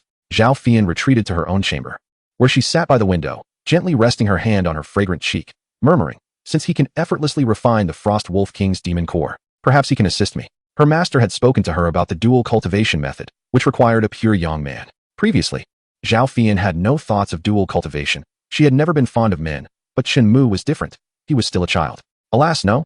How could the dignified Sword King require assistance from a mere sword sect disciple? She dismissed the thought, feeling that such an action would be rather strange. On a sunlit morning, Shinmu was joyfully bouncing around the courtyard with his sister in his arms. He moved with remarkable agility, leaping several feet into the air, while Chuning laughed gleefully in his embrace. Having ascended to the esteemed 3rd rank of the sword sect, Shinmu experienced a remarkable enhancement in his abilities. Although he had yet to master the art of flying with his sword, he could momentarily hover in the air. After taking a few leisurely strolls with his sister, he made his way to the training ground to practice his swordsmanship. Once again, he employed the dragon's roar sword technique, causing the blade to blaze as if it were a flame, resembling a soaring fire dragon whose radiant sword light could extend dozens of feet. The 4 strikes of the dragon's roar were formidable, and the complete 13 strikes would undoubtedly be even more powerful. Shinmu had checked the system's marketplace and discovered that redeeming the dragon's roar 13 strikes required 3,000 sign-in points. Relying solely on daily sign-ins would take many years to accumulate such a sum. Thus, he planned to venture to the capital of the Yen Kingdom in the delightful season of spring. Chen Hao and Chun Shi watched in astonishment. Chen Tiannan, too, was stirred by the spectacle. He approached the training ground, unable to resist the urge to engage, saying, "Little Mu, allow your grandfather to exchange a few moves with you." "Of course," Chen Mu replied with a smile, relieved to find a suitable sparring partner. Chen Hao and Chun Shi were filled with anticipation. "Little Mu, make your move," Chen Tiannan urged, his expression calm and a gentle smile gracing his face. With a serious demeanor, Shinmu unsheathed his sword and struck forth. The fiery sword light surging toward his grandfather with great momentum. Chen Tian-nan responded by wielding his sword, unleashing a blue luminescence. The two beams of sword light collided, sending a terrifying shockwave across the training ground, causing Chun Shi and Chun Hao to involuntarily retreat, leaving long, deep scars on the ground. Chunmu once more executed the dragon's roar sword technique, the fiery dragon shadow entwining around his blade. He then unleashed a strike akin to a dragon's roar, a flame-wreathed sword light extending a foot in length, as if a fire dragon were erupting forth. Chen Tian-nan's expression shifted to one of astonishment. The manifestation of such sword techniques was a feat only achievable by the pinnacle of sword sect masters, requiring an unparalleled mastery of the art. Confronted by the oncoming fire dragon, Chen Tian-nan unleashed the dragon's roar sword technique, the azure sword light surging forth with great intensity. In the instant the two beams of light collided, the blue radiance dissipated, and the fire dragon lunged directly at Chen Tian-nan. Chun Hao and Chun Shi both felt a surge of tension. Compelled to wield his sword defensively, Chen Tian-nan met the dragon's charge. The dragon collided with the iron sword, producing a resounding crack. The iron sword shattered, and Chun Tian-nan was enveloped in azure light, barely managing to repel the fire dragon. Chun Shi and Chun Hao exchanged astonished glances, disbelief etched on their faces at the prospect of their grandfather's defeat. Shinmu hastily retracted his wings, concern evident in his voice. "Grandfather, are you all right?" At that moment, Chun Hao and Chun Shi rushed over, with Chun Shi supporting their grandfather. Her brow furrowed with worry. "Grandfather, are you injured?" Chen Tianan shook his head slightly, self-deprecatingly remarking, "I'm fine, truly. I am merely old and no longer capable." Chun Mu countered with a serious expression. "Grandfather, your injuries have yet to heal, and you wielded an iron sword. If you were at your peak, I would undoubtedly be no match for you." Chun Hao chuckled. "I told you, there is no way grandfather could lose. It must be the sword's fault." Chun Shi nodded in agreement. Chen Tianan laughed heartily, dismissing excuses, and stated solemnly, "Even at my peak, with a spiritual sword in hand, it's uncertain I would prevail over Little Mu. You didn't exert your full strength just now, did you?" "Though I did not go all out, I was earnest." Chun Mu replied honestly, not underestimating his grandfather, for he had successfully severed Chun Tianan's iron sword. Chun Shi exclaimed, "Little Mu, to possess such strength upon entering the sword sect is truly impressive." Chun Yin stood at a distance, observing the defeat of Chen Tianan. Long ago, Chun Mu expressed his desire to spar with Chun Yin, but at that time, Chun Yin declined, fearing such a situation might arise. Chen Tianan cheerfully remarked, "Tonight is New Year's Eve. Let us enjoy ourselves and not toil too hard." The younger generation nodded in agreement, laughter dancing in their eyes. The atmosphere in Blackstone City was bustling with joy, as every household radiated a sense of celebration. As evening fell in the ancestral hall of the Chen family, everyone donned new attire. Chen Mu wore a pristine silver-white wolf fur coat, his eyes sparkling and exuding an aura of authority. His sister, Chen Ning, donned a festive red dress complemented by a fluffy hat, resembling a porcelain doll, surrounded by adoring family members. After receiving warm embraces from Chen Mu, she was also hugged by Chen Shi and then Chen Hao, her laughter ringing out like sweet music. Su Yan and Tang Wan busily prepared the New Year's feast while Chun Yin and Chun Wei assisted in the kitchen. Each year during the New Year, the Chen family allowed the maids to return home to celebrate, as it was a customary tradition in northern wilderness for families to reunite. Seated comfortably, Chen Tianan stroked his beard, a gentle smile illuminating his face as he observed the younger generation sharing laughter before him, a sense of contentment washing over him. Suddenly, Chen Mu thought of Zhao Feiyan. It was unfortunate that Zhao Feiyan, who protected him within the Chen family, could not return home for the New Year. Perhaps he should invite her to join their celebration. In a respectful tone, Chen Mu approached his grandfather, saying, "Grandfather, may I invite Sister Shinzi to join us for the New Year's dinner?" "Of course," Chen Tianan replied solemnly. "You should go and invite her right away." Zhao Feiyan, with her aloof demeanor, was seldom approached by others in the Chen family, as they rarely spoke to her. But Chen Mu had developed a closer familiarity with her. While the meal had yet to commence, Chen Mu approached the chamber of Zhao Feiyan and called out cheerfully, "Sister Fairy, my grandfather invites you to join the New Year's Eve feast." Inside the room, Zhao Feiyan replied coldly, "Thank you, but I do not enjoy dining." "What about drinking?" he inquired. "Are you attempting to ensnare me?" Zhao Feiyan retorted. Chen Mu responded brightly, "A drink now and then is fine, but one should not indulge excessively." Zhao Feiyan opened the door, and an icy aura enveloped them. Her demeanor was indeed frosty. Recently tormented, she now possessed a legitimate reason to partake in spirits and would not refuse. They made their way together to the ancestral residence. Chen Mu queried, "Will your family not worry if you do not return home for the New Year?" "I am an orphan," Zhao Feiyan answered coldly. The air thickened with tension, leaving Chen Mu momentarily speechless. Yet, Zhao Feiyan smiled gently and added, "My master is my family." "And does your master celebrate the New Year?" he asked. "Not at all," Zhao Feiyan replied softly. "My master's family has long since returned to the earth. She has transcended the mundane and traversed the long expanse of time alone."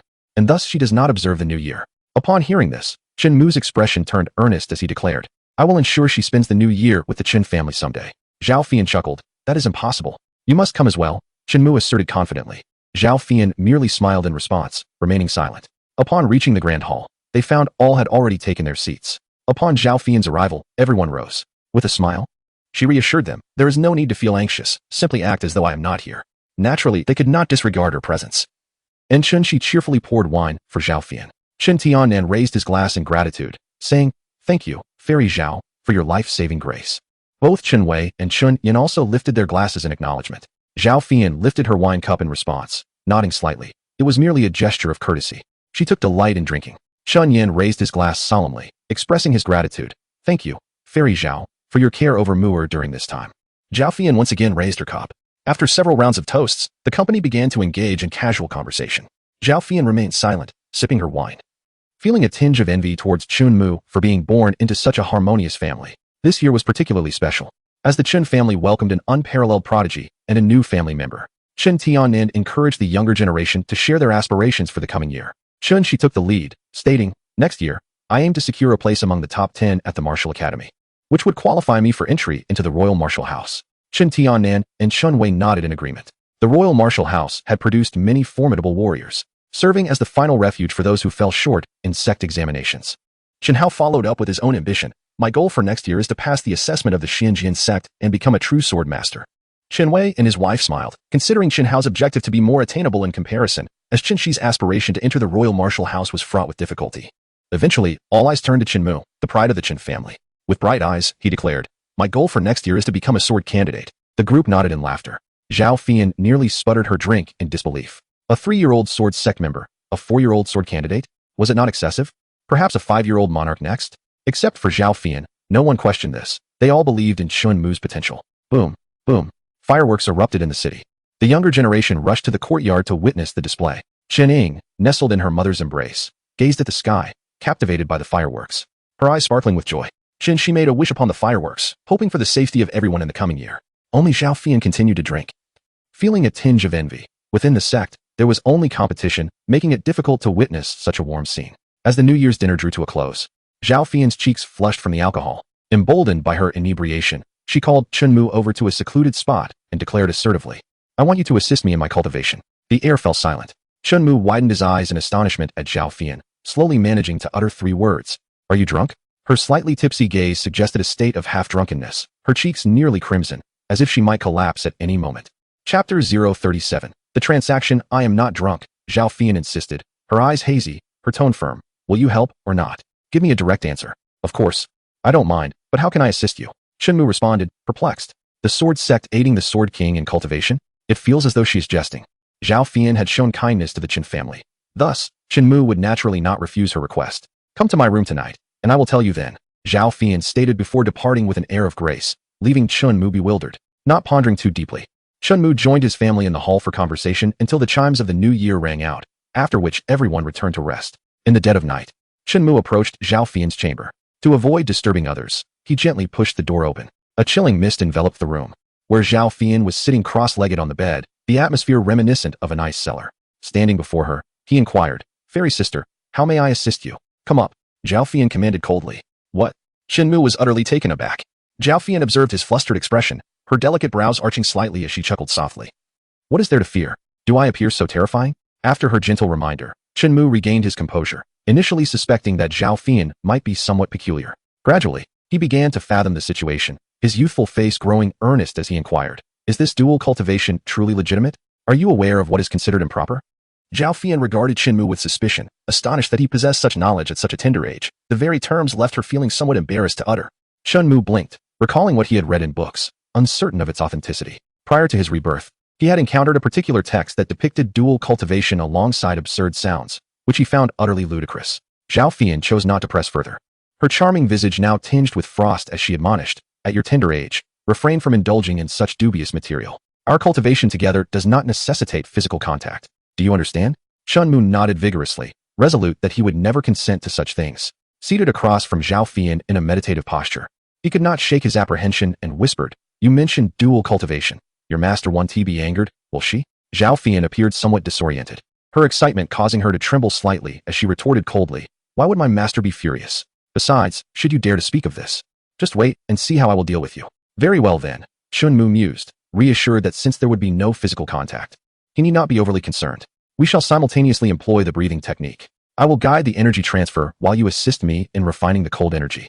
It may be rather painful. Do you comprehend?" Shinmu nodded, a dawning realization washing over him. Zhao Fian intended to utilize him as a filter. As the two individuals engaged in the breathing technique simultaneously, Shinmu began to absorb the icy energy from Zhao Fian's body, accompanied by a rich aroma of wine. The coldness seeped into him, inflicting a bone-chilling pain, akin to countless ants gnawing away at his flesh. Shinmu's delicate face tightened as he gritted his teeth, forcibly activating the domineering breathing method for refinement. Aware of Shinmu's relatively weak strength, Zhao Fian cautiously released the cold energy within her. With each breath, she garnered a measure of refined spiritual energy, which became gentle as the cold poison was eradicated by Shinmu's nirvana breathing technique. After 2 hours, Shinmu suddenly tilted and collapsed, powerless, into Zhao Fian's embrace. Her complexion flushed. She sensed the efficacy of their endeavor. "You've worked hard." Zhao Fian's gaze softened. Shinmu, utterly exhausted, more so than during sword practice, fell directly into her arms, drifting into a deep slumber. Zhao Fian quietly returned him home. Upon awakening the following day, Shinmu felt a surge of spiritual power within him. His flesh and blood, having been refined by the cold energy, grew increasingly formidable. He was pleasantly surprised to discover such benefits. In just half a day's time, he had advanced to the mid-stage of the third rank of the sword sect. Shinmu had anticipated a disadvantage, but realized that a portion of energy had permanently remained in his body during the process of refining Zhao Fian's coldness, enhancing his flesh, blood, and bones. Good deeds yield good rewards. Shinmu resolved to assist Zhao Fian, no matter the pain or fatigue he might endure in the future. On the first day of the new year, Chunyan planned to take his family to the temple fair. Shinmu sought out Zhao Fian, saying, "Sister Fairy, shall we visit the temple fair today?" "Not interested. How is your health?" Zhao Fian inquired, stepping out to assess Shinmu's condition. Shin Muxing, brimming with vitality, spoke with a clear voice, "It's all right. Let's continue tonight." Zhao Fian was somewhat taken aback. She had initially worried that Shinmu might struggle, but to her surprise, his physical condition was even better than the previous night. No wonder Ling Yun sect had so many partners. It seemed that cultivating together offered such advantages. Very well. Chunmu accompanied his parents to the temple fair, with Chun Shi and Chun Hao following suit, while only Chun Tiannan remained at home to entertain the numerous friends and relatives who came to pay their New Year's respects. "Look, that is Chunmu. Where is Chunmu? I want to see." The townsfolk eagerly gathered around, and although Chunmu intended to enjoy the fair with his parents, he unexpectedly became the center of attention. Wherever he went, the crowd pressed in, making it nearly impossible to navigate. Faced with their enthusiasm, Chunmu was at a loss for words and could only maintain a smile. After much effort, Chun Shi finally managed to buy a few skewers of candied hawthorn and cheerfully handed 2 to Chunmu, saying, "Little Mu, this one is for you. And this one is for Fairy Jiao." "Thank you, elder sister." Shinmu savored the candied hawthorn as he continued to explore the fair, eventually accompanying his parents to the temple to pray for blessings. Tang Wan hoped for the healthy growth of Chunmu and Chining and wished for Chun Yan's safe delivery. Although Chunmu did not hold much belief in such matters, he still took the initiative to light incense for his family's well-being. It was said that before Chunmu was born, Tang Wan had also prayed at the temple, leading to an influx of townsfolk seeking blessings, resulting in a particularly bustling incense business. After completing their prayers, the Chen family found themselves compelled to return home, as the sheer number of onlookers made it difficult to enjoy a quiet stroll, illustrating the burdensome nature of fame. Upon returning to the Chen residence, the atmosphere remained as lively as ever, with a steady stream of guests arriving to pay their respects and present gifts. Shinmu understood that during the festive season, tranquility eluded the Chen family. He made his way to Zhao Fian's chamber, wishing to cultivate alongside her. "This was purchased by my elder sister," he remarked, holding up a candied hawthorn skewer. Zhao Fian disdainfully glanced at the treat and replied coldly, "I am no child. I have no interest." However, Chunmu savored the confection with delight, relishing the nostalgic flavors of his childhood. Once he finished, he began to practice cultivation with Zhao Fian. Gradually, he acclimated to the chill emanating from within Zhao Fian, as his flesh and blood grew stronger through the refining process of the cold energy. His muscles burgeoned, his blood surged, and the third golden pattern upon his sword pellet became increasingly distinct. Zhao Fian released the cold energy within her at the slowest pace. For if she were to unleash it unchecked, Shinmu might very well be frozen solid. As she absorbed the refined spiritual energy, Zhao Fian furrowed her brow slightly, detecting a sweet and tangy aroma that mingled with the spiritual essence, the scent of the candied hawthorn, which struck her as peculiar. Though their bodies did not make contact, the intimacy felt more profound than mere physical touch. Thankfully, Shinmu had not consumed anything peculiar. After 3 hours had passed, Shinmu could no longer endure and ceased his practice of the nirvana breathing technique.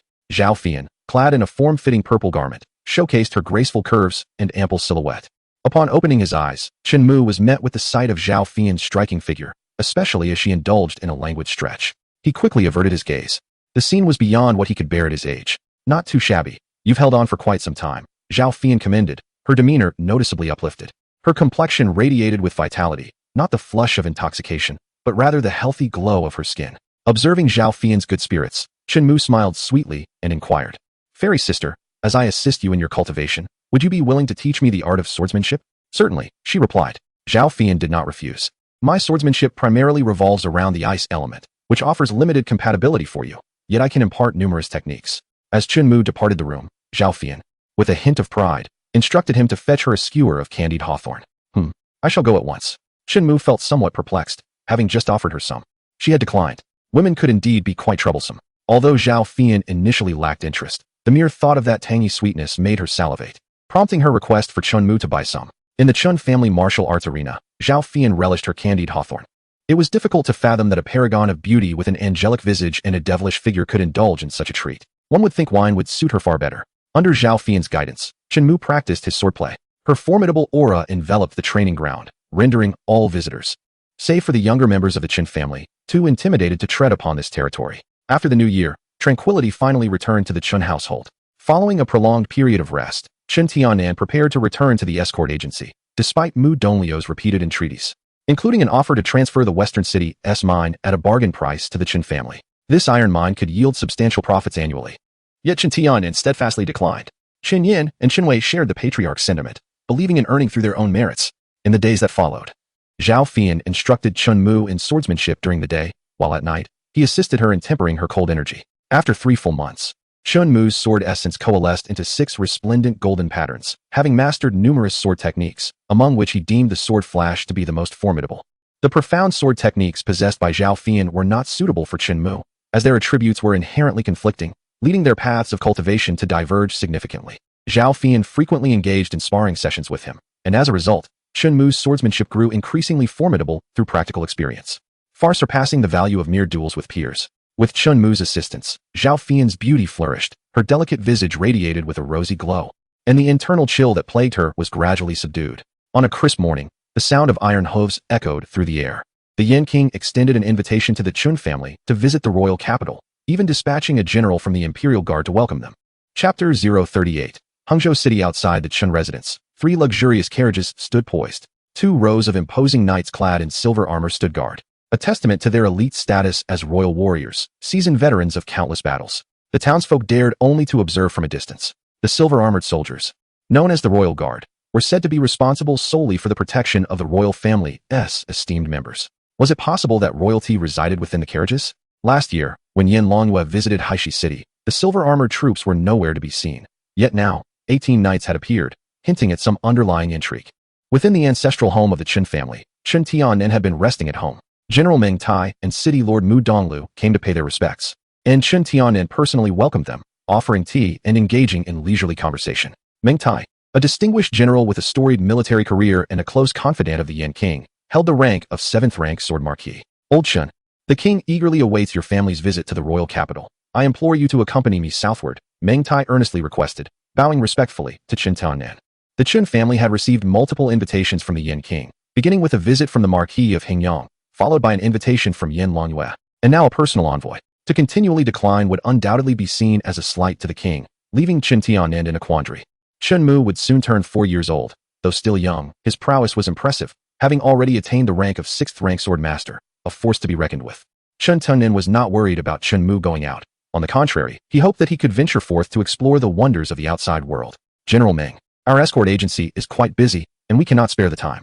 I am not yet certain of Xiao Mu's thoughts, but if he wishes to visit the capital, we would naturally permit him to accompany you to experience the world beyond. Thank you, old Chen. They arrived at Chen Yan's courtyard, where Chen Mu was strolling with his little sister. Chen Ying was giggling joyfully, her eyes sparkling with innocence and charm. Initially, when Meng Tai entered, he assumed Chen Mu was an ordinary child. However, upon closer inspection, he sensed something amiss. Chen Mu's aura was restrained, a quality only masters could achieve.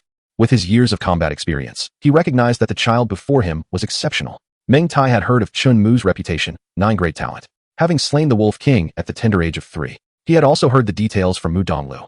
It was a ferocious beast that even inferior sword candidates struggled to defeat, yet Shinmu triumphed through cunning. Chen Tianan smiled and inquired, Xiaomu, this is General Meng from the capital. Prince Yin wishes to invite our Chun family to visit the capital. Your grandfather is preoccupied with the escort agency.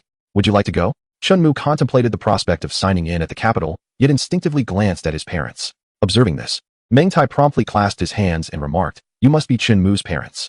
Prince Yin warmly welcomes you both to visit the capital. Chun Yin waved his hand, chuckling. The escort agency is busy, we cannot afford the time. If you wish to go to the capital, my boy, then by all means, enjoy yourself.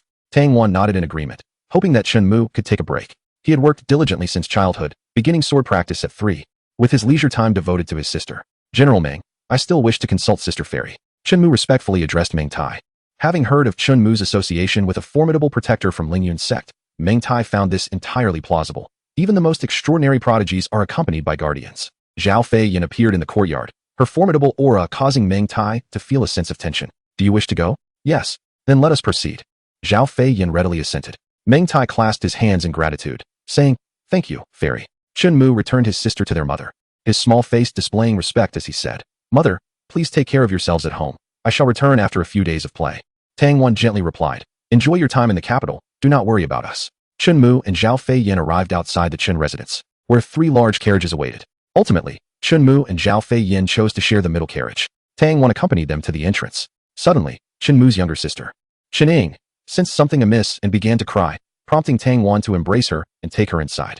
Chun Yin and the others escorted them to the vicinity of the city gate. Chunmu leaned out of the carriage, waving his hand as he called out, Father, grandfather, rest assured that I shall take good care of myself.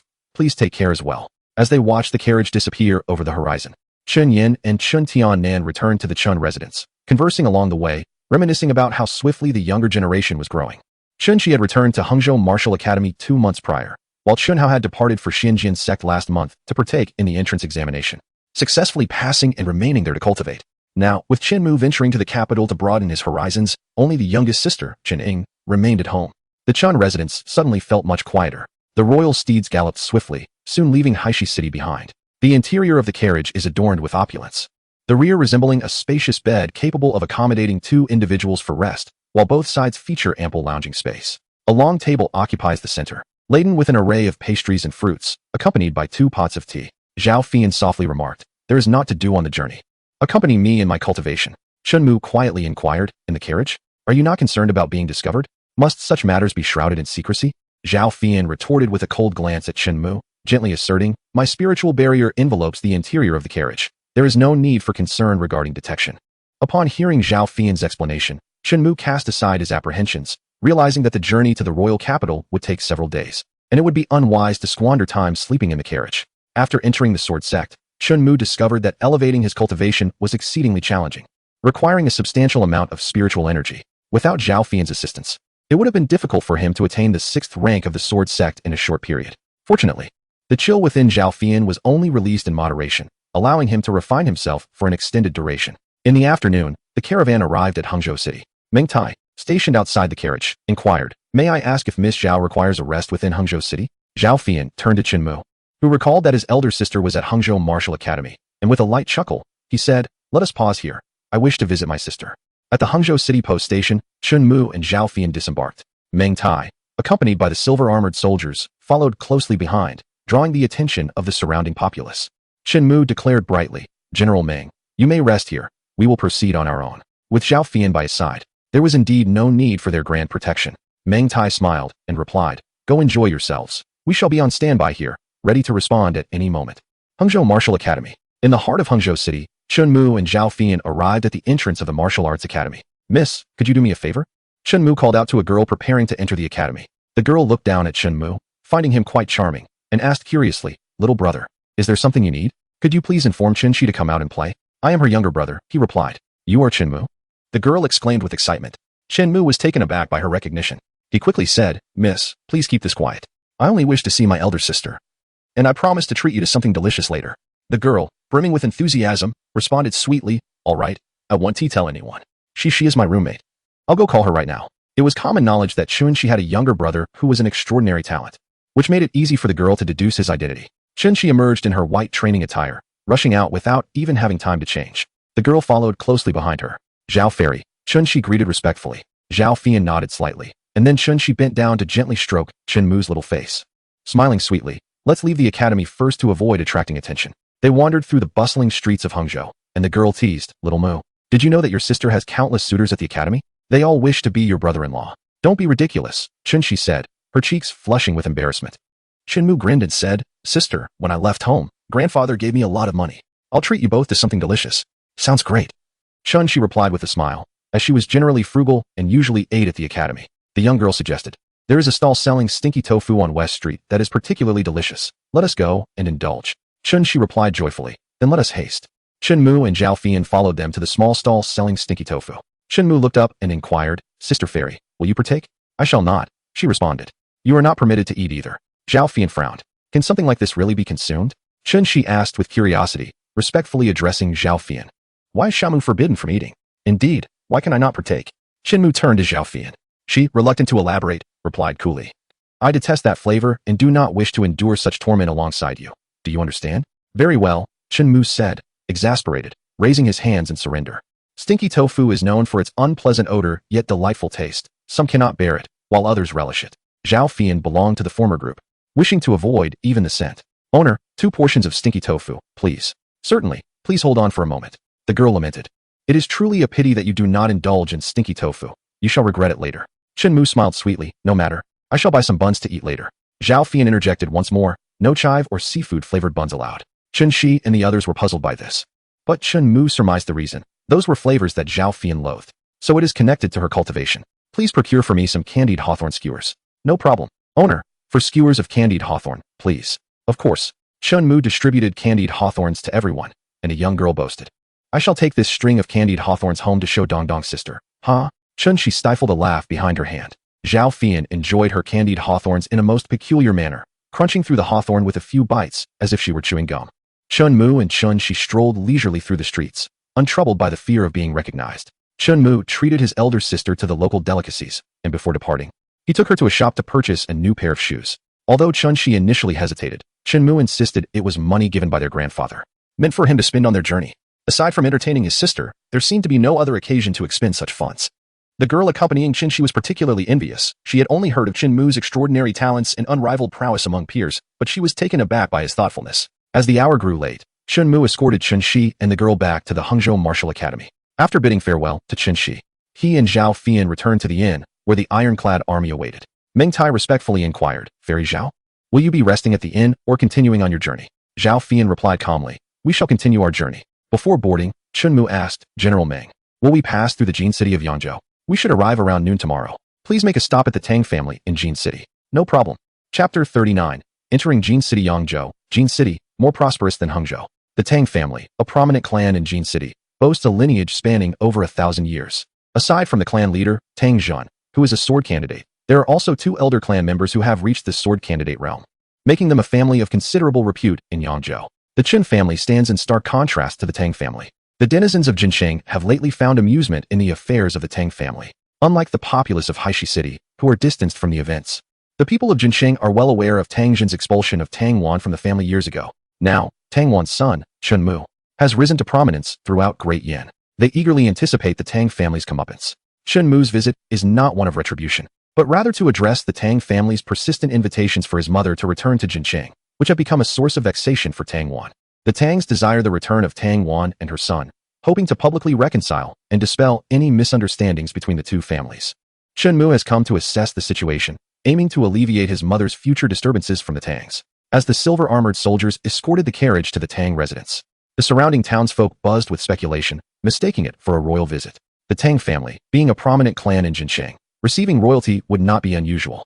Shinmu alighted from the carriage alone, while Zhao Fian, finding the prospect uninteresting, remained inside to rest. A Tang family servant promptly informed the estate steward. The seasoned steward greeted them warmly. General Meng, welcome. Please, come in. I shall inform the head of the family at once. Meng Tai responded in a deep voice. It is this man you should be welcoming. He is Chinmu of Haishi City. Upon hearing the name Chinmu, the steward's eyes widened in astonishment.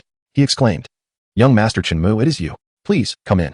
Chinmu and Meng Tai entered the Tang residence. Within the Tang estate stood a towering artificial mountain, concealing a vast space. Palatial buildings and pavilions met the eye, far surpassing the grandeur of the Chun family's estate.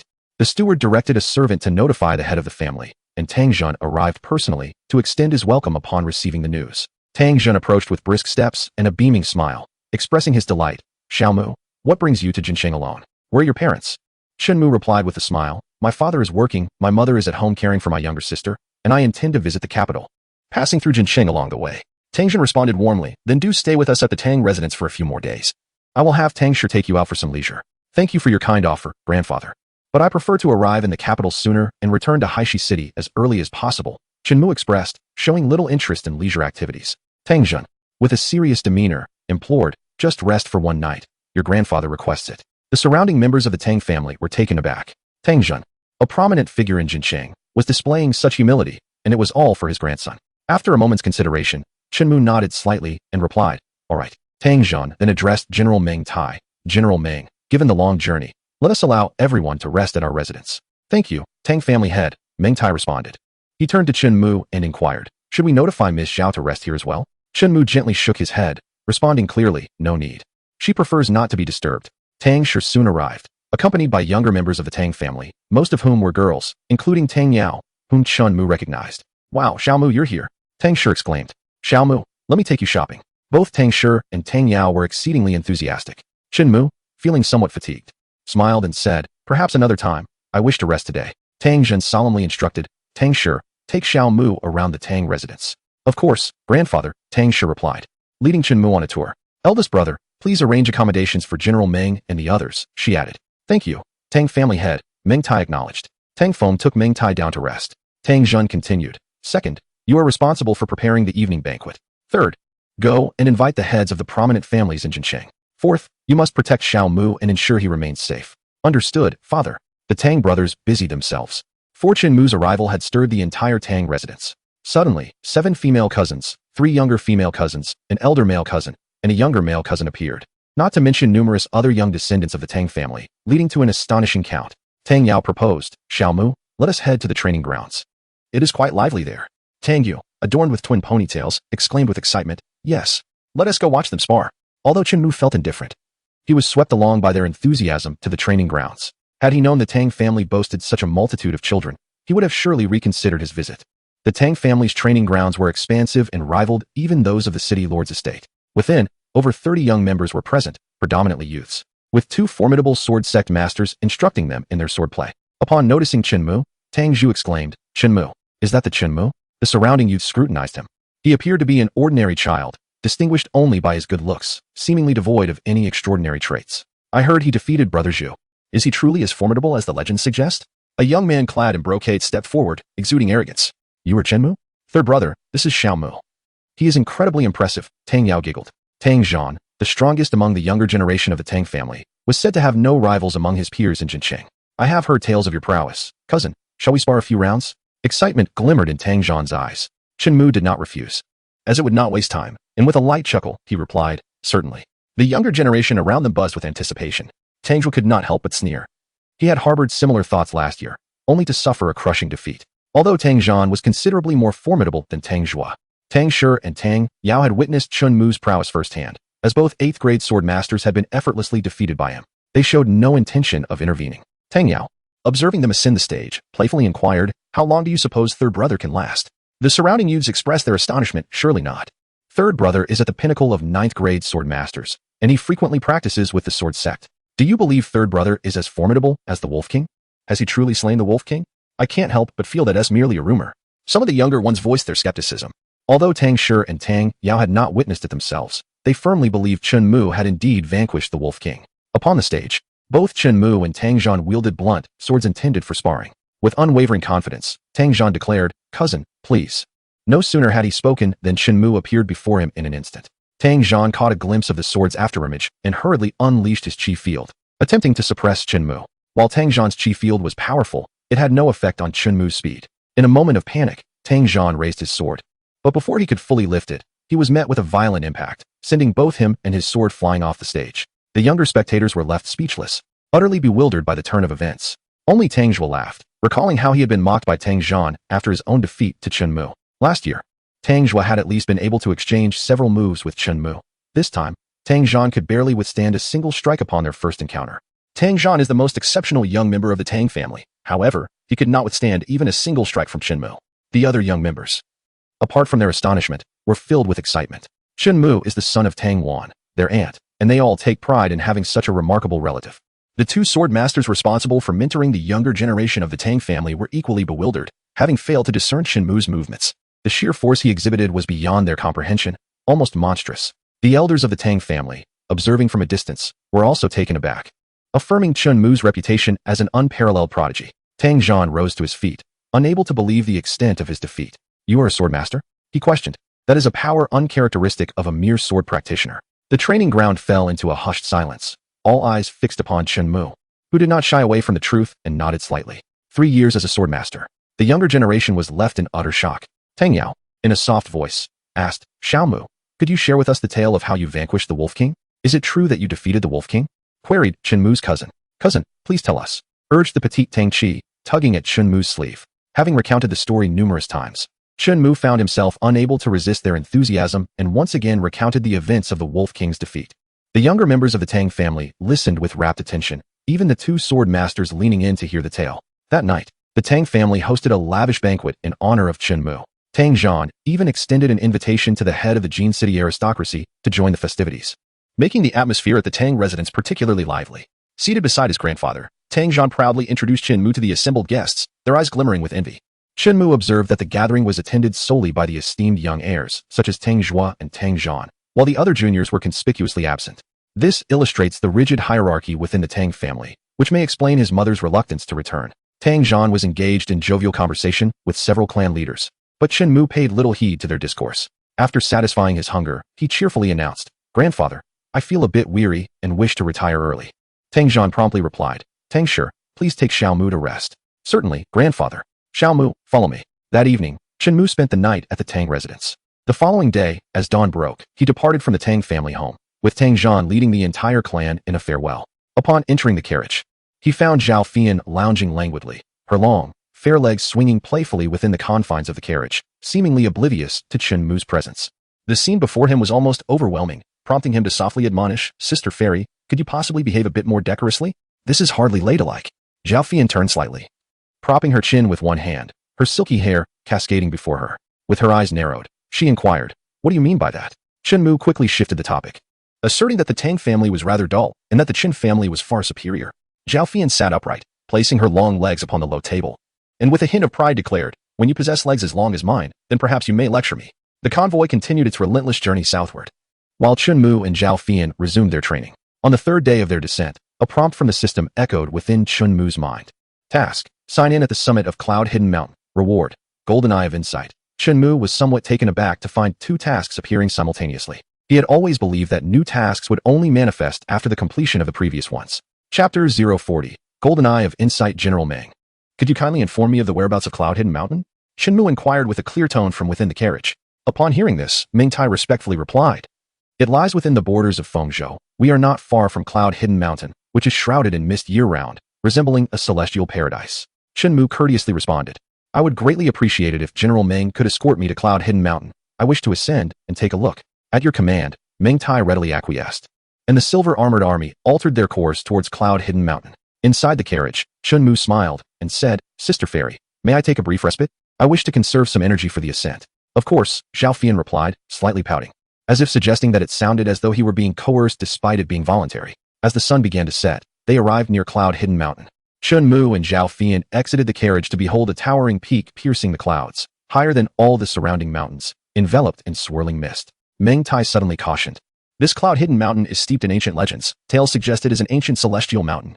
There are accounts of youths ascending in the morning, only to emerge as white-haired elders by nightfall, and even more fantastical tales of woodcutters who entered and returned after decades had passed." Hearing Meng Tai's words, Chunmu attempted to perceive Cloud Hidden Mountain with his mental energy, but found his abilities too feeble to grasp the entirety of the Grand Mountain. He proposed, "Since there are risks associated with early morning or late evening ascents, let us plan to climb tomorrow at noon instead. I shall lead you up." Zhao Fian spoke with an air of calmness. Shinmu felt a sense of anticipation. Zhao Fian was a formidable sword king, and he had never soared through the skies before.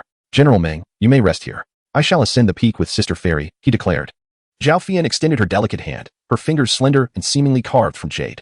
She grasped Shinmu's small hand, and together they ascended into the air. swiftly reaching an elevation of several hundred feet, continuing to soar higher. As Shinmu observed the trees below shrinking in size, a flicker of fear gripped him, prompting him to clutch Zhao Fian's thigh, for he had perished in a fall in his past life. Zhao Fian initially frowned slightly, but upon seeing Shinmu's fearful expression, she could not help but chuckle softly. They traversed through the sea of clouds, with the summit of Yunin Mountain drawing nearer. At that moment, Shinmu sensed an anomaly. Sister Fairy, let us not approach just yet. I perceive a potent wave of mental energy ahead. Do you think me foolish? How could I be unaware? Though there is a fluctuation of mental energy, there are no living beings upon Yunin Mountain, she replied with a hint of amusement. Shinmu pondered aloud. Could it be another entity like the old blind man? Zhao Fian shook her head gently, responding with a serene demeanor. It is likely a lingering obsession, residing within Yunin Mountain. An obsession? Is there a threat? Shinmu inquired. Zhao Fian smiled lightly and replied, those sword cultivators are not versed in mental techniques. The higher one's realm, the stronger their spirit becomes. Such a trivial obsession poses no threat to me. Then I shall proceed, Shinmu stated, feeling emboldened. They arrived at the summit of Yunin Mountain, where only a few ancient trees stood. As they gazed out, the vast expanse of the cloud sea unfolded before them, rolling and shimmering under the moonlight. On the summit of Yunin Mountain, Shinmu suddenly felt a sharp pain in his eyes. As golden light emanated from the depths of his pupils, the surrounding scenery grew dim, and he became acutely aware of the various energies enveloping him. When he glanced at Zhao Fian beside him, he found himself captivated by her long, smooth legs, unable to shift his gaze higher. Where is your skirt? He inquired, bewildered. Zhao Fian's delicate face turned cold as she retorted, what are you talking about? Shinmu suddenly recalled that she had arrived wearing a purple dress. Could the golden eye truly possess the ability to see through garments? Uncertain of how to wield this newfound power, he instinctively shut his eyes. Zhao Fian narrowed her beautiful eyes and asked sternly, why are you closing your eyes? Are you bewitched? I just underwent a transformation in my vision and saw that you were not wearing clothes, Shinmu explained. Ha ha ha, she laughed, clearly incredulous. Gently tapping his forehead, she teased. Keep boasting. Open your eyes and take a careful look to see what I'm wearing. I want to look. Open your eyes. I truly do not wish to.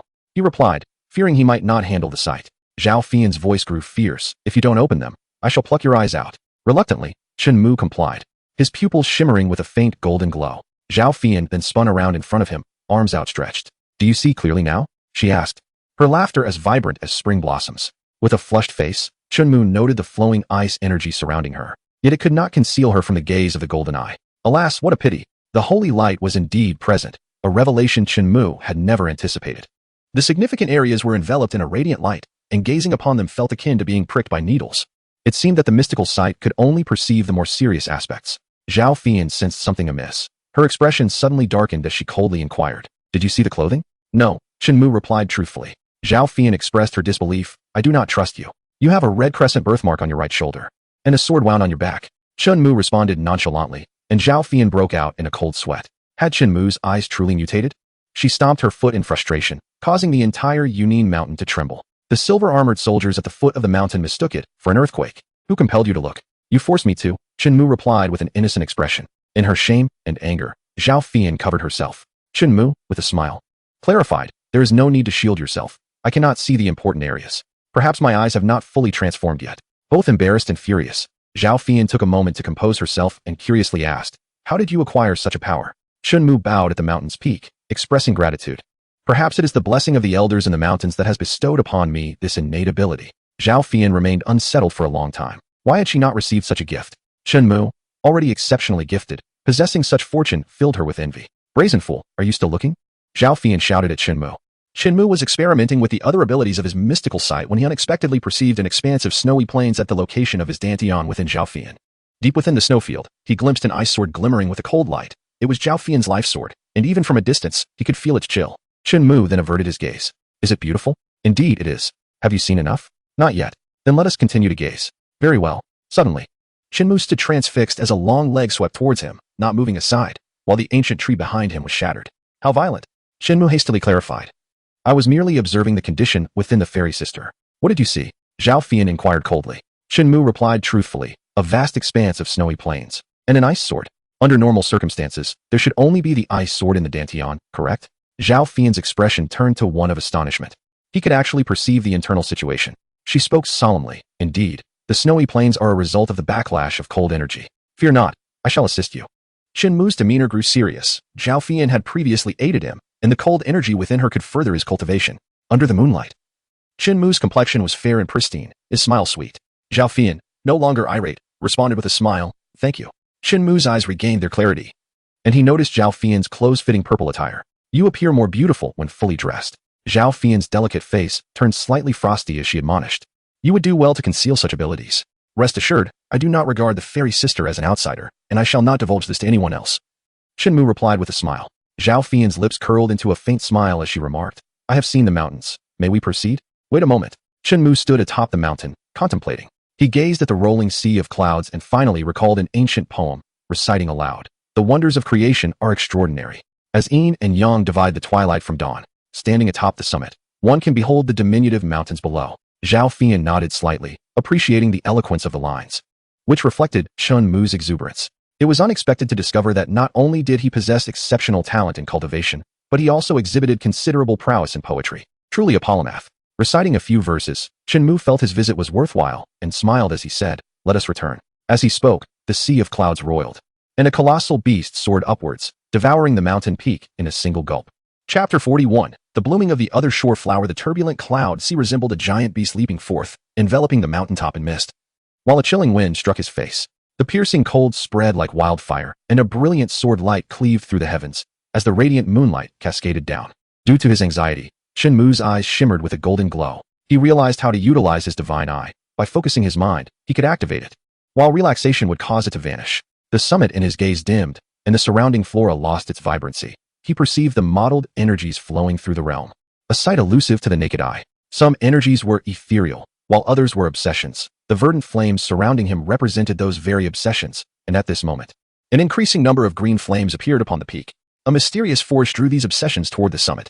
Although Zhao Fian could not see the phenomena, she sensed the disturbance in the atmosphere. Her delicate face bore a frost-like chill as she remarked coldly, something is amiss here. Shinmu replied solemnly, Sister Immortal, I wish to attempt refining the obsessions present. Zhao Fian furrowed her brows. Although these obsessions contain some semblance of thought power, they might also harbor negative emotions that could adversely affect the practitioner's mind and spirit. In the realm of Yunin Mountain, outlandish rumors frequently surface. Yet they are mere figments of imagination, arising from the misguided perceptions of the villagers who venture into the mountains, their minds swayed by the lingering obsessions of this place. This phenomenon elucidates why Zhao Fian dares to accompany Shinmu despite the myriad tales spun by Meng Tai. She comprehends that the malevolent spirits within the mountain can only pose a threat if one succumbs to their allure. The tumultuous sea of clouds seeks to engulf the mountain peak, an invisible force of obsession surging upward, rendering this locale increasingly perilous. Zhao Fian resolves to escort Shinmu back down the mountain, deeming it unwise to court danger here. Fairy sister, having successfully refined the remnants of the old blind man's soul, I am confident that I can also dispel the obsessions present here, Shinmu proclaimed earnestly, his youthful visage serious. Zhao Fian recognized the arduous nature of enhancing one's mental prowess, for such obsessions are rare and elusive, presenting opportunities that are seldom encountered. If you sense any irregularities, cease your refinement immediately. Do you understand? She instructed. I understand, Shinmu replied, positioning himself in a meditative posture atop the peak. His countenance was grave as he visualized the fiery, divine diagram, a swirling vortex of flames materializing within his consciousness, a similar fiery whirlpool manifesting at his brow. Zhao Fian gazed at him in astonishment, unable to suppress her exclamations.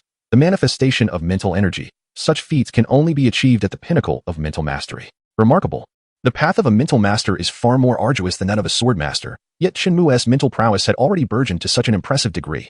Feeling somewhat disheartened, Zhao Fian, one of the 10 prodigies of the wild continent, perceived herself as utterly inadequate compared to Shinmu. Around them, the verdant flames flowed into Shinmu's fiery vortex at his brow, penetrating his consciousness. As he meditated, he envisioned a fiery, grinding wheel, wherein the obsessions that entered his mind were utterly pulverized, pure mental energy surging forth into his consciousness. As Shinmu succumbed to the consuming obsession, unfamiliar voices echoed within his consciousness, tinged with melancholy.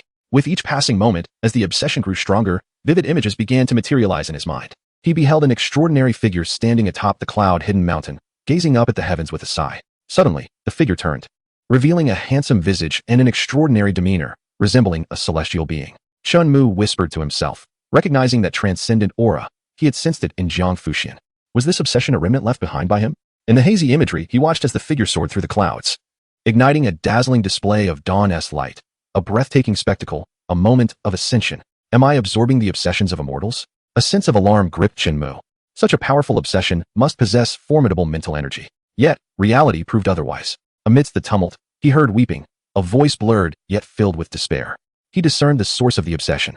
Zhao Fian noticed the traces of tears at the corners of Shinmu's eyes and called out sharply, Shinmu, I'm fine, he replied, eyes closed. I saw a vague image that moved me. Zhao Fian's beautiful eyes narrowed slightly as she cautioned, what you see may merely be an illusion.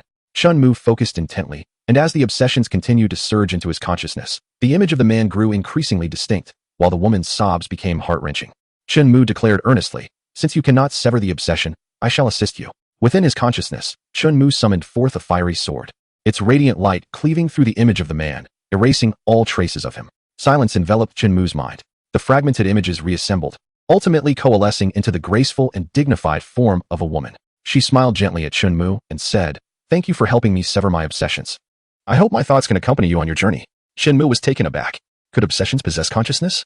The elegant woman transformed into a cascade of light, descending into his sea of consciousness, significantly enhancing his mental prowess as he sensed the presence of that thought technique. Deep within the sea of consciousness, a crimson crystal began to coalesce, symbolizing the divine soul, a hallmark of the thought sect. Zhao Fian furrowed her brow slightly as turbulent winds swept across the mountaintop, and all obsessions surged toward Shinmu in an instant. His sea of consciousness absorbed a substantial amount of mental energy, continually elevating his power. Golden patterns began to emerge upon the divine soul, 1, 2, 3, culminating in 7 resplendent golden lines imprinted upon it. These were gifts from the esteemed woman, and Shinmu had granted her release. Rest assured, esteemed one, should I encounter that scoundrel again, I shall undoubtedly teach him a lesson on your behalf. Shinmu declared loudly within the sea of consciousness, uncertain if the esteemed woman could hear him. After a prolonged silence, tranquility returned to the peak of Yunin Mountain. Just as Zhao Fian began to relax her guard, vivid red blooms of the otherworldly flowers surrounded her, enveloping her in a sea of blossoms. While Shinmu vanished from her sight, Zhao Fian's delicate hand grasped the whisper of the wind, the icy aura expanded, and the otherworldly flowers danced in the air. Though she recognized them as false. Shinmu, are you all right? She called, but received no answer. Zhao Fian's expression turned grave as she attempted to sense Shinmu's location with her spiritual energy, only to discover that each of the otherworldly flowers bore his essence. Suddenly, her skirt was tugged. Zhao Fian's eyes turned cold. She was unaware of what was happening, yet she still swung her sword in defense. Stop. Shinmu quickly halted Zhao Fian. He merely intended to test the newly acquired mental technique, not anticipating that even a sword king would be affected. The illusion before Zhao Fian dissipated, and she turned to Shinmu, her voice icy. What just happened? Mental technique. Blooming of the other shore. Shinmu replied with a smile. Zhao Fian's eyes widened in astonishment. When did you master such a technique? Just now, Shinmu said with a grin. I severed the obsession of my predecessor, who bestowed upon me the mental technique floating life. Dreaming of the past. The blooming of the other shore is the first realm of this technique, which comprises 7 realms in total, with the highest capable of creating an illusionary space indistinguishable from reality. Having just experienced the terrifying power of the blooming of the other shore, Zhao Fian recognized the strength of this mental technique, and Shinmu's talent was even more remarkable, able to wield it so soon after learning. It was simply outrageous. If you dare to use that technique against me again, I assure you, you will not enjoy the consequences. Zhao Fian glared at Shinmu, recalling that she had not even sensed his position while under the influence of the blooming of the other shore. The thought sent chills down her spine. Understood. Shinmu replied, his demeanor cheerful. This mental technique primarily revolves around enchantment, yet its potency rivals that of the sword flash, capable of affecting an opponent's mind and perception. Zhao Fian retracted her teasing tone, stretching languidly, fatigue evident in her voice as she murmured, playing with you is more exhausting than training. Shinmu felt a twinge of embarrassment. During their training sessions, he was the one who endured hardship. She certainly did not. Let's head back, Zhao Fian said nonchalantly. Shinmu gazed toward the east and cheerfully suggested, it's just about dawn. Let us watch the sunrise before we leave. How dull. Is a sunrise truly beautiful? You would be better off admiring me, Zhao Fian remarked with a slight pout. Shinmu found himself at a loss for words. Gazing at the scenery could indeed soothe the spirit. After a day of arduous training, a balance of work and leisure was essential. Let us enjoy this a little longer, he suggested. Zhao Fian, who found his reasoning tiresome, perched at the edge of the cliff, her feet swaying in the breeze. Observing this, Shinmu cautiously approached. Sensing his trepidation, Zhao Fian pulled him closer, teasing, the prodigy is afraid of heights. Grasping her arm, Shinmu admitted to his fear of the abyss. Regaining his composure moments later, while awaiting the sunrise, he recounted his experiences of refining obsessions and shared the now fading memories of a tale, which captivated Zhao Fian deeply. The pristine sea of clouds began to blush with streaks of crimson. As the blazing sun ascended, the cloudscape was adorned with golden hues, presenting a scene as enchanting as a celestial realm. Look, isn't it beautiful? He remarked. Is that all? I frequently witnessed the dawn over the sea of clouds at Lingyun's sect, which is far more magnificent than this, she replied. Shinmu felt a tinge of embarrassment, recognizing that Zhao Fian was not being deceitful, but rather lacked emotional finesse. Chapter 042, The Request of Yin Longwei. As the sun broke the horizon, the clouds appeared to be ablaze.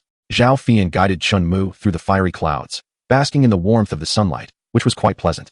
General Meng, I apologize for keeping you waiting, Shinmu said, bowing slightly in apology. Meng Tai waved his hand respectfully, stating, it is my duty, as the king has entrusted me with your care. Shinmu and Zhao Fian returned to their carriage. With considerable distance still remaining to the capital of Yin, the two continued their training within the confines of the carriage. The following afternoon, when they were merely a few miles from the Yin royal estate, the carriage suddenly halted.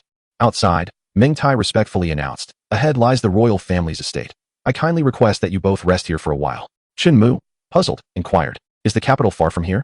Why not proceed directly to the capital? Meng Tai promptly elucidated, by the time we reach the capital, it will be late, and the king will find it difficult to arrange a grand welcoming ceremony. I kindly ask for your understanding. Very well, I appreciate your understanding. Shinmu and Zhao Fian arrived at the mountain villa to rest. This royal estate, built against the mountains, appeared magnificent from a distance, with its resplendent palaces gleaming in gold. Surrounding it were armored guards.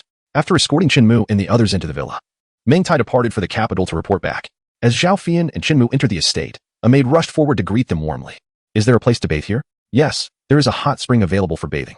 Please take me there. Certainly. The maid guided Zhao Fian to the hot spring, where mist swirled around, and the water was replenished daily, much to Zhao Fian's satisfaction. Shinmu proceeded to the dining area. The villa boasted numerous imperial chefs who provided exquisite meals throughout the day, and Shinmu indulged himself in a sumptuous feast.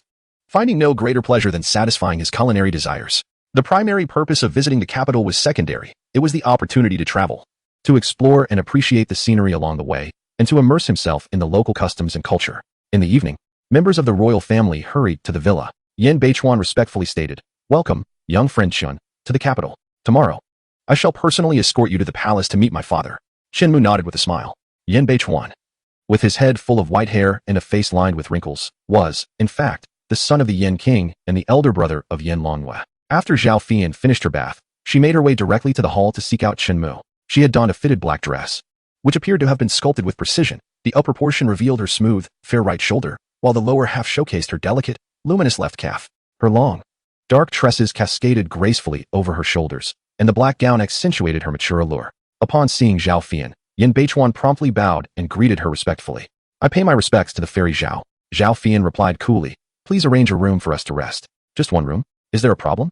Zhao Fian inquired icily. Yin Beichuan hastily shook his head. No problem at all. Given Shinmu's youth, sharing a room posed no issue, and Yin Beichuan quickly prepared a spacious chamber. As night fell, Shinmu assisted Zhao Fian in refining her cold energy. With his growing strength, the cold energy she emitted surged in volume, and Shinmu's absorption of energy also increased. The sword core in his dantian coalesced into its 7th golden stride. Host, Shinmu, Realm, early stage of 7-rank sword sect, Realm, perfect completion of 7-rank thought sect, sign-in value, 234. Mission, sign in at Yanwan capital, reward, 3,000 sign-in value. Shinmu's current prowess was sufficient to look down upon his peers. Even when faced with youthful prodigies, he felt no fear. Before dawn, Shinmu and Zhao Fian set off in an open-top carriage towards Yanwan capital, with Yin Beichuan leading the way with his silver-armored troops. As they approached the capital, the sky was just beginning to lighten. Yet the roads were already lined with eager citizens, their faces alight with excitement as they fervently cheered. Shinmu was the pride of the entire Great Yin. The towering walls of the Yin King's capital rise majestically, with the terrain beyond sprawling expansively. Thousands of elite guards stand in orderly formation outside the city, imparting a sense reminiscent of a grand military parade. The royal family awaits their arrival from outside the gates. Among the crowd, Shinmu's gaze is drawn to Yin Longhua, whose presence undeniably captivates. She embodies purity and grace, exuding an elegance that is refreshingly charming, in stark contrast to the cold allure of Zhao Fian. As they enter the city, petals drift down from the parapets, and Shinmu finds himself both amused and bewildered. This festive atmosphere resembles a wedding procession, and the spectacle is such that it has captured the attention of the entire populace. Zhao Fian, with eyes closed and a frosty demeanor, perceives only the clamor around her. Successfully checked in at the Yin King's capital, obtained 3,000 check-in points, successfully exchanged for Longyin sword technique, consumed 3,000 check-in points. Shinmu closes his eyes, immersing himself in the depths of his mind to simulate the complete Longyin sword technique, swiftly mastering the 9 subsequent sword moves. Indeed, it proves to be a worthy investment. The Longyin sword technique is formidable, rivaling the finest of spiritual-grade sword arts, and a smile graces Shinmu's lips. The common folk line the streets to welcome his arrival, the balconies of nearby taverns overflowing with onlookers, all cheering in excitement. Having heard of Shinmu's exploits, he has become a household name. From a vantage point within and adjacent to the royal palace, a young man clad in a dragon robe surveys Shinmu with an icy gaze. With an air of arrogance, he remarks, I have heard he possesses extraordinary talent. Yet, to my eyes, he appears quite ordinary. Behind him, an elderly man in gray replies solemnly, whether this lad is indeed gifted, I cannot say, but the woman by his side radiates a terrifying pressure, surpassing even that of King Zhou. The young man's pupils constrict in shock as he exclaims, she is even more formidable than my father? The elderly man spoke in a somber tone. I have inquired and discovered that she hails from the Lingyun sect, the direct disciple of the sword saint, Jang Fushian, a paragon of excellence from the desolate region. It is truly lamentable that these common folk are so ignorant. They have only heard of Shinmu, yet remain oblivious to this genuine prodigy. Jang Fushian, Lingyun sect. Is it possible that the Prince of Yin intends to use her as a means to exert pressure upon us? The Lingyun sect resides far in the southern wilderness and would hardly interfere in mundane affairs. Your Highness need not fret. General Zhao speaks wisely. The young man, known as Zhou Han, is the 13th prince of the great Zhou dynasty, a disciple of the inner sect of the Thunderous sect. At the age of 22, he has already reached the early stage of the 5th grade sword master and possesses the potential for nobility. The elder, named Zhao Qianlei, is an esteemed general under the Zhou king, accompanying Zhou Han to the great Yin dynasty to discuss peace negotiations. Half a month prior, the Zhou army achieved a resounding victory against the Yin forces in Suzhou. The Yin king requested peace, to which the Zhou king stipulated 3 conditions: submission, territorial concessions, and a marriage alliance. The Yin king consented to the territorial concessions and the marriage, but categorically refused to submit. The Zhou king, having received this response, did not press further and instead dispatched Zhou Han to select a marriage candidate, while also engaging in discussions regarding the specifics of the territorial concessions. Your Highness, the Yin king has invited us to the palace for a luncheon today. You must demand Suzhou and Yunzhou from him. Haha, I also desire Yin Longyue, Zhou Han remarked, his gaze growing increasingly warm as it fell upon Yin Longyue, who trailed behind the carriage. At the palace, within the royal garden, the Yin king summoned Shinmu, surrounded by noble lords and dignitaries. Zhao Fushian wandered alone in the depths of the garden, disinterested in engaging with royal matters. The aging Yin king, his hair as white as snow, instructed the eunuchs to bring forth a sandalwood chair and place it behind Shinmu, smiling as he addressed him, my young friend.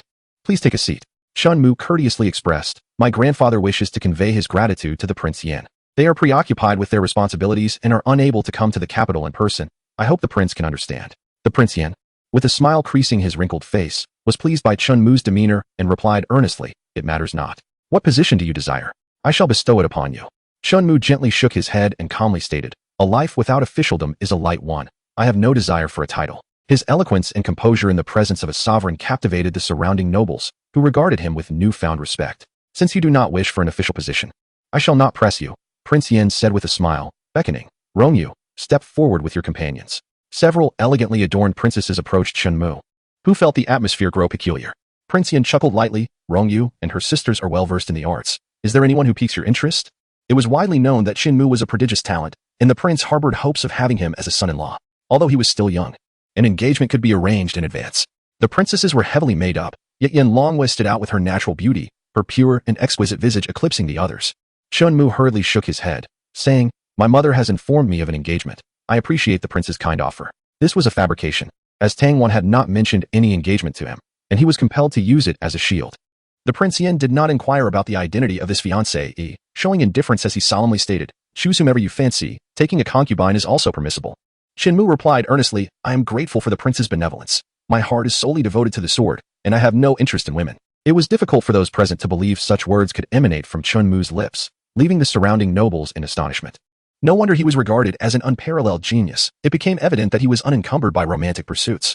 The Prince of Yin let out a soft sigh, reluctant to impose his will upon Shinmu, for a forcibly obtained fruit lacks sweetness. Suddenly, Yin Longyue knelt down, leaving Shinmu at a loss.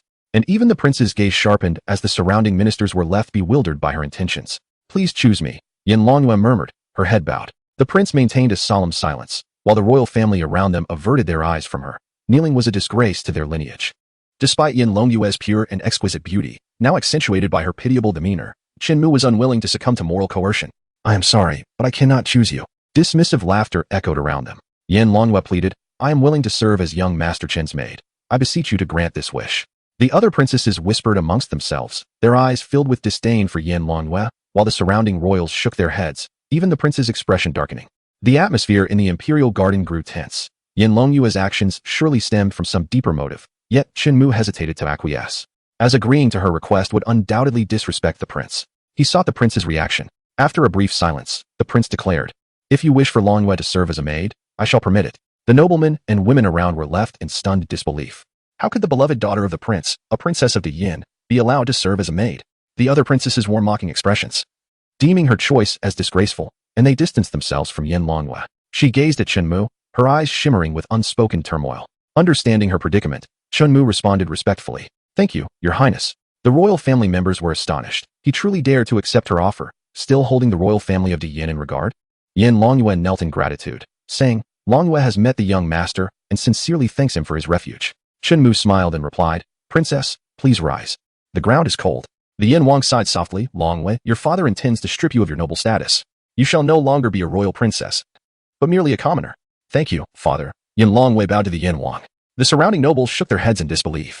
They could comprehend her desire to become a concubine, but her willingness to forfeit her royal identity to serve as a maid was unfathomable. The Yin Wang, feeling disheartened, said quietly, I shall host a banquet in the Xuanwu Hall. Longhua, you are familiar with the palace. Please take our young friend Shin on a tour. Yes. Yin Longhua responded respectfully. As the Yin Wang departed the imperial garden, the noblemen followed suit, casting disappointed glances at Yin Longhua. Soon after, the garden fell silent. Yin Longhua led Shinmu through the blooming flowers. Shinmu, puzzled, asked, Princess, why do you choose this path? Chapter 043. The Crisis of the Yin Kingdom in the Imperial Garden. By the clear pond, Yin Longhua wiped away the traces of tears with a handkerchief. She respectfully stated, Young master, Longhua is willing to serve you and does not wish to marry the Prince of Zhou. Shinmu, somewhat understanding yet puzzled, smiled and said, Princess, I know you are in a difficult situation. I did not take the earlier matter to heart. Yin Longhua knelt once more before Shinmu, her eyes glistening with tears. Father has publicly cast me from the royal family. Now, Longhua can only follow the young master. Princess, please rise and speak. The ground is cold, Shinmu urged, helping Yin Longhua to her feet. He found it difficult to grasp her reasoning for such a decision. The Prince of Yin, esteemed as the sovereign, publicly abrogated Yin Longhua's royal status, relegating her to the role of a servant for Shinmu, a fact witnessed by many nobles. Shinmu, perplexed, inquired, If you do not wish to marry, would the Prince of Yin compel you? My father would not, but others might, Yin Longhua replied, her voice tinged with bitterness. Although this harsh winter has swiftly come to an end, its repercussions on the kingdom of Yin are stark. The state of Zhou has seized the opportunity to launch an offensive against us, leading to our defeat in Suzhou, forcing my father to seek peace.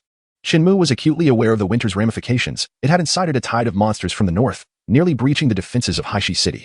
The northern territories of the Great Yin were the most severely impacted by this monstrous onslaught. The state of Zhou had evidently come prepared. The demands of the Zhou king were territorial concessions and a marriage alliance. Zhou Han, a prince of the enemy state, was ruthless and of ill repute. He held designs on Longhua, yet she would rather face death than wed such a man. Haishi City, situated in the north, had not received news of the southern conflicts until Yin Longhua's account unveiled the magnitude of the upheaval there. The defeat of the kingdom of Yin rendered Yin Longhua a bargaining chip. Zhou Han would undoubtedly seek her hand. If the Prince of Yin were to refuse, it could provide the state of Zhou with a pretext for aggression, inevitably leading to rivers of bloodshed. The prince's intention was to have Shinmu marry Yin Longhua, thereby enhancing the prestige of the Yin royal family and intimidating the state of Zhou. The Prince of Yin anticipated two outcomes, Shinmu's rejection or acquiescence. However, it was entirely unforeseen when Yin Longhua herself proposed to serve as a maid, and, astonishingly, Shinmu dared to accept her offer. He suggested, Dear princess, you may accompany me for the time being. Once this tumult has subsided, I am confident the Prince of Yin will reinstate you to your royal status. Thank you, young master. I am no longer a princess. You may call me Longhua, said Yin Longhua, squatting down with a radiant smile as she gazed at Shinmu. He felt it was somewhat impolite, and with a sunny smile replied, Then I shall call you Sister Longhua, as long as the young master is happy. Yin Longhua said with a twinkle in her eyes, feeling fortunate to have Shinmu's protection. While Shinmu did not regard Yin Longhua as a maid, she had already come to see him as her master. He noticed that she seemed considerably shorter than when they had last met, and upon closer inspection, he realized she was wearing flat shoes. Over the past 6 months, due to his training, Shinmu had grown significantly taller, resembling a robust child of 7 or 8. Ahem. Zhao Fian appeared nearby, having overheard their conversation clearly. Coldly, she remarked, You have time to admire the scenery and keep a maid. When will you come to Lingyun sect with me? Well, perhaps we can discuss that in 2 years, Shinmu replied, as he had no intention of going to Lingyun sect anytime soon. Zhao Fian, considering the cold energy within her body, estimated it would take 2 years to completely dispel it, so she did not press the matter further. Yin Longhua looked astonished. The Lingyun sect had invited Shinmu, and yet he seemed reluctant. In the Xuanwu Hall, Shinmu and Zhao Fian sat in the front row. Opposite Shinmu was Zhao Fian, while an empty seat beside him awaited Zhou Han. The noble lords and ladies were seated farther away. The time for the banquet had arrived, yet Zhou Han had not yet made an appearance, causing the Yin Wang to display a hint of displeasure, clearly suspecting it was a deliberate delay. Let us commence the banquet, declared the Yin Wang, not willing to wait any longer. Were it not for Shinmu and Zhao Fian, the Prince of Yin would certainly have waited, for in his eyes, Zhao Fian and Shinmu held greater significance, and he dared not treat them with indifference. Wherever there was wine to be savored, Zhao Fian would surely be present. It had been quite some time since she partook of strong spirits, as she preferred the rich and fragrant wines. Before Shinmu lay an abundance of delicacies, yet only his utensils remained, while Yin Longyuan knelt by her side, prepared with an additional set of chopsticks. Shinmu called out clearly, prompting the serving maid to respond with utmost respect. This servant shall prepare it at once. Thank you. Yin Longwei replied, a smile gracing her lips. Shinmu chuckled lightly, saying, Sister Longwei, why thank me? This is your home. Yin Longwei pursed her lips. In making her choice, she had ceased to be a princess. From this trivial matter, the Prince of Yin discerned Chunmu's character and nodded in satisfaction. Such a humble choice yielded favorable results. Zhou Han and Zhao Qianlei arrived at the Xuanwu Palace, only to be taken aback. The midday banquet had already commenced. With nobles raising their cups in merriment, Zhou Han's expression darkened, a flicker of anger igniting within him. As a prince of the victorious nation, he found himself overlooked. The banquet having begun without awaiting his arrival, the Prince of Yin, noticing Zhou Han, chuckled lightly. Dear nephew, please take your seat. With a scowl, Zhou Han sat down, his gaze falling upon Chunmu beside him, as well as Yin Longyuan kneeling by his side, his countenance growing even graver. How could the princess he coveted sit next to Shinmu, serving him? Suppressing his fury, Zhou Han remarked, Prince Yin, my father has sent me to discuss matters of territorial concession and marriage. The Prince of Yin, with a solemn expression, replied, Dear nephew, I am willing to forge an alliance with the Zhou kingdom and offer Suzhou as a token of our enduring friendship. Though aged, King Yin remains astute, presenting the notion of ceding land and forming an alliance with a semblance of dignity. Zhou Han spoke candidly. I have long admired Princess Longhua, and I beseech King Yin for his consent. The royal family present could not help but murmur amongst themselves, prompting King Yin to respond gravely. Young friend Chunmu has taken a liking to Longhua and has already made her his maid. What? Zhou Han sprang to his feet in disbelief. Shinmu, unperturbed, continued to savor his delicacy. Zhou Han, with astonishment etched on his face, could not fathom the idea of Longhua being reduced to a maid by him. Surely impossible. She is a royal princess. Absolutely inconceivable. Soon regaining his composure, he sat back down, sipping his wine, and inwardly muttered, Longhua could never serve as his maid. It must be that King Yin is reluctant to allow her to wed me. You cunning old fox, since you show no mercy, do not blame me for my ruthlessness. King Yin, Zhou Han declared in a hushed tone, my father demands that the state of Zhou be granted Suzhou and Yunzhou. Upon receiving these two territories, the state of Zhou guarantees that it shall not infringe upon your lands henceforth. The nobles of Yan exchanged glances, a sense of unease permeating the room. Suzhou lies in a desolate region, much of its land already occupied by the state of Zhou, while Yunzhou is the heartland of Yan.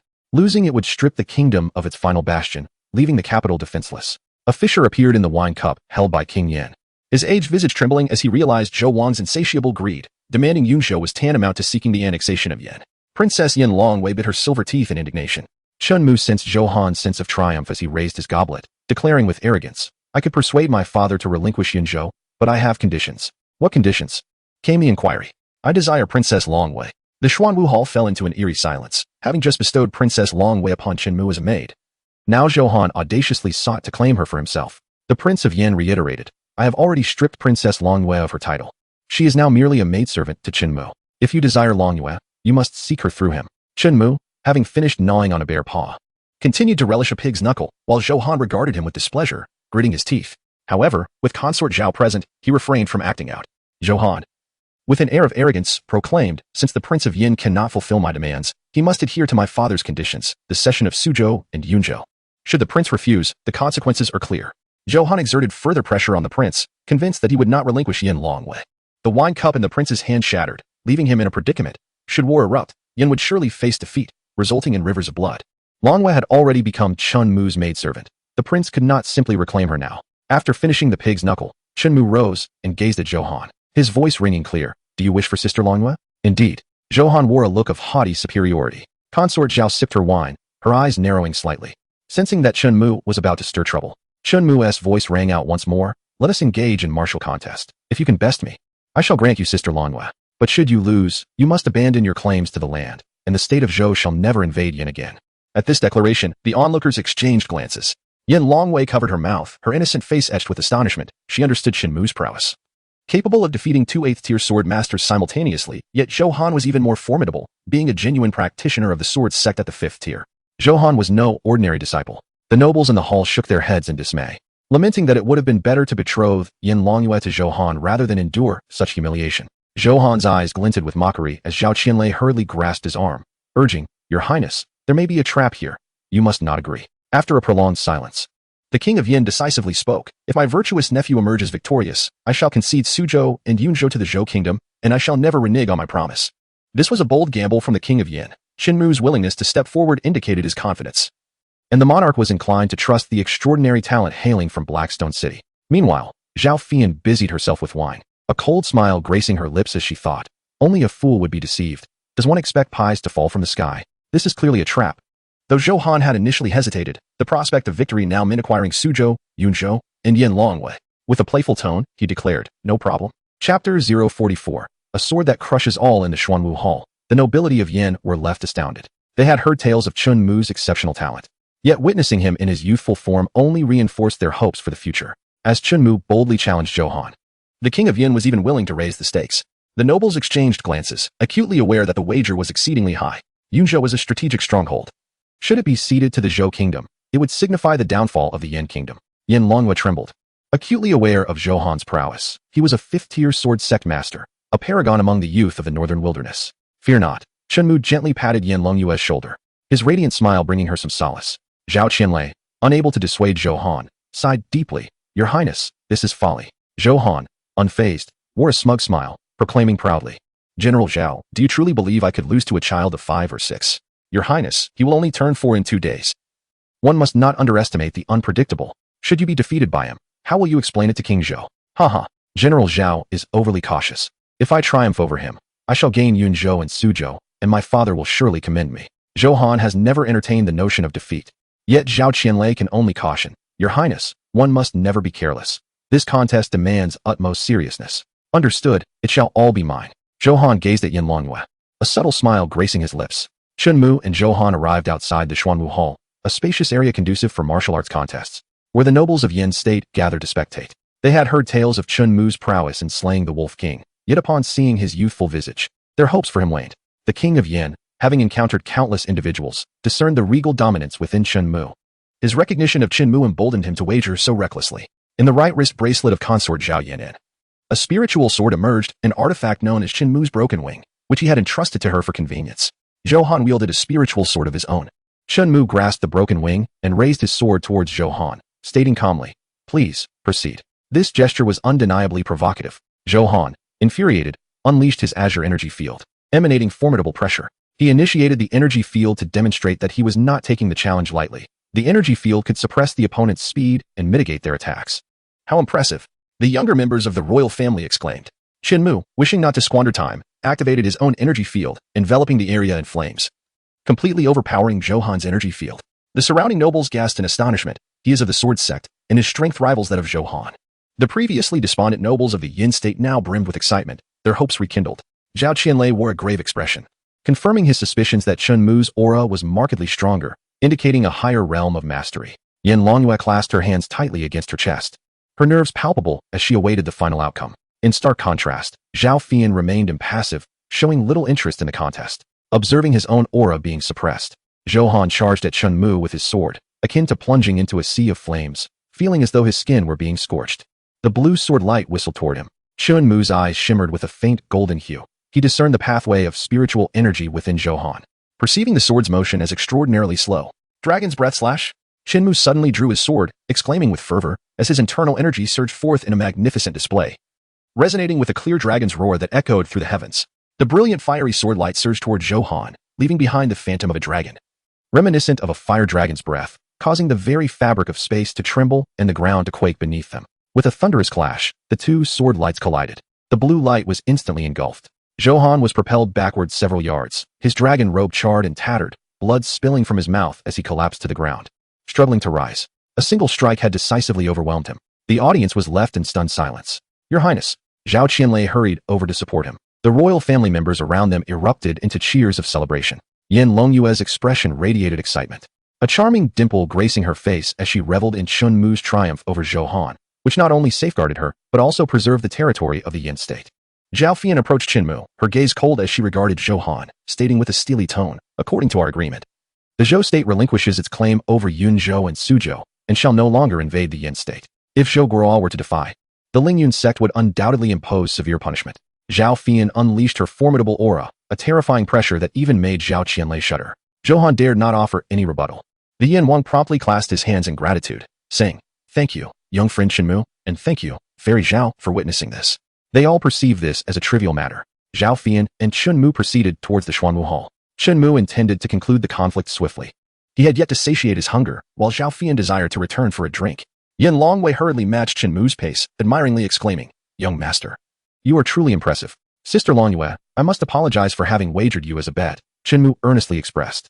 Upon reflection, he realized such an action was somewhat disrespectful to Yin Longwei. Despite having experienced fear moments ago, she bore no grievances towards Chunmu, and upon hearing his apology, she suddenly felt a warmth in her heart. The Yin Wang laughed heartily. "Let us escort my esteemed nephew back to the inn for some recuperation.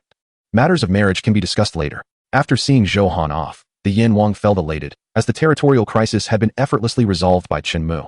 He believed that Yin Longyue's choice was indeed wise. Having lived for centuries, the Yin Wang had never encountered such an extraordinary prodigy as Chenmu, who held the potential to ascend to the pinnacle of swordsmanship. It was perhaps not disgraceful for Yin Longyue to serve him. Rather, it could be seen as an elevation. Upon returning to the Xuanwu Hall, the Yin Wang and his ministers once again expressed their gratitude to Chunmu and Zhao Fian. While Chunmu's victory over Zhou Han was significant, it was Zhao Fian and the Lingyun sect that truly instilled fear in them. After satisfying their appetites, Chunmu respectfully remarked, "Thank you for your hospitality, Yin Wang.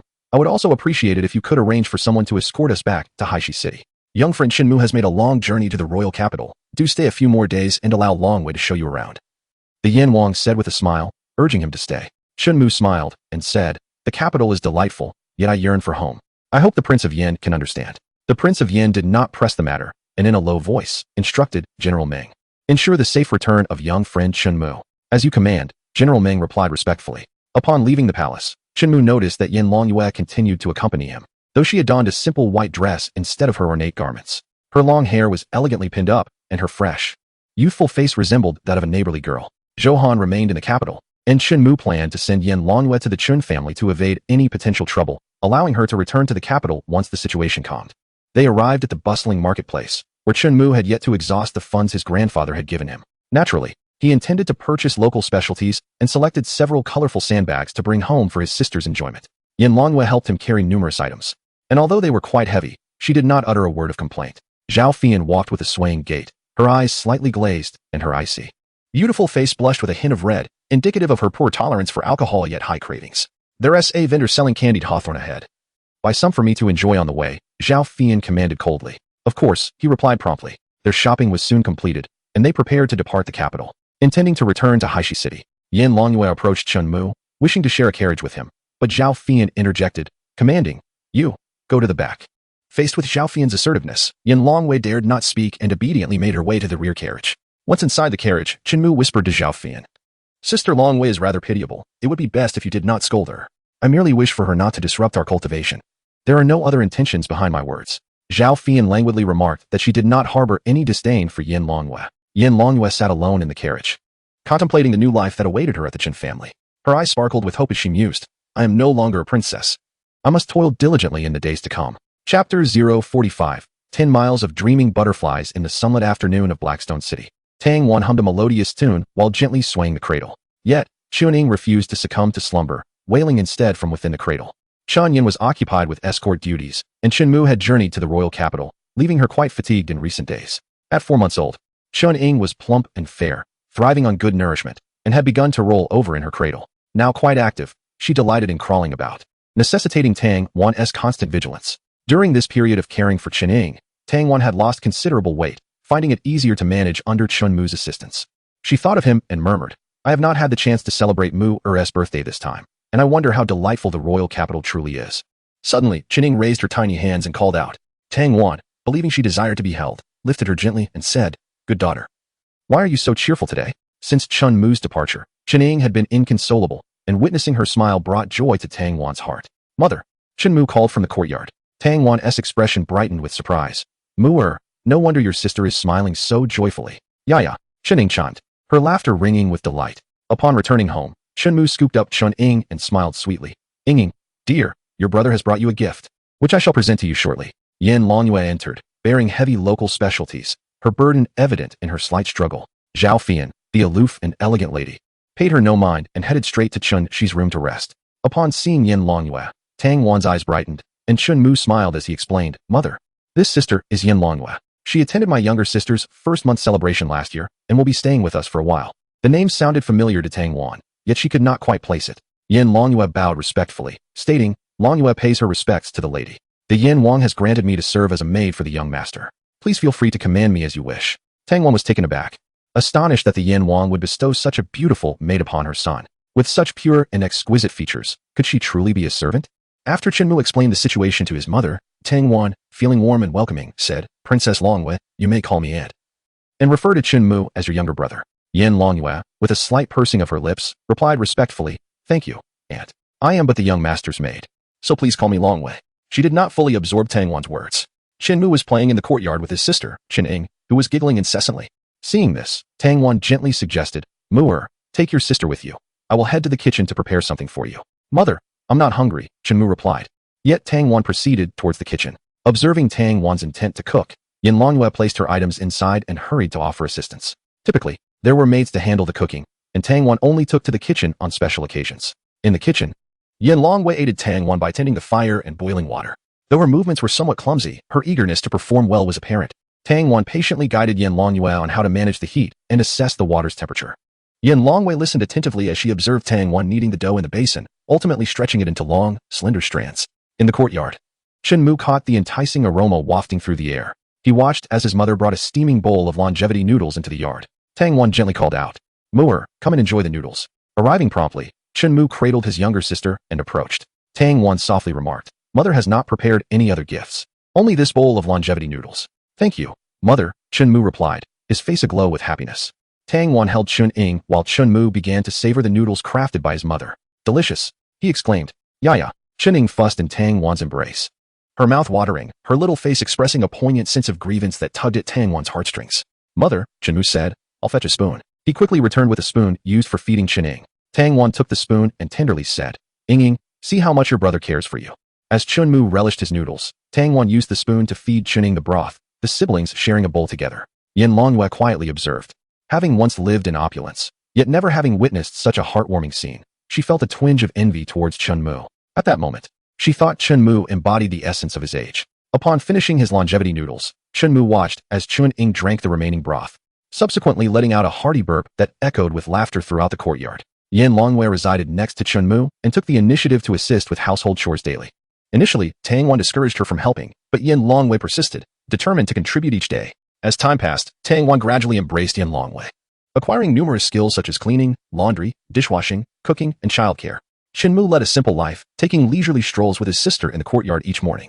Yin Longyue would rise early every day to prepare breakfast for Shinmu, her culinary skills improving remarkably. Initially, he could only manage to eat her offerings with reluctance. While Shinmu practiced swordplay at the training ground, Yin Longyue would tidy their quarters and wash any soiled garments. She never imposed any inconvenience upon the Chen family.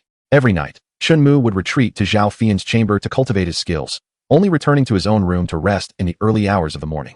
Upon returning to Blackstone City, Shinmu devoted a full 8 months to his training, eventually reaching the pinnacle of the 9th rank sword sect. Approaching the threshold of the sword candidate. Host, Shinmu. Realm, pinnacle of 9th rank sword sect. Realm, initial stage of 8th rank thought sect. Sign-in value, 482. Tasks, none. The enhancement of his mental prowess was relatively slow. Shinmu ceased employing the nirvana breathing technique, and Zhao Fian followed suit.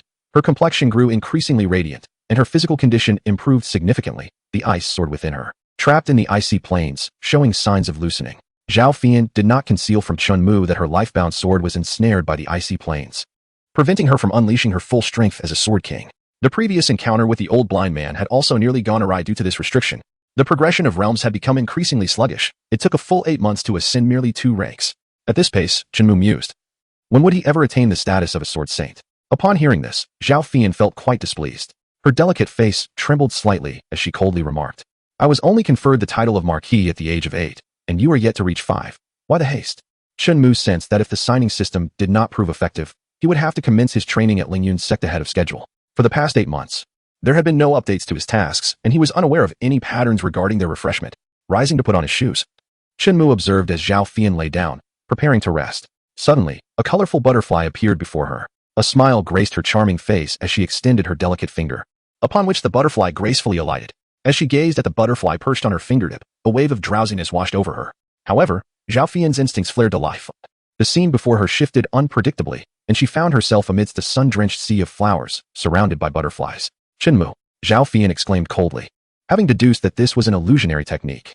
Shinmu promptly dispelled the illusion, his face brimming with pride as he declared, "This is the second tier of floating life. Drunken dreams, the 10-mile dreaming butterfly. The subsequent techniques require an immense reservoir of mental energy to sustain, which I am currently unable to achieve." A glimmer of frost appeared in Zhao Fian's eyes, and Shinmu sensed the impending danger. He swiftly turned to flee but was ensnared by Zhao Fian's formidable aura. "Did you truly believe I would not discipline you?" Zhao Fian said, pulling Shinmu closer and pinning him over her knee. The sharp sound of a slap echoed, and Shinmu grimaced in pain, clutching his rear. "Should you employ that illusionary technique against me again, I assure you that your next experience will be far worse." Zhao Fian stated icily. "There will be no next time," Shinmu retorted through gritted teeth. This illusionary technique could not ensnare a sword king. Zhao Fian's attempt to touch the illusory butterfly had proven that it could still momentarily bewilder a formidable sword king. Once Shinmu mastered the 10-mile dreaming butterfly, his illusory butterflies would be capable of traversing any corner within a 10-mile radius, greatly facilitating his collection of information from the surrounding area. After being reprimanded by Zhao Fian, Shinmu returned to his room, only able to lie down and rest. He finally grasped the formidable nature of Zhao Fian and realized it was best to avoid provoking her. In the early morning, the creaking of the door announced an entrance. He turned his head to the direction of the door, where a petite figure, unsteady in her steps, approached. Qining, sporting a watermelon-shaped hairstyle, wobbled her way to Shinmu's bedside. Cheerfully, she fished out half a piece of candy from her pocket and, with a sweet voice, exclaimed, "Brother, candy." Shinmu opened his mouth to accept the half piece of candy, then playfully ruffled Qinying's button nose, smiling as he said, "Ying is truly obedient." Since learning to walk, Qining had taken a liking to running into Shinmu's room, often tumbling over the threshold. To remedy this, Qinying had removed the door sill, but recently, the draft had become quite severe. "Brother," Qining called out in her soft voice, reaching into her pocket only to pull out her hand again, her adorable eyes wide with surprise. "Oh?" Shinmu, initially perplexed, soon understood her intent as she repeated her previous action with an expression of astonishment that was quite endearing. He gently tousled Qinying's little head and said tenderly, "In a moment, brother will buy you some candy." "Candy, candy," Qining chirped with delight. As Shinmu got out of bed, Qining transformed into his little shadow, always wobbling along behind him. Yan Longhua prepared a variety of breakfasts daily, hearty meat dishes for Shinmu, rice porridge for Qining, and vegetable-centric meals for Tangwan. She had mastered everyone's preferences. "Thank you, Sister Longhua." Every day before meals, Shinmu would repeat this phrase, and Qining would follow suit with a soft, "Thank you, Sister." As long as the food she prepared was appreciated, Yan Longhua felt immense joy. During her time at the Chen household, she had faced considerable challenges, yet she was equally content. At the dining table, Shinmu proposed, "Mother, I intend to teach my sister breathing techniques." Tang Wan was taken aback and replied solemnly, "Your sister is still young. Will she be able to learn?" "Let us give it a try," Shinmu said, glancing at his sister. Qining was busily consuming porridge with a spoon, managing to eat 2 bowls each meal, which contributed to her robust health. The breathing techniques could enhance physical strength. Given that his sister's constitution was not as strong as his, perhaps early practice could help bridge the gap. Chapter 046. The Fury of Zhao Fian. After finishing breakfast, Shinmu took his sister to the market to purchase sweets.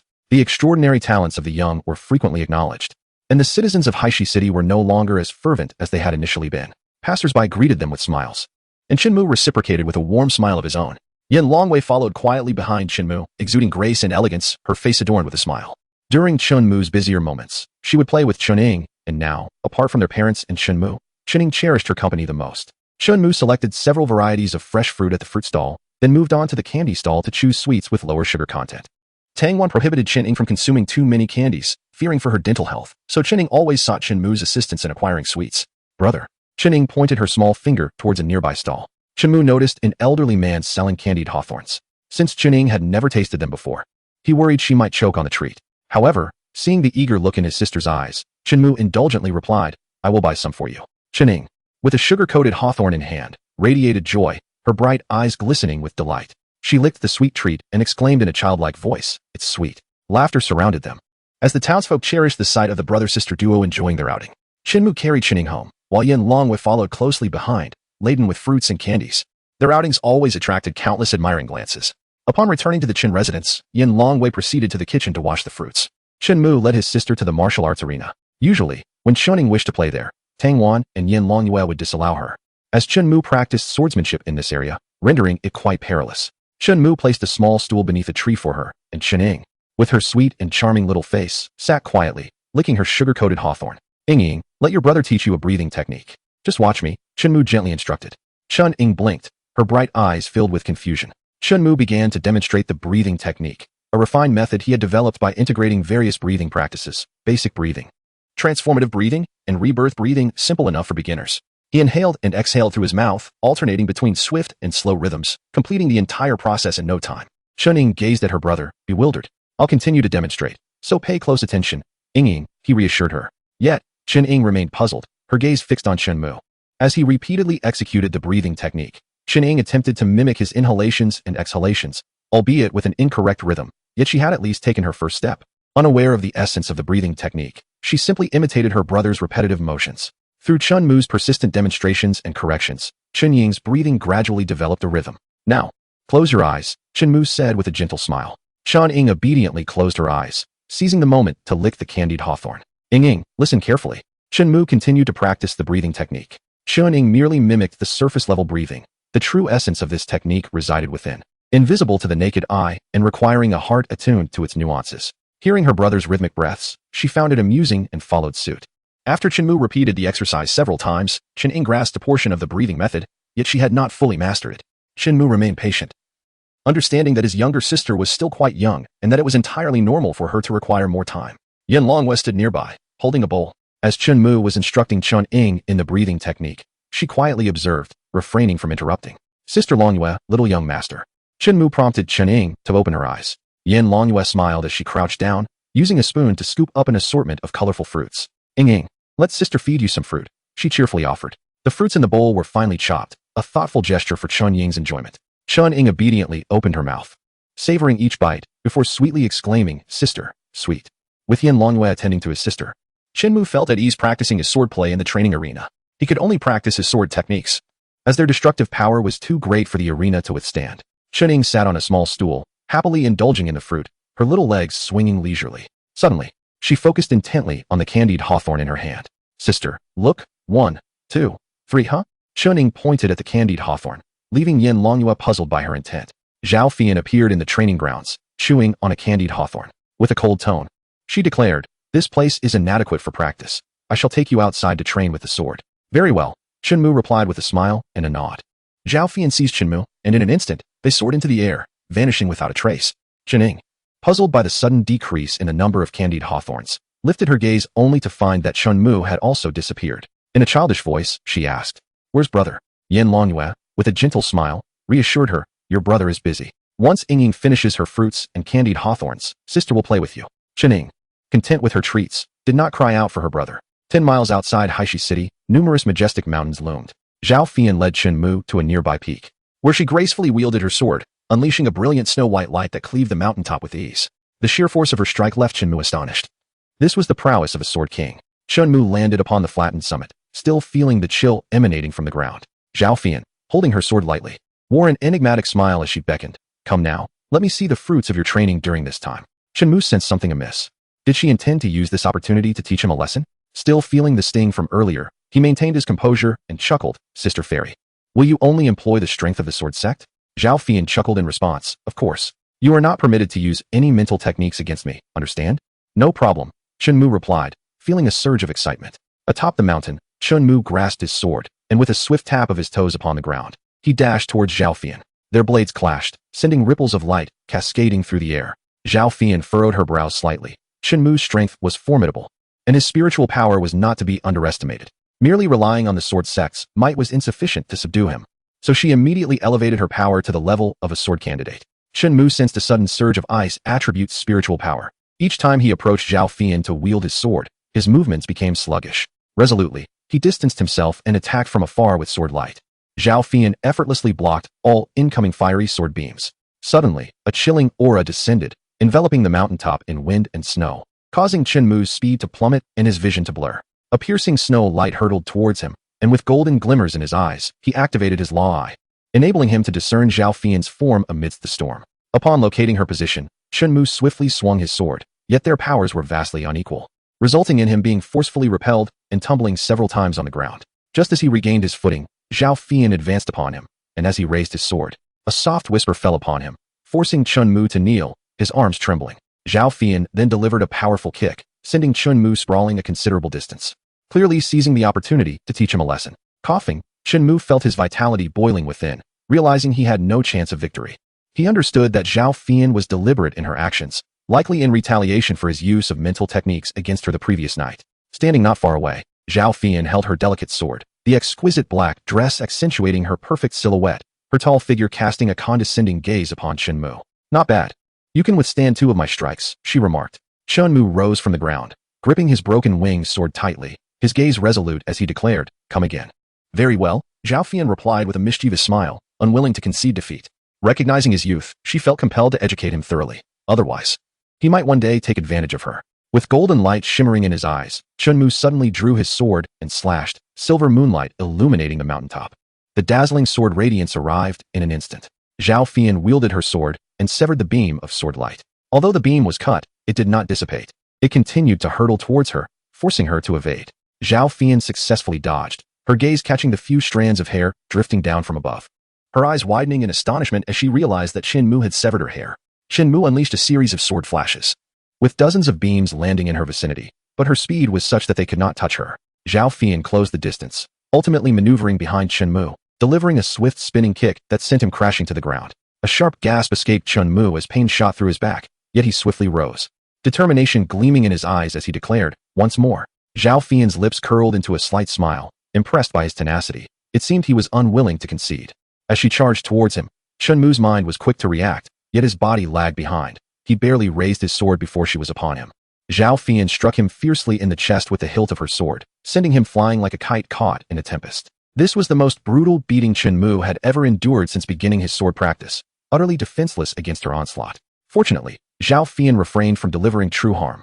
The injuries were superficial, enough to necessitate a couple of days' rest at home.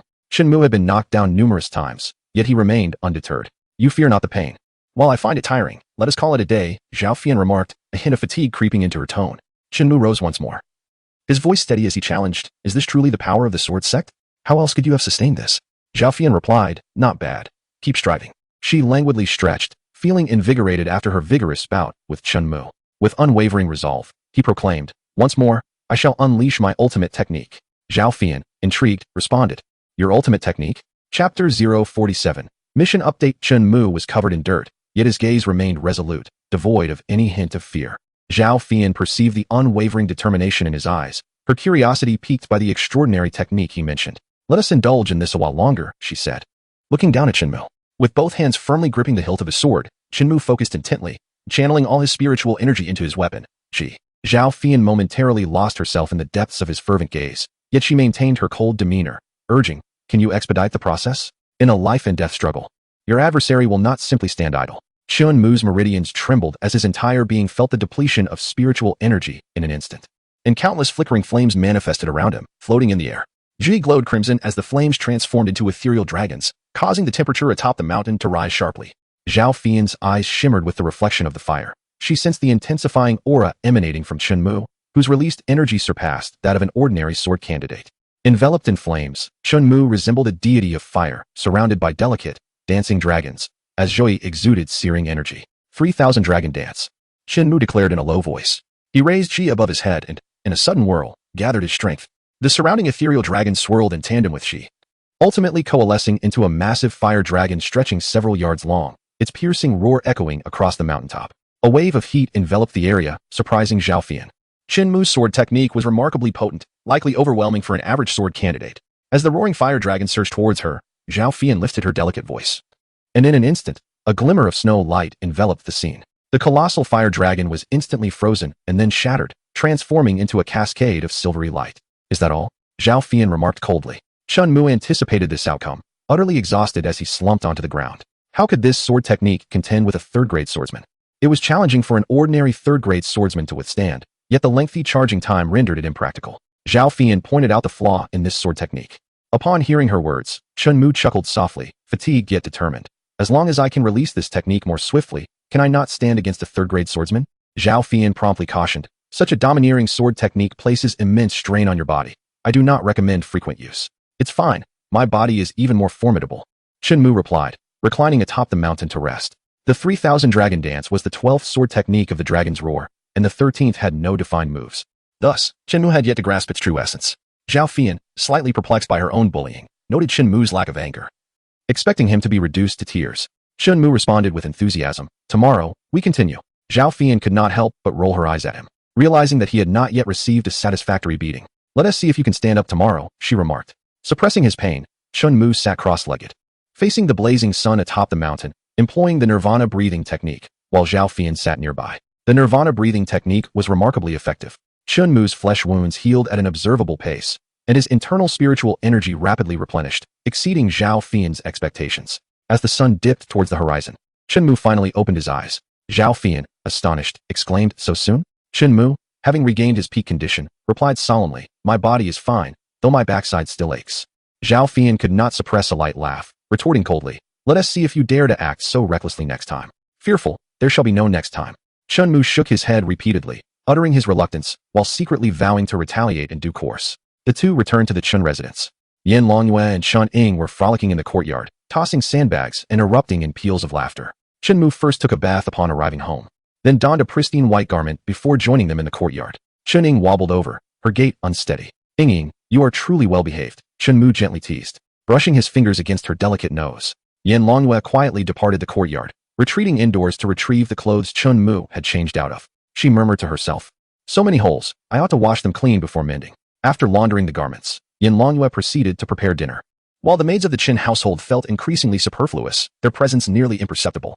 In the courtyard, Shinmu was instructing his sister in the art of breathing. Tangwan, observing Qin Ying's adorably dazed expression, could not suppress a smile. "Mother, you can join us as well. This breathing technique is quite simple," Shinmu declared with a cheerful tone. Tangwan replied softly, "I have learned breathing techniques in the past, but lacked the aptitude to master them. Mother, this method not only fortifies the body, but also preserves one's beauty. Why not give it a try?" Shinmu guided his mother and sister through the breathing exercises. Tangwan quickly grasped the rhythm, feeling invigorated after employing Shinmu's techniques. Qin Ying, however, struggled to keep pace, primarily due to her tender age and lack of understanding. She could only mimic her brother's inhalations and exhalations. Shinmu demonstrated great patience, placing her small hand on his chest, urging her to close her eyes and truly feel. As Qin Ying listened to the steady cadence of her brother's heartbeat, her breathing gradually synchronized with its rhythm. Meanwhile, Yin Longyue completed the evening meal. Shinmu felt a twinge of hunger and decided to dine with Qin Ying, while his sister enjoyed a bowl of meat porridge on her own. Tangwan complimented, "Longyue, your culinary skills are truly remarkable. I can hardly keep pace with you." "Thank you for your praise, Aunt," Yin Longyue humbly replied. Suddenly, Shinmu inquired, "I wonder about the situation in the capital. If Zhou Han has returned to Zhou Kingdom, I believe Sister Longyue could also go back to the capital." Yin Longyue had been following the news from the capital, and she knew that Zhou Han had indeed returned months ago, opting not to marry the Princess of Dian. "Young master, may I stay? I promise not to cause any trouble for the Qin family," Yin Longyue implored, setting down her bowl and quickly kneeling. Shinmu gently supported her, chuckling, "Sister Longyue, I am not asking you to leave. If you wish to return to the capital, I can escort you." Yin Longyue had not been a burden to the Qin family. She helped with the household chores daily, her delicate hands now showing fine lines, which made Tangwan feel a pang of sympathy. "Young master, I wish to remain with the Qin family and do not want to return to the capital," Yin Longyue declared earnestly. She found joy in the Chun household, experiencing warmth that eluded her in the royal family. Shinmu smiled, "Sister Longyue, perhaps you should lessen your chores. Chuanxiang has complained to my aunt that they are on the brink of unemployment." Tangwan could not help but chuckle, realizing why Chuanxiang and the others had been frequenting Su Yan lately. "Then I shall do less from now on. Sister Longyue, your company is all I require for my sister and mother. Let the maids handle the chores." Yin Longyue smiled brightly, understanding that Shinmu did not view her as merely a servant. Staying with the Chun family allowed her to converse with her mother and care for her sister, which was quite fulfilling, and Shinmu remained silent after their meal. Shinmu played in the courtyard with his younger sister, Qin Ying. When she grew tired and took a break, he taught her the breathing technique. After half a month of patient instruction, Qin Ying finally mastered the method, albeit without fully understanding its essence. Once she had grasped the technique, her walking became steadier, and within days, she could manage a light jog. The benefits of the breathing technique on her physical form were evident. When their grandfather returned home, Shinmu imparted the latest refined version of the technique to them, and even Yin Longyue began employing the breathing method taught by Shinmu. Chun Wei had already ascended to the second rank of the sword sect, while Chun Yin was on the verge of entering the sect, and Qin Tianin had broken through to the sixth rank. The overall strength of the Chun family saw a significant enhancement. Just before the new year, the sign-in task finally updated. Task: sign in at the North Forest Sword Emperor's tomb. Reward: Thunder Sword Intent. Upon seeing the reward, Shinmu was taken aback. Comprehending sword intent was exceptionally challenging, with only a select few among the Sword Kings capable of doing so. Sword intent could be grasped through enlightenment or awakened through a special physique. With his dominant sword body, Shinmu was destined to awaken the dominant sword intent. It was merely a matter of time. However, the prospect of directly obtaining the Thunder Sword intent exhilarated him. Jang Fushian had once informed Shinmu that even top-tier prodigies like her could master only a single sword intent. He found himself anticipating the moment he possessed two sword intents. He wondered how Jang Fushian would regard him then. After the new year, he would venture to the North Forest. Chapter 48. Journey to the North Forest. As winter set in, Blackstone City began to experience snowfall, with crystalline flakes adorning the North Wilderness in a silvery cloak. Wrapped in a white cotton coat, Chun-Ying frolicked in the courtyard, leaving a trail of tiny footprints in the snow, her soft, melodic laughter echoing through the air. Chun-Yin was still working outside. This year, there was no blizzard, so there was no need to worry about danger. The Windward Escort Agency had recruited many skilled individuals this year, making the task of escorting goods much easier. Shinmu arrived in the courtyard and waved to his sister, who joyfully ran over. "Brother," Chun-Ying said in her sweet, childlike voice. The early morning was the time when the essence of the heavens and earth was most abundant, making it the perfect moment to practice breathing techniques. Chun-Ying blinked her innocent eyes, her little face adorably clueless about what her brother was saying. Shinmu guided his sister in practicing the breathing technique. Chun-Ying, unfamiliar with the method, only mimicked Chun-Mu when she saw him perform it. "Xiaomu, Ying." A delicate laughter echoed through the courtyard. With a smile on his face, Chun-Mu inquired, "Elder sister, how did you fare this year?" Chin-Shi, clad in a red dress, which she preferred over the bulky cotton coat, responded with a hint of embarrassment, "I ranked 16th. I plan to work harder next year." Chun-Shi felt a pang of shame as her cousin was an extraordinary talent, and her own brother had even entered the Xinjiang sect, whereas she could not even qualify for the capital's martial academy. "Elder sister, during this time, I will teach you the new breathing technique and provide guidance on your swordsmanship. You will undoubtedly gain admission to the capital's martial academy next year," Shinmu said earnestly. "That sounds wonderful," Chun-Shi replied with a playful laugh. She stepped closer and gently patted Chun-Mu's shoulder, teasingly saying, "Xiaomu has grown so quickly. You're almost tall enough to reach my shoulders. In 2 years, you'll surely be taller than me." "Let us hope so," Shinmu responded with a smile. Chun-Ying was intently gazing at Chin-Shi. Chin-Shi crouched down, gently caressing Chun-Ying's round little face, and said with a playful laugh, "Ying, do you remember when your sister used to take care of you when you were little?" "Sister," Chin-Ying called out adorably, although she had no recollection of Chin-Shi. "Oh, how sweet," Chin-Shi said, gently stroking her little face. Yin Longyue stepped forward, respectfully inquiring, "Elder sister, have you dined? I can prepare something for you." Upon seeing Yin Longyue, Chin-Shi gasped, "Your Highness, you truly are in the Qin household." Yin Longyue, dressed modestly in an apron, exuded an air of grace and elegance reminiscent of a noble maid. Chin-Shi, being in Hangzhou City, had heard tales of the capital, where the Prince of Yan had bestowed Yin Longyue upon Chun-Mu as a maidservant. Subsequently, Chun-Mu triumphed over Zhou Han, leaving the Zhou kingdom with naught to gain. Chun-Mu had become a figure of prominence in the Great Yan. Chun-Shi had assumed this was part of the Prince of Yan's strategy, never realizing that Yin Longyue genuinely served in the Qin household. "There is no need to trouble your highness. My mother has prepared a meal at home. I shall return now and meet you at the training ground shortly." Chun-Shi waved at Chun-Mu. Chun-Ying mimicked her gesture. Chun-Mu murmured, "Elder sister has returned to Haishi City. I wonder when second brother will return. He visited elder sister in Hangzhou a few months ago. It has been an entire year since they last met. I wonder how he fared at Xinjiang sect." At the training ground, Yin Longyue guided Chun-Ying under a tree in the practice of breathing techniques. She was remarkably intelligent, and her proficiency in the technique improved significantly. As her meridians began to open, Chun-Mu first taught Chun-Shi a new breathing method before instructing her in swordsmanship. Chun-Shi, now at the mid-stage of a 9th-rank swordsman, would likely find entrance into the sword master realm and admission into the martial academy of the capital quite attainable. Under Chun-Mu's guidance, Chun-Shi showed remarkable progress, advancing from the mid-stage to the late stage of a 9th-rank swordsman in a mere 3 days. Chun-Ying also achieved the status of a 1st-rank swordsman. After each tiring play session, Shinmu would guide his sister in practicing breathing techniques. Over time, Chun-Ying instinctively adopted these techniques whenever fatigue set in, no longer requiring instruction. Her strength significantly increased. She could effortlessly toss the sandbag several meters away and relished running. Fortunately, her short legs made her easy to keep an eye on, much to Yin Longyue's relief. Shinmu looked up and chuckled. "It's the presence of my second brother. He has returned." "Sister, Xiaomu, Ying." Shin Hao called out from a distance, his voice booming. He sprinted towards the training ground and enveloped Chun-Mu in a warm embrace. "Second brother, how have you fared at the Xinjiang sect?" Chun-Mu inquired about Chun Hao's experiences. Releasing Chun-Mu, Chun Hao grinned sheepishly. "The elders of the sect have treated me well, and I have even become a disciple of the Sword King. The Xinjiang sect has provided me with abundant resources. Yet I am still merely at the initial stage of a 3rd-grade swordsman." "3rd-grade swordsman," Chun-Shi exclaimed in astonishment. She had made little progress during her 2 years at the martial arts academy, feeling as though it was merely a money-making scheme. Chunhao had departed as a 9th-grade swordsman apprentice, yet after a year at the Xinjian sect, he had ascended to the rank of 3rd-grade swordsman. No wonder everyone aspired to join the sect. It is mainly due to the efforts of our third brother, Chunhao chuckled. The senior brothers mentioned that the elders provided me with such resources out of regard for him.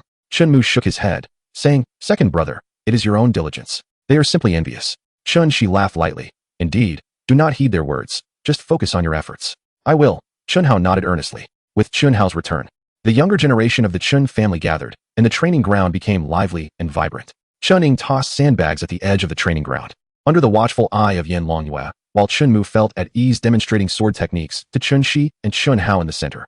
After his training at the Xinjian sect, Chun-Hao's swordsmanship had notably improved, and Chunmu showcased the advanced moves of the Longyin sword technique. However, these intricate maneuvers proved to be quite challenging. Chun-Shi soon abandoned the effort, while Chun-Hao managed to grasp the essence of the 9 swords. Although he diligently practiced the sword flash technique, a year had passed without mastery.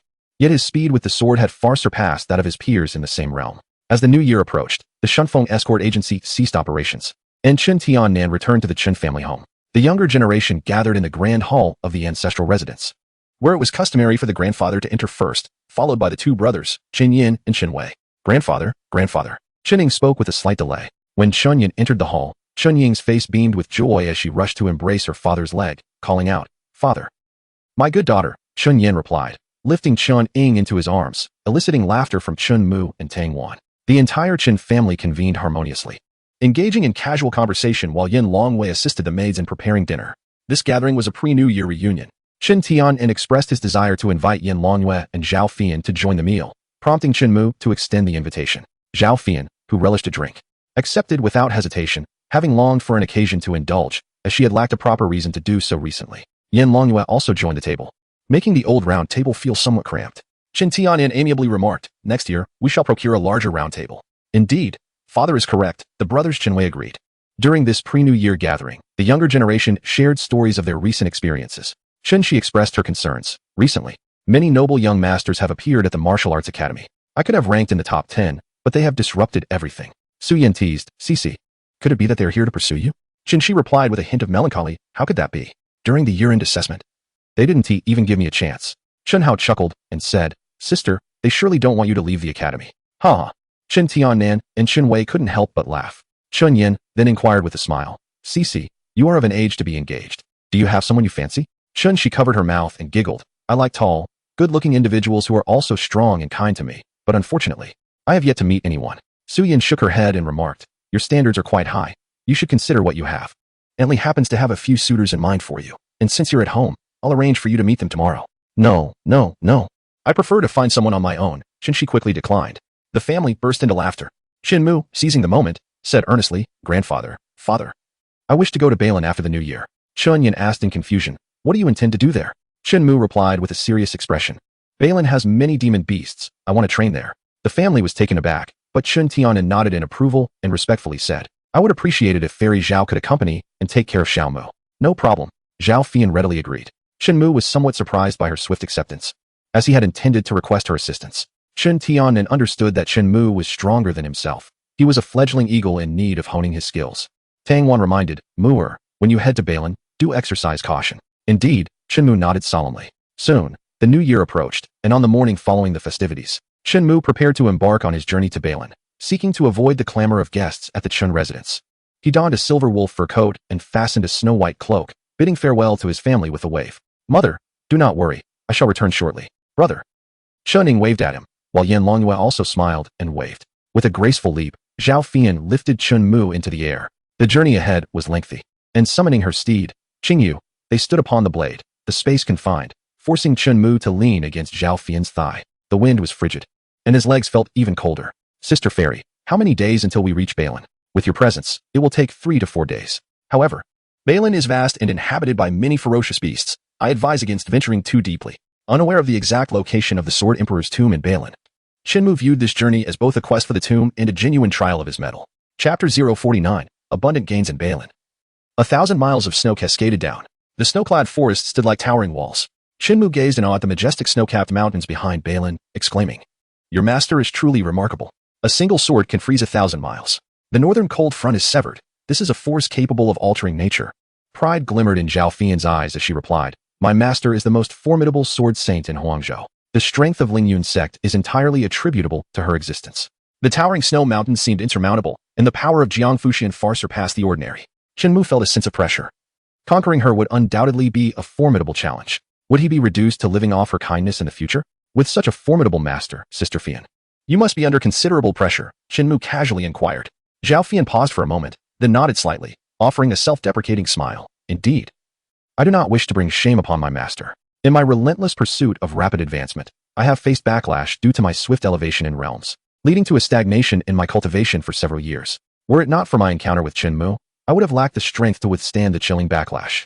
This was also the reason why Zhao Fian did not refuse Shinmu's desire to venture into the northern forest. Your progression is even swifter than mine. Do not be overly eager for advancement. It is crucial to solidify your foundation, Zhao Fian cautioned. Understanding, Shinmu nodded slightly. Zhao Fian gazed at the towering snow-capped mountains, perplexed by her master's intentions. Ahead lies the northern forest, which harbors numerous ferocious beasts, she reiterated. The depths of the northern forest are perilous. There are several presences there that rival my strength. If you wish to train, remain at the outskirts of the northern forest. Should you encounter danger, call for me, understood? Understood, Shinmu affirmed as he drew his sword and entered the northern forest, with Zhao Fian following closely behind, capable of vanquishing the Wolf King. He was naturally unfazed by ordinary beasts. Due to the imposing snow-capped mountains, many ferocious creatures migrating southward had failed to return north, hiding instead in the deeper recesses of the northern forest. Within lurked true demon kings, terrifying beasts on par with sword kings. Before the colossal trees, Shinmu appeared diminutive, his eyes shimmering with a faint golden light, allowing him to perceive all living beings within a 100-foot radius, as well as the myriad particles of energy surrounding him. Under the gaze of his divine eye, no creature could evade detection, and no secret could remain concealed. Regrettably, the scope of the divine eye is limited to merely 100 zhang. Shinmu sighed, pondering how advantageous it would be to possess the all-seeing eye.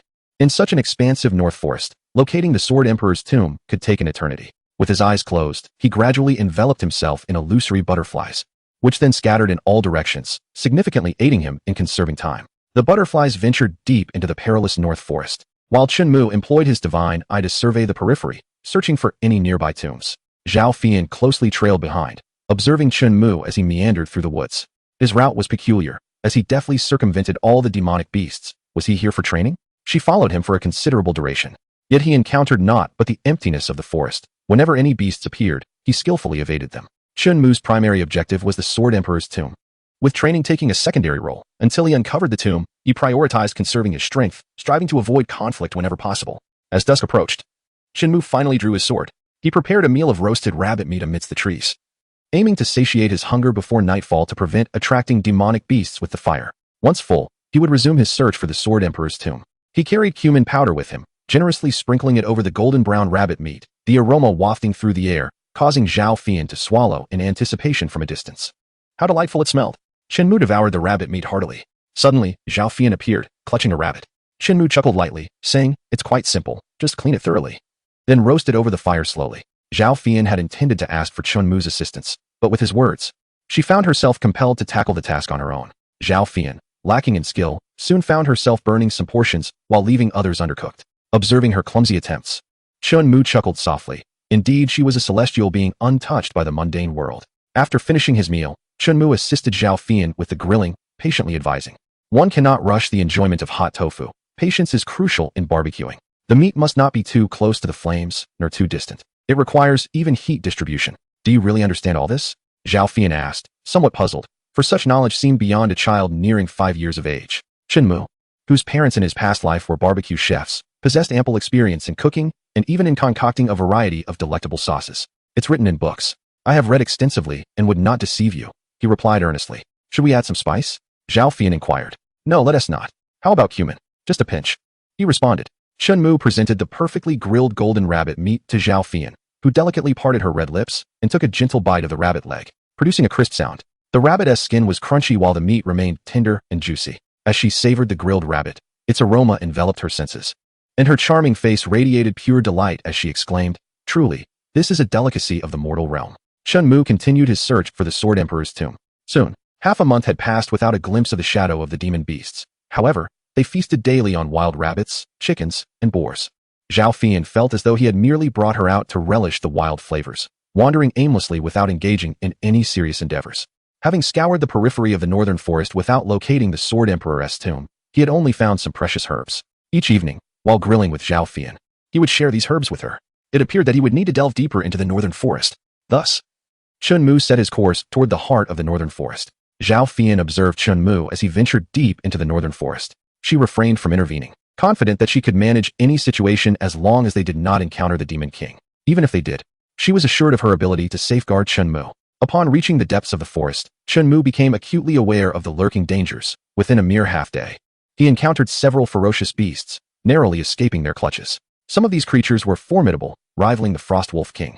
Although the illusion butterfly failed to locate the Sword Emperor's tomb, it did reveal several areas rich in spiritual energy, where rare treasures could be found, albeit guarded by powerful beasts. Fortune favors the bold. Shinmu made his way to the region marked by the illusion butterfly. There, he beheld verdant trees amidst a landscape of ice and snow. This particular grove thrived with an unnatural greenery, its temperature decidedly anomalous. He discovered the third-grade spiritual herb, blood-red ginseng, known for its restorative properties. To his delight, he unearthed 3 specimens and proceeded to explore further. Within just half a day's time, he had amassed 7 third-grade herbs and a dozen second-grade ones. Zhao Fian trailed behind Shinmu, increasingly convinced of his extraordinary capabilities. She had not anticipated the illusion butterfly's utility. This young man displayed remarkable intellect. Not only was he exceptionally gifted, but he also possessed culinary skills and a wealth of knowledge. His talents were truly comprehensive. Shinmu's endeavor to collect spiritual herbs progressed smoothly until he stumbled upon a resplendent fruit tree, beneath which lay a slumbering golden lion. The lion, a veritable mountain of golden fur, was deep in slumber, while the fruits upon the tree brimmed with tremendous energy. Yet, the presence of the formidable creature beneath posed a palpable threat to Shinmu. The golden spirit fruit, a rare 4th-grade herb, tantalized his aspirations. If he could secure it, he might just achieve a breakthrough into the sword candidate realm ahead of schedule. Shinmu felt a surge of excitement. The assurance of Zhao Fian emboldened him. Employing the secret art of Lingyin, he concealed his presence and stealthily approached. At a distance of 10 zhong, he swiftly conjured 2 illusory butterflies, close enough to pluck the golden spirit fruit with his mental prowess. Crack! One illusory butterfly snapped a branch. One butterfly returned, bearing the coveted golden spirit fruit. Just as Shinmu grasped the fruit, intent on repeating the feat, the golden lion raised its head, sensing the disturbance. Roar! The lion's roar reverberated through the forest. Without hesitation, Shinmu took flight. The golden lion, aflame with fury, instantly pinpointed Shinmu's location. Hearing the heavy footsteps behind him, Shinmu did not look back. He fled with the swiftness of the wind, for he had no inclination to engage in battle. Zhao Fian leisurely plucked the golden spirit fruit, wiped it on her gown, and tasted it with a smile, remarking on the audacity of provoking a golden lion of near Demon King strength. Curious to see how he would escape, she awaited Shinmu's cry for help. However, Shinmu unleashed the blooming of the other shore flowers. Countless other shore flowers erupted from the snow, and the golden lion abruptly halted, fixated on the blood-red flowers drifting close. The lion struck fiercely, shattering the nearest flower into a mist of crimson, from which the silhouette of a fierce beast emerged. The golden lion swiped again, dispersing the partially materialized figure. The surrounding blood-red flowers continued to shatter, revealing more beastly forms. The golden lion unleashed a golden demonic radiance, tearing the nearby trees into splinters in a relentless, indiscriminate assault. Zhao Fian gazed in astonishment as the golden lion was ensnared by the illusion, exclaiming, "What a marvel! It is indeed possible to trap a ferocious beast using mental techniques." From her perspective, the golden lion was frantically attacking the surrounding trees. She murmured, "Once Shinmu masters his mental techniques, he may surpass even the old blind man." While the old blind man's techniques primarily focus on offense, Shinmu's lean towards support, capable of diverting the opponent's attention, rendering them vulnerable to unforeseen assaults. Although the golden lion was in a state of confusion, Shinmu dared not launch a surprise attack. Should his mental techniques fail, he would be the one to suffer. Seizing the opportunity, Shinmu retreated a considerable distance. Zhao Fian observed him escape using his mental prowess. As evening fell, Shinmu discovered a secluded cave to rest. Still feeling a chill from the encounter with the golden lion, to calm his nerves, he decided to roast a wild chicken. Zhao Fian entered the cave, clad in a fitted white dress, her long hair half pinned with a silver hairpin, the other half cascading loosely, exuding an enchanting aura. "Sister Fian, please help me keep these spirit herbs safe," Shinmu requested, handing over all the spirit herbs except the golden spirit fruit for her safekeeping. The absence of a spatial spirit tool proved somewhat inconvenient. The most affordable option in the system's marketplace required several hundred sign-in points, and Shinmu intended to save up for something valuable. Zhao Fian warned sternly, "This place is perilous enough. Venturing further in could lead to encountering a demon king, and your meager wit will be of little use." Aware of the danger, Shinmu replied gravely, "I have heard that there exists the tomb of the Sword Emperor here. Sister Fian, could you assist me in locating it? Are you intent on raiding a tomb? I seek to engage in archaeology. Zhao Fian mused. Is there truly a sword emperor entombed in this desolate place? If such a powerful being did indeed fall, there would still be unique energy fluctuations emanating from their remains. I shall remain vigilant. Are you intrigued by the sword emperor's tomb? One could speculate that it may harbor valuable treasures. Tear off a piece of chicken leg for me to taste. This half chicken is yours. Zhao Fian savored her meal with great delight. After they finished the roasted chicken, Zhao Fian stood up and solemnly declared, I shall ascend to a higher vantage point to see if I can sense the sword emperor's tomb you mentioned. Remain here and do not wander until my return. Understood. Shinmu smiled and nodded. After Zhao Fian departed, Shinmu retrieved the golden spirit fruit, a fruit imbued with immense energy, deciding to strive for the sword candidate realm. Chapter 050. The Sword Emperor's Tomb. Shinmu consumed the golden spirit fruit. A torrent of powerful energy surged into his dantian. The sword pellet within his dantian bore 9 resplendent golden patterns, fervently absorbing the energy around it. After a prolonged period, Shinmu's sword pellet underwent a transformation. Cracks appeared on its surface, ultimately shattering, giving rise to the sword embryo.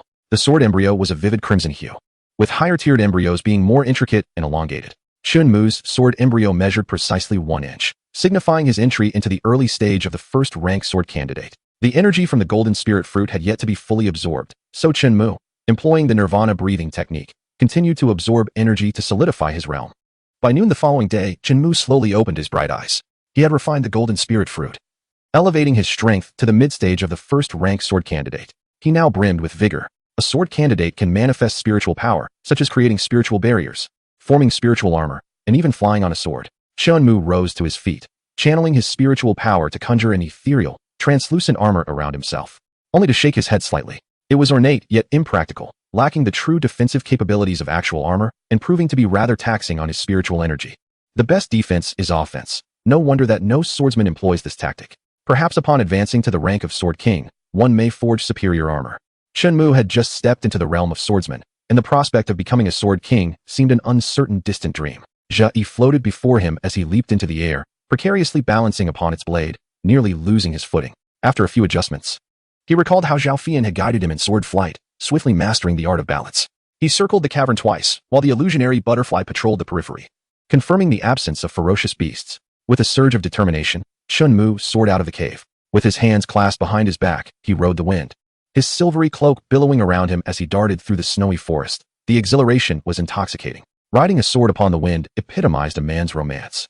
Zhi spiraled upward with Shinmu, reaching heights of 50, 100, even 200 zhang. The higher they ascended, the more rapidly his spiritual energy dwindled.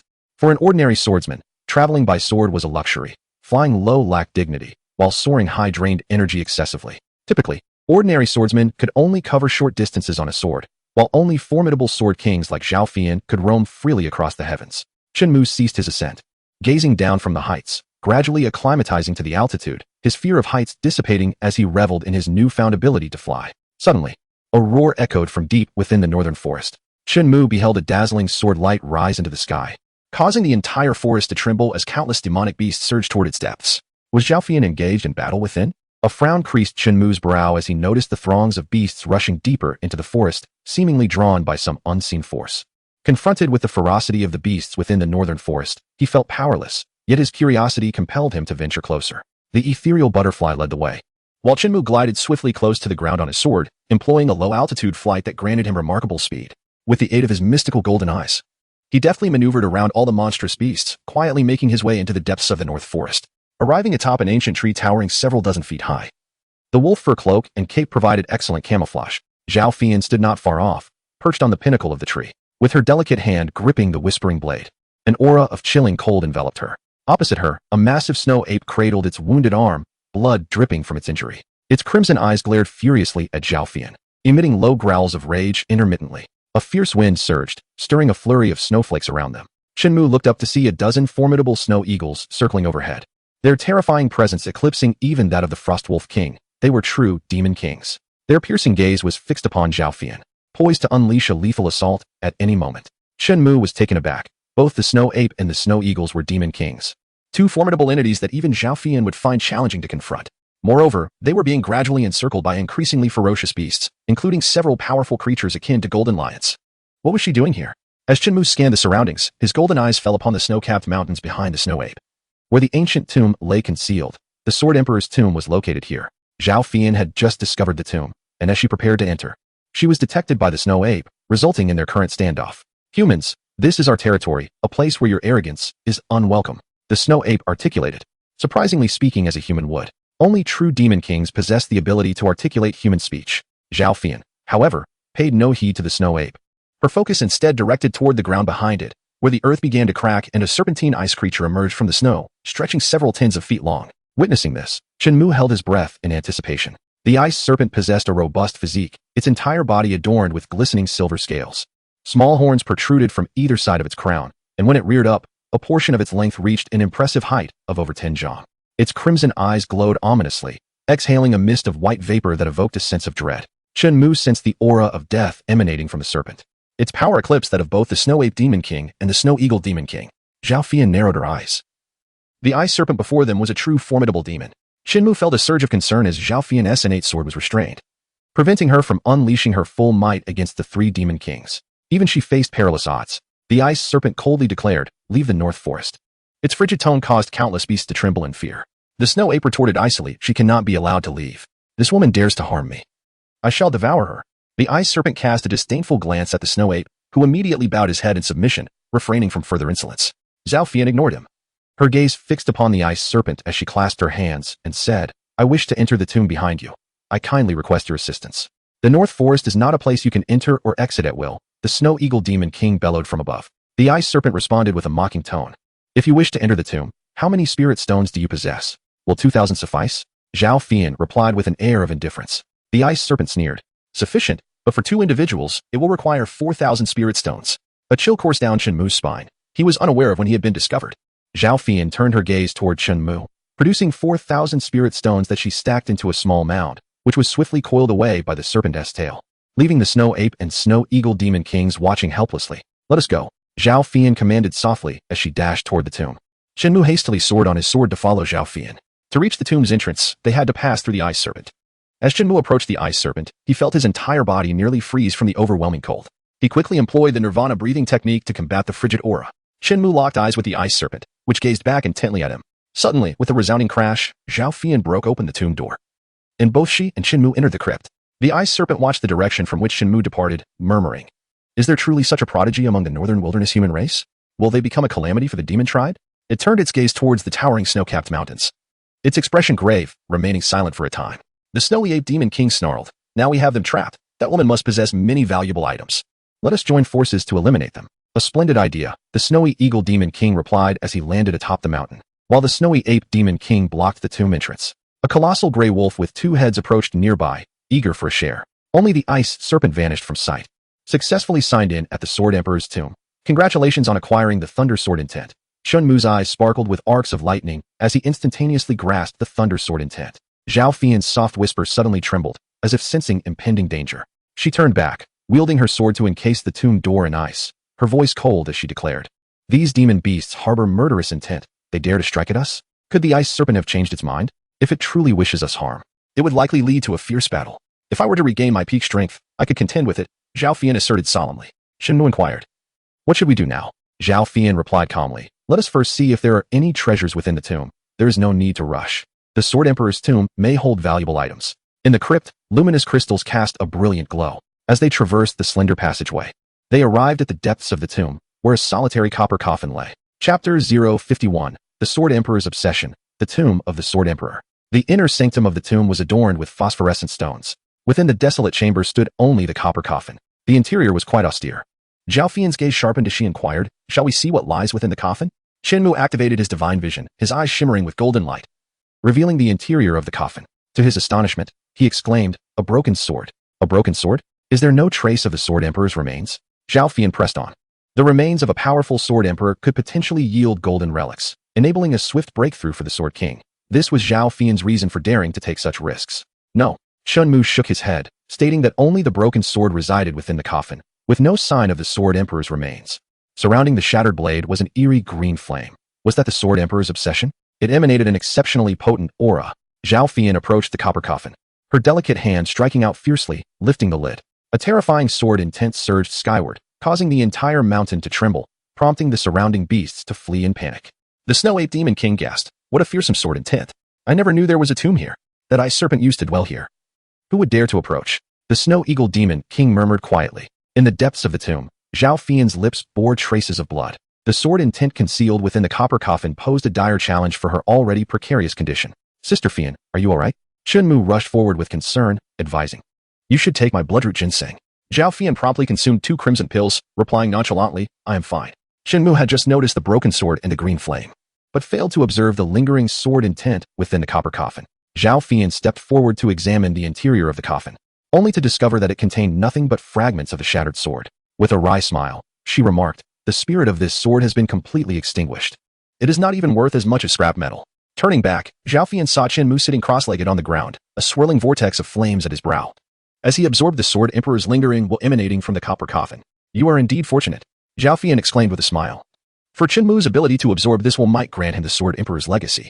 However, Zhao Fian herself held little interest in the sword emperor's inheritance. With monstrous beasts lurking outside, the risk of venturing in was not justified, and she had seen neither golden relics nor even remnants of the deceased. There were no signs indicating that any beasts had entered this place, nor was there any evidence that the copper coffin had been opened. Could it be that the sword emperor's tomb housed nothing but a sword? Within Shinmu's sea of consciousness, the lingering wills were continuously shattered, transforming into pure mental energy that surged into his soul. His mental strength began to rise significantly. Images of the sword emperor's formidable past emerged in his mind's eye, revealing a solitary youth devoted to his training. An 18-year-old swordsman, underestimated by all, possessed poor innate talent yet refused to abandon his sword practice. Instead, he endured numerous trials, persistently breaking through his limitations. This esteemed sword emperor relished challenging powerful sword cultivators. Though each encounter ended in defeat, he rose again and again, learning from his failures. Shinmu gleaned many insights from his experiences. After thousands of battles, the sword emperor ultimately comprehended 3 unique sword techniques: void severing, dusk shadow, and shadowless. These 3 techniques were indelibly etched in Shinmu's sea of consciousness, rivaling even the finest of spirit-level sword arts. The illustrious sword emperor devoted his entire life to challenging opponents far superior to himself, yet his record remained a disheartening series of defeats. Shinmu had never witnessed him emerge victorious. Despite his undeniable strength, victory eluded him.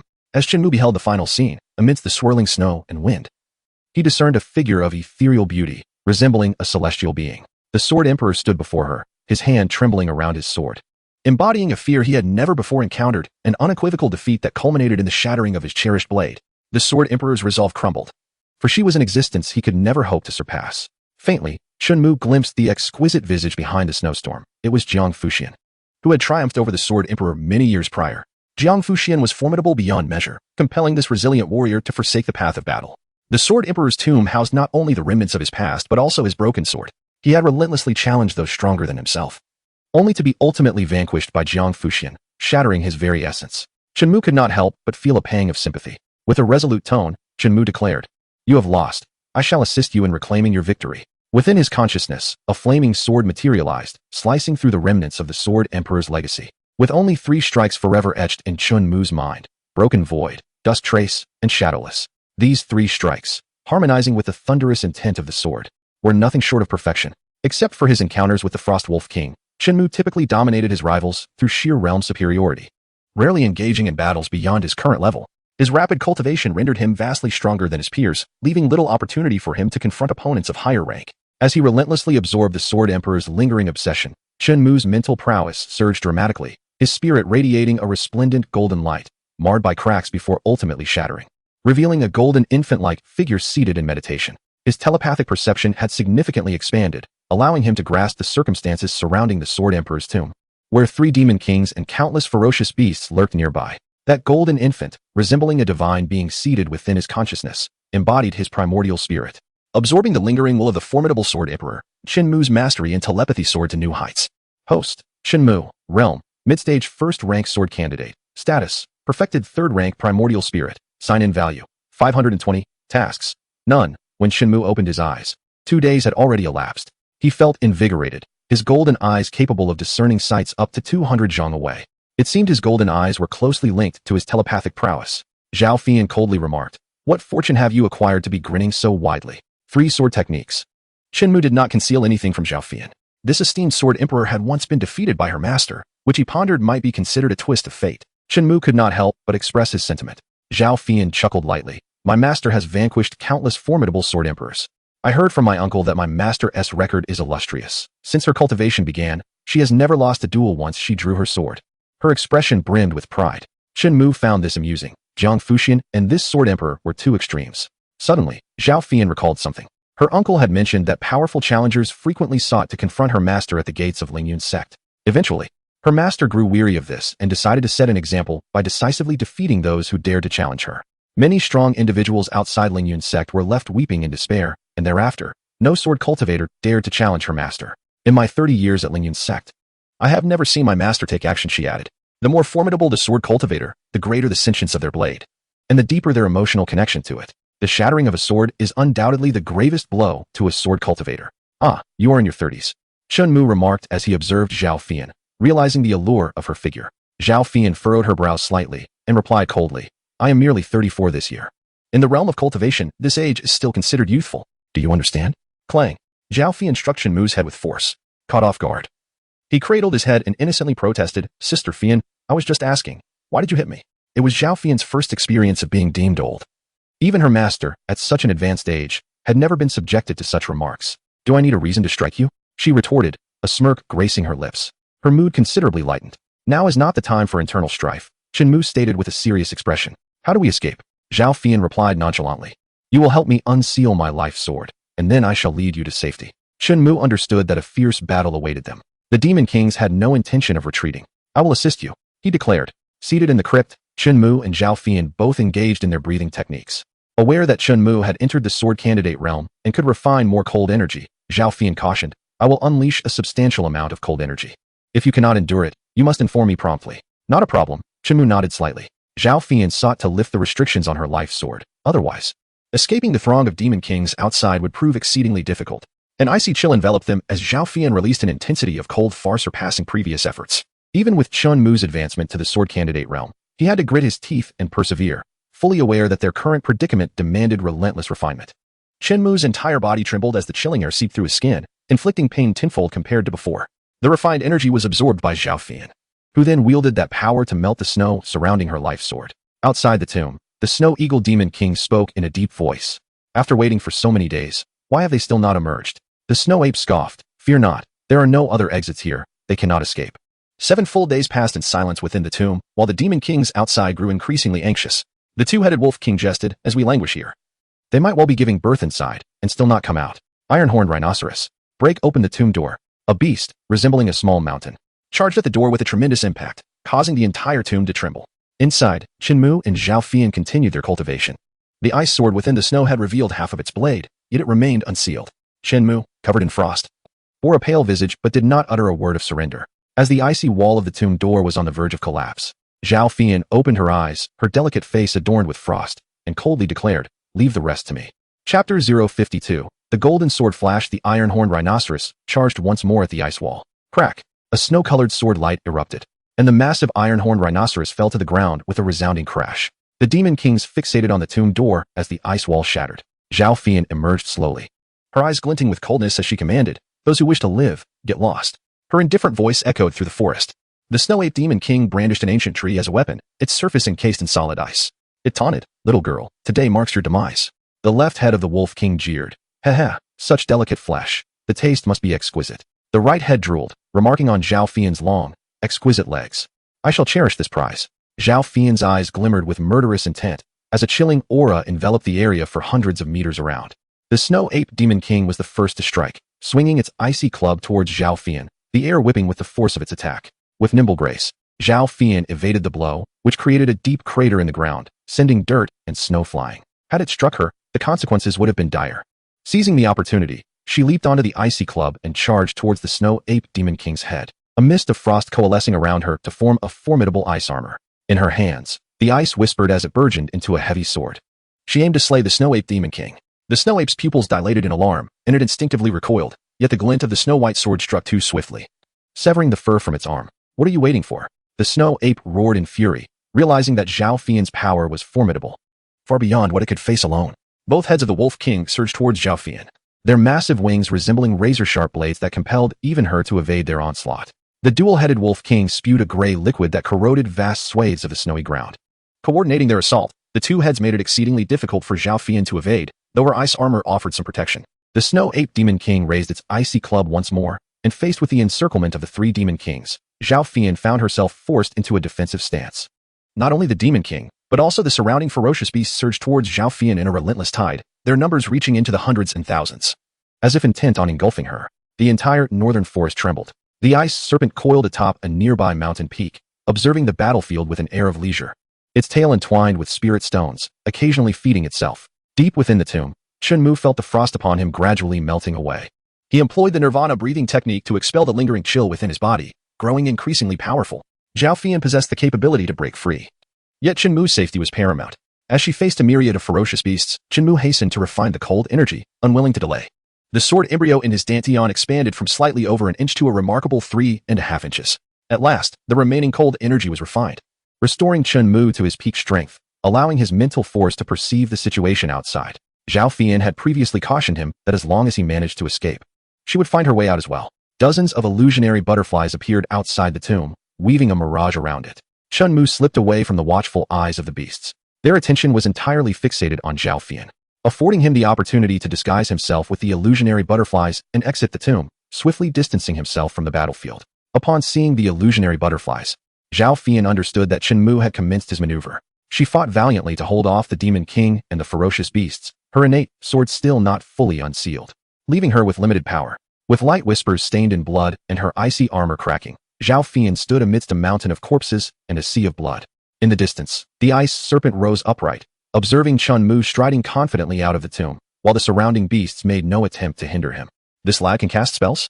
The ice serpent, well-versed in such matters, saw through Shinmu's ruse. The ice serpent's gaze was grave. A prodigy like this posed a latent threat to the demon race. Snow ape, there is a small insect in the northwest. The ice serpent transmitted from a distance. Harboring no intention to intervene, the snow ape focused intently and discerned Shinmu's figure, urging, "Do not let that boy escape." The surrounding ferocious beasts also took note of Shinmu. Furrowing his brow, Shinmu realized that his mental techniques were effective against singular targets. However, with so many beasts around, should he reveal himself, his abilities would become utterly ineffective. The two-headed wolf king abandoned Zhao Fian and charged directly at Shinmu, taunting, "Leave this boy to me. How dare he wear the fur of a demon wolf as clothing? I shall skin him alive." In the blink of an eye, despite the several hundred zhang between them, the wolf king closed the distance with astonishing speed. Shinmu drew his weapon, the broken wing, his eyes shimmering with golden light and thunder, swinging his sword toward the oncoming beast. His current strength was formidable. As long as he did not encounter a demon king, he would be fine. Unfortunately, the wolf king had set its sights on him, and an overwhelming pressure bore down upon him. At such proximity, escape was futile, and he resolved to counterattack. 3,000 dragon dance. Countless fiery dragons entwined around Shinmu, and as he swung his sword, the resonant roar of dragons filled the air, causing the nearby ferocious beasts to flee in panic. The dragon's roar struck terror deep within their souls. Although the roar could not suppress powerful demon beasts, the two-headed wolf king continued its relentless charge toward Shinmu. This time, as Shinmu unleashed the 3,000 dragon dance, the power of his swordsmanship surged to unprecedented heights, the fire dragons roaring forth to confront the two-headed wolf king. Unfazed, the wolf king surged forward, enveloped in gray mist, intent on overpowering Shinmu with brute force. The fire dragon enveloped the two-headed wolf king, consuming the gray mist that shrouded its exterior. Flames licked at the wolf king's fur, eliciting anguished howls that resonated through the air. The surrounding beasts were taken aback. Zhao Fian was hastening towards Shinmu, yet the snow ape demon king and the snow eagle demon king hindered her progress. The two-headed wolf king was engulfed in flames, writhing in agony upon the snowy ground, providing Shinmu with the opportunity to distance himself from the beast. As the flames subsided, the wolf king, now marred with gruesome burn marks, rose and bellowed, "My face aches. Cursed insect, I shall devour you alive." Both wolf heads spoke in unison. A chill crept down Shinmu's spine. The wolf king had withstood the onslaught of 3,000 dragon dances, merely singeing its fur, yet it remained very much alive. Fools, unable to evade, jeered a distant ice serpent, though it mattered little. Had these creatures possessed any semblance of intelligence, they would not have dared to engage. The two-headed wolf king unleashed a terrifying aura, locking onto Shinmu with its menacing energy field, causing his breath to grow labored. Gripping his broken wing with determination, Shinmu focused intently, channeling both his spiritual and mental energies into the weapon. The essence of sword intent would enhance the power of his blade, and he prepared to unleash his most practiced technique, the sword flash, for a final strike. This would be his most formidable blow. Zhao Fian, besieged by a multitude of beasts, found her ice armor shattering in the fray, her dress tattered and stained with blood. She struggled to approach Shinmu, but the Snow Ape Demon King and the Snow Eagle Demon King were relentless in their strength. With a ferocious roar, the two-headed Wolf King charged forth. its speed astonishing as it circled Shinmu in a blur, evidently attempting to disrupt his focus. Shinmu did not glance around. He closed his eyes, his mental energy already fixated on the two-headed Wolf King. The moment the Wolf King made its move was the most opportune time for him to draw his sword. They were both waiting for this chance. The two-headed Wolf King leaped behind Shinmu, and he swiftly unsheathed his sword and turned. A thunderous roar erupted from the ground, and a golden sun soared into the sky. Zhao Fian, witnessing Shinmu swing his sword, saw a flash of golden brilliance, stronger and swifter than before. Nearby, the ice serpent narrowed its eyes, recognizing the sword's radiance imbued with the essence of thunder. This was a rare prodigy seldom seen in millennia. Crack! The head of the two-headed Wolf King rolled away. Countless beasts around were paralyzed with fear. Shinmu had exhausted all his strength, yet the Wolf King was not dead. One of its heads had evaded the fatal strike. Damn it! How dare you slay my brother? I shall tear you to pieces. The fierce Wolf King lunged once more. Shinmu lay on the ground, utterly fatigued, yearning for a moment of respite. In his daze, he caught sight of a snow-white figure rushing toward him. Zhao Fian's long legs swept toward the Wolf King. Bang! The wolf's head exploded under her kick. Shinmu gazed at her fair, long leg, not daring to entertain any improper thoughts. Beauty fades within moments. Zhao Fian knelt on the ground, having forcibly freed herself from the Snow Ape King and the Snow Eagle King, blood trickling from her mouth. Shinmu struggled to rise, his voice heavy with concern. Sister Fian, are you all right? What do you think? Zhao Fian lightly wiped the blood from her lips. With one demon king fallen, the Snow Ape King and the Snow Eagle King nearby reacted with delight. She was already at her wit's end, and the prospect of dividing her treasures between them seemed far more appealing. The two demon kings had not yet surrendered. Zhao Fian lamented. I never imagined I would have to resort to my trump card here. The master will undoubtedly laugh at me for being cornered by the demon king.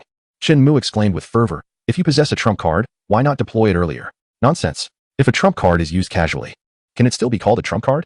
Zhao Fian retrieved a snow-white jade pendant from her bosom, which Shinmu found oddly familiar, resembling the one he held.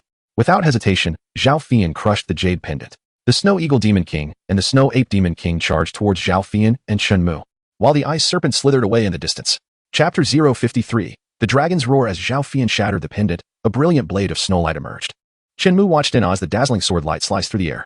Wherever the light traversed, it annihilated all in its path, causing the approaching demon kings to shrink their pupils as if confronted by death itself. In an instant, the snowlight pierced through their chests, severing all oncoming beasts in two. In a heartbeat, the North Forest fell silent.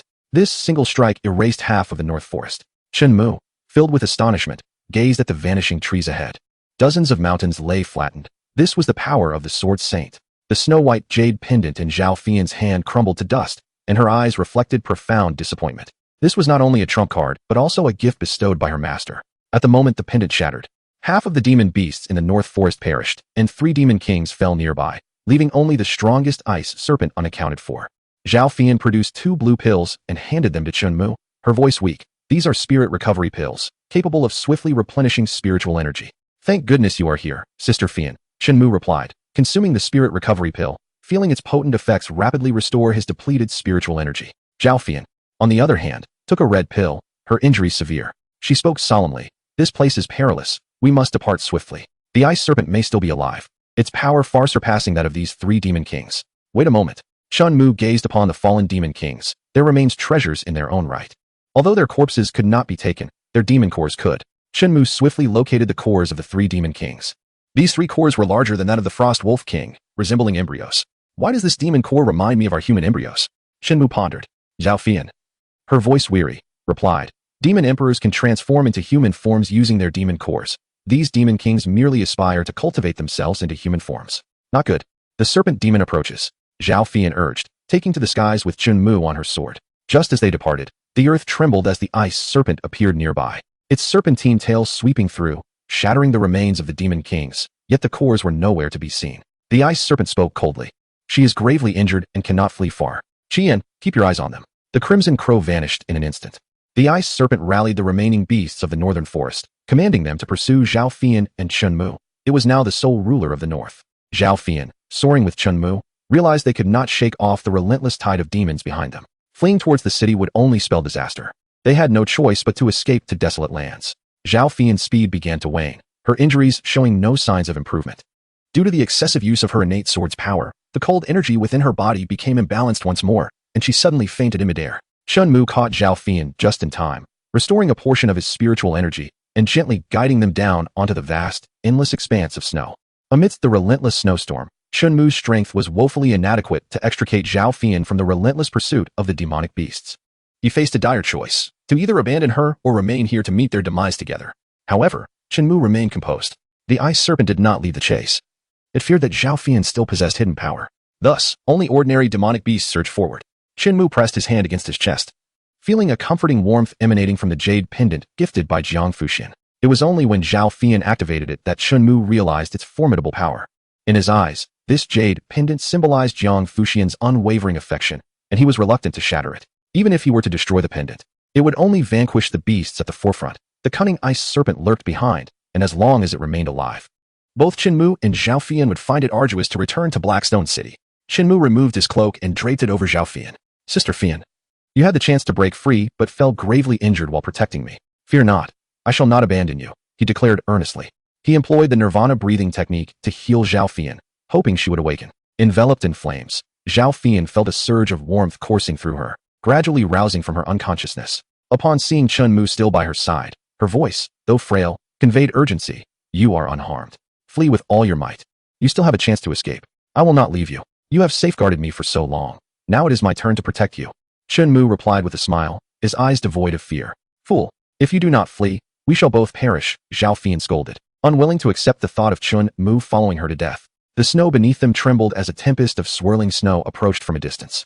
A throng of dark, ominous beasts surged towards them. Shinmu positioned himself before Zhao Fian, sitting cross-legged, his eyes closed, his wings folded beside him, calmly confronting the tidal wave of beasts approaching. Zhao Fian turned her gaze towards Shinmu's silhouette and coldly exclaimed, Fool, I told you to leave. As the monstrous tide drew nearer, the ground trembled violently, and the wings beside Shinmu quivered in response, gritting her teeth against the pain. Zhao Fian rose defiantly and asserted, I will not hide behind you. Just as Zhao Fian stood, before she could take a step forward, she sensed a formidable aura emanating from Shinmu. How could he exude such a powerful presence? It must be augmented by sword intent. Even a sword king would struggle against a tide of this magnitude, let alone Shinmu, merely a sword candidate. How was he planning to confront this threat? Zhao Fian observed the flames enveloping Shinmu, the snow beneath melting, transforming the ground into a hellish inferno, spreading relentlessly. The fiery glow extended for 500 yards. Such a vast aura was a feat even the most ordinary sword kings would find challenging. The flames roiled upon the earth, the snow morphing into molten lava that flowed freely. Zhao Fian sensed the essence of a domain, after all. He was but a mere sword candidate. How could he touch a domain only a sword emperor could command? It must be an illusion. Zhao Fian shook her head. Ultimately, she had to accept that the spectacle before her was not a mere illusion conjured by Shinmu. The wings soared into the sky, and the flames on the ground coalesced. Zhao Fian raised her gaze, watching as the fiery vortex connected heaven and earth. The wings cleaved through the air, the crimson crows falling from above, absorbing the flames like a dragon, growing ever more formidable. That fiery dragon form expanded, becoming so colossal that the beasts could clearly perceive its presence. Countless demonic beasts came to a halt, and the snowy expanse fell into an extraordinary silence. The creatures stood at a distance, their heads bowed, too fearful to even breathe. Shinmu opened his eyes, shimmering with golden light. Having comprehended the ultimate meaning of the Dragon Roar Sword technique's final strike, not a mere sword move, but a formidable sword intent, the fiery dragon in the heavens exuded an overwhelming authority, letting out a roar that pierced the sky, its echo resonating through the clouds. The tide of demons dispersed in an instant, trampled by one another, unable to withstand even the wrathful roar of the ice serpent. Zhao Fian was enveloped in the timeless echoes of the dragon's roar, as she witnessed the chaotic retreat of the demonic tide. The scene before her became an indelible memory. Shinmu had single-handedly repelled the surge of demons. Was it a spell? No, it was swordsmanship. Listen to the dragon roar. A smile graced Shinmu's face as he rose to his feet, the shattered wings of the sky returning to his grasp, and the majestic silhouette of the dragon coiling around him. The flames radiated warmth, and Zhao Fian gazed at Shinmu's silhouette, perceiving him as the true dragon emperor. In the distance, the ice serpent squinted, sensing the impending threat that Shinmu posed. Shinmu pointed his sword towards the horizon, and all the demonic beasts fled in disarray, save for the colossal ice serpent, which remained unmoved. What an intimidating dragoness might! It possesses the dominion of a true dragon. I nearly faltered. The ice serpent mused inwardly. As the pinnacle of demon kings, nearing the status of a demon emperor, it was astonished to be ensnared by such a ruse. Shinmu called out sternly, What are you waiting for?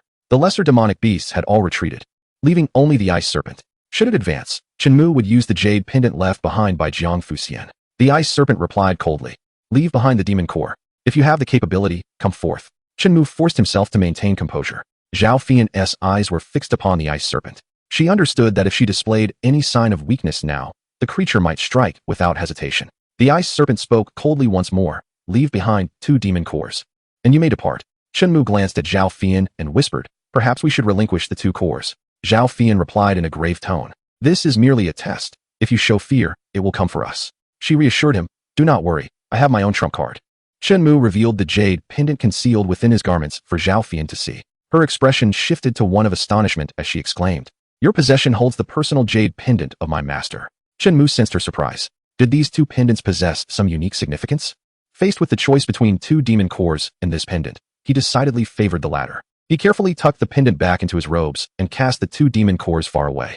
This pendant was not only a precious gift from Jang Fushian, but also a vital safeguard. Keeping it close was undoubtedly the wisest choice. The ice serpent's tail lashed out, swiftly seizing the 2 demon cores. As Zhao Fian observed the ice serpent retreat, she and Shinmu finally exhaled in relief. Well done. A most agreeable collaboration. Zhao Fian and Shinmu exchanged a fist bump. Braving the storm, they continued their journey, aware that lingering here was perilous. They soon spotted a lifeless tree in the distance, beneath which lay a hollow that offered refuge from the biting winds. The 2 settled down to rest within the shelter of the tree's embrace. As a closing reflection, this volume is aptly titled Listen to the Dragoness Roar. Rebirth signifies a journey of renewed growth.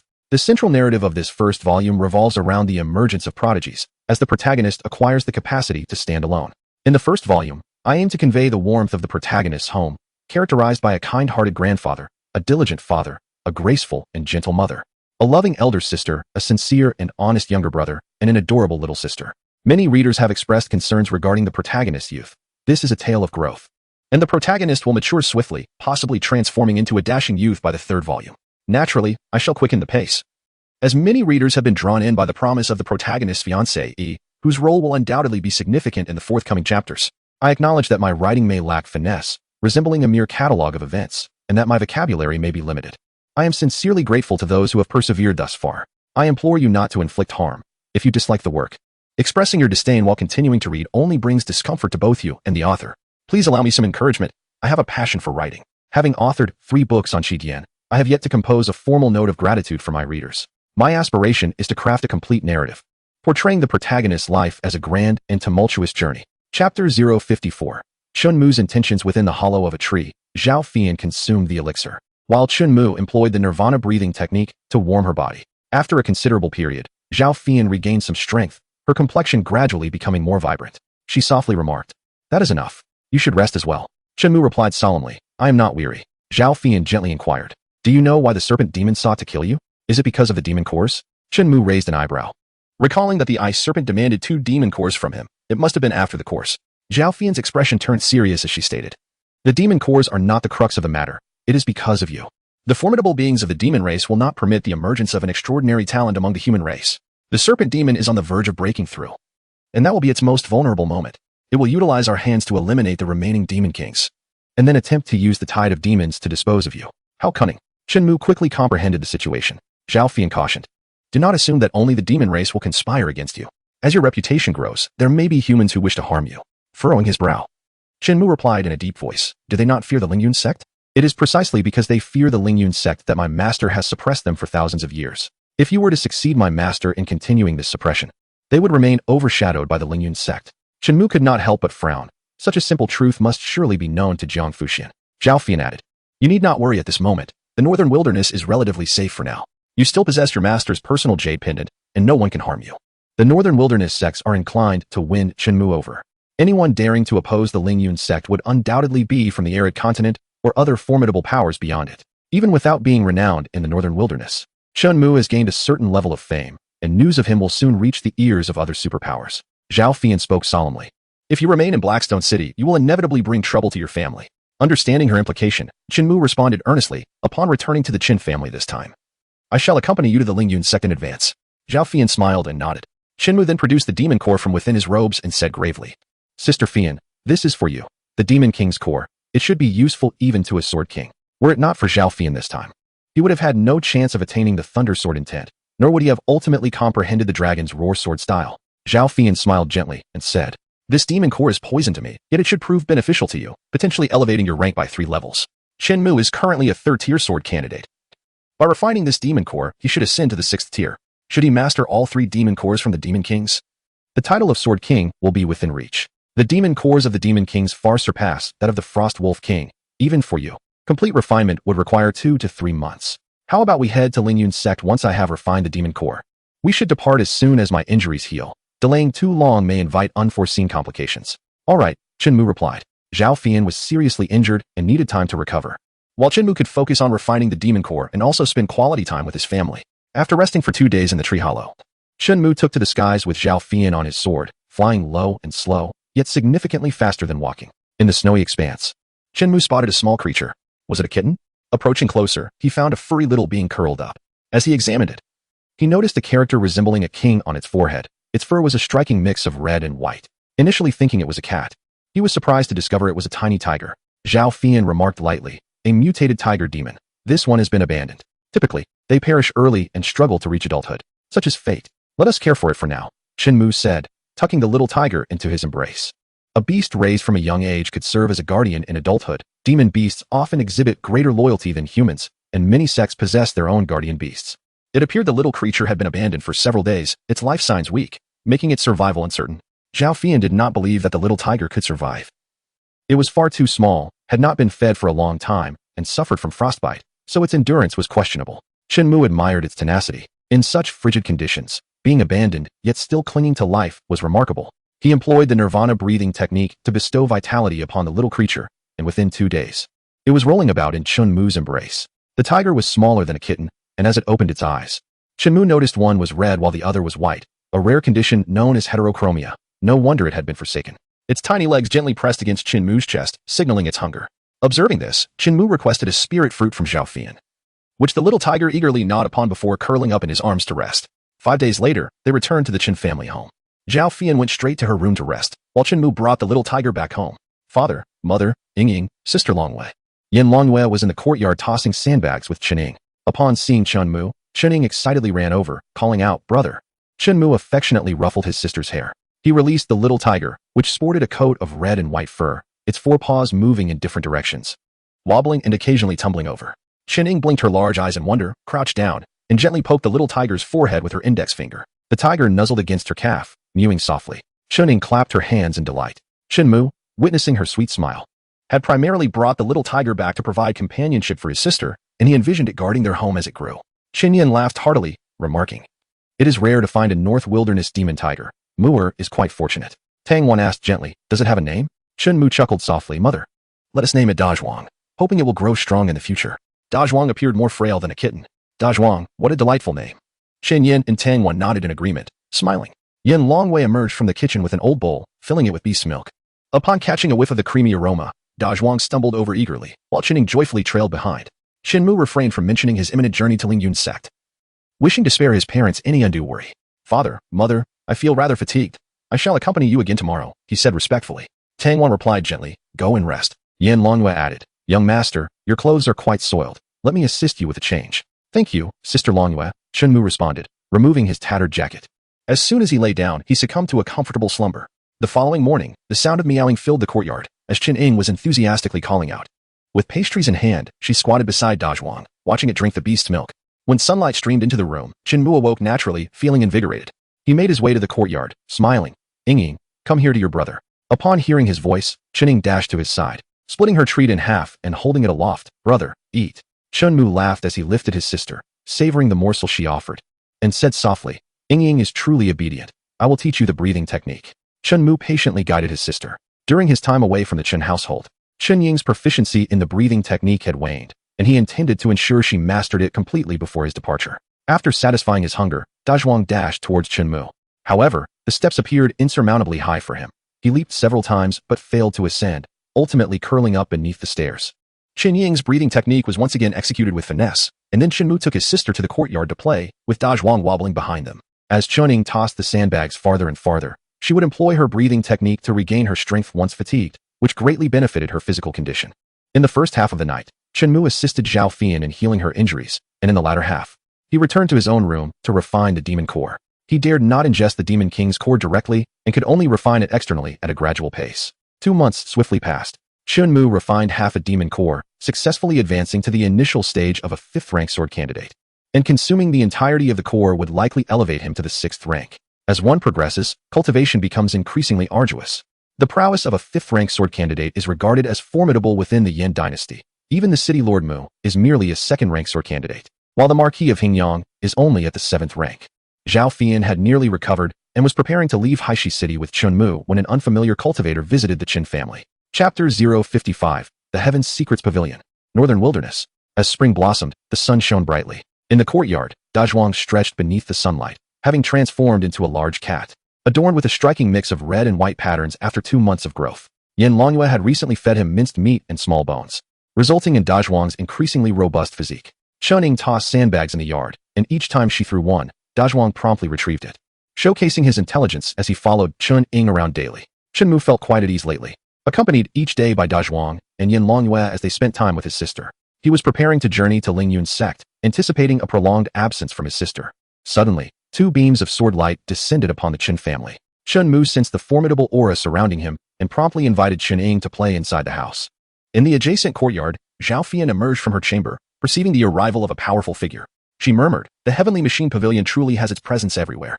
Meanwhile, Chen Tianan and his companions were escorting goods outside, while Chun Mu personally approached the entrance of the Chen residence. There, an elderly man, stooped in posture, was engaged in conversation with a maid from the Chen household. With a calm demeanor, Chen Mu stepped forward and inquired with a smile, "May I ask what brings you here, esteemed elder?" The white-haired elder, with a kindly countenance, looked at Chun Mu and chuckled softly.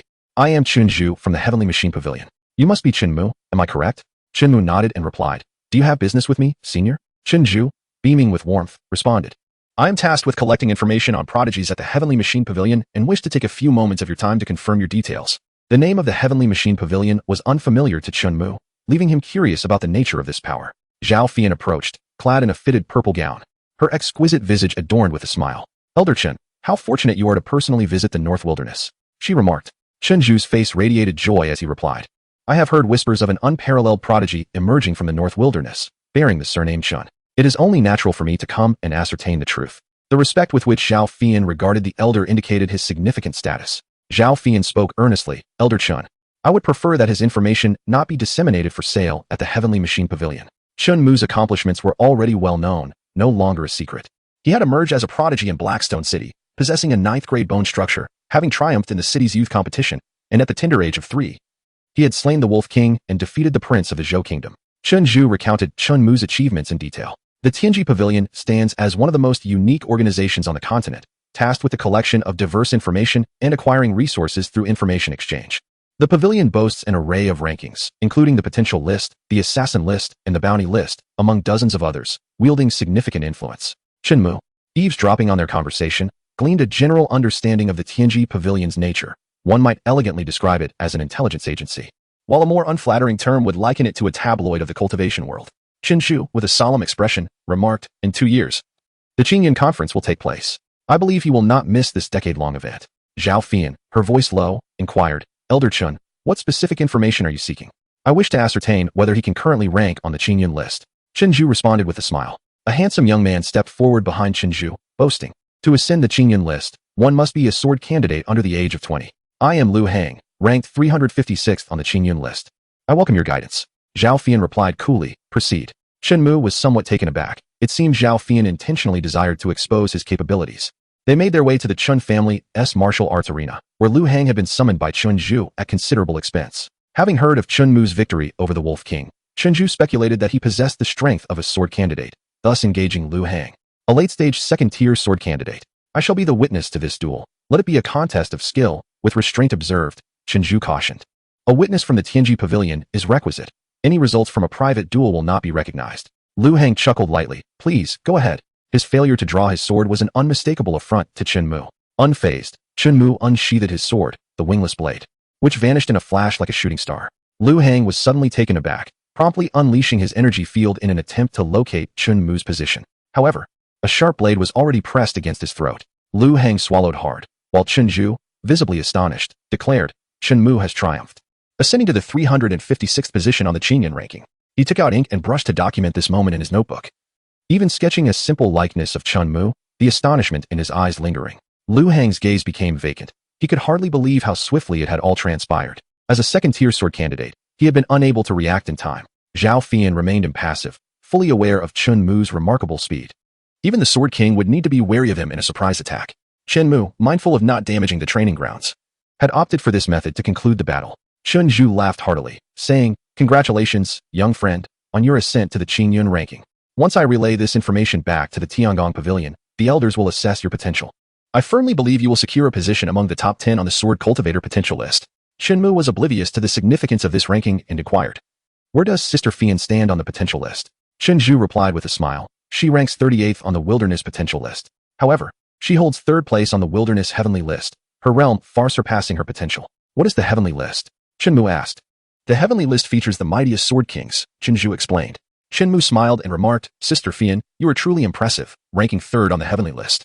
Yet, Zhao Fian's expression remained devoid of joy. Chun Zhu's tone grew serious as he continued, "Fian, you have not accepted a challenge in 3 years. Many prodigies are questioning your strength. You should be grateful that the 4th-ranked Xiao Yun remains undefeated, otherwise, your refusal to accept challenges would lead to a decline in your ranking. The rules of combat on the leaderboard are quite straightforward. One may challenge an opponent of a higher rank, who retains the right to decline. However, if the rankings differ by only one position, a refusal results in an exchange of ranks. Fortunately, Xiao Yun, ranked 4th, did not succumb to defeat, nor did he challenge Zhao Fian, allowing her to maintain her 3rd position. The celestial rankings are filled with prodigies from various sects, a matter of great pride for their respective clans, and thus, everyone aspires to secure a higher standing amidst fierce competition. Are the top 2 indeed from Lingyun's sect? Shinmu pondered, aware that Lingyun's sect is the most formidable superpower in Huangzhou, and its disciples ought to occupy the foremost positions. Chun Zhu shook her head slightly, and replied solemnly, "The 1st and 2nd positions belong to the Sacred Sword Mountain and Phoenix Pavilion, while the 3rd and 4th are occupied by disciples of Lingyun's sect." Zhao Fian's expression darkened. As the direct disciple of Jang Fushian, her 3rd-place achievement is rather unimpressive. Had it not been for Xiao Yun, her rank would have been even lower. What of the sect leader of Lingyun's sect? Shinshu cheerfully promoted, "This little booklet contains the latest various rankings. For others, I would charge 10 spirit stones. But for you, merely 5. Sister Fian, could you lend me 5 spirit stones?" Shinmu inquired, gazing at Zhao Fian. She tossed 5 spirit stones to Chun Zhu and remarked coldly, "Old Chun, you certainly know how to make a profit. How much does Tianchi Pavilion earn each year from selling information?" Chun Zhu waved his hand with a smile. "It merely sustains normal operations. There isn't much profit to be made." As Chun Mu received the booklet, curiosity sparked within him.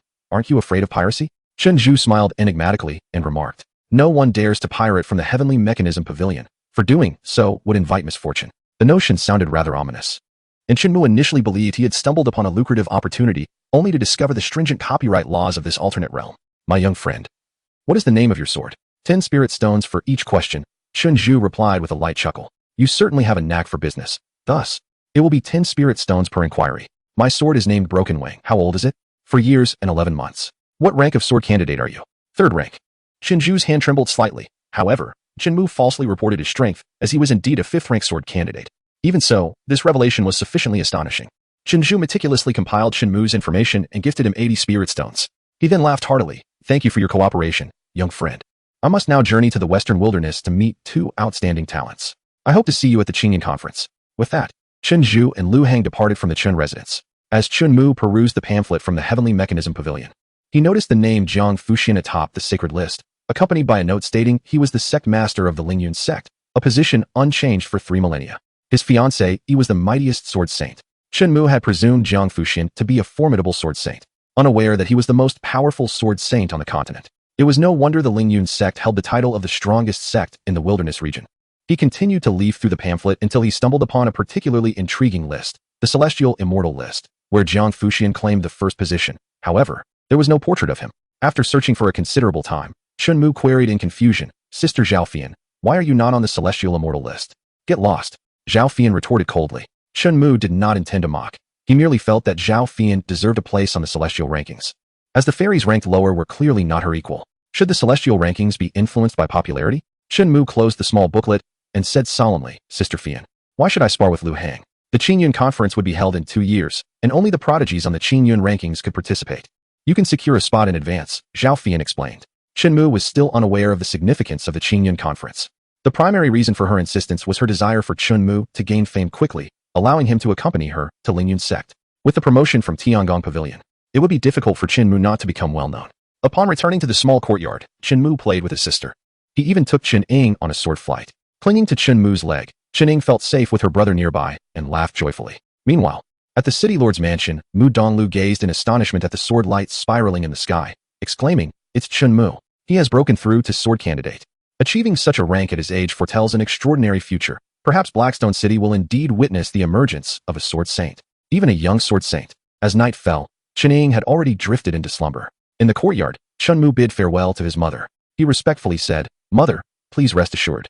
I will return to see you at any time. Muer, wait until I prepare a bowl of longevity noodles for you before you leave." Tang Wan hurriedly made her way to the kitchen. Yin Longyue, with a respectful demeanor, said, "Young master, I will take good care of the Qin family." "Thank you, Sister Longwei." With Yin Longwei caring for his sister and keeping his mother company, Shinmu felt at ease. "Oh woo." Zhuang nudged Shinmu's pant leg affectionately. Shinmu knelt down to stroke its head, intently saying, "You must also protect the Qin family and take good care of Ying. Do you understand?" The loyal De Zhuang nodded sagely. Shinmu then entered the room to check on his sister. Ying was sleeping soundly. Having been frequently instructed by Mu in the art of breathing techniques, she practiced them even in her slumber. Mu gently brushed his sister's delicate nose, feeling a twinge of reluctance. Tang Wan had prepared longevity noodles, wishing to celebrate Mu's birthday in advance. After finishing the noodles and soup, Mu, with a satisfied expression, exclaimed, "Delicious, thank you, mother." Tang Wan smiled with maternal warmth, advising him to heed the sect master's words, to behave well, and to avoid inciting her ire. Mu sensed that his mother was hinting at something, while Zhao Fian remained oblivious to any unusual undertones. She took Mu aloft on her sword. Yin Longyue and Tang Wan watched them depart. Chapter 056. Lingyun sect. The distance between Haishi City in the north and Lingyun sect in the south was considerable. Zhao Fian and Mu would need over half a month to traverse it on their sword. Mu leaned against Zhao Fian's long legs, making the most of the journey by refining demon cores using the nirvana breathing technique. Zhao Fian admired Mu's talent, and during their travels, she managed to break through to the mid-stage of the 5th rank sword candidate, believing he would ascend to the rank of Sword King within 2 or 3 years. "We are almost there," Zhao Fian reminded Mu. In the distance, clouds swirled mysteriously, and Mu caught a glimpse of the hazy outline of Lingyun's sect, surrounded by a rich aura of spiritual energy. As they approached, he beheld countless palatial structures and floating islands, with disciples practicing their swordplay on the surrounding peaks. Zhao Fian descended with Mu outside the grand entrance of Lingyun's sect, where an exquisitely carved white jade archway stood, flanked by 3,000 stone steps. Only 2 outer disciples were stationed here. "Senior sister." The disciples greeted respectfully. Zhao Fian nodded slightly, a gentle smile gracing her lips. Ahead lies the Lingyun ladder, leading to the plaza. Each year, the junior assessments commence from this very point, and I suspect this year's evaluations have just concluded. "Must I undergo the assessment?" Mu inquired, glancing around. Noticing his fiancée, he had not come out to greet him. Zhao Fian replied sternly, "Of course, you need not take the assessment. However, you may wish to attempt it. The first task is to ascend the mountain, traversing the Lingyun ladder within the span of a single incense stick, approximately 10 minutes. The Lingyun ladder consists of 3,000 steps, and every year, it eliminates half of the juniors. It is the simplest yet the most unforgiving of challenges. Let us proceed directly to the final task." With that, Zhao Fian guided Mu onto the Lingyun ladder, a challenge devoid of difficulty for a sword candidate. At the summit of the snow-capped mountain, Jang Fushian's enchanting gaze fell upon Mu. Her silver hair danced in the wind, her snow-white attire billowed gracefully, and her ethereal beauty radiated a smile. Zhao Fian and Mu arrived at the plaza. "That white jade steel can measure one's innate potential with greater precision than what you would find in Blackstone City," she remarked. Aware that her master would not accept Mu as a disciple, she hoped he would pass the test and attract the attention of other formidable figures within the sect. She wished to assist Mu in finding a worthy mentor. At that moment, only a few outer disciples lingered in the plaza, busily tending to the surroundings.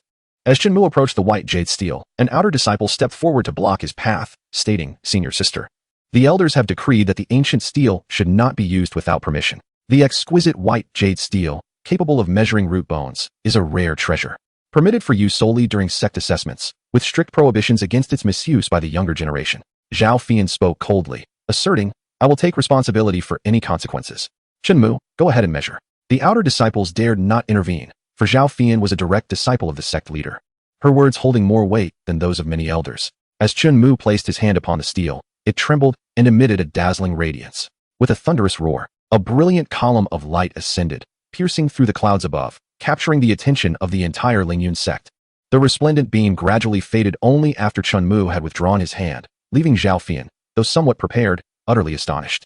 Countless disciples of the Lingyun sect rushed to the square, with the first to arrive being the sect's powerful figures. An elder exclaimed, "It is an exceptional root bone." Remarkably, such an extraordinary phenomenon had never been witnessed with previous exceptional root bones. This young talent was indeed extraordinary. No wonder Zhao Fian had been absent recently.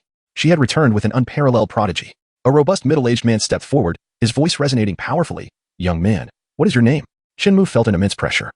The imposing figure before him was likely a sword sovereign, wielding a broad sword slung across his back. Zhao Fian respectfully replied, Uncle Lu, this is Shinmu, who is nearly 5 years old. 5 years, the man mused, observing that the child bore no distinction from a 10-year-old, well suited for cultivating my barbarian sword. Lu Qingshan regarded Shinmu with warmth and enthusiasm. Shinmu, would you be interested in training with me? I am a sword sovereign. Qingshan, step back a moment. Can your lackluster swordsmanship truly instruct a prodigy with exceptional root bones? The tall, lean elder clad in a blue robe scoffed. Li Qi Lu, what do you mean by that? I mean no harm, Shinmu. If you choose to cultivate with me, I can impart much knowledge, was the reply. Shinmu remained silent, though they appeared formidable. None met the standards Shinmu sought in a mentor. Surrounding them were numerous disciples of Ling Yun's sect, engaging in hushed discussions about the exceptional root talent, speculating on who might ultimately become his disciple. Even the secluded inner disciples were drawn to the square, stirred by Shinmu's presence, realizing he would be a formidable rival in the future. A soft cough echoed through the air, silencing the murmurs. A striking figure in a red dress emerged in the square, her exquisite oval face framed by flowing red hair, adorned with a flame-like pattern between her brows, exuding a powerful aura. Her voice was icy as she declared, You dare to compete for the prodigy brought back by Fian? The formidable figures of the sect fell silent, clearly intimidated by the red-dressed maiden. Fian, does your master intend to take on disciples? Questioned Qin Shishu. Master does not plan to accept any disciples, came the response. Upon hearing this, the Ling Yun sect's powerful members began to contemplate Shinmu's potential. Qin Nishang approached Shinmu, her interest piqued as she knelt down, delicately pinching his chin to scrutinize him closely. Such an unparalleled prodigy, and yet, my senior sister chooses to let him go, she remarked coldly. Though Shinmu felt a twinge of annoyance at having his chin held, the overwhelming aura emanating from Qin Nishang silenced him. The presence of Qin Nishang far surpassed that of Lu Qingshan and Li Qi Lu. Zhao Fian smiled. Shinmu, Qin Shishu is at the pinnacle of sword sovereign. Following her will undoubtedly enrich your learning. Shinmu pondered to himself, following Qin Nishang. How could Jang Fushian not become my master uncle? Such a deal seems impractical. Would she truly wish to accompany me? Qin Nishang pinched Shinmu's chin. He smiled and replied, I appreciate your kind intentions, dear fairy sister, but allow me some time to reflect. Fairy sister? A smile graced Qin Nishang's face. Zhao Fian, with a scowl, thought to herself that Shinmu likely addressed everyone this way. Once he grew familiar with her, such titles would surely vanish. An ethereal figure descended upon the plaza, prompting all the powerful figures from various sects to bow in reverence, while the disciples knelt in respect. They paid homage to the sect leader. Qin Nishang did not bow. Instead, she rose with a smile and asked curiously, Senior sister, do you truly not intend to recruit such an extraordinary talent? If Jang Fushian desires him, Qin Nishang would naturally refrain from intervening.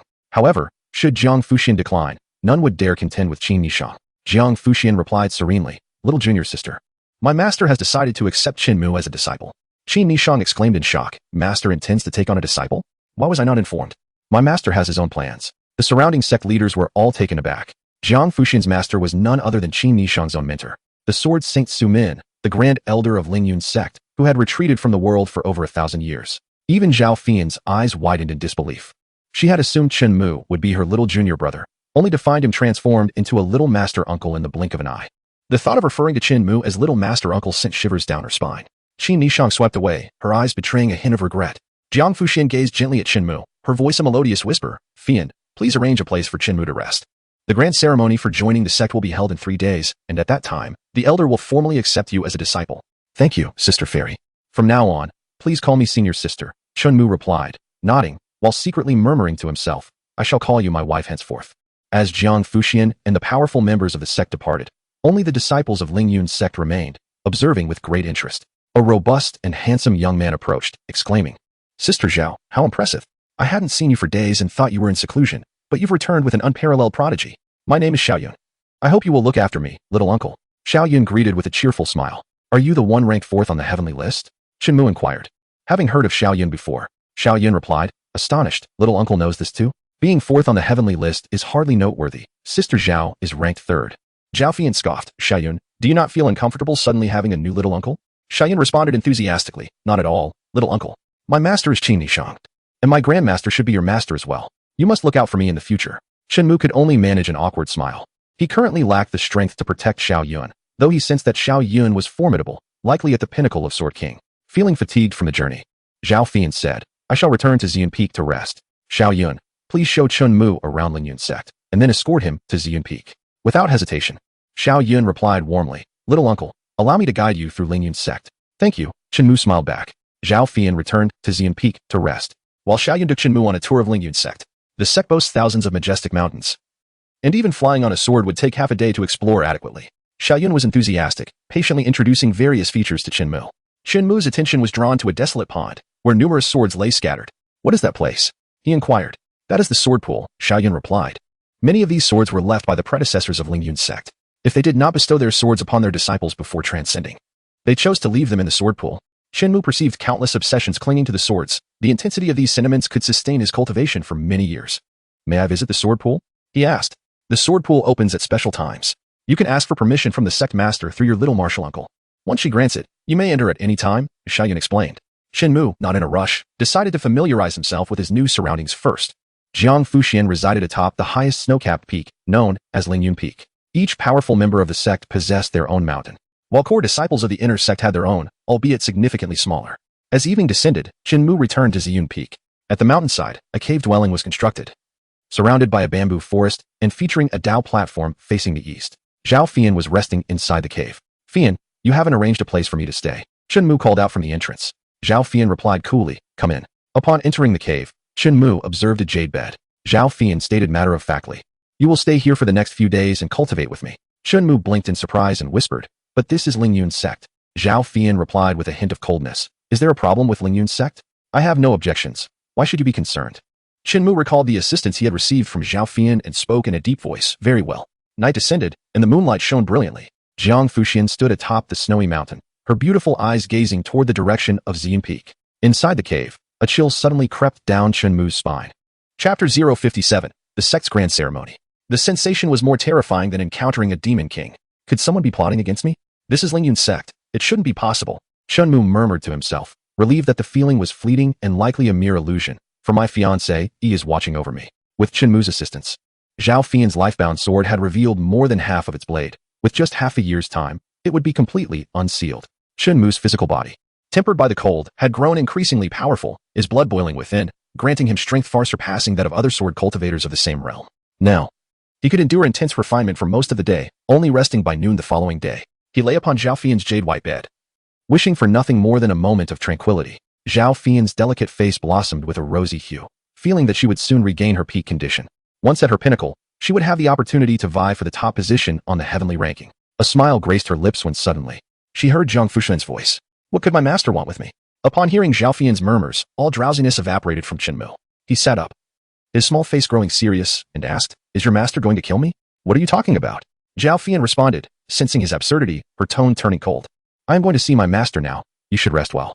As soon as Zhao Fian left the cave, Shinmu's expression tightened, and he whispered, should I explain things to Fushian's wife? Task, check-in at Lingyun Peak. Reward, Shumi Ring. Upon discovering a new check-in task, Shinmu immediately sought information regarding the reward.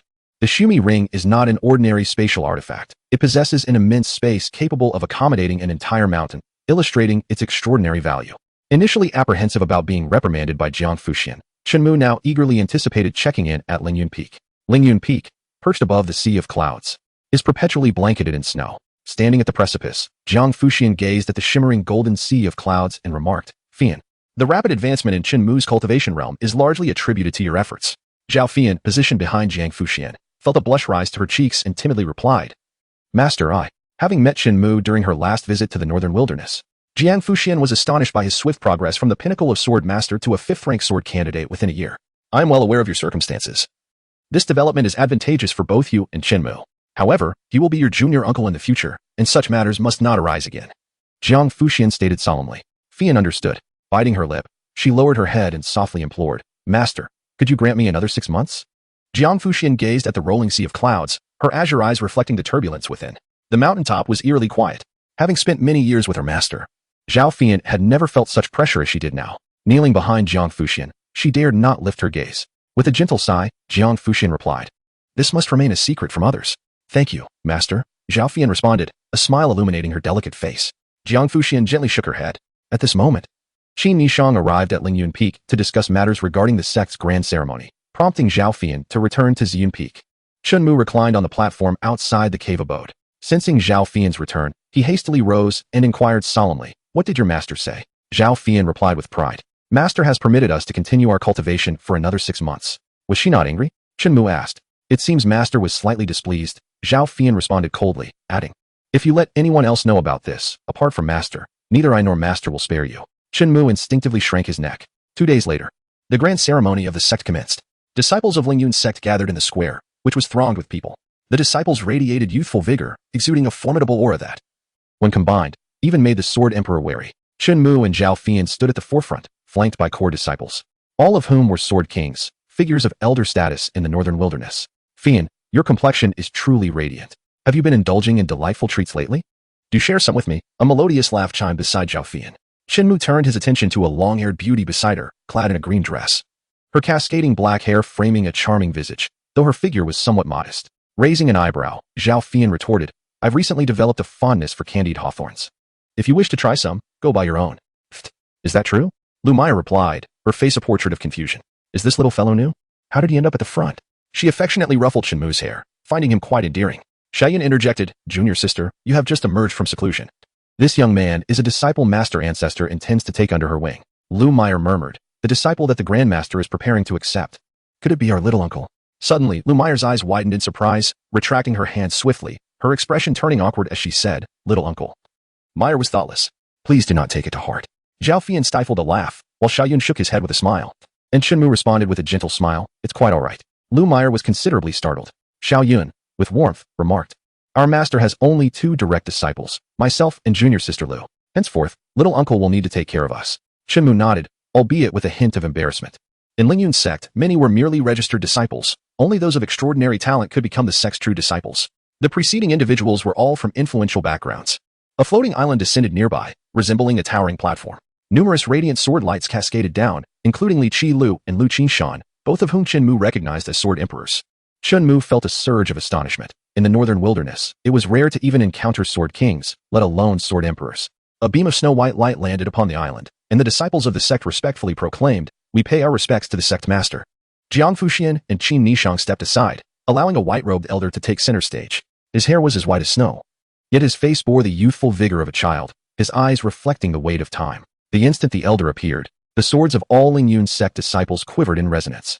We pay our respects to the grand elder, they intoned, bowing deeply. Shinmu and the other juniors followed suit, expressing their reverence, while Jang Fushian and Qin Nishang also inclined their bodies in respect, with a smile gracing his features.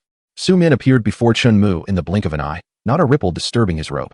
His keen eyes assessed Shinmu as he kindly inquired, would you be willing to take me as your mentor? Indeed, Shinmu replied with a smile and a nod, sensing the formidable strength emanating from the elder. A twinkle of mirth danced in Su Min's eyes as he gently instructed, after the grand ceremony, come to star-picking peak. Yes, master, Shinmu responded respectfully, bowing with reverence. The younger generation around him gazed on with envy, for Shinmu's future was one they could only aspire to. As the disciple of Sword Saint Su Min, the junior brother of Jang Fushian and Qin Nishang, and the esteemed junior uncle of Lingyun's sect, his mere identity was sufficient to overshadow countless prodigies. Xiaoyan looked on with admiration, aware that the expectations from the sect leader and the supreme elder for Shinmu were not merely to surpass his contemporaries, but to strive towards those who stood at the pinnacle of swordsmanship. Lumaya trembled slightly, pondering whether a gentle pat on her junior uncle's head might invite retribution. Jang Fushian wore a frown. Having anticipated a junior brother, but now confronted with an elder, Su Min guided Shinmu to the island. No longer an ordinary disciple, Shinmu stood as the apprentice of the supreme elder, his status now on par with the elders, and the sect leader was his senior sister. Positioned beside Jang Fushian, he suddenly found himself the center of attention as the junior uncle of Lingyun's sect, a role he found somewhat disconcerting. Jang Fushian, with an ethereal demeanor, announced, next, Elder Qin will read the sect rules. Elder Qin Nishang stepped forward, her voice cold and haunting. The rules of Lingyun's sect shall be strictly enforced. Violators will be held accountable, and transgressors will face punishment. These regulations were primarily directed at the newly admitted disciples, laden with numerous stipulations. Shinmu stood with his hands clasped behind his back, wearing an awkward smile. After several hours, the grand ceremony finally concluded, and the disciples of Lingyun's sect dispersed like a receding tide. As the assembly concluded, Shinmu tugged at Jang Fushian's skirt, flashing a sweet smile. Senior sister, may I visit your Lingyun peak? Jang Fushian turned her gaze upon Shinmu, her azure eyes shimmering with a captivating light, her ethereal beauty devoid of any expression. Shinmu felt a twinge of fear under her stare. Senior sister, could you take me to the Zhaixing peak? Jang Fushian continued to fixate on him, and Shinmu suddenly felt flustered. Her silence was more daunting than her words. Qin Nishang, with a cool demeanor, remarked, little junior brother, senior sister will take you to Zhaixing peak. Thank you, senior sister, Shinmu replied with a smile. Jang Fushian lightly adjusted her skirt and spoke softly. If you wish to visit Lingyun peak, you may come directly. Sensing his fiancée-e's displeasure, Shinmu resolved to postpone his visit to Lingyun Peak for a few days and followed Qin Nishang to Jiaxing Peak. Chapter 058. The first lesson: the Lingyun sect is nestled among the vast expanse of mountains. The peaks inhabited by the sect's formidable practitioners are relatively serene, with Jiaxing Peak situated deep within the Lingyun sect, surrounded by an exceptional tranquility. Qin Nishang led Shinmu to Jiaxing Peak, which appeared rather ordinary. Even lower than the surrounding mountains, starkly contrasting with Shinmu's expectations of Jiaxing Peak. Qin Nishang, with a hint of aloofness, inquired, "Little junior brother, do you know why this place is called Jiaxing Peak?" "I do not know. I humbly ask for your enlightenment, senior sister," Shinmu replied respectfully. A glimmer of pride sparkled in Qin Nishang's eyes as she recounted, "Long before Jang Fushian's birth, our master attained enlightenment on this very peak. One fateful night, he discovered a swordsmanship that transcended the mortal realm, causing stars to fall with the rise of his blade, henceforth naming this place Jiaxing Peak." In Shinmu's eyes, there was a glimmer of admiration as he beheld the celestial prowess of the sword that could pluck stars from the sky. Yet, he could not find his master's name upon the sacred list. Did that imply that the formidable beings listed surpassed his master in strength? The two ascended the star-plucking peak, beginning their climb from the mountain's base.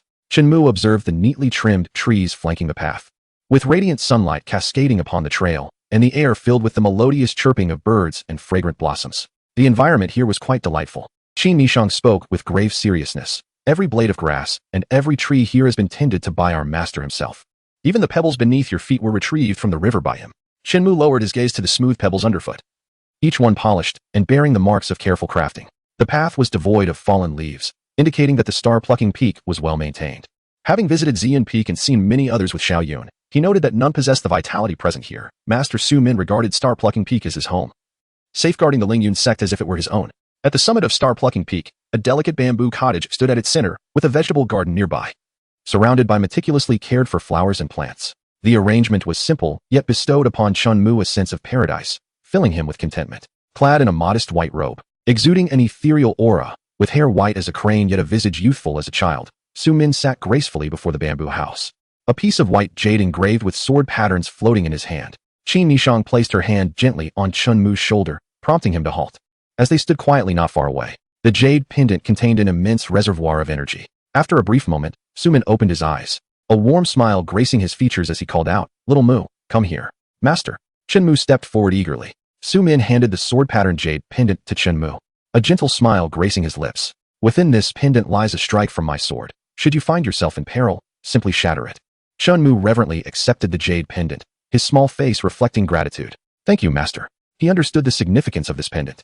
The one possessed by Zhao Fian contained a strike from Jang Fushian's sword, which had cleaved through half of Balin.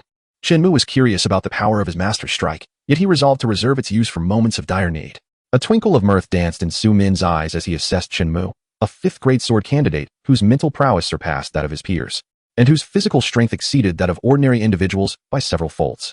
Shinmu was taken aback. His master was indeed perceptive, able to discern his true capabilities at a glance. Nearby, Qin Nishang lingered, eager to uncover the reason behind Shinmu's privilege of receiving personal instruction from Su Min. Continuing, Su Min remarked, "You are a rare embodiment of the Overbearing Sword Body, naturally adept at wielding myriad swords." Qin Nishang's beautiful eyes widened in astonishment. While the ninth-grade root bone was uncommon, the Overbearing Sword Body was even rarer, a special constitution seldom seen over millennia, endowing its bearer with the ability to command countless swords. You possess the Overbearing Sword Body, yet have yet to grasp its intent, having instead mastered the thunderous sword intent of amplification and speed. Remarkable, indeed. Your talent ranks third among the prodigies I have encountered. Su Min's eyes sparkled with delight. Qin Nishang's expression was one of shock. The sword intent, which even the Sword King found challenging to master, had been grasped by Shinmu at such a tender age. He even had the potential to master even more sword intents. Shinmu felt a jolt of surprise. If he ranked third with such an advantage, he pondered. Who were the first two? The first has already fallen, while the second is Jang Fushian, Su Min replied, a hint of sorrow flickering in his eyes. Qin Nishang spoke in a low voice. If my senior brother had not fallen, the position of the sect leader would rightfully belong to him. Su Min chose not to pursue the topic further, his expression warm as he addressed Shinmu. Go to the edge of the cliff and utilize your breathing technique to unleash your chi field, adjusting it to its utmost strength. Shinmu approached the precipice, gripping his sword tightly. Focusing his mind, he suddenly released his chi field, enveloped in a blaze of fire, causing the surrounding flora to sway vigorously. With determination in his gaze, Shinmu wielded his sword, the sound of a dragon's roar echoing from the star-picking peak. As the thunderous intent of his sword intensified, the flames transformed into brilliant red lightning, dazzling to behold, causing the entire star-picking peak to tremble. Many disciples of the Lingyun sect heard the commotion, but knew that it was a forbidden area they could not tread. Jang Fushian, familiar with that particular resonance, recognized it as Shinmu's unique chi field. Jang Fushian stood atop Lingyun Peak, her beautiful eyes fixed on star-picking peak. Qin Nishang's eyes blazed with fire as she exclaimed, "This chi field is no less than that of a peak sword candidate." As Shinmu retracted his chi field, Sumin nodded in satisfaction, smiling as he praised, "At your age, your realm far surpasses that of your senior brother and sister. The nirvana breathing technique you employ was bestowed by Fushian, correct?" Sumin inquired with a grin. Shinmu replied respectfully, "Indeed." Sumin nodded slightly, calmly stating, "The nirvana breathing technique is indeed more suited for the dominant sword body. We shall commence our first lesson with the sword." Upon hearing this, Qin Nishang spoke with reverence, "Master, the sect's grand ceremony has just concluded, and I have matters to attend to. Little junior brother, the dominant sword peak will belong to you from now on. I will have Meyer assist you in managing it, and your identity token and daily garments will be delivered to dominant sword peak." Shinmu expressed his gratitude respectfully. "Thank you, senior sister." After Qin Nishang departed, Sumin and Shinmu sat upon the mat. "What does the sword signify to you?" "A weapon," Shinmu replied. Sumin, with a profound expression, remarked, "A sword should be akin to a sibling, a companion. For a sword cultivator, the sword embodies life itself. Only when you truly care for the sword can you unleash its full potential. One must understand the sword's strengths and weaknesses, utilizing its advantages while safeguarding its vulnerabilities." Shinmu gazed down at the broken wing in his hand, suddenly gaining clarity. He had previously found the broken wing convenient, but had never scrutinized it closely. "Master, thank you for the reminder," he expressed. Sumin pointed to Shinmu's chest, emphasizing that one must not only pay attention to the sword in hand, but also fortify the sword within one's heart. The heart of the sword is paramount. Shinmu listened attentively. Some swords seek the path of immortality. Others embody chivalry within the realm. Some swords pursue swift vengeance. Discover your own sword and hone it diligently. Shinmu nodded solemnly, expecting his master to elucidate the differences between heavy swords and long swords or the strengths of spiritual swords, but was instead presented with a more profound understanding, leaving him greatly enlightened. As evening fell, Shinmu reflected on the first lesson, grasping many philosophical insights about the sword. Sumin produced bronze-colored protective gear, including arm guards and wrist guards, and cast them onto the ground, creating a dent upon impact. These will aid you in your cultivation. Shinmu donned the wrist and arm guards, secured ankle supports, and adorned himself with an inner armor woven from golden threads. Initially oversized, the gear suddenly contracted, fitting snugly, a heavy sense of pressure enveloping him. Shinmu felt an overwhelming pressure upon him.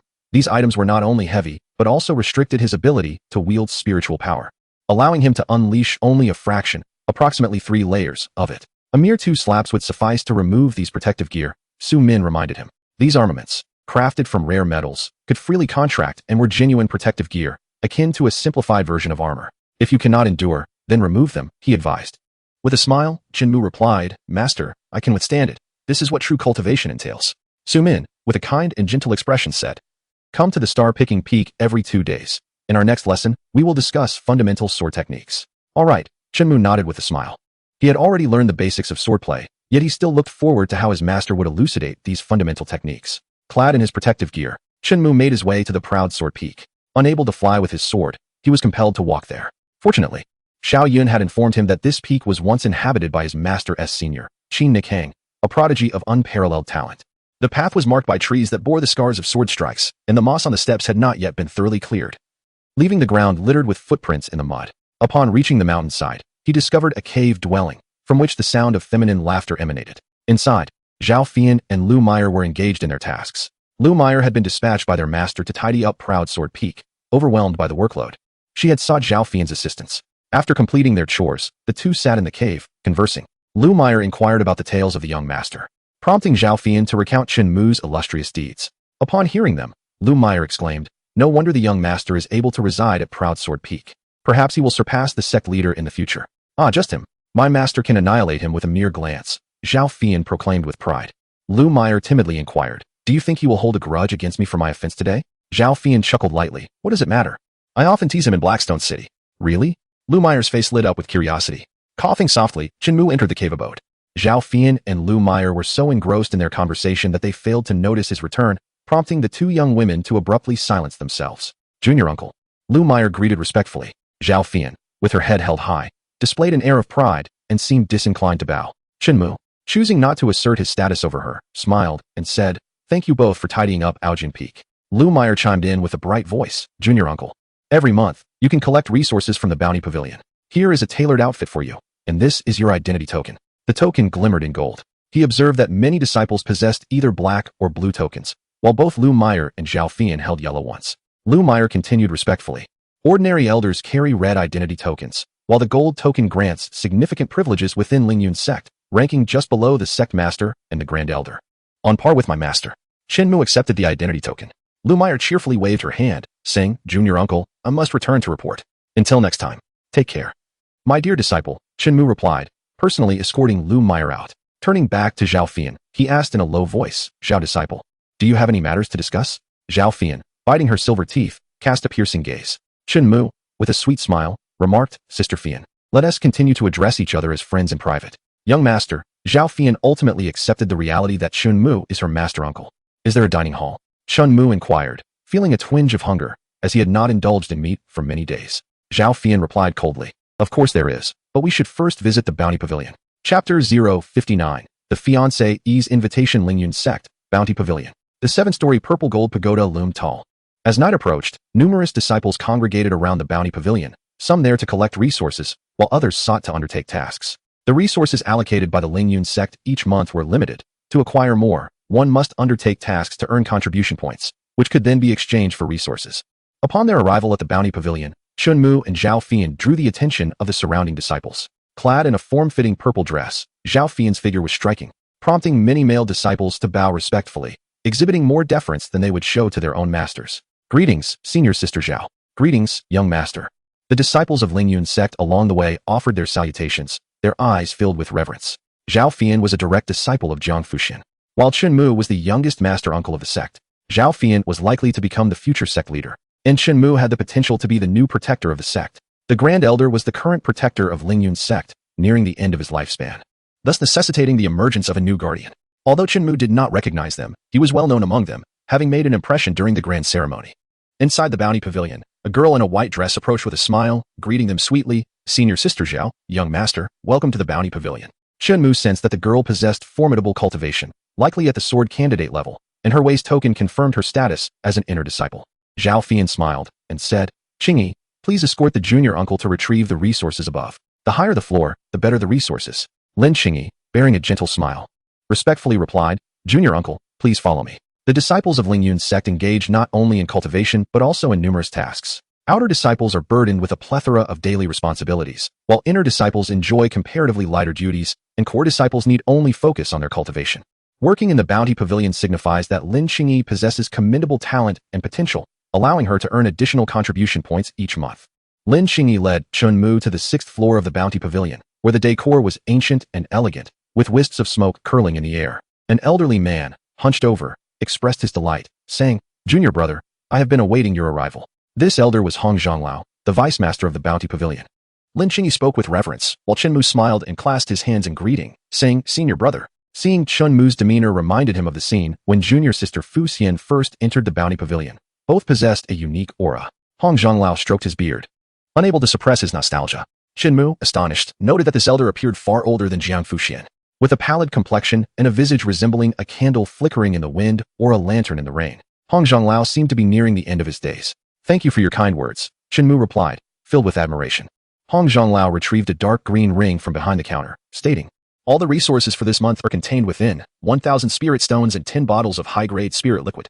"Thank you, senior brother," Shinmu said as he accepted the ring. Hong Zhonglao nodded with a smile, adding, "If you ever find yourself in need of resources, do not hesitate to come to the Bounty Pavilion and seek me out. My contribution points are plentiful and inexhaustible." A smile graced the wrinkled face of Hong Zhonglao. Shinmu responded with a smile and respectfully said, "Thank you for your kind intentions, senior brother." Elder Hong had made countless contributions to the Lingyun sect, and his desire to assist Shinmu would undoubtedly provide him with abundant resources. After leaving the reward pavilion, Zhao Fian casually inquired upon his exit, "What resources did you acquire?" 1,000 spirit stones and 10 bottles of high-grade spirit liquid, Shinmu replied candidly. Zhao Fian's eyes widened in astonishment, exclaiming, "So much? How much do you receive monthly?" 100 spirit stones, 1 bottle of high-grade spirit liquid, and 5 bottles of mid-grade spirit liquid. Shinmu recalled when he was in Beilan, having witnessed Zhao Fian extravagantly produce 3,000 spirit stones, pondering how her monthly allowance could suffice for her cultivation. Zhao Fian shook her head slightly, chuckling, "Of course it is insufficient. Fortunately, my master often provides me with ample cultivation resources. Otherwise, I would have to accept tasks at the reward pavilion to earn contribution points. Currently, Shinmu's resources were entirely sufficient, and should they fall short in the future, He intended to undertake tasks at the reward pavilion, resolutely refusing to take advantage of senior brother Hong's generosity. The two proceeded toward the dining hall. Is Elder Hong formidable? Zhao Fian proudly declared, Uncle Hong is the senior brother of my master, the first disciple of the former sect master, and a sword saint. Would you not consider him formidable? Shinmu, however, sighed softly. No matter how powerful a warrior may be, they are ultimately fragile before the passage of time. Zhao Fian muttered, though you are my junior uncle, do not always sigh with such an air of melancholy. Upon entering the Lingyun sect's dining hall, Shinmu and Zhao Fian initially captivated everyone with her beauty, and soon after, the younger generation respectfully greeted, Junior Uncle. Shinmu had anticipated that upon entering the Lingyun sect, he would encounter some ill-mannered individuals seeking to provoke him. However, he was taken aback by the respect shown by everyone around him, leaving him feeling somewhat out of place. To his astonishment, his junior uncle was dining in the cafeteria. Despite his youth, it was unreasonable to assume that he was born a powerhouse. He undoubtedly needed sustenance. His junior uncle was remarkably handsome and would undoubtedly grow into a refined and dashing gentleman. Alas, he exuded a subtle air of dominance, hinting at a future as a formidable figure. The cafeteria was bustling with activity, with discussions echoing throughout the space. Zhao Fian led Shinmu to the second floor, which was relatively quieter. This area was designated for inner disciples, primarily comprising sword candidates. Greetings, senior sister Zhao. Greetings, junior uncle. The disciples of the Lingyun sect dining here promptly rose to pay their respects. Zhao Fian nodded slightly in acknowledgement, while Shinmu reciprocated with a smile. Zhao Fian presented Shinmu with the menu, and upon glancing at the prices, he finally comprehended the necessity of acquiring spirit stones. Dining here required payment in spirit stones. One bowl of rice cost a spirit stone. Such exorbitance. It is due to the spirit rice, Zhao Fian explained with a smile. The second floor cafeteria caters to sword candidates, and the food here is infused with spiritual essence, hence the elevated prices. Let us a braised dragon frog, steamed golden spirit fish, and a bowl of old ginseng mushroom stew with chicken. Shinmu promptly ordered 2 dishes and a soup. Zhao Fian smirked, 3 dishes, over 90 spirit stones, impressive indeed. Shinmu grinned, I haven't had meat in over half a month. I need to satisfy my cravings. After placing the order, Shinmu and Zhao Fian patiently awaited their meal. Zhao Fian rested her right hand upon her fragrant cheek, while her left arm languidly draped over the edge of the table, exuding an air of gentle allure that rendered Shinmu unable to meet her gaze directly. Nearby, he observed a disciple suddenly bleeding from the nose mid-meal, and he chuckled lightly, inquiring, what dish could provoke such a reaction?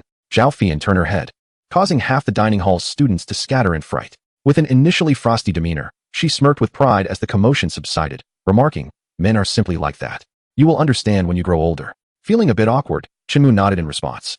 The culinary master of the sect began to serve the dishes, and Shinmu noticed a stout middle-aged man, standing 8 feet tall, with a round head and a commanding presence that surpassed even that of the sword candidates. Could this be the Sword King? It was astonishing to see him cooking in the Lingyun sect's dining hall. Zhao Fian smiled and explained. Junior brother Chao is practicing his culinary sword techniques. After decades of cultivation, his swordplay may not be remarkable, but his cooking skills are quite commendable. What an intriguing method of cultivation. Shinmu sampled the dragon frog dish, its skin fresh and the meat tender, leaving a delightful flavor on his palate. You must try this, he urged. I'm not interested. Eating the same as you makes no difference, Zhao Fian replied, finding his remarks somewhat peculiar. Nevertheless, she picked up her chopsticks and took a few bites, lest she be left with only Chunmu's taste lingering in her mouth. Chunmu devoured 5 bowls of spiritual rice, feeling that by the end of this meal, he would be able to refine it into reaching the later stages of the 5th-rank sword candidate by nightfall. Having satisfied his hunger, he inquired, shall we head to your Xian Peak or my Ao Jian Peak? Ao Jian Peak, Zhao Fian communicated telepathically, speaking directly through thought, yet with an air of secrecy, caused her cheeks to flush slightly. Ao Jian Peak was relatively secluded. Shinmu and Zhao Fian arrived at the Ao Jian Peak, where they engaged in their cultivation within a secluded cave. Even during their training, Shinmu donned heavy protective gear, which albeit restricted his use of spiritual energy, did not impede his breathing techniques. After 2 days, Shinmu achieved a breakthrough to the late stage of the 5th-rank sword candidate. Zhao Fian would only visit in the evenings, allowing Chunmu to practice his swordsmanship and rest during the day. At dawn, Chunmu made his way to the Zhaixing Peak, where he found Su Min watering the flowers in the courtyard. He appeared ancient, even more so than Brother Hong, yet exuded an ethereal aura, showing no signs of aging. Su Min sensed Chunmu's increased strength and kindly remarked, indeed, your realm has elevated. Master, Chunmu replied, offering a respectful salute. The water in Su Min's ladle suddenly levitated and danced in the air, as Chunmu observed a water figure performing fundamental sword techniques. Though these techniques were simple and commonly seen, the water figure executed them with a harmonious blend of strength and grace. Chunmu found the movements familiar, yet distinctly different. He grasped the forms but had not fully comprehended their profound essence. Basic sword techniques may appear straightforward, yet mastering them is far from easy. Xiaomu. Begin by practicing the fundamental moves, Su Min instructed solemnly. Shinmu initiated with the drawing sword stance. As he performed the move, Su Min's eyes sparkled with approval. Though the subsequent techniques seemed somewhat ordinary. With an encouraging nod, Su Min said, "Well done, your drawing sword technique is superb, yet the following moves require diligent practice." As the water figure coalesced into a sword, Su Min set down his ladle and personally demonstrated the fundamental sword techniques. Shinmu beheld the dazzling sword light. As if it were slicing through time itself, the space seemed to freeze, and he could scarcely hear the sound of the sword's swing. After observing his master's demonstration, Shinmu gained invaluable insights. He had previously believed that his foundational sword techniques were flawless, but in comparison to his master, he realized just how far he had yet to go. Practicing swordplay at the cliff's edge, he was soon drenched in sweat beneath the weight of his protective gear. A testament to the effectiveness of his training. Su Min, relaxing in the shade of a tree, nodded approvingly as he watched Shinmu's continuous progress. As noon approached, Su Min began to harvest and wash vegetables in the courtyard, chuckling softly, "Little Mu, you may continue your practice at the sword peak. I shall take a rest during midday." Su Min, a wise elder who prioritized well-being, would brew porridge daily, and despite Shinmu's offers to assist, he preferred to handle matters himself. Shinmu returned to Sword Peak, ascending to its summit to practice his foundational sword techniques. The mountaintop was overgrown with vines, and he noticed a long sword entwined with these tendrils, its ancient appearance hinting at a storied past. Shinmu unleashed his aura, flames engulfing the vines and reducing them to ashes. The sword, covered in dust, seemed daunting. As he reached to draw it, a tremor coursed through his very soul. The sword resonated with a formidable sword intent, harboring a profound obsession sealed within. Recognizing the weight of this obsession, Shinmu refrained from recklessly attempting to refine it, and instead chose to focus on his sword practice. After dedicating half a day to training atop the peak, night fell, and Jang Fushian joined him in their exercises. Fortunately, the high-grade spiritual elixir helped restore their energy. Otherwise, enduring such intense training would have been exceedingly challenging. Every couple of days, Shinmu would visit Star-Picking Peak, where Su Min would offer guidance on his shortcomings in swordsmanship, solidifying his foundational skills even further. On a sweltering afternoon, as Shinmu continued his practice on the summit, Jang Fushian suddenly appeared, seeking him out. Shinmu inquired, "Sister Fushian, why have you arrived so early today?" "I still need to practice my swordplay." Jang Fushian raised an eyebrow, her tone slightly haughty. "I'm not here to train with you. It is Master who seeks you. He wishes for you to come to Lingyun Peak tonight." "Looking for me?" Shinmu's expression turned solemn. Having been at Lingyun sect for over 10 days, his fiancée, he had scarcely acknowledged him. He sensed her displeasure. Though he had no evidence to confirm it, he had long desired to check in at Lingyun Peak, but hesitated, fearing that Jang Fushian might be displeased. Hence he refrained from going. Jang Fushian remarked nonchalantly, "Why are you so anxious? Master is not a man-eater." "I shall return to prepare," Shinmu stated, retracting his wings, vanishing in the blink of an eye. Chapter 060. Watching the meteor shower together behind the proud sword peak lies a serene stream. The water is crystal clear, serving as Shinmu's natural bathhouse. He shed his heavy protective gear and swam to the depths of the stream to cleanse himself. After an intense sword practice, he wished to appear immaculate for his fiancée. How refreshing. After his bath, Shinmu donned a pristine white robe, custom-tailored for him by Lingyun sect, crafted from special materials that possessed remarkable defensive qualities. He took the opportunity to wash his discarded clothes in the stream, though, despite his status as a junior uncle, he lacked attendants to serve him. He hung his garments to dry amidst the mountains, securing his long, dark hair with a black ribbon. He fashioned it into a high ponytail, as he preferred not to use pins to confine it. His youthful visage was strikingly handsome, exuding a subtle yet undeniable aura of authority, far exceeding his years and composure. As evening fell, Shinmu soared through the skies on his sword, feeling remarkably unencumbered without the weight of heavy armor. He sensed his speed had significantly increased, and soon arrived near Lingyun Peak. Lingyun Peak stands majestically at the heart of Lingyun sect, an imposing sight that seems insurmountable. The surroundings exude an eerie solitude, for this is a forbidden ground. Even inner disciples and elders of the sect are prohibited from approaching without permission, and even Jang Fushian must await an invitation to enter. Shinmu, wielding his sword, ascends towards the pinnacle of Lingyun Peak. As he reaches the midsection of the mountain, he feels a surge of pressure. The ascent to the summit is a daunting task for ordinary sword practitioners, yet he is no ordinary swordsman. As he traverses the sea of clouds, the sun descends on the horizon, casting a golden hue across the billowing clouds, creating a breathtaking spectacle of fiery clouds stretching towards the sky. Momentarily captivated by the scenery and thoughts of his fiancée, he propels himself to the summit. Successfully signed in at Lingyun Peak, congratulations on obtaining the Shumi ring. The summit is larger than a football field, its surface blanketed in thick snow. At its center stands a grand palace of ice and snow. Shinmu does not observe Jang Fushian outside, but his eyes shimmer with a faint golden light, causing the ice palace to vanish, revealing the ethereal figure before him. Sensing his presence, Jang Fushian lifts her gaze. Her cerulean eyes meet his from behind the palace, sending a shiver down his spine. The golden light in Chunmu's eyes dissipates in an instant. "Come in," a serene voice echoes. Chunmu smiles and steps into the palace. Inside, the air is frigid, yet Chunmu, with his unique constitution, finds himself entirely at ease. Jang Fushian sits gracefully at a jade table, her skin as smooth as jade and her gaze as luminous as the stars. She exudes a tranquil, otherworldly presence. Adorned in a resplendent, snow-colored gown that cascades to the floor, her silvery hair flowing like a waterfall upon the hem. With a waist delicate enough to be grasped by a single hand and a figure that is both enchanting and divine. She requires no embellishment to be deemed the epitome of beauty in the mortal realm. Chunmu gazed blankly at his fiancée, the palace enveloped in a tranquil silence. Only he dared to admire Jang Fushian so unabashedly. Jang Fushian's azure eyes met Chunmu's gaze. He appeared to be a young lad, his eyes bright and clear. Yet his expression bore a hint of foolishness, suggesting a lack of wit. "Senior sister, you are truly beautiful," Chunmu finally snapped back to reality. Momentarily at a loss for more eloquent words, a glimmer of amusement sparkled in Jang Fushian's eyes, though her exquisite visage maintained an air of aloofness. In a melodious tone, she said, "Please, have a seat." Only then did Shinmu notice the assortment of pastries on the table, 8 varieties in total, some round, some square, and others shaped like small animals, all exuding a festive charm. Sitting across from Jang Fushian, he inquired with curiosity, "Senior sister, are you inviting me to dine?" Jang Fushian inclined her head slightly, her voice soft as she replied, "It has been many years since I last made pastries. Please try them and tell me how they taste."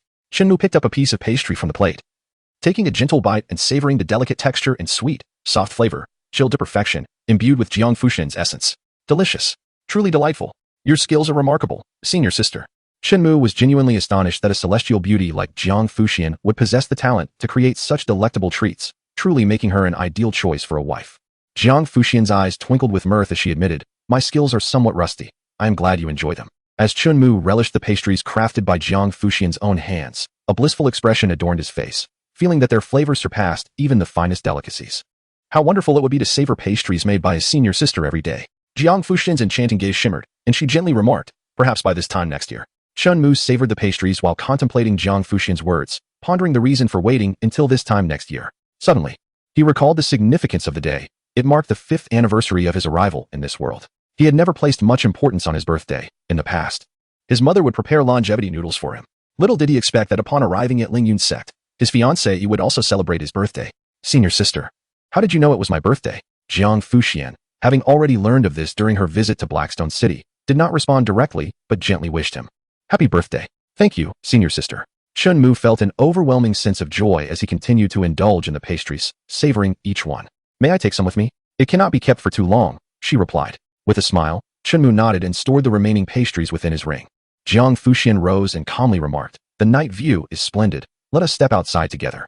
The two exited the palace, the mountaintop bathed in resplendent starlight. Chunmu gazed upward, entranced by the ethereal ribbons of colorful auroras dancing across the sky, the stars twinkling, and the nocturnal scenery above the clouds was indeed breathtaking. He glanced at the tall Jang Fushian beside him, then lowered his gaze to her ankles, his eyes glimmering with curiosity about whether his fiancée wore high heels.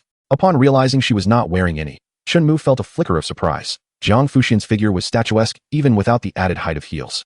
The sparkle in his eyes quickly dissipated as he raised his gaze to her profile, and under the starlight, her celestial visage seemed to freeze the breath, dimming the stars. While her deep blue eyes surpassed the brilliance of countless constellations, Chunmu suddenly sensed a terrifying sword intent manifesting. He gazed at Jang Fushian as she delicately pinched her fingers. With a mere flick, a dazzling light of snow erupted, only to vanish in an instant, leaving no trace behind. Stars shattered beyond the heavens, giving rise to a breathtaking meteor shower that painted the sky in a splendid display. The two stood in close proximity, and Chunmu observed every detail with clarity. A single flick could shatter stars. What tremendous power this was! Chunmu could not help but swallow hard. Across the desolate land, countless individuals noticed the sudden appearance of the meteor shower, and the disciples of Lingyun's sect erupted in joyous cheers. Jang Fushian softly remarked, "Make a wish upon the meteor shower, it is quite effective." Chunmu found it difficult to maintain his composure, to conjure a meteor shower at will. How domineering of his fiancée. "I wish to kiss my senior sister," he muttered under his breath, his hands clasped in prayer before his chest. Jang Fushian heard him clearly and regarded the earnest expression on Chunmu's youthful face, her ethereal beauty veiled in frost, her enchanting eyes narrowing slightly, hinting at a smile. After making his wish, Chunmu gazed innocently at Jang Fushian and asked, "Senior sister, do you think my wish will come true?" Jang Fushian squatted down, causing Chunmu to tense up. Could it be that Fushian was so easily deceived? Was it truly possible to kiss her? While wishes can sometimes manifest, they also require effort. Jang Fushian lifted her delicate hand, resembling a lotus root, and flicked her fingers towards Shinmu's head. Shinmu, filled with trepidation, weakly replied, "Senior sister, you could kiss me instead." Jang Fushian's eyes curved slightly in amusement. Shinmu felt a surge of anxiety and implored, "Senior sister, could you please lower your hand?" Having just witnessed her flicking stars into oblivion, he had no desire to experience the repercussions of such a strike. If her hand were to carry weight, his head would surely shatter. With a swift flick, Jang Fushian sent Shinmu soaring like a kite severed from its string. He soared several dozen zhang into the air, with a sheer drop of 1,000 zhang below him. Shinmu swiftly summoned his wings, stabilizing his body while cradling his head, exclaiming, "Elder sister, it hurts." "It's good to know it hurts. Now focus your thoughts on swordsmanship. Return now. Fian is still waiting for you," Jang Fushian replied, her voice serene as she turned away. Shinmu made his way back to Aojin Peak, where Zhao Fian awaited atop the summit, gazing at the meteor shower. As she caught sight of Shinmu's disheveled return, she couldn't help but cover her mouth and chuckle. "Little Uncle Master, how did you end up like this?" Shinmu explained, "It was too dark at night, and I didn't see the tree. It's nothing serious. I thought perhaps it was the result of being chastised by Master." Zhao Fian laughed heartily, her mirth infectious. Shinmu felt a tinge of embarrassment and replied casually, "Elder sister treats me very well. She even celebrated my birthday tonight. How could she possibly strike me? This is truly delicious." Shinmu remarked as he savored the pastries brought from Lingyun Peak. Instantly, Zhao Fian's smile faded. She pouted and murmured, "Master has never celebrated my birthday. Dear Sister Fian, you are truly unfortunate. Here, let me share this with you," Shinmu offered, eager to spread joy. As Zhao Fian sampled the pastry, envy welled up within her. Could it be that the junior brother holds more significance than the disciple? Chapter 061. The Weeping Sword. The meteor shower adorned the night sky. Countless powerful beings sensed a terrifying sword intent, their expressions morphing into fear as they gazed at the heavens. Deep within a forbidden area of a certain superpower, a group of white-haired elders sighed as they beheld the starry expanse.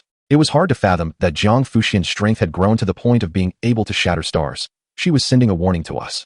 The aged ones still clinging to life. Their expressions turned grave. "A few days ago, I received word that the legendary swordmaster Su Min has once again taken on disciples, thus adding a new junior uncle to the Lingyun sect, who appears to be quite extraordinary. According to the latest intelligence I gathered from the Tianji Pavilion, this junior uncle possesses a 9th-grade constitution, became a 3rd-grade sword candidate at the tender age of 5, and ranks 356th on the Qingyun list.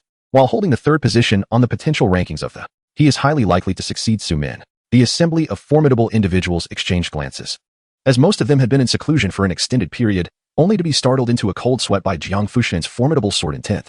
The venerable elder with white hair and a youthful countenance chuckled, proclaiming, "This is a fortuitous development. Swordmaster Su Min is but a remnant of a bygone era.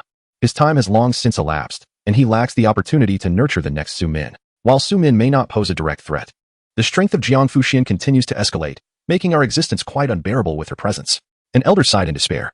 "Once Jang Fushian departs, the Lingyun sect shall hold no significance," comforted the leading elder. It was a sentiment shared by all. As long as Jang Fushian remained, they would find no solace in sleep, and the ancient beings of the were cloaked in shadows. With Jang Fushian, the Lingyun sect stands as a superpower. However, should she vanish, it would merely be considered a first-rate force. On the star-picking peak, Su Min reclined in a bamboo chair, gazing up at the starlit sky. His benevolent brows arched, and he chuckled softly. "This child is truly willful. I wonder how many old-timers will be left utterly unsettled by her actions." Jiang Fushian's intentions were simply to enjoy the meteor shower, devoid of any ulterior motives, yet the powerful figures were left to their wild imaginings. At the Aojin Peak, Shinmu donned his protective gear once more. Zhao Fian coldly remarked, "After our training session, I shall take you out for a late-night snack. Are you treating?" Shinmu inquired with a smile.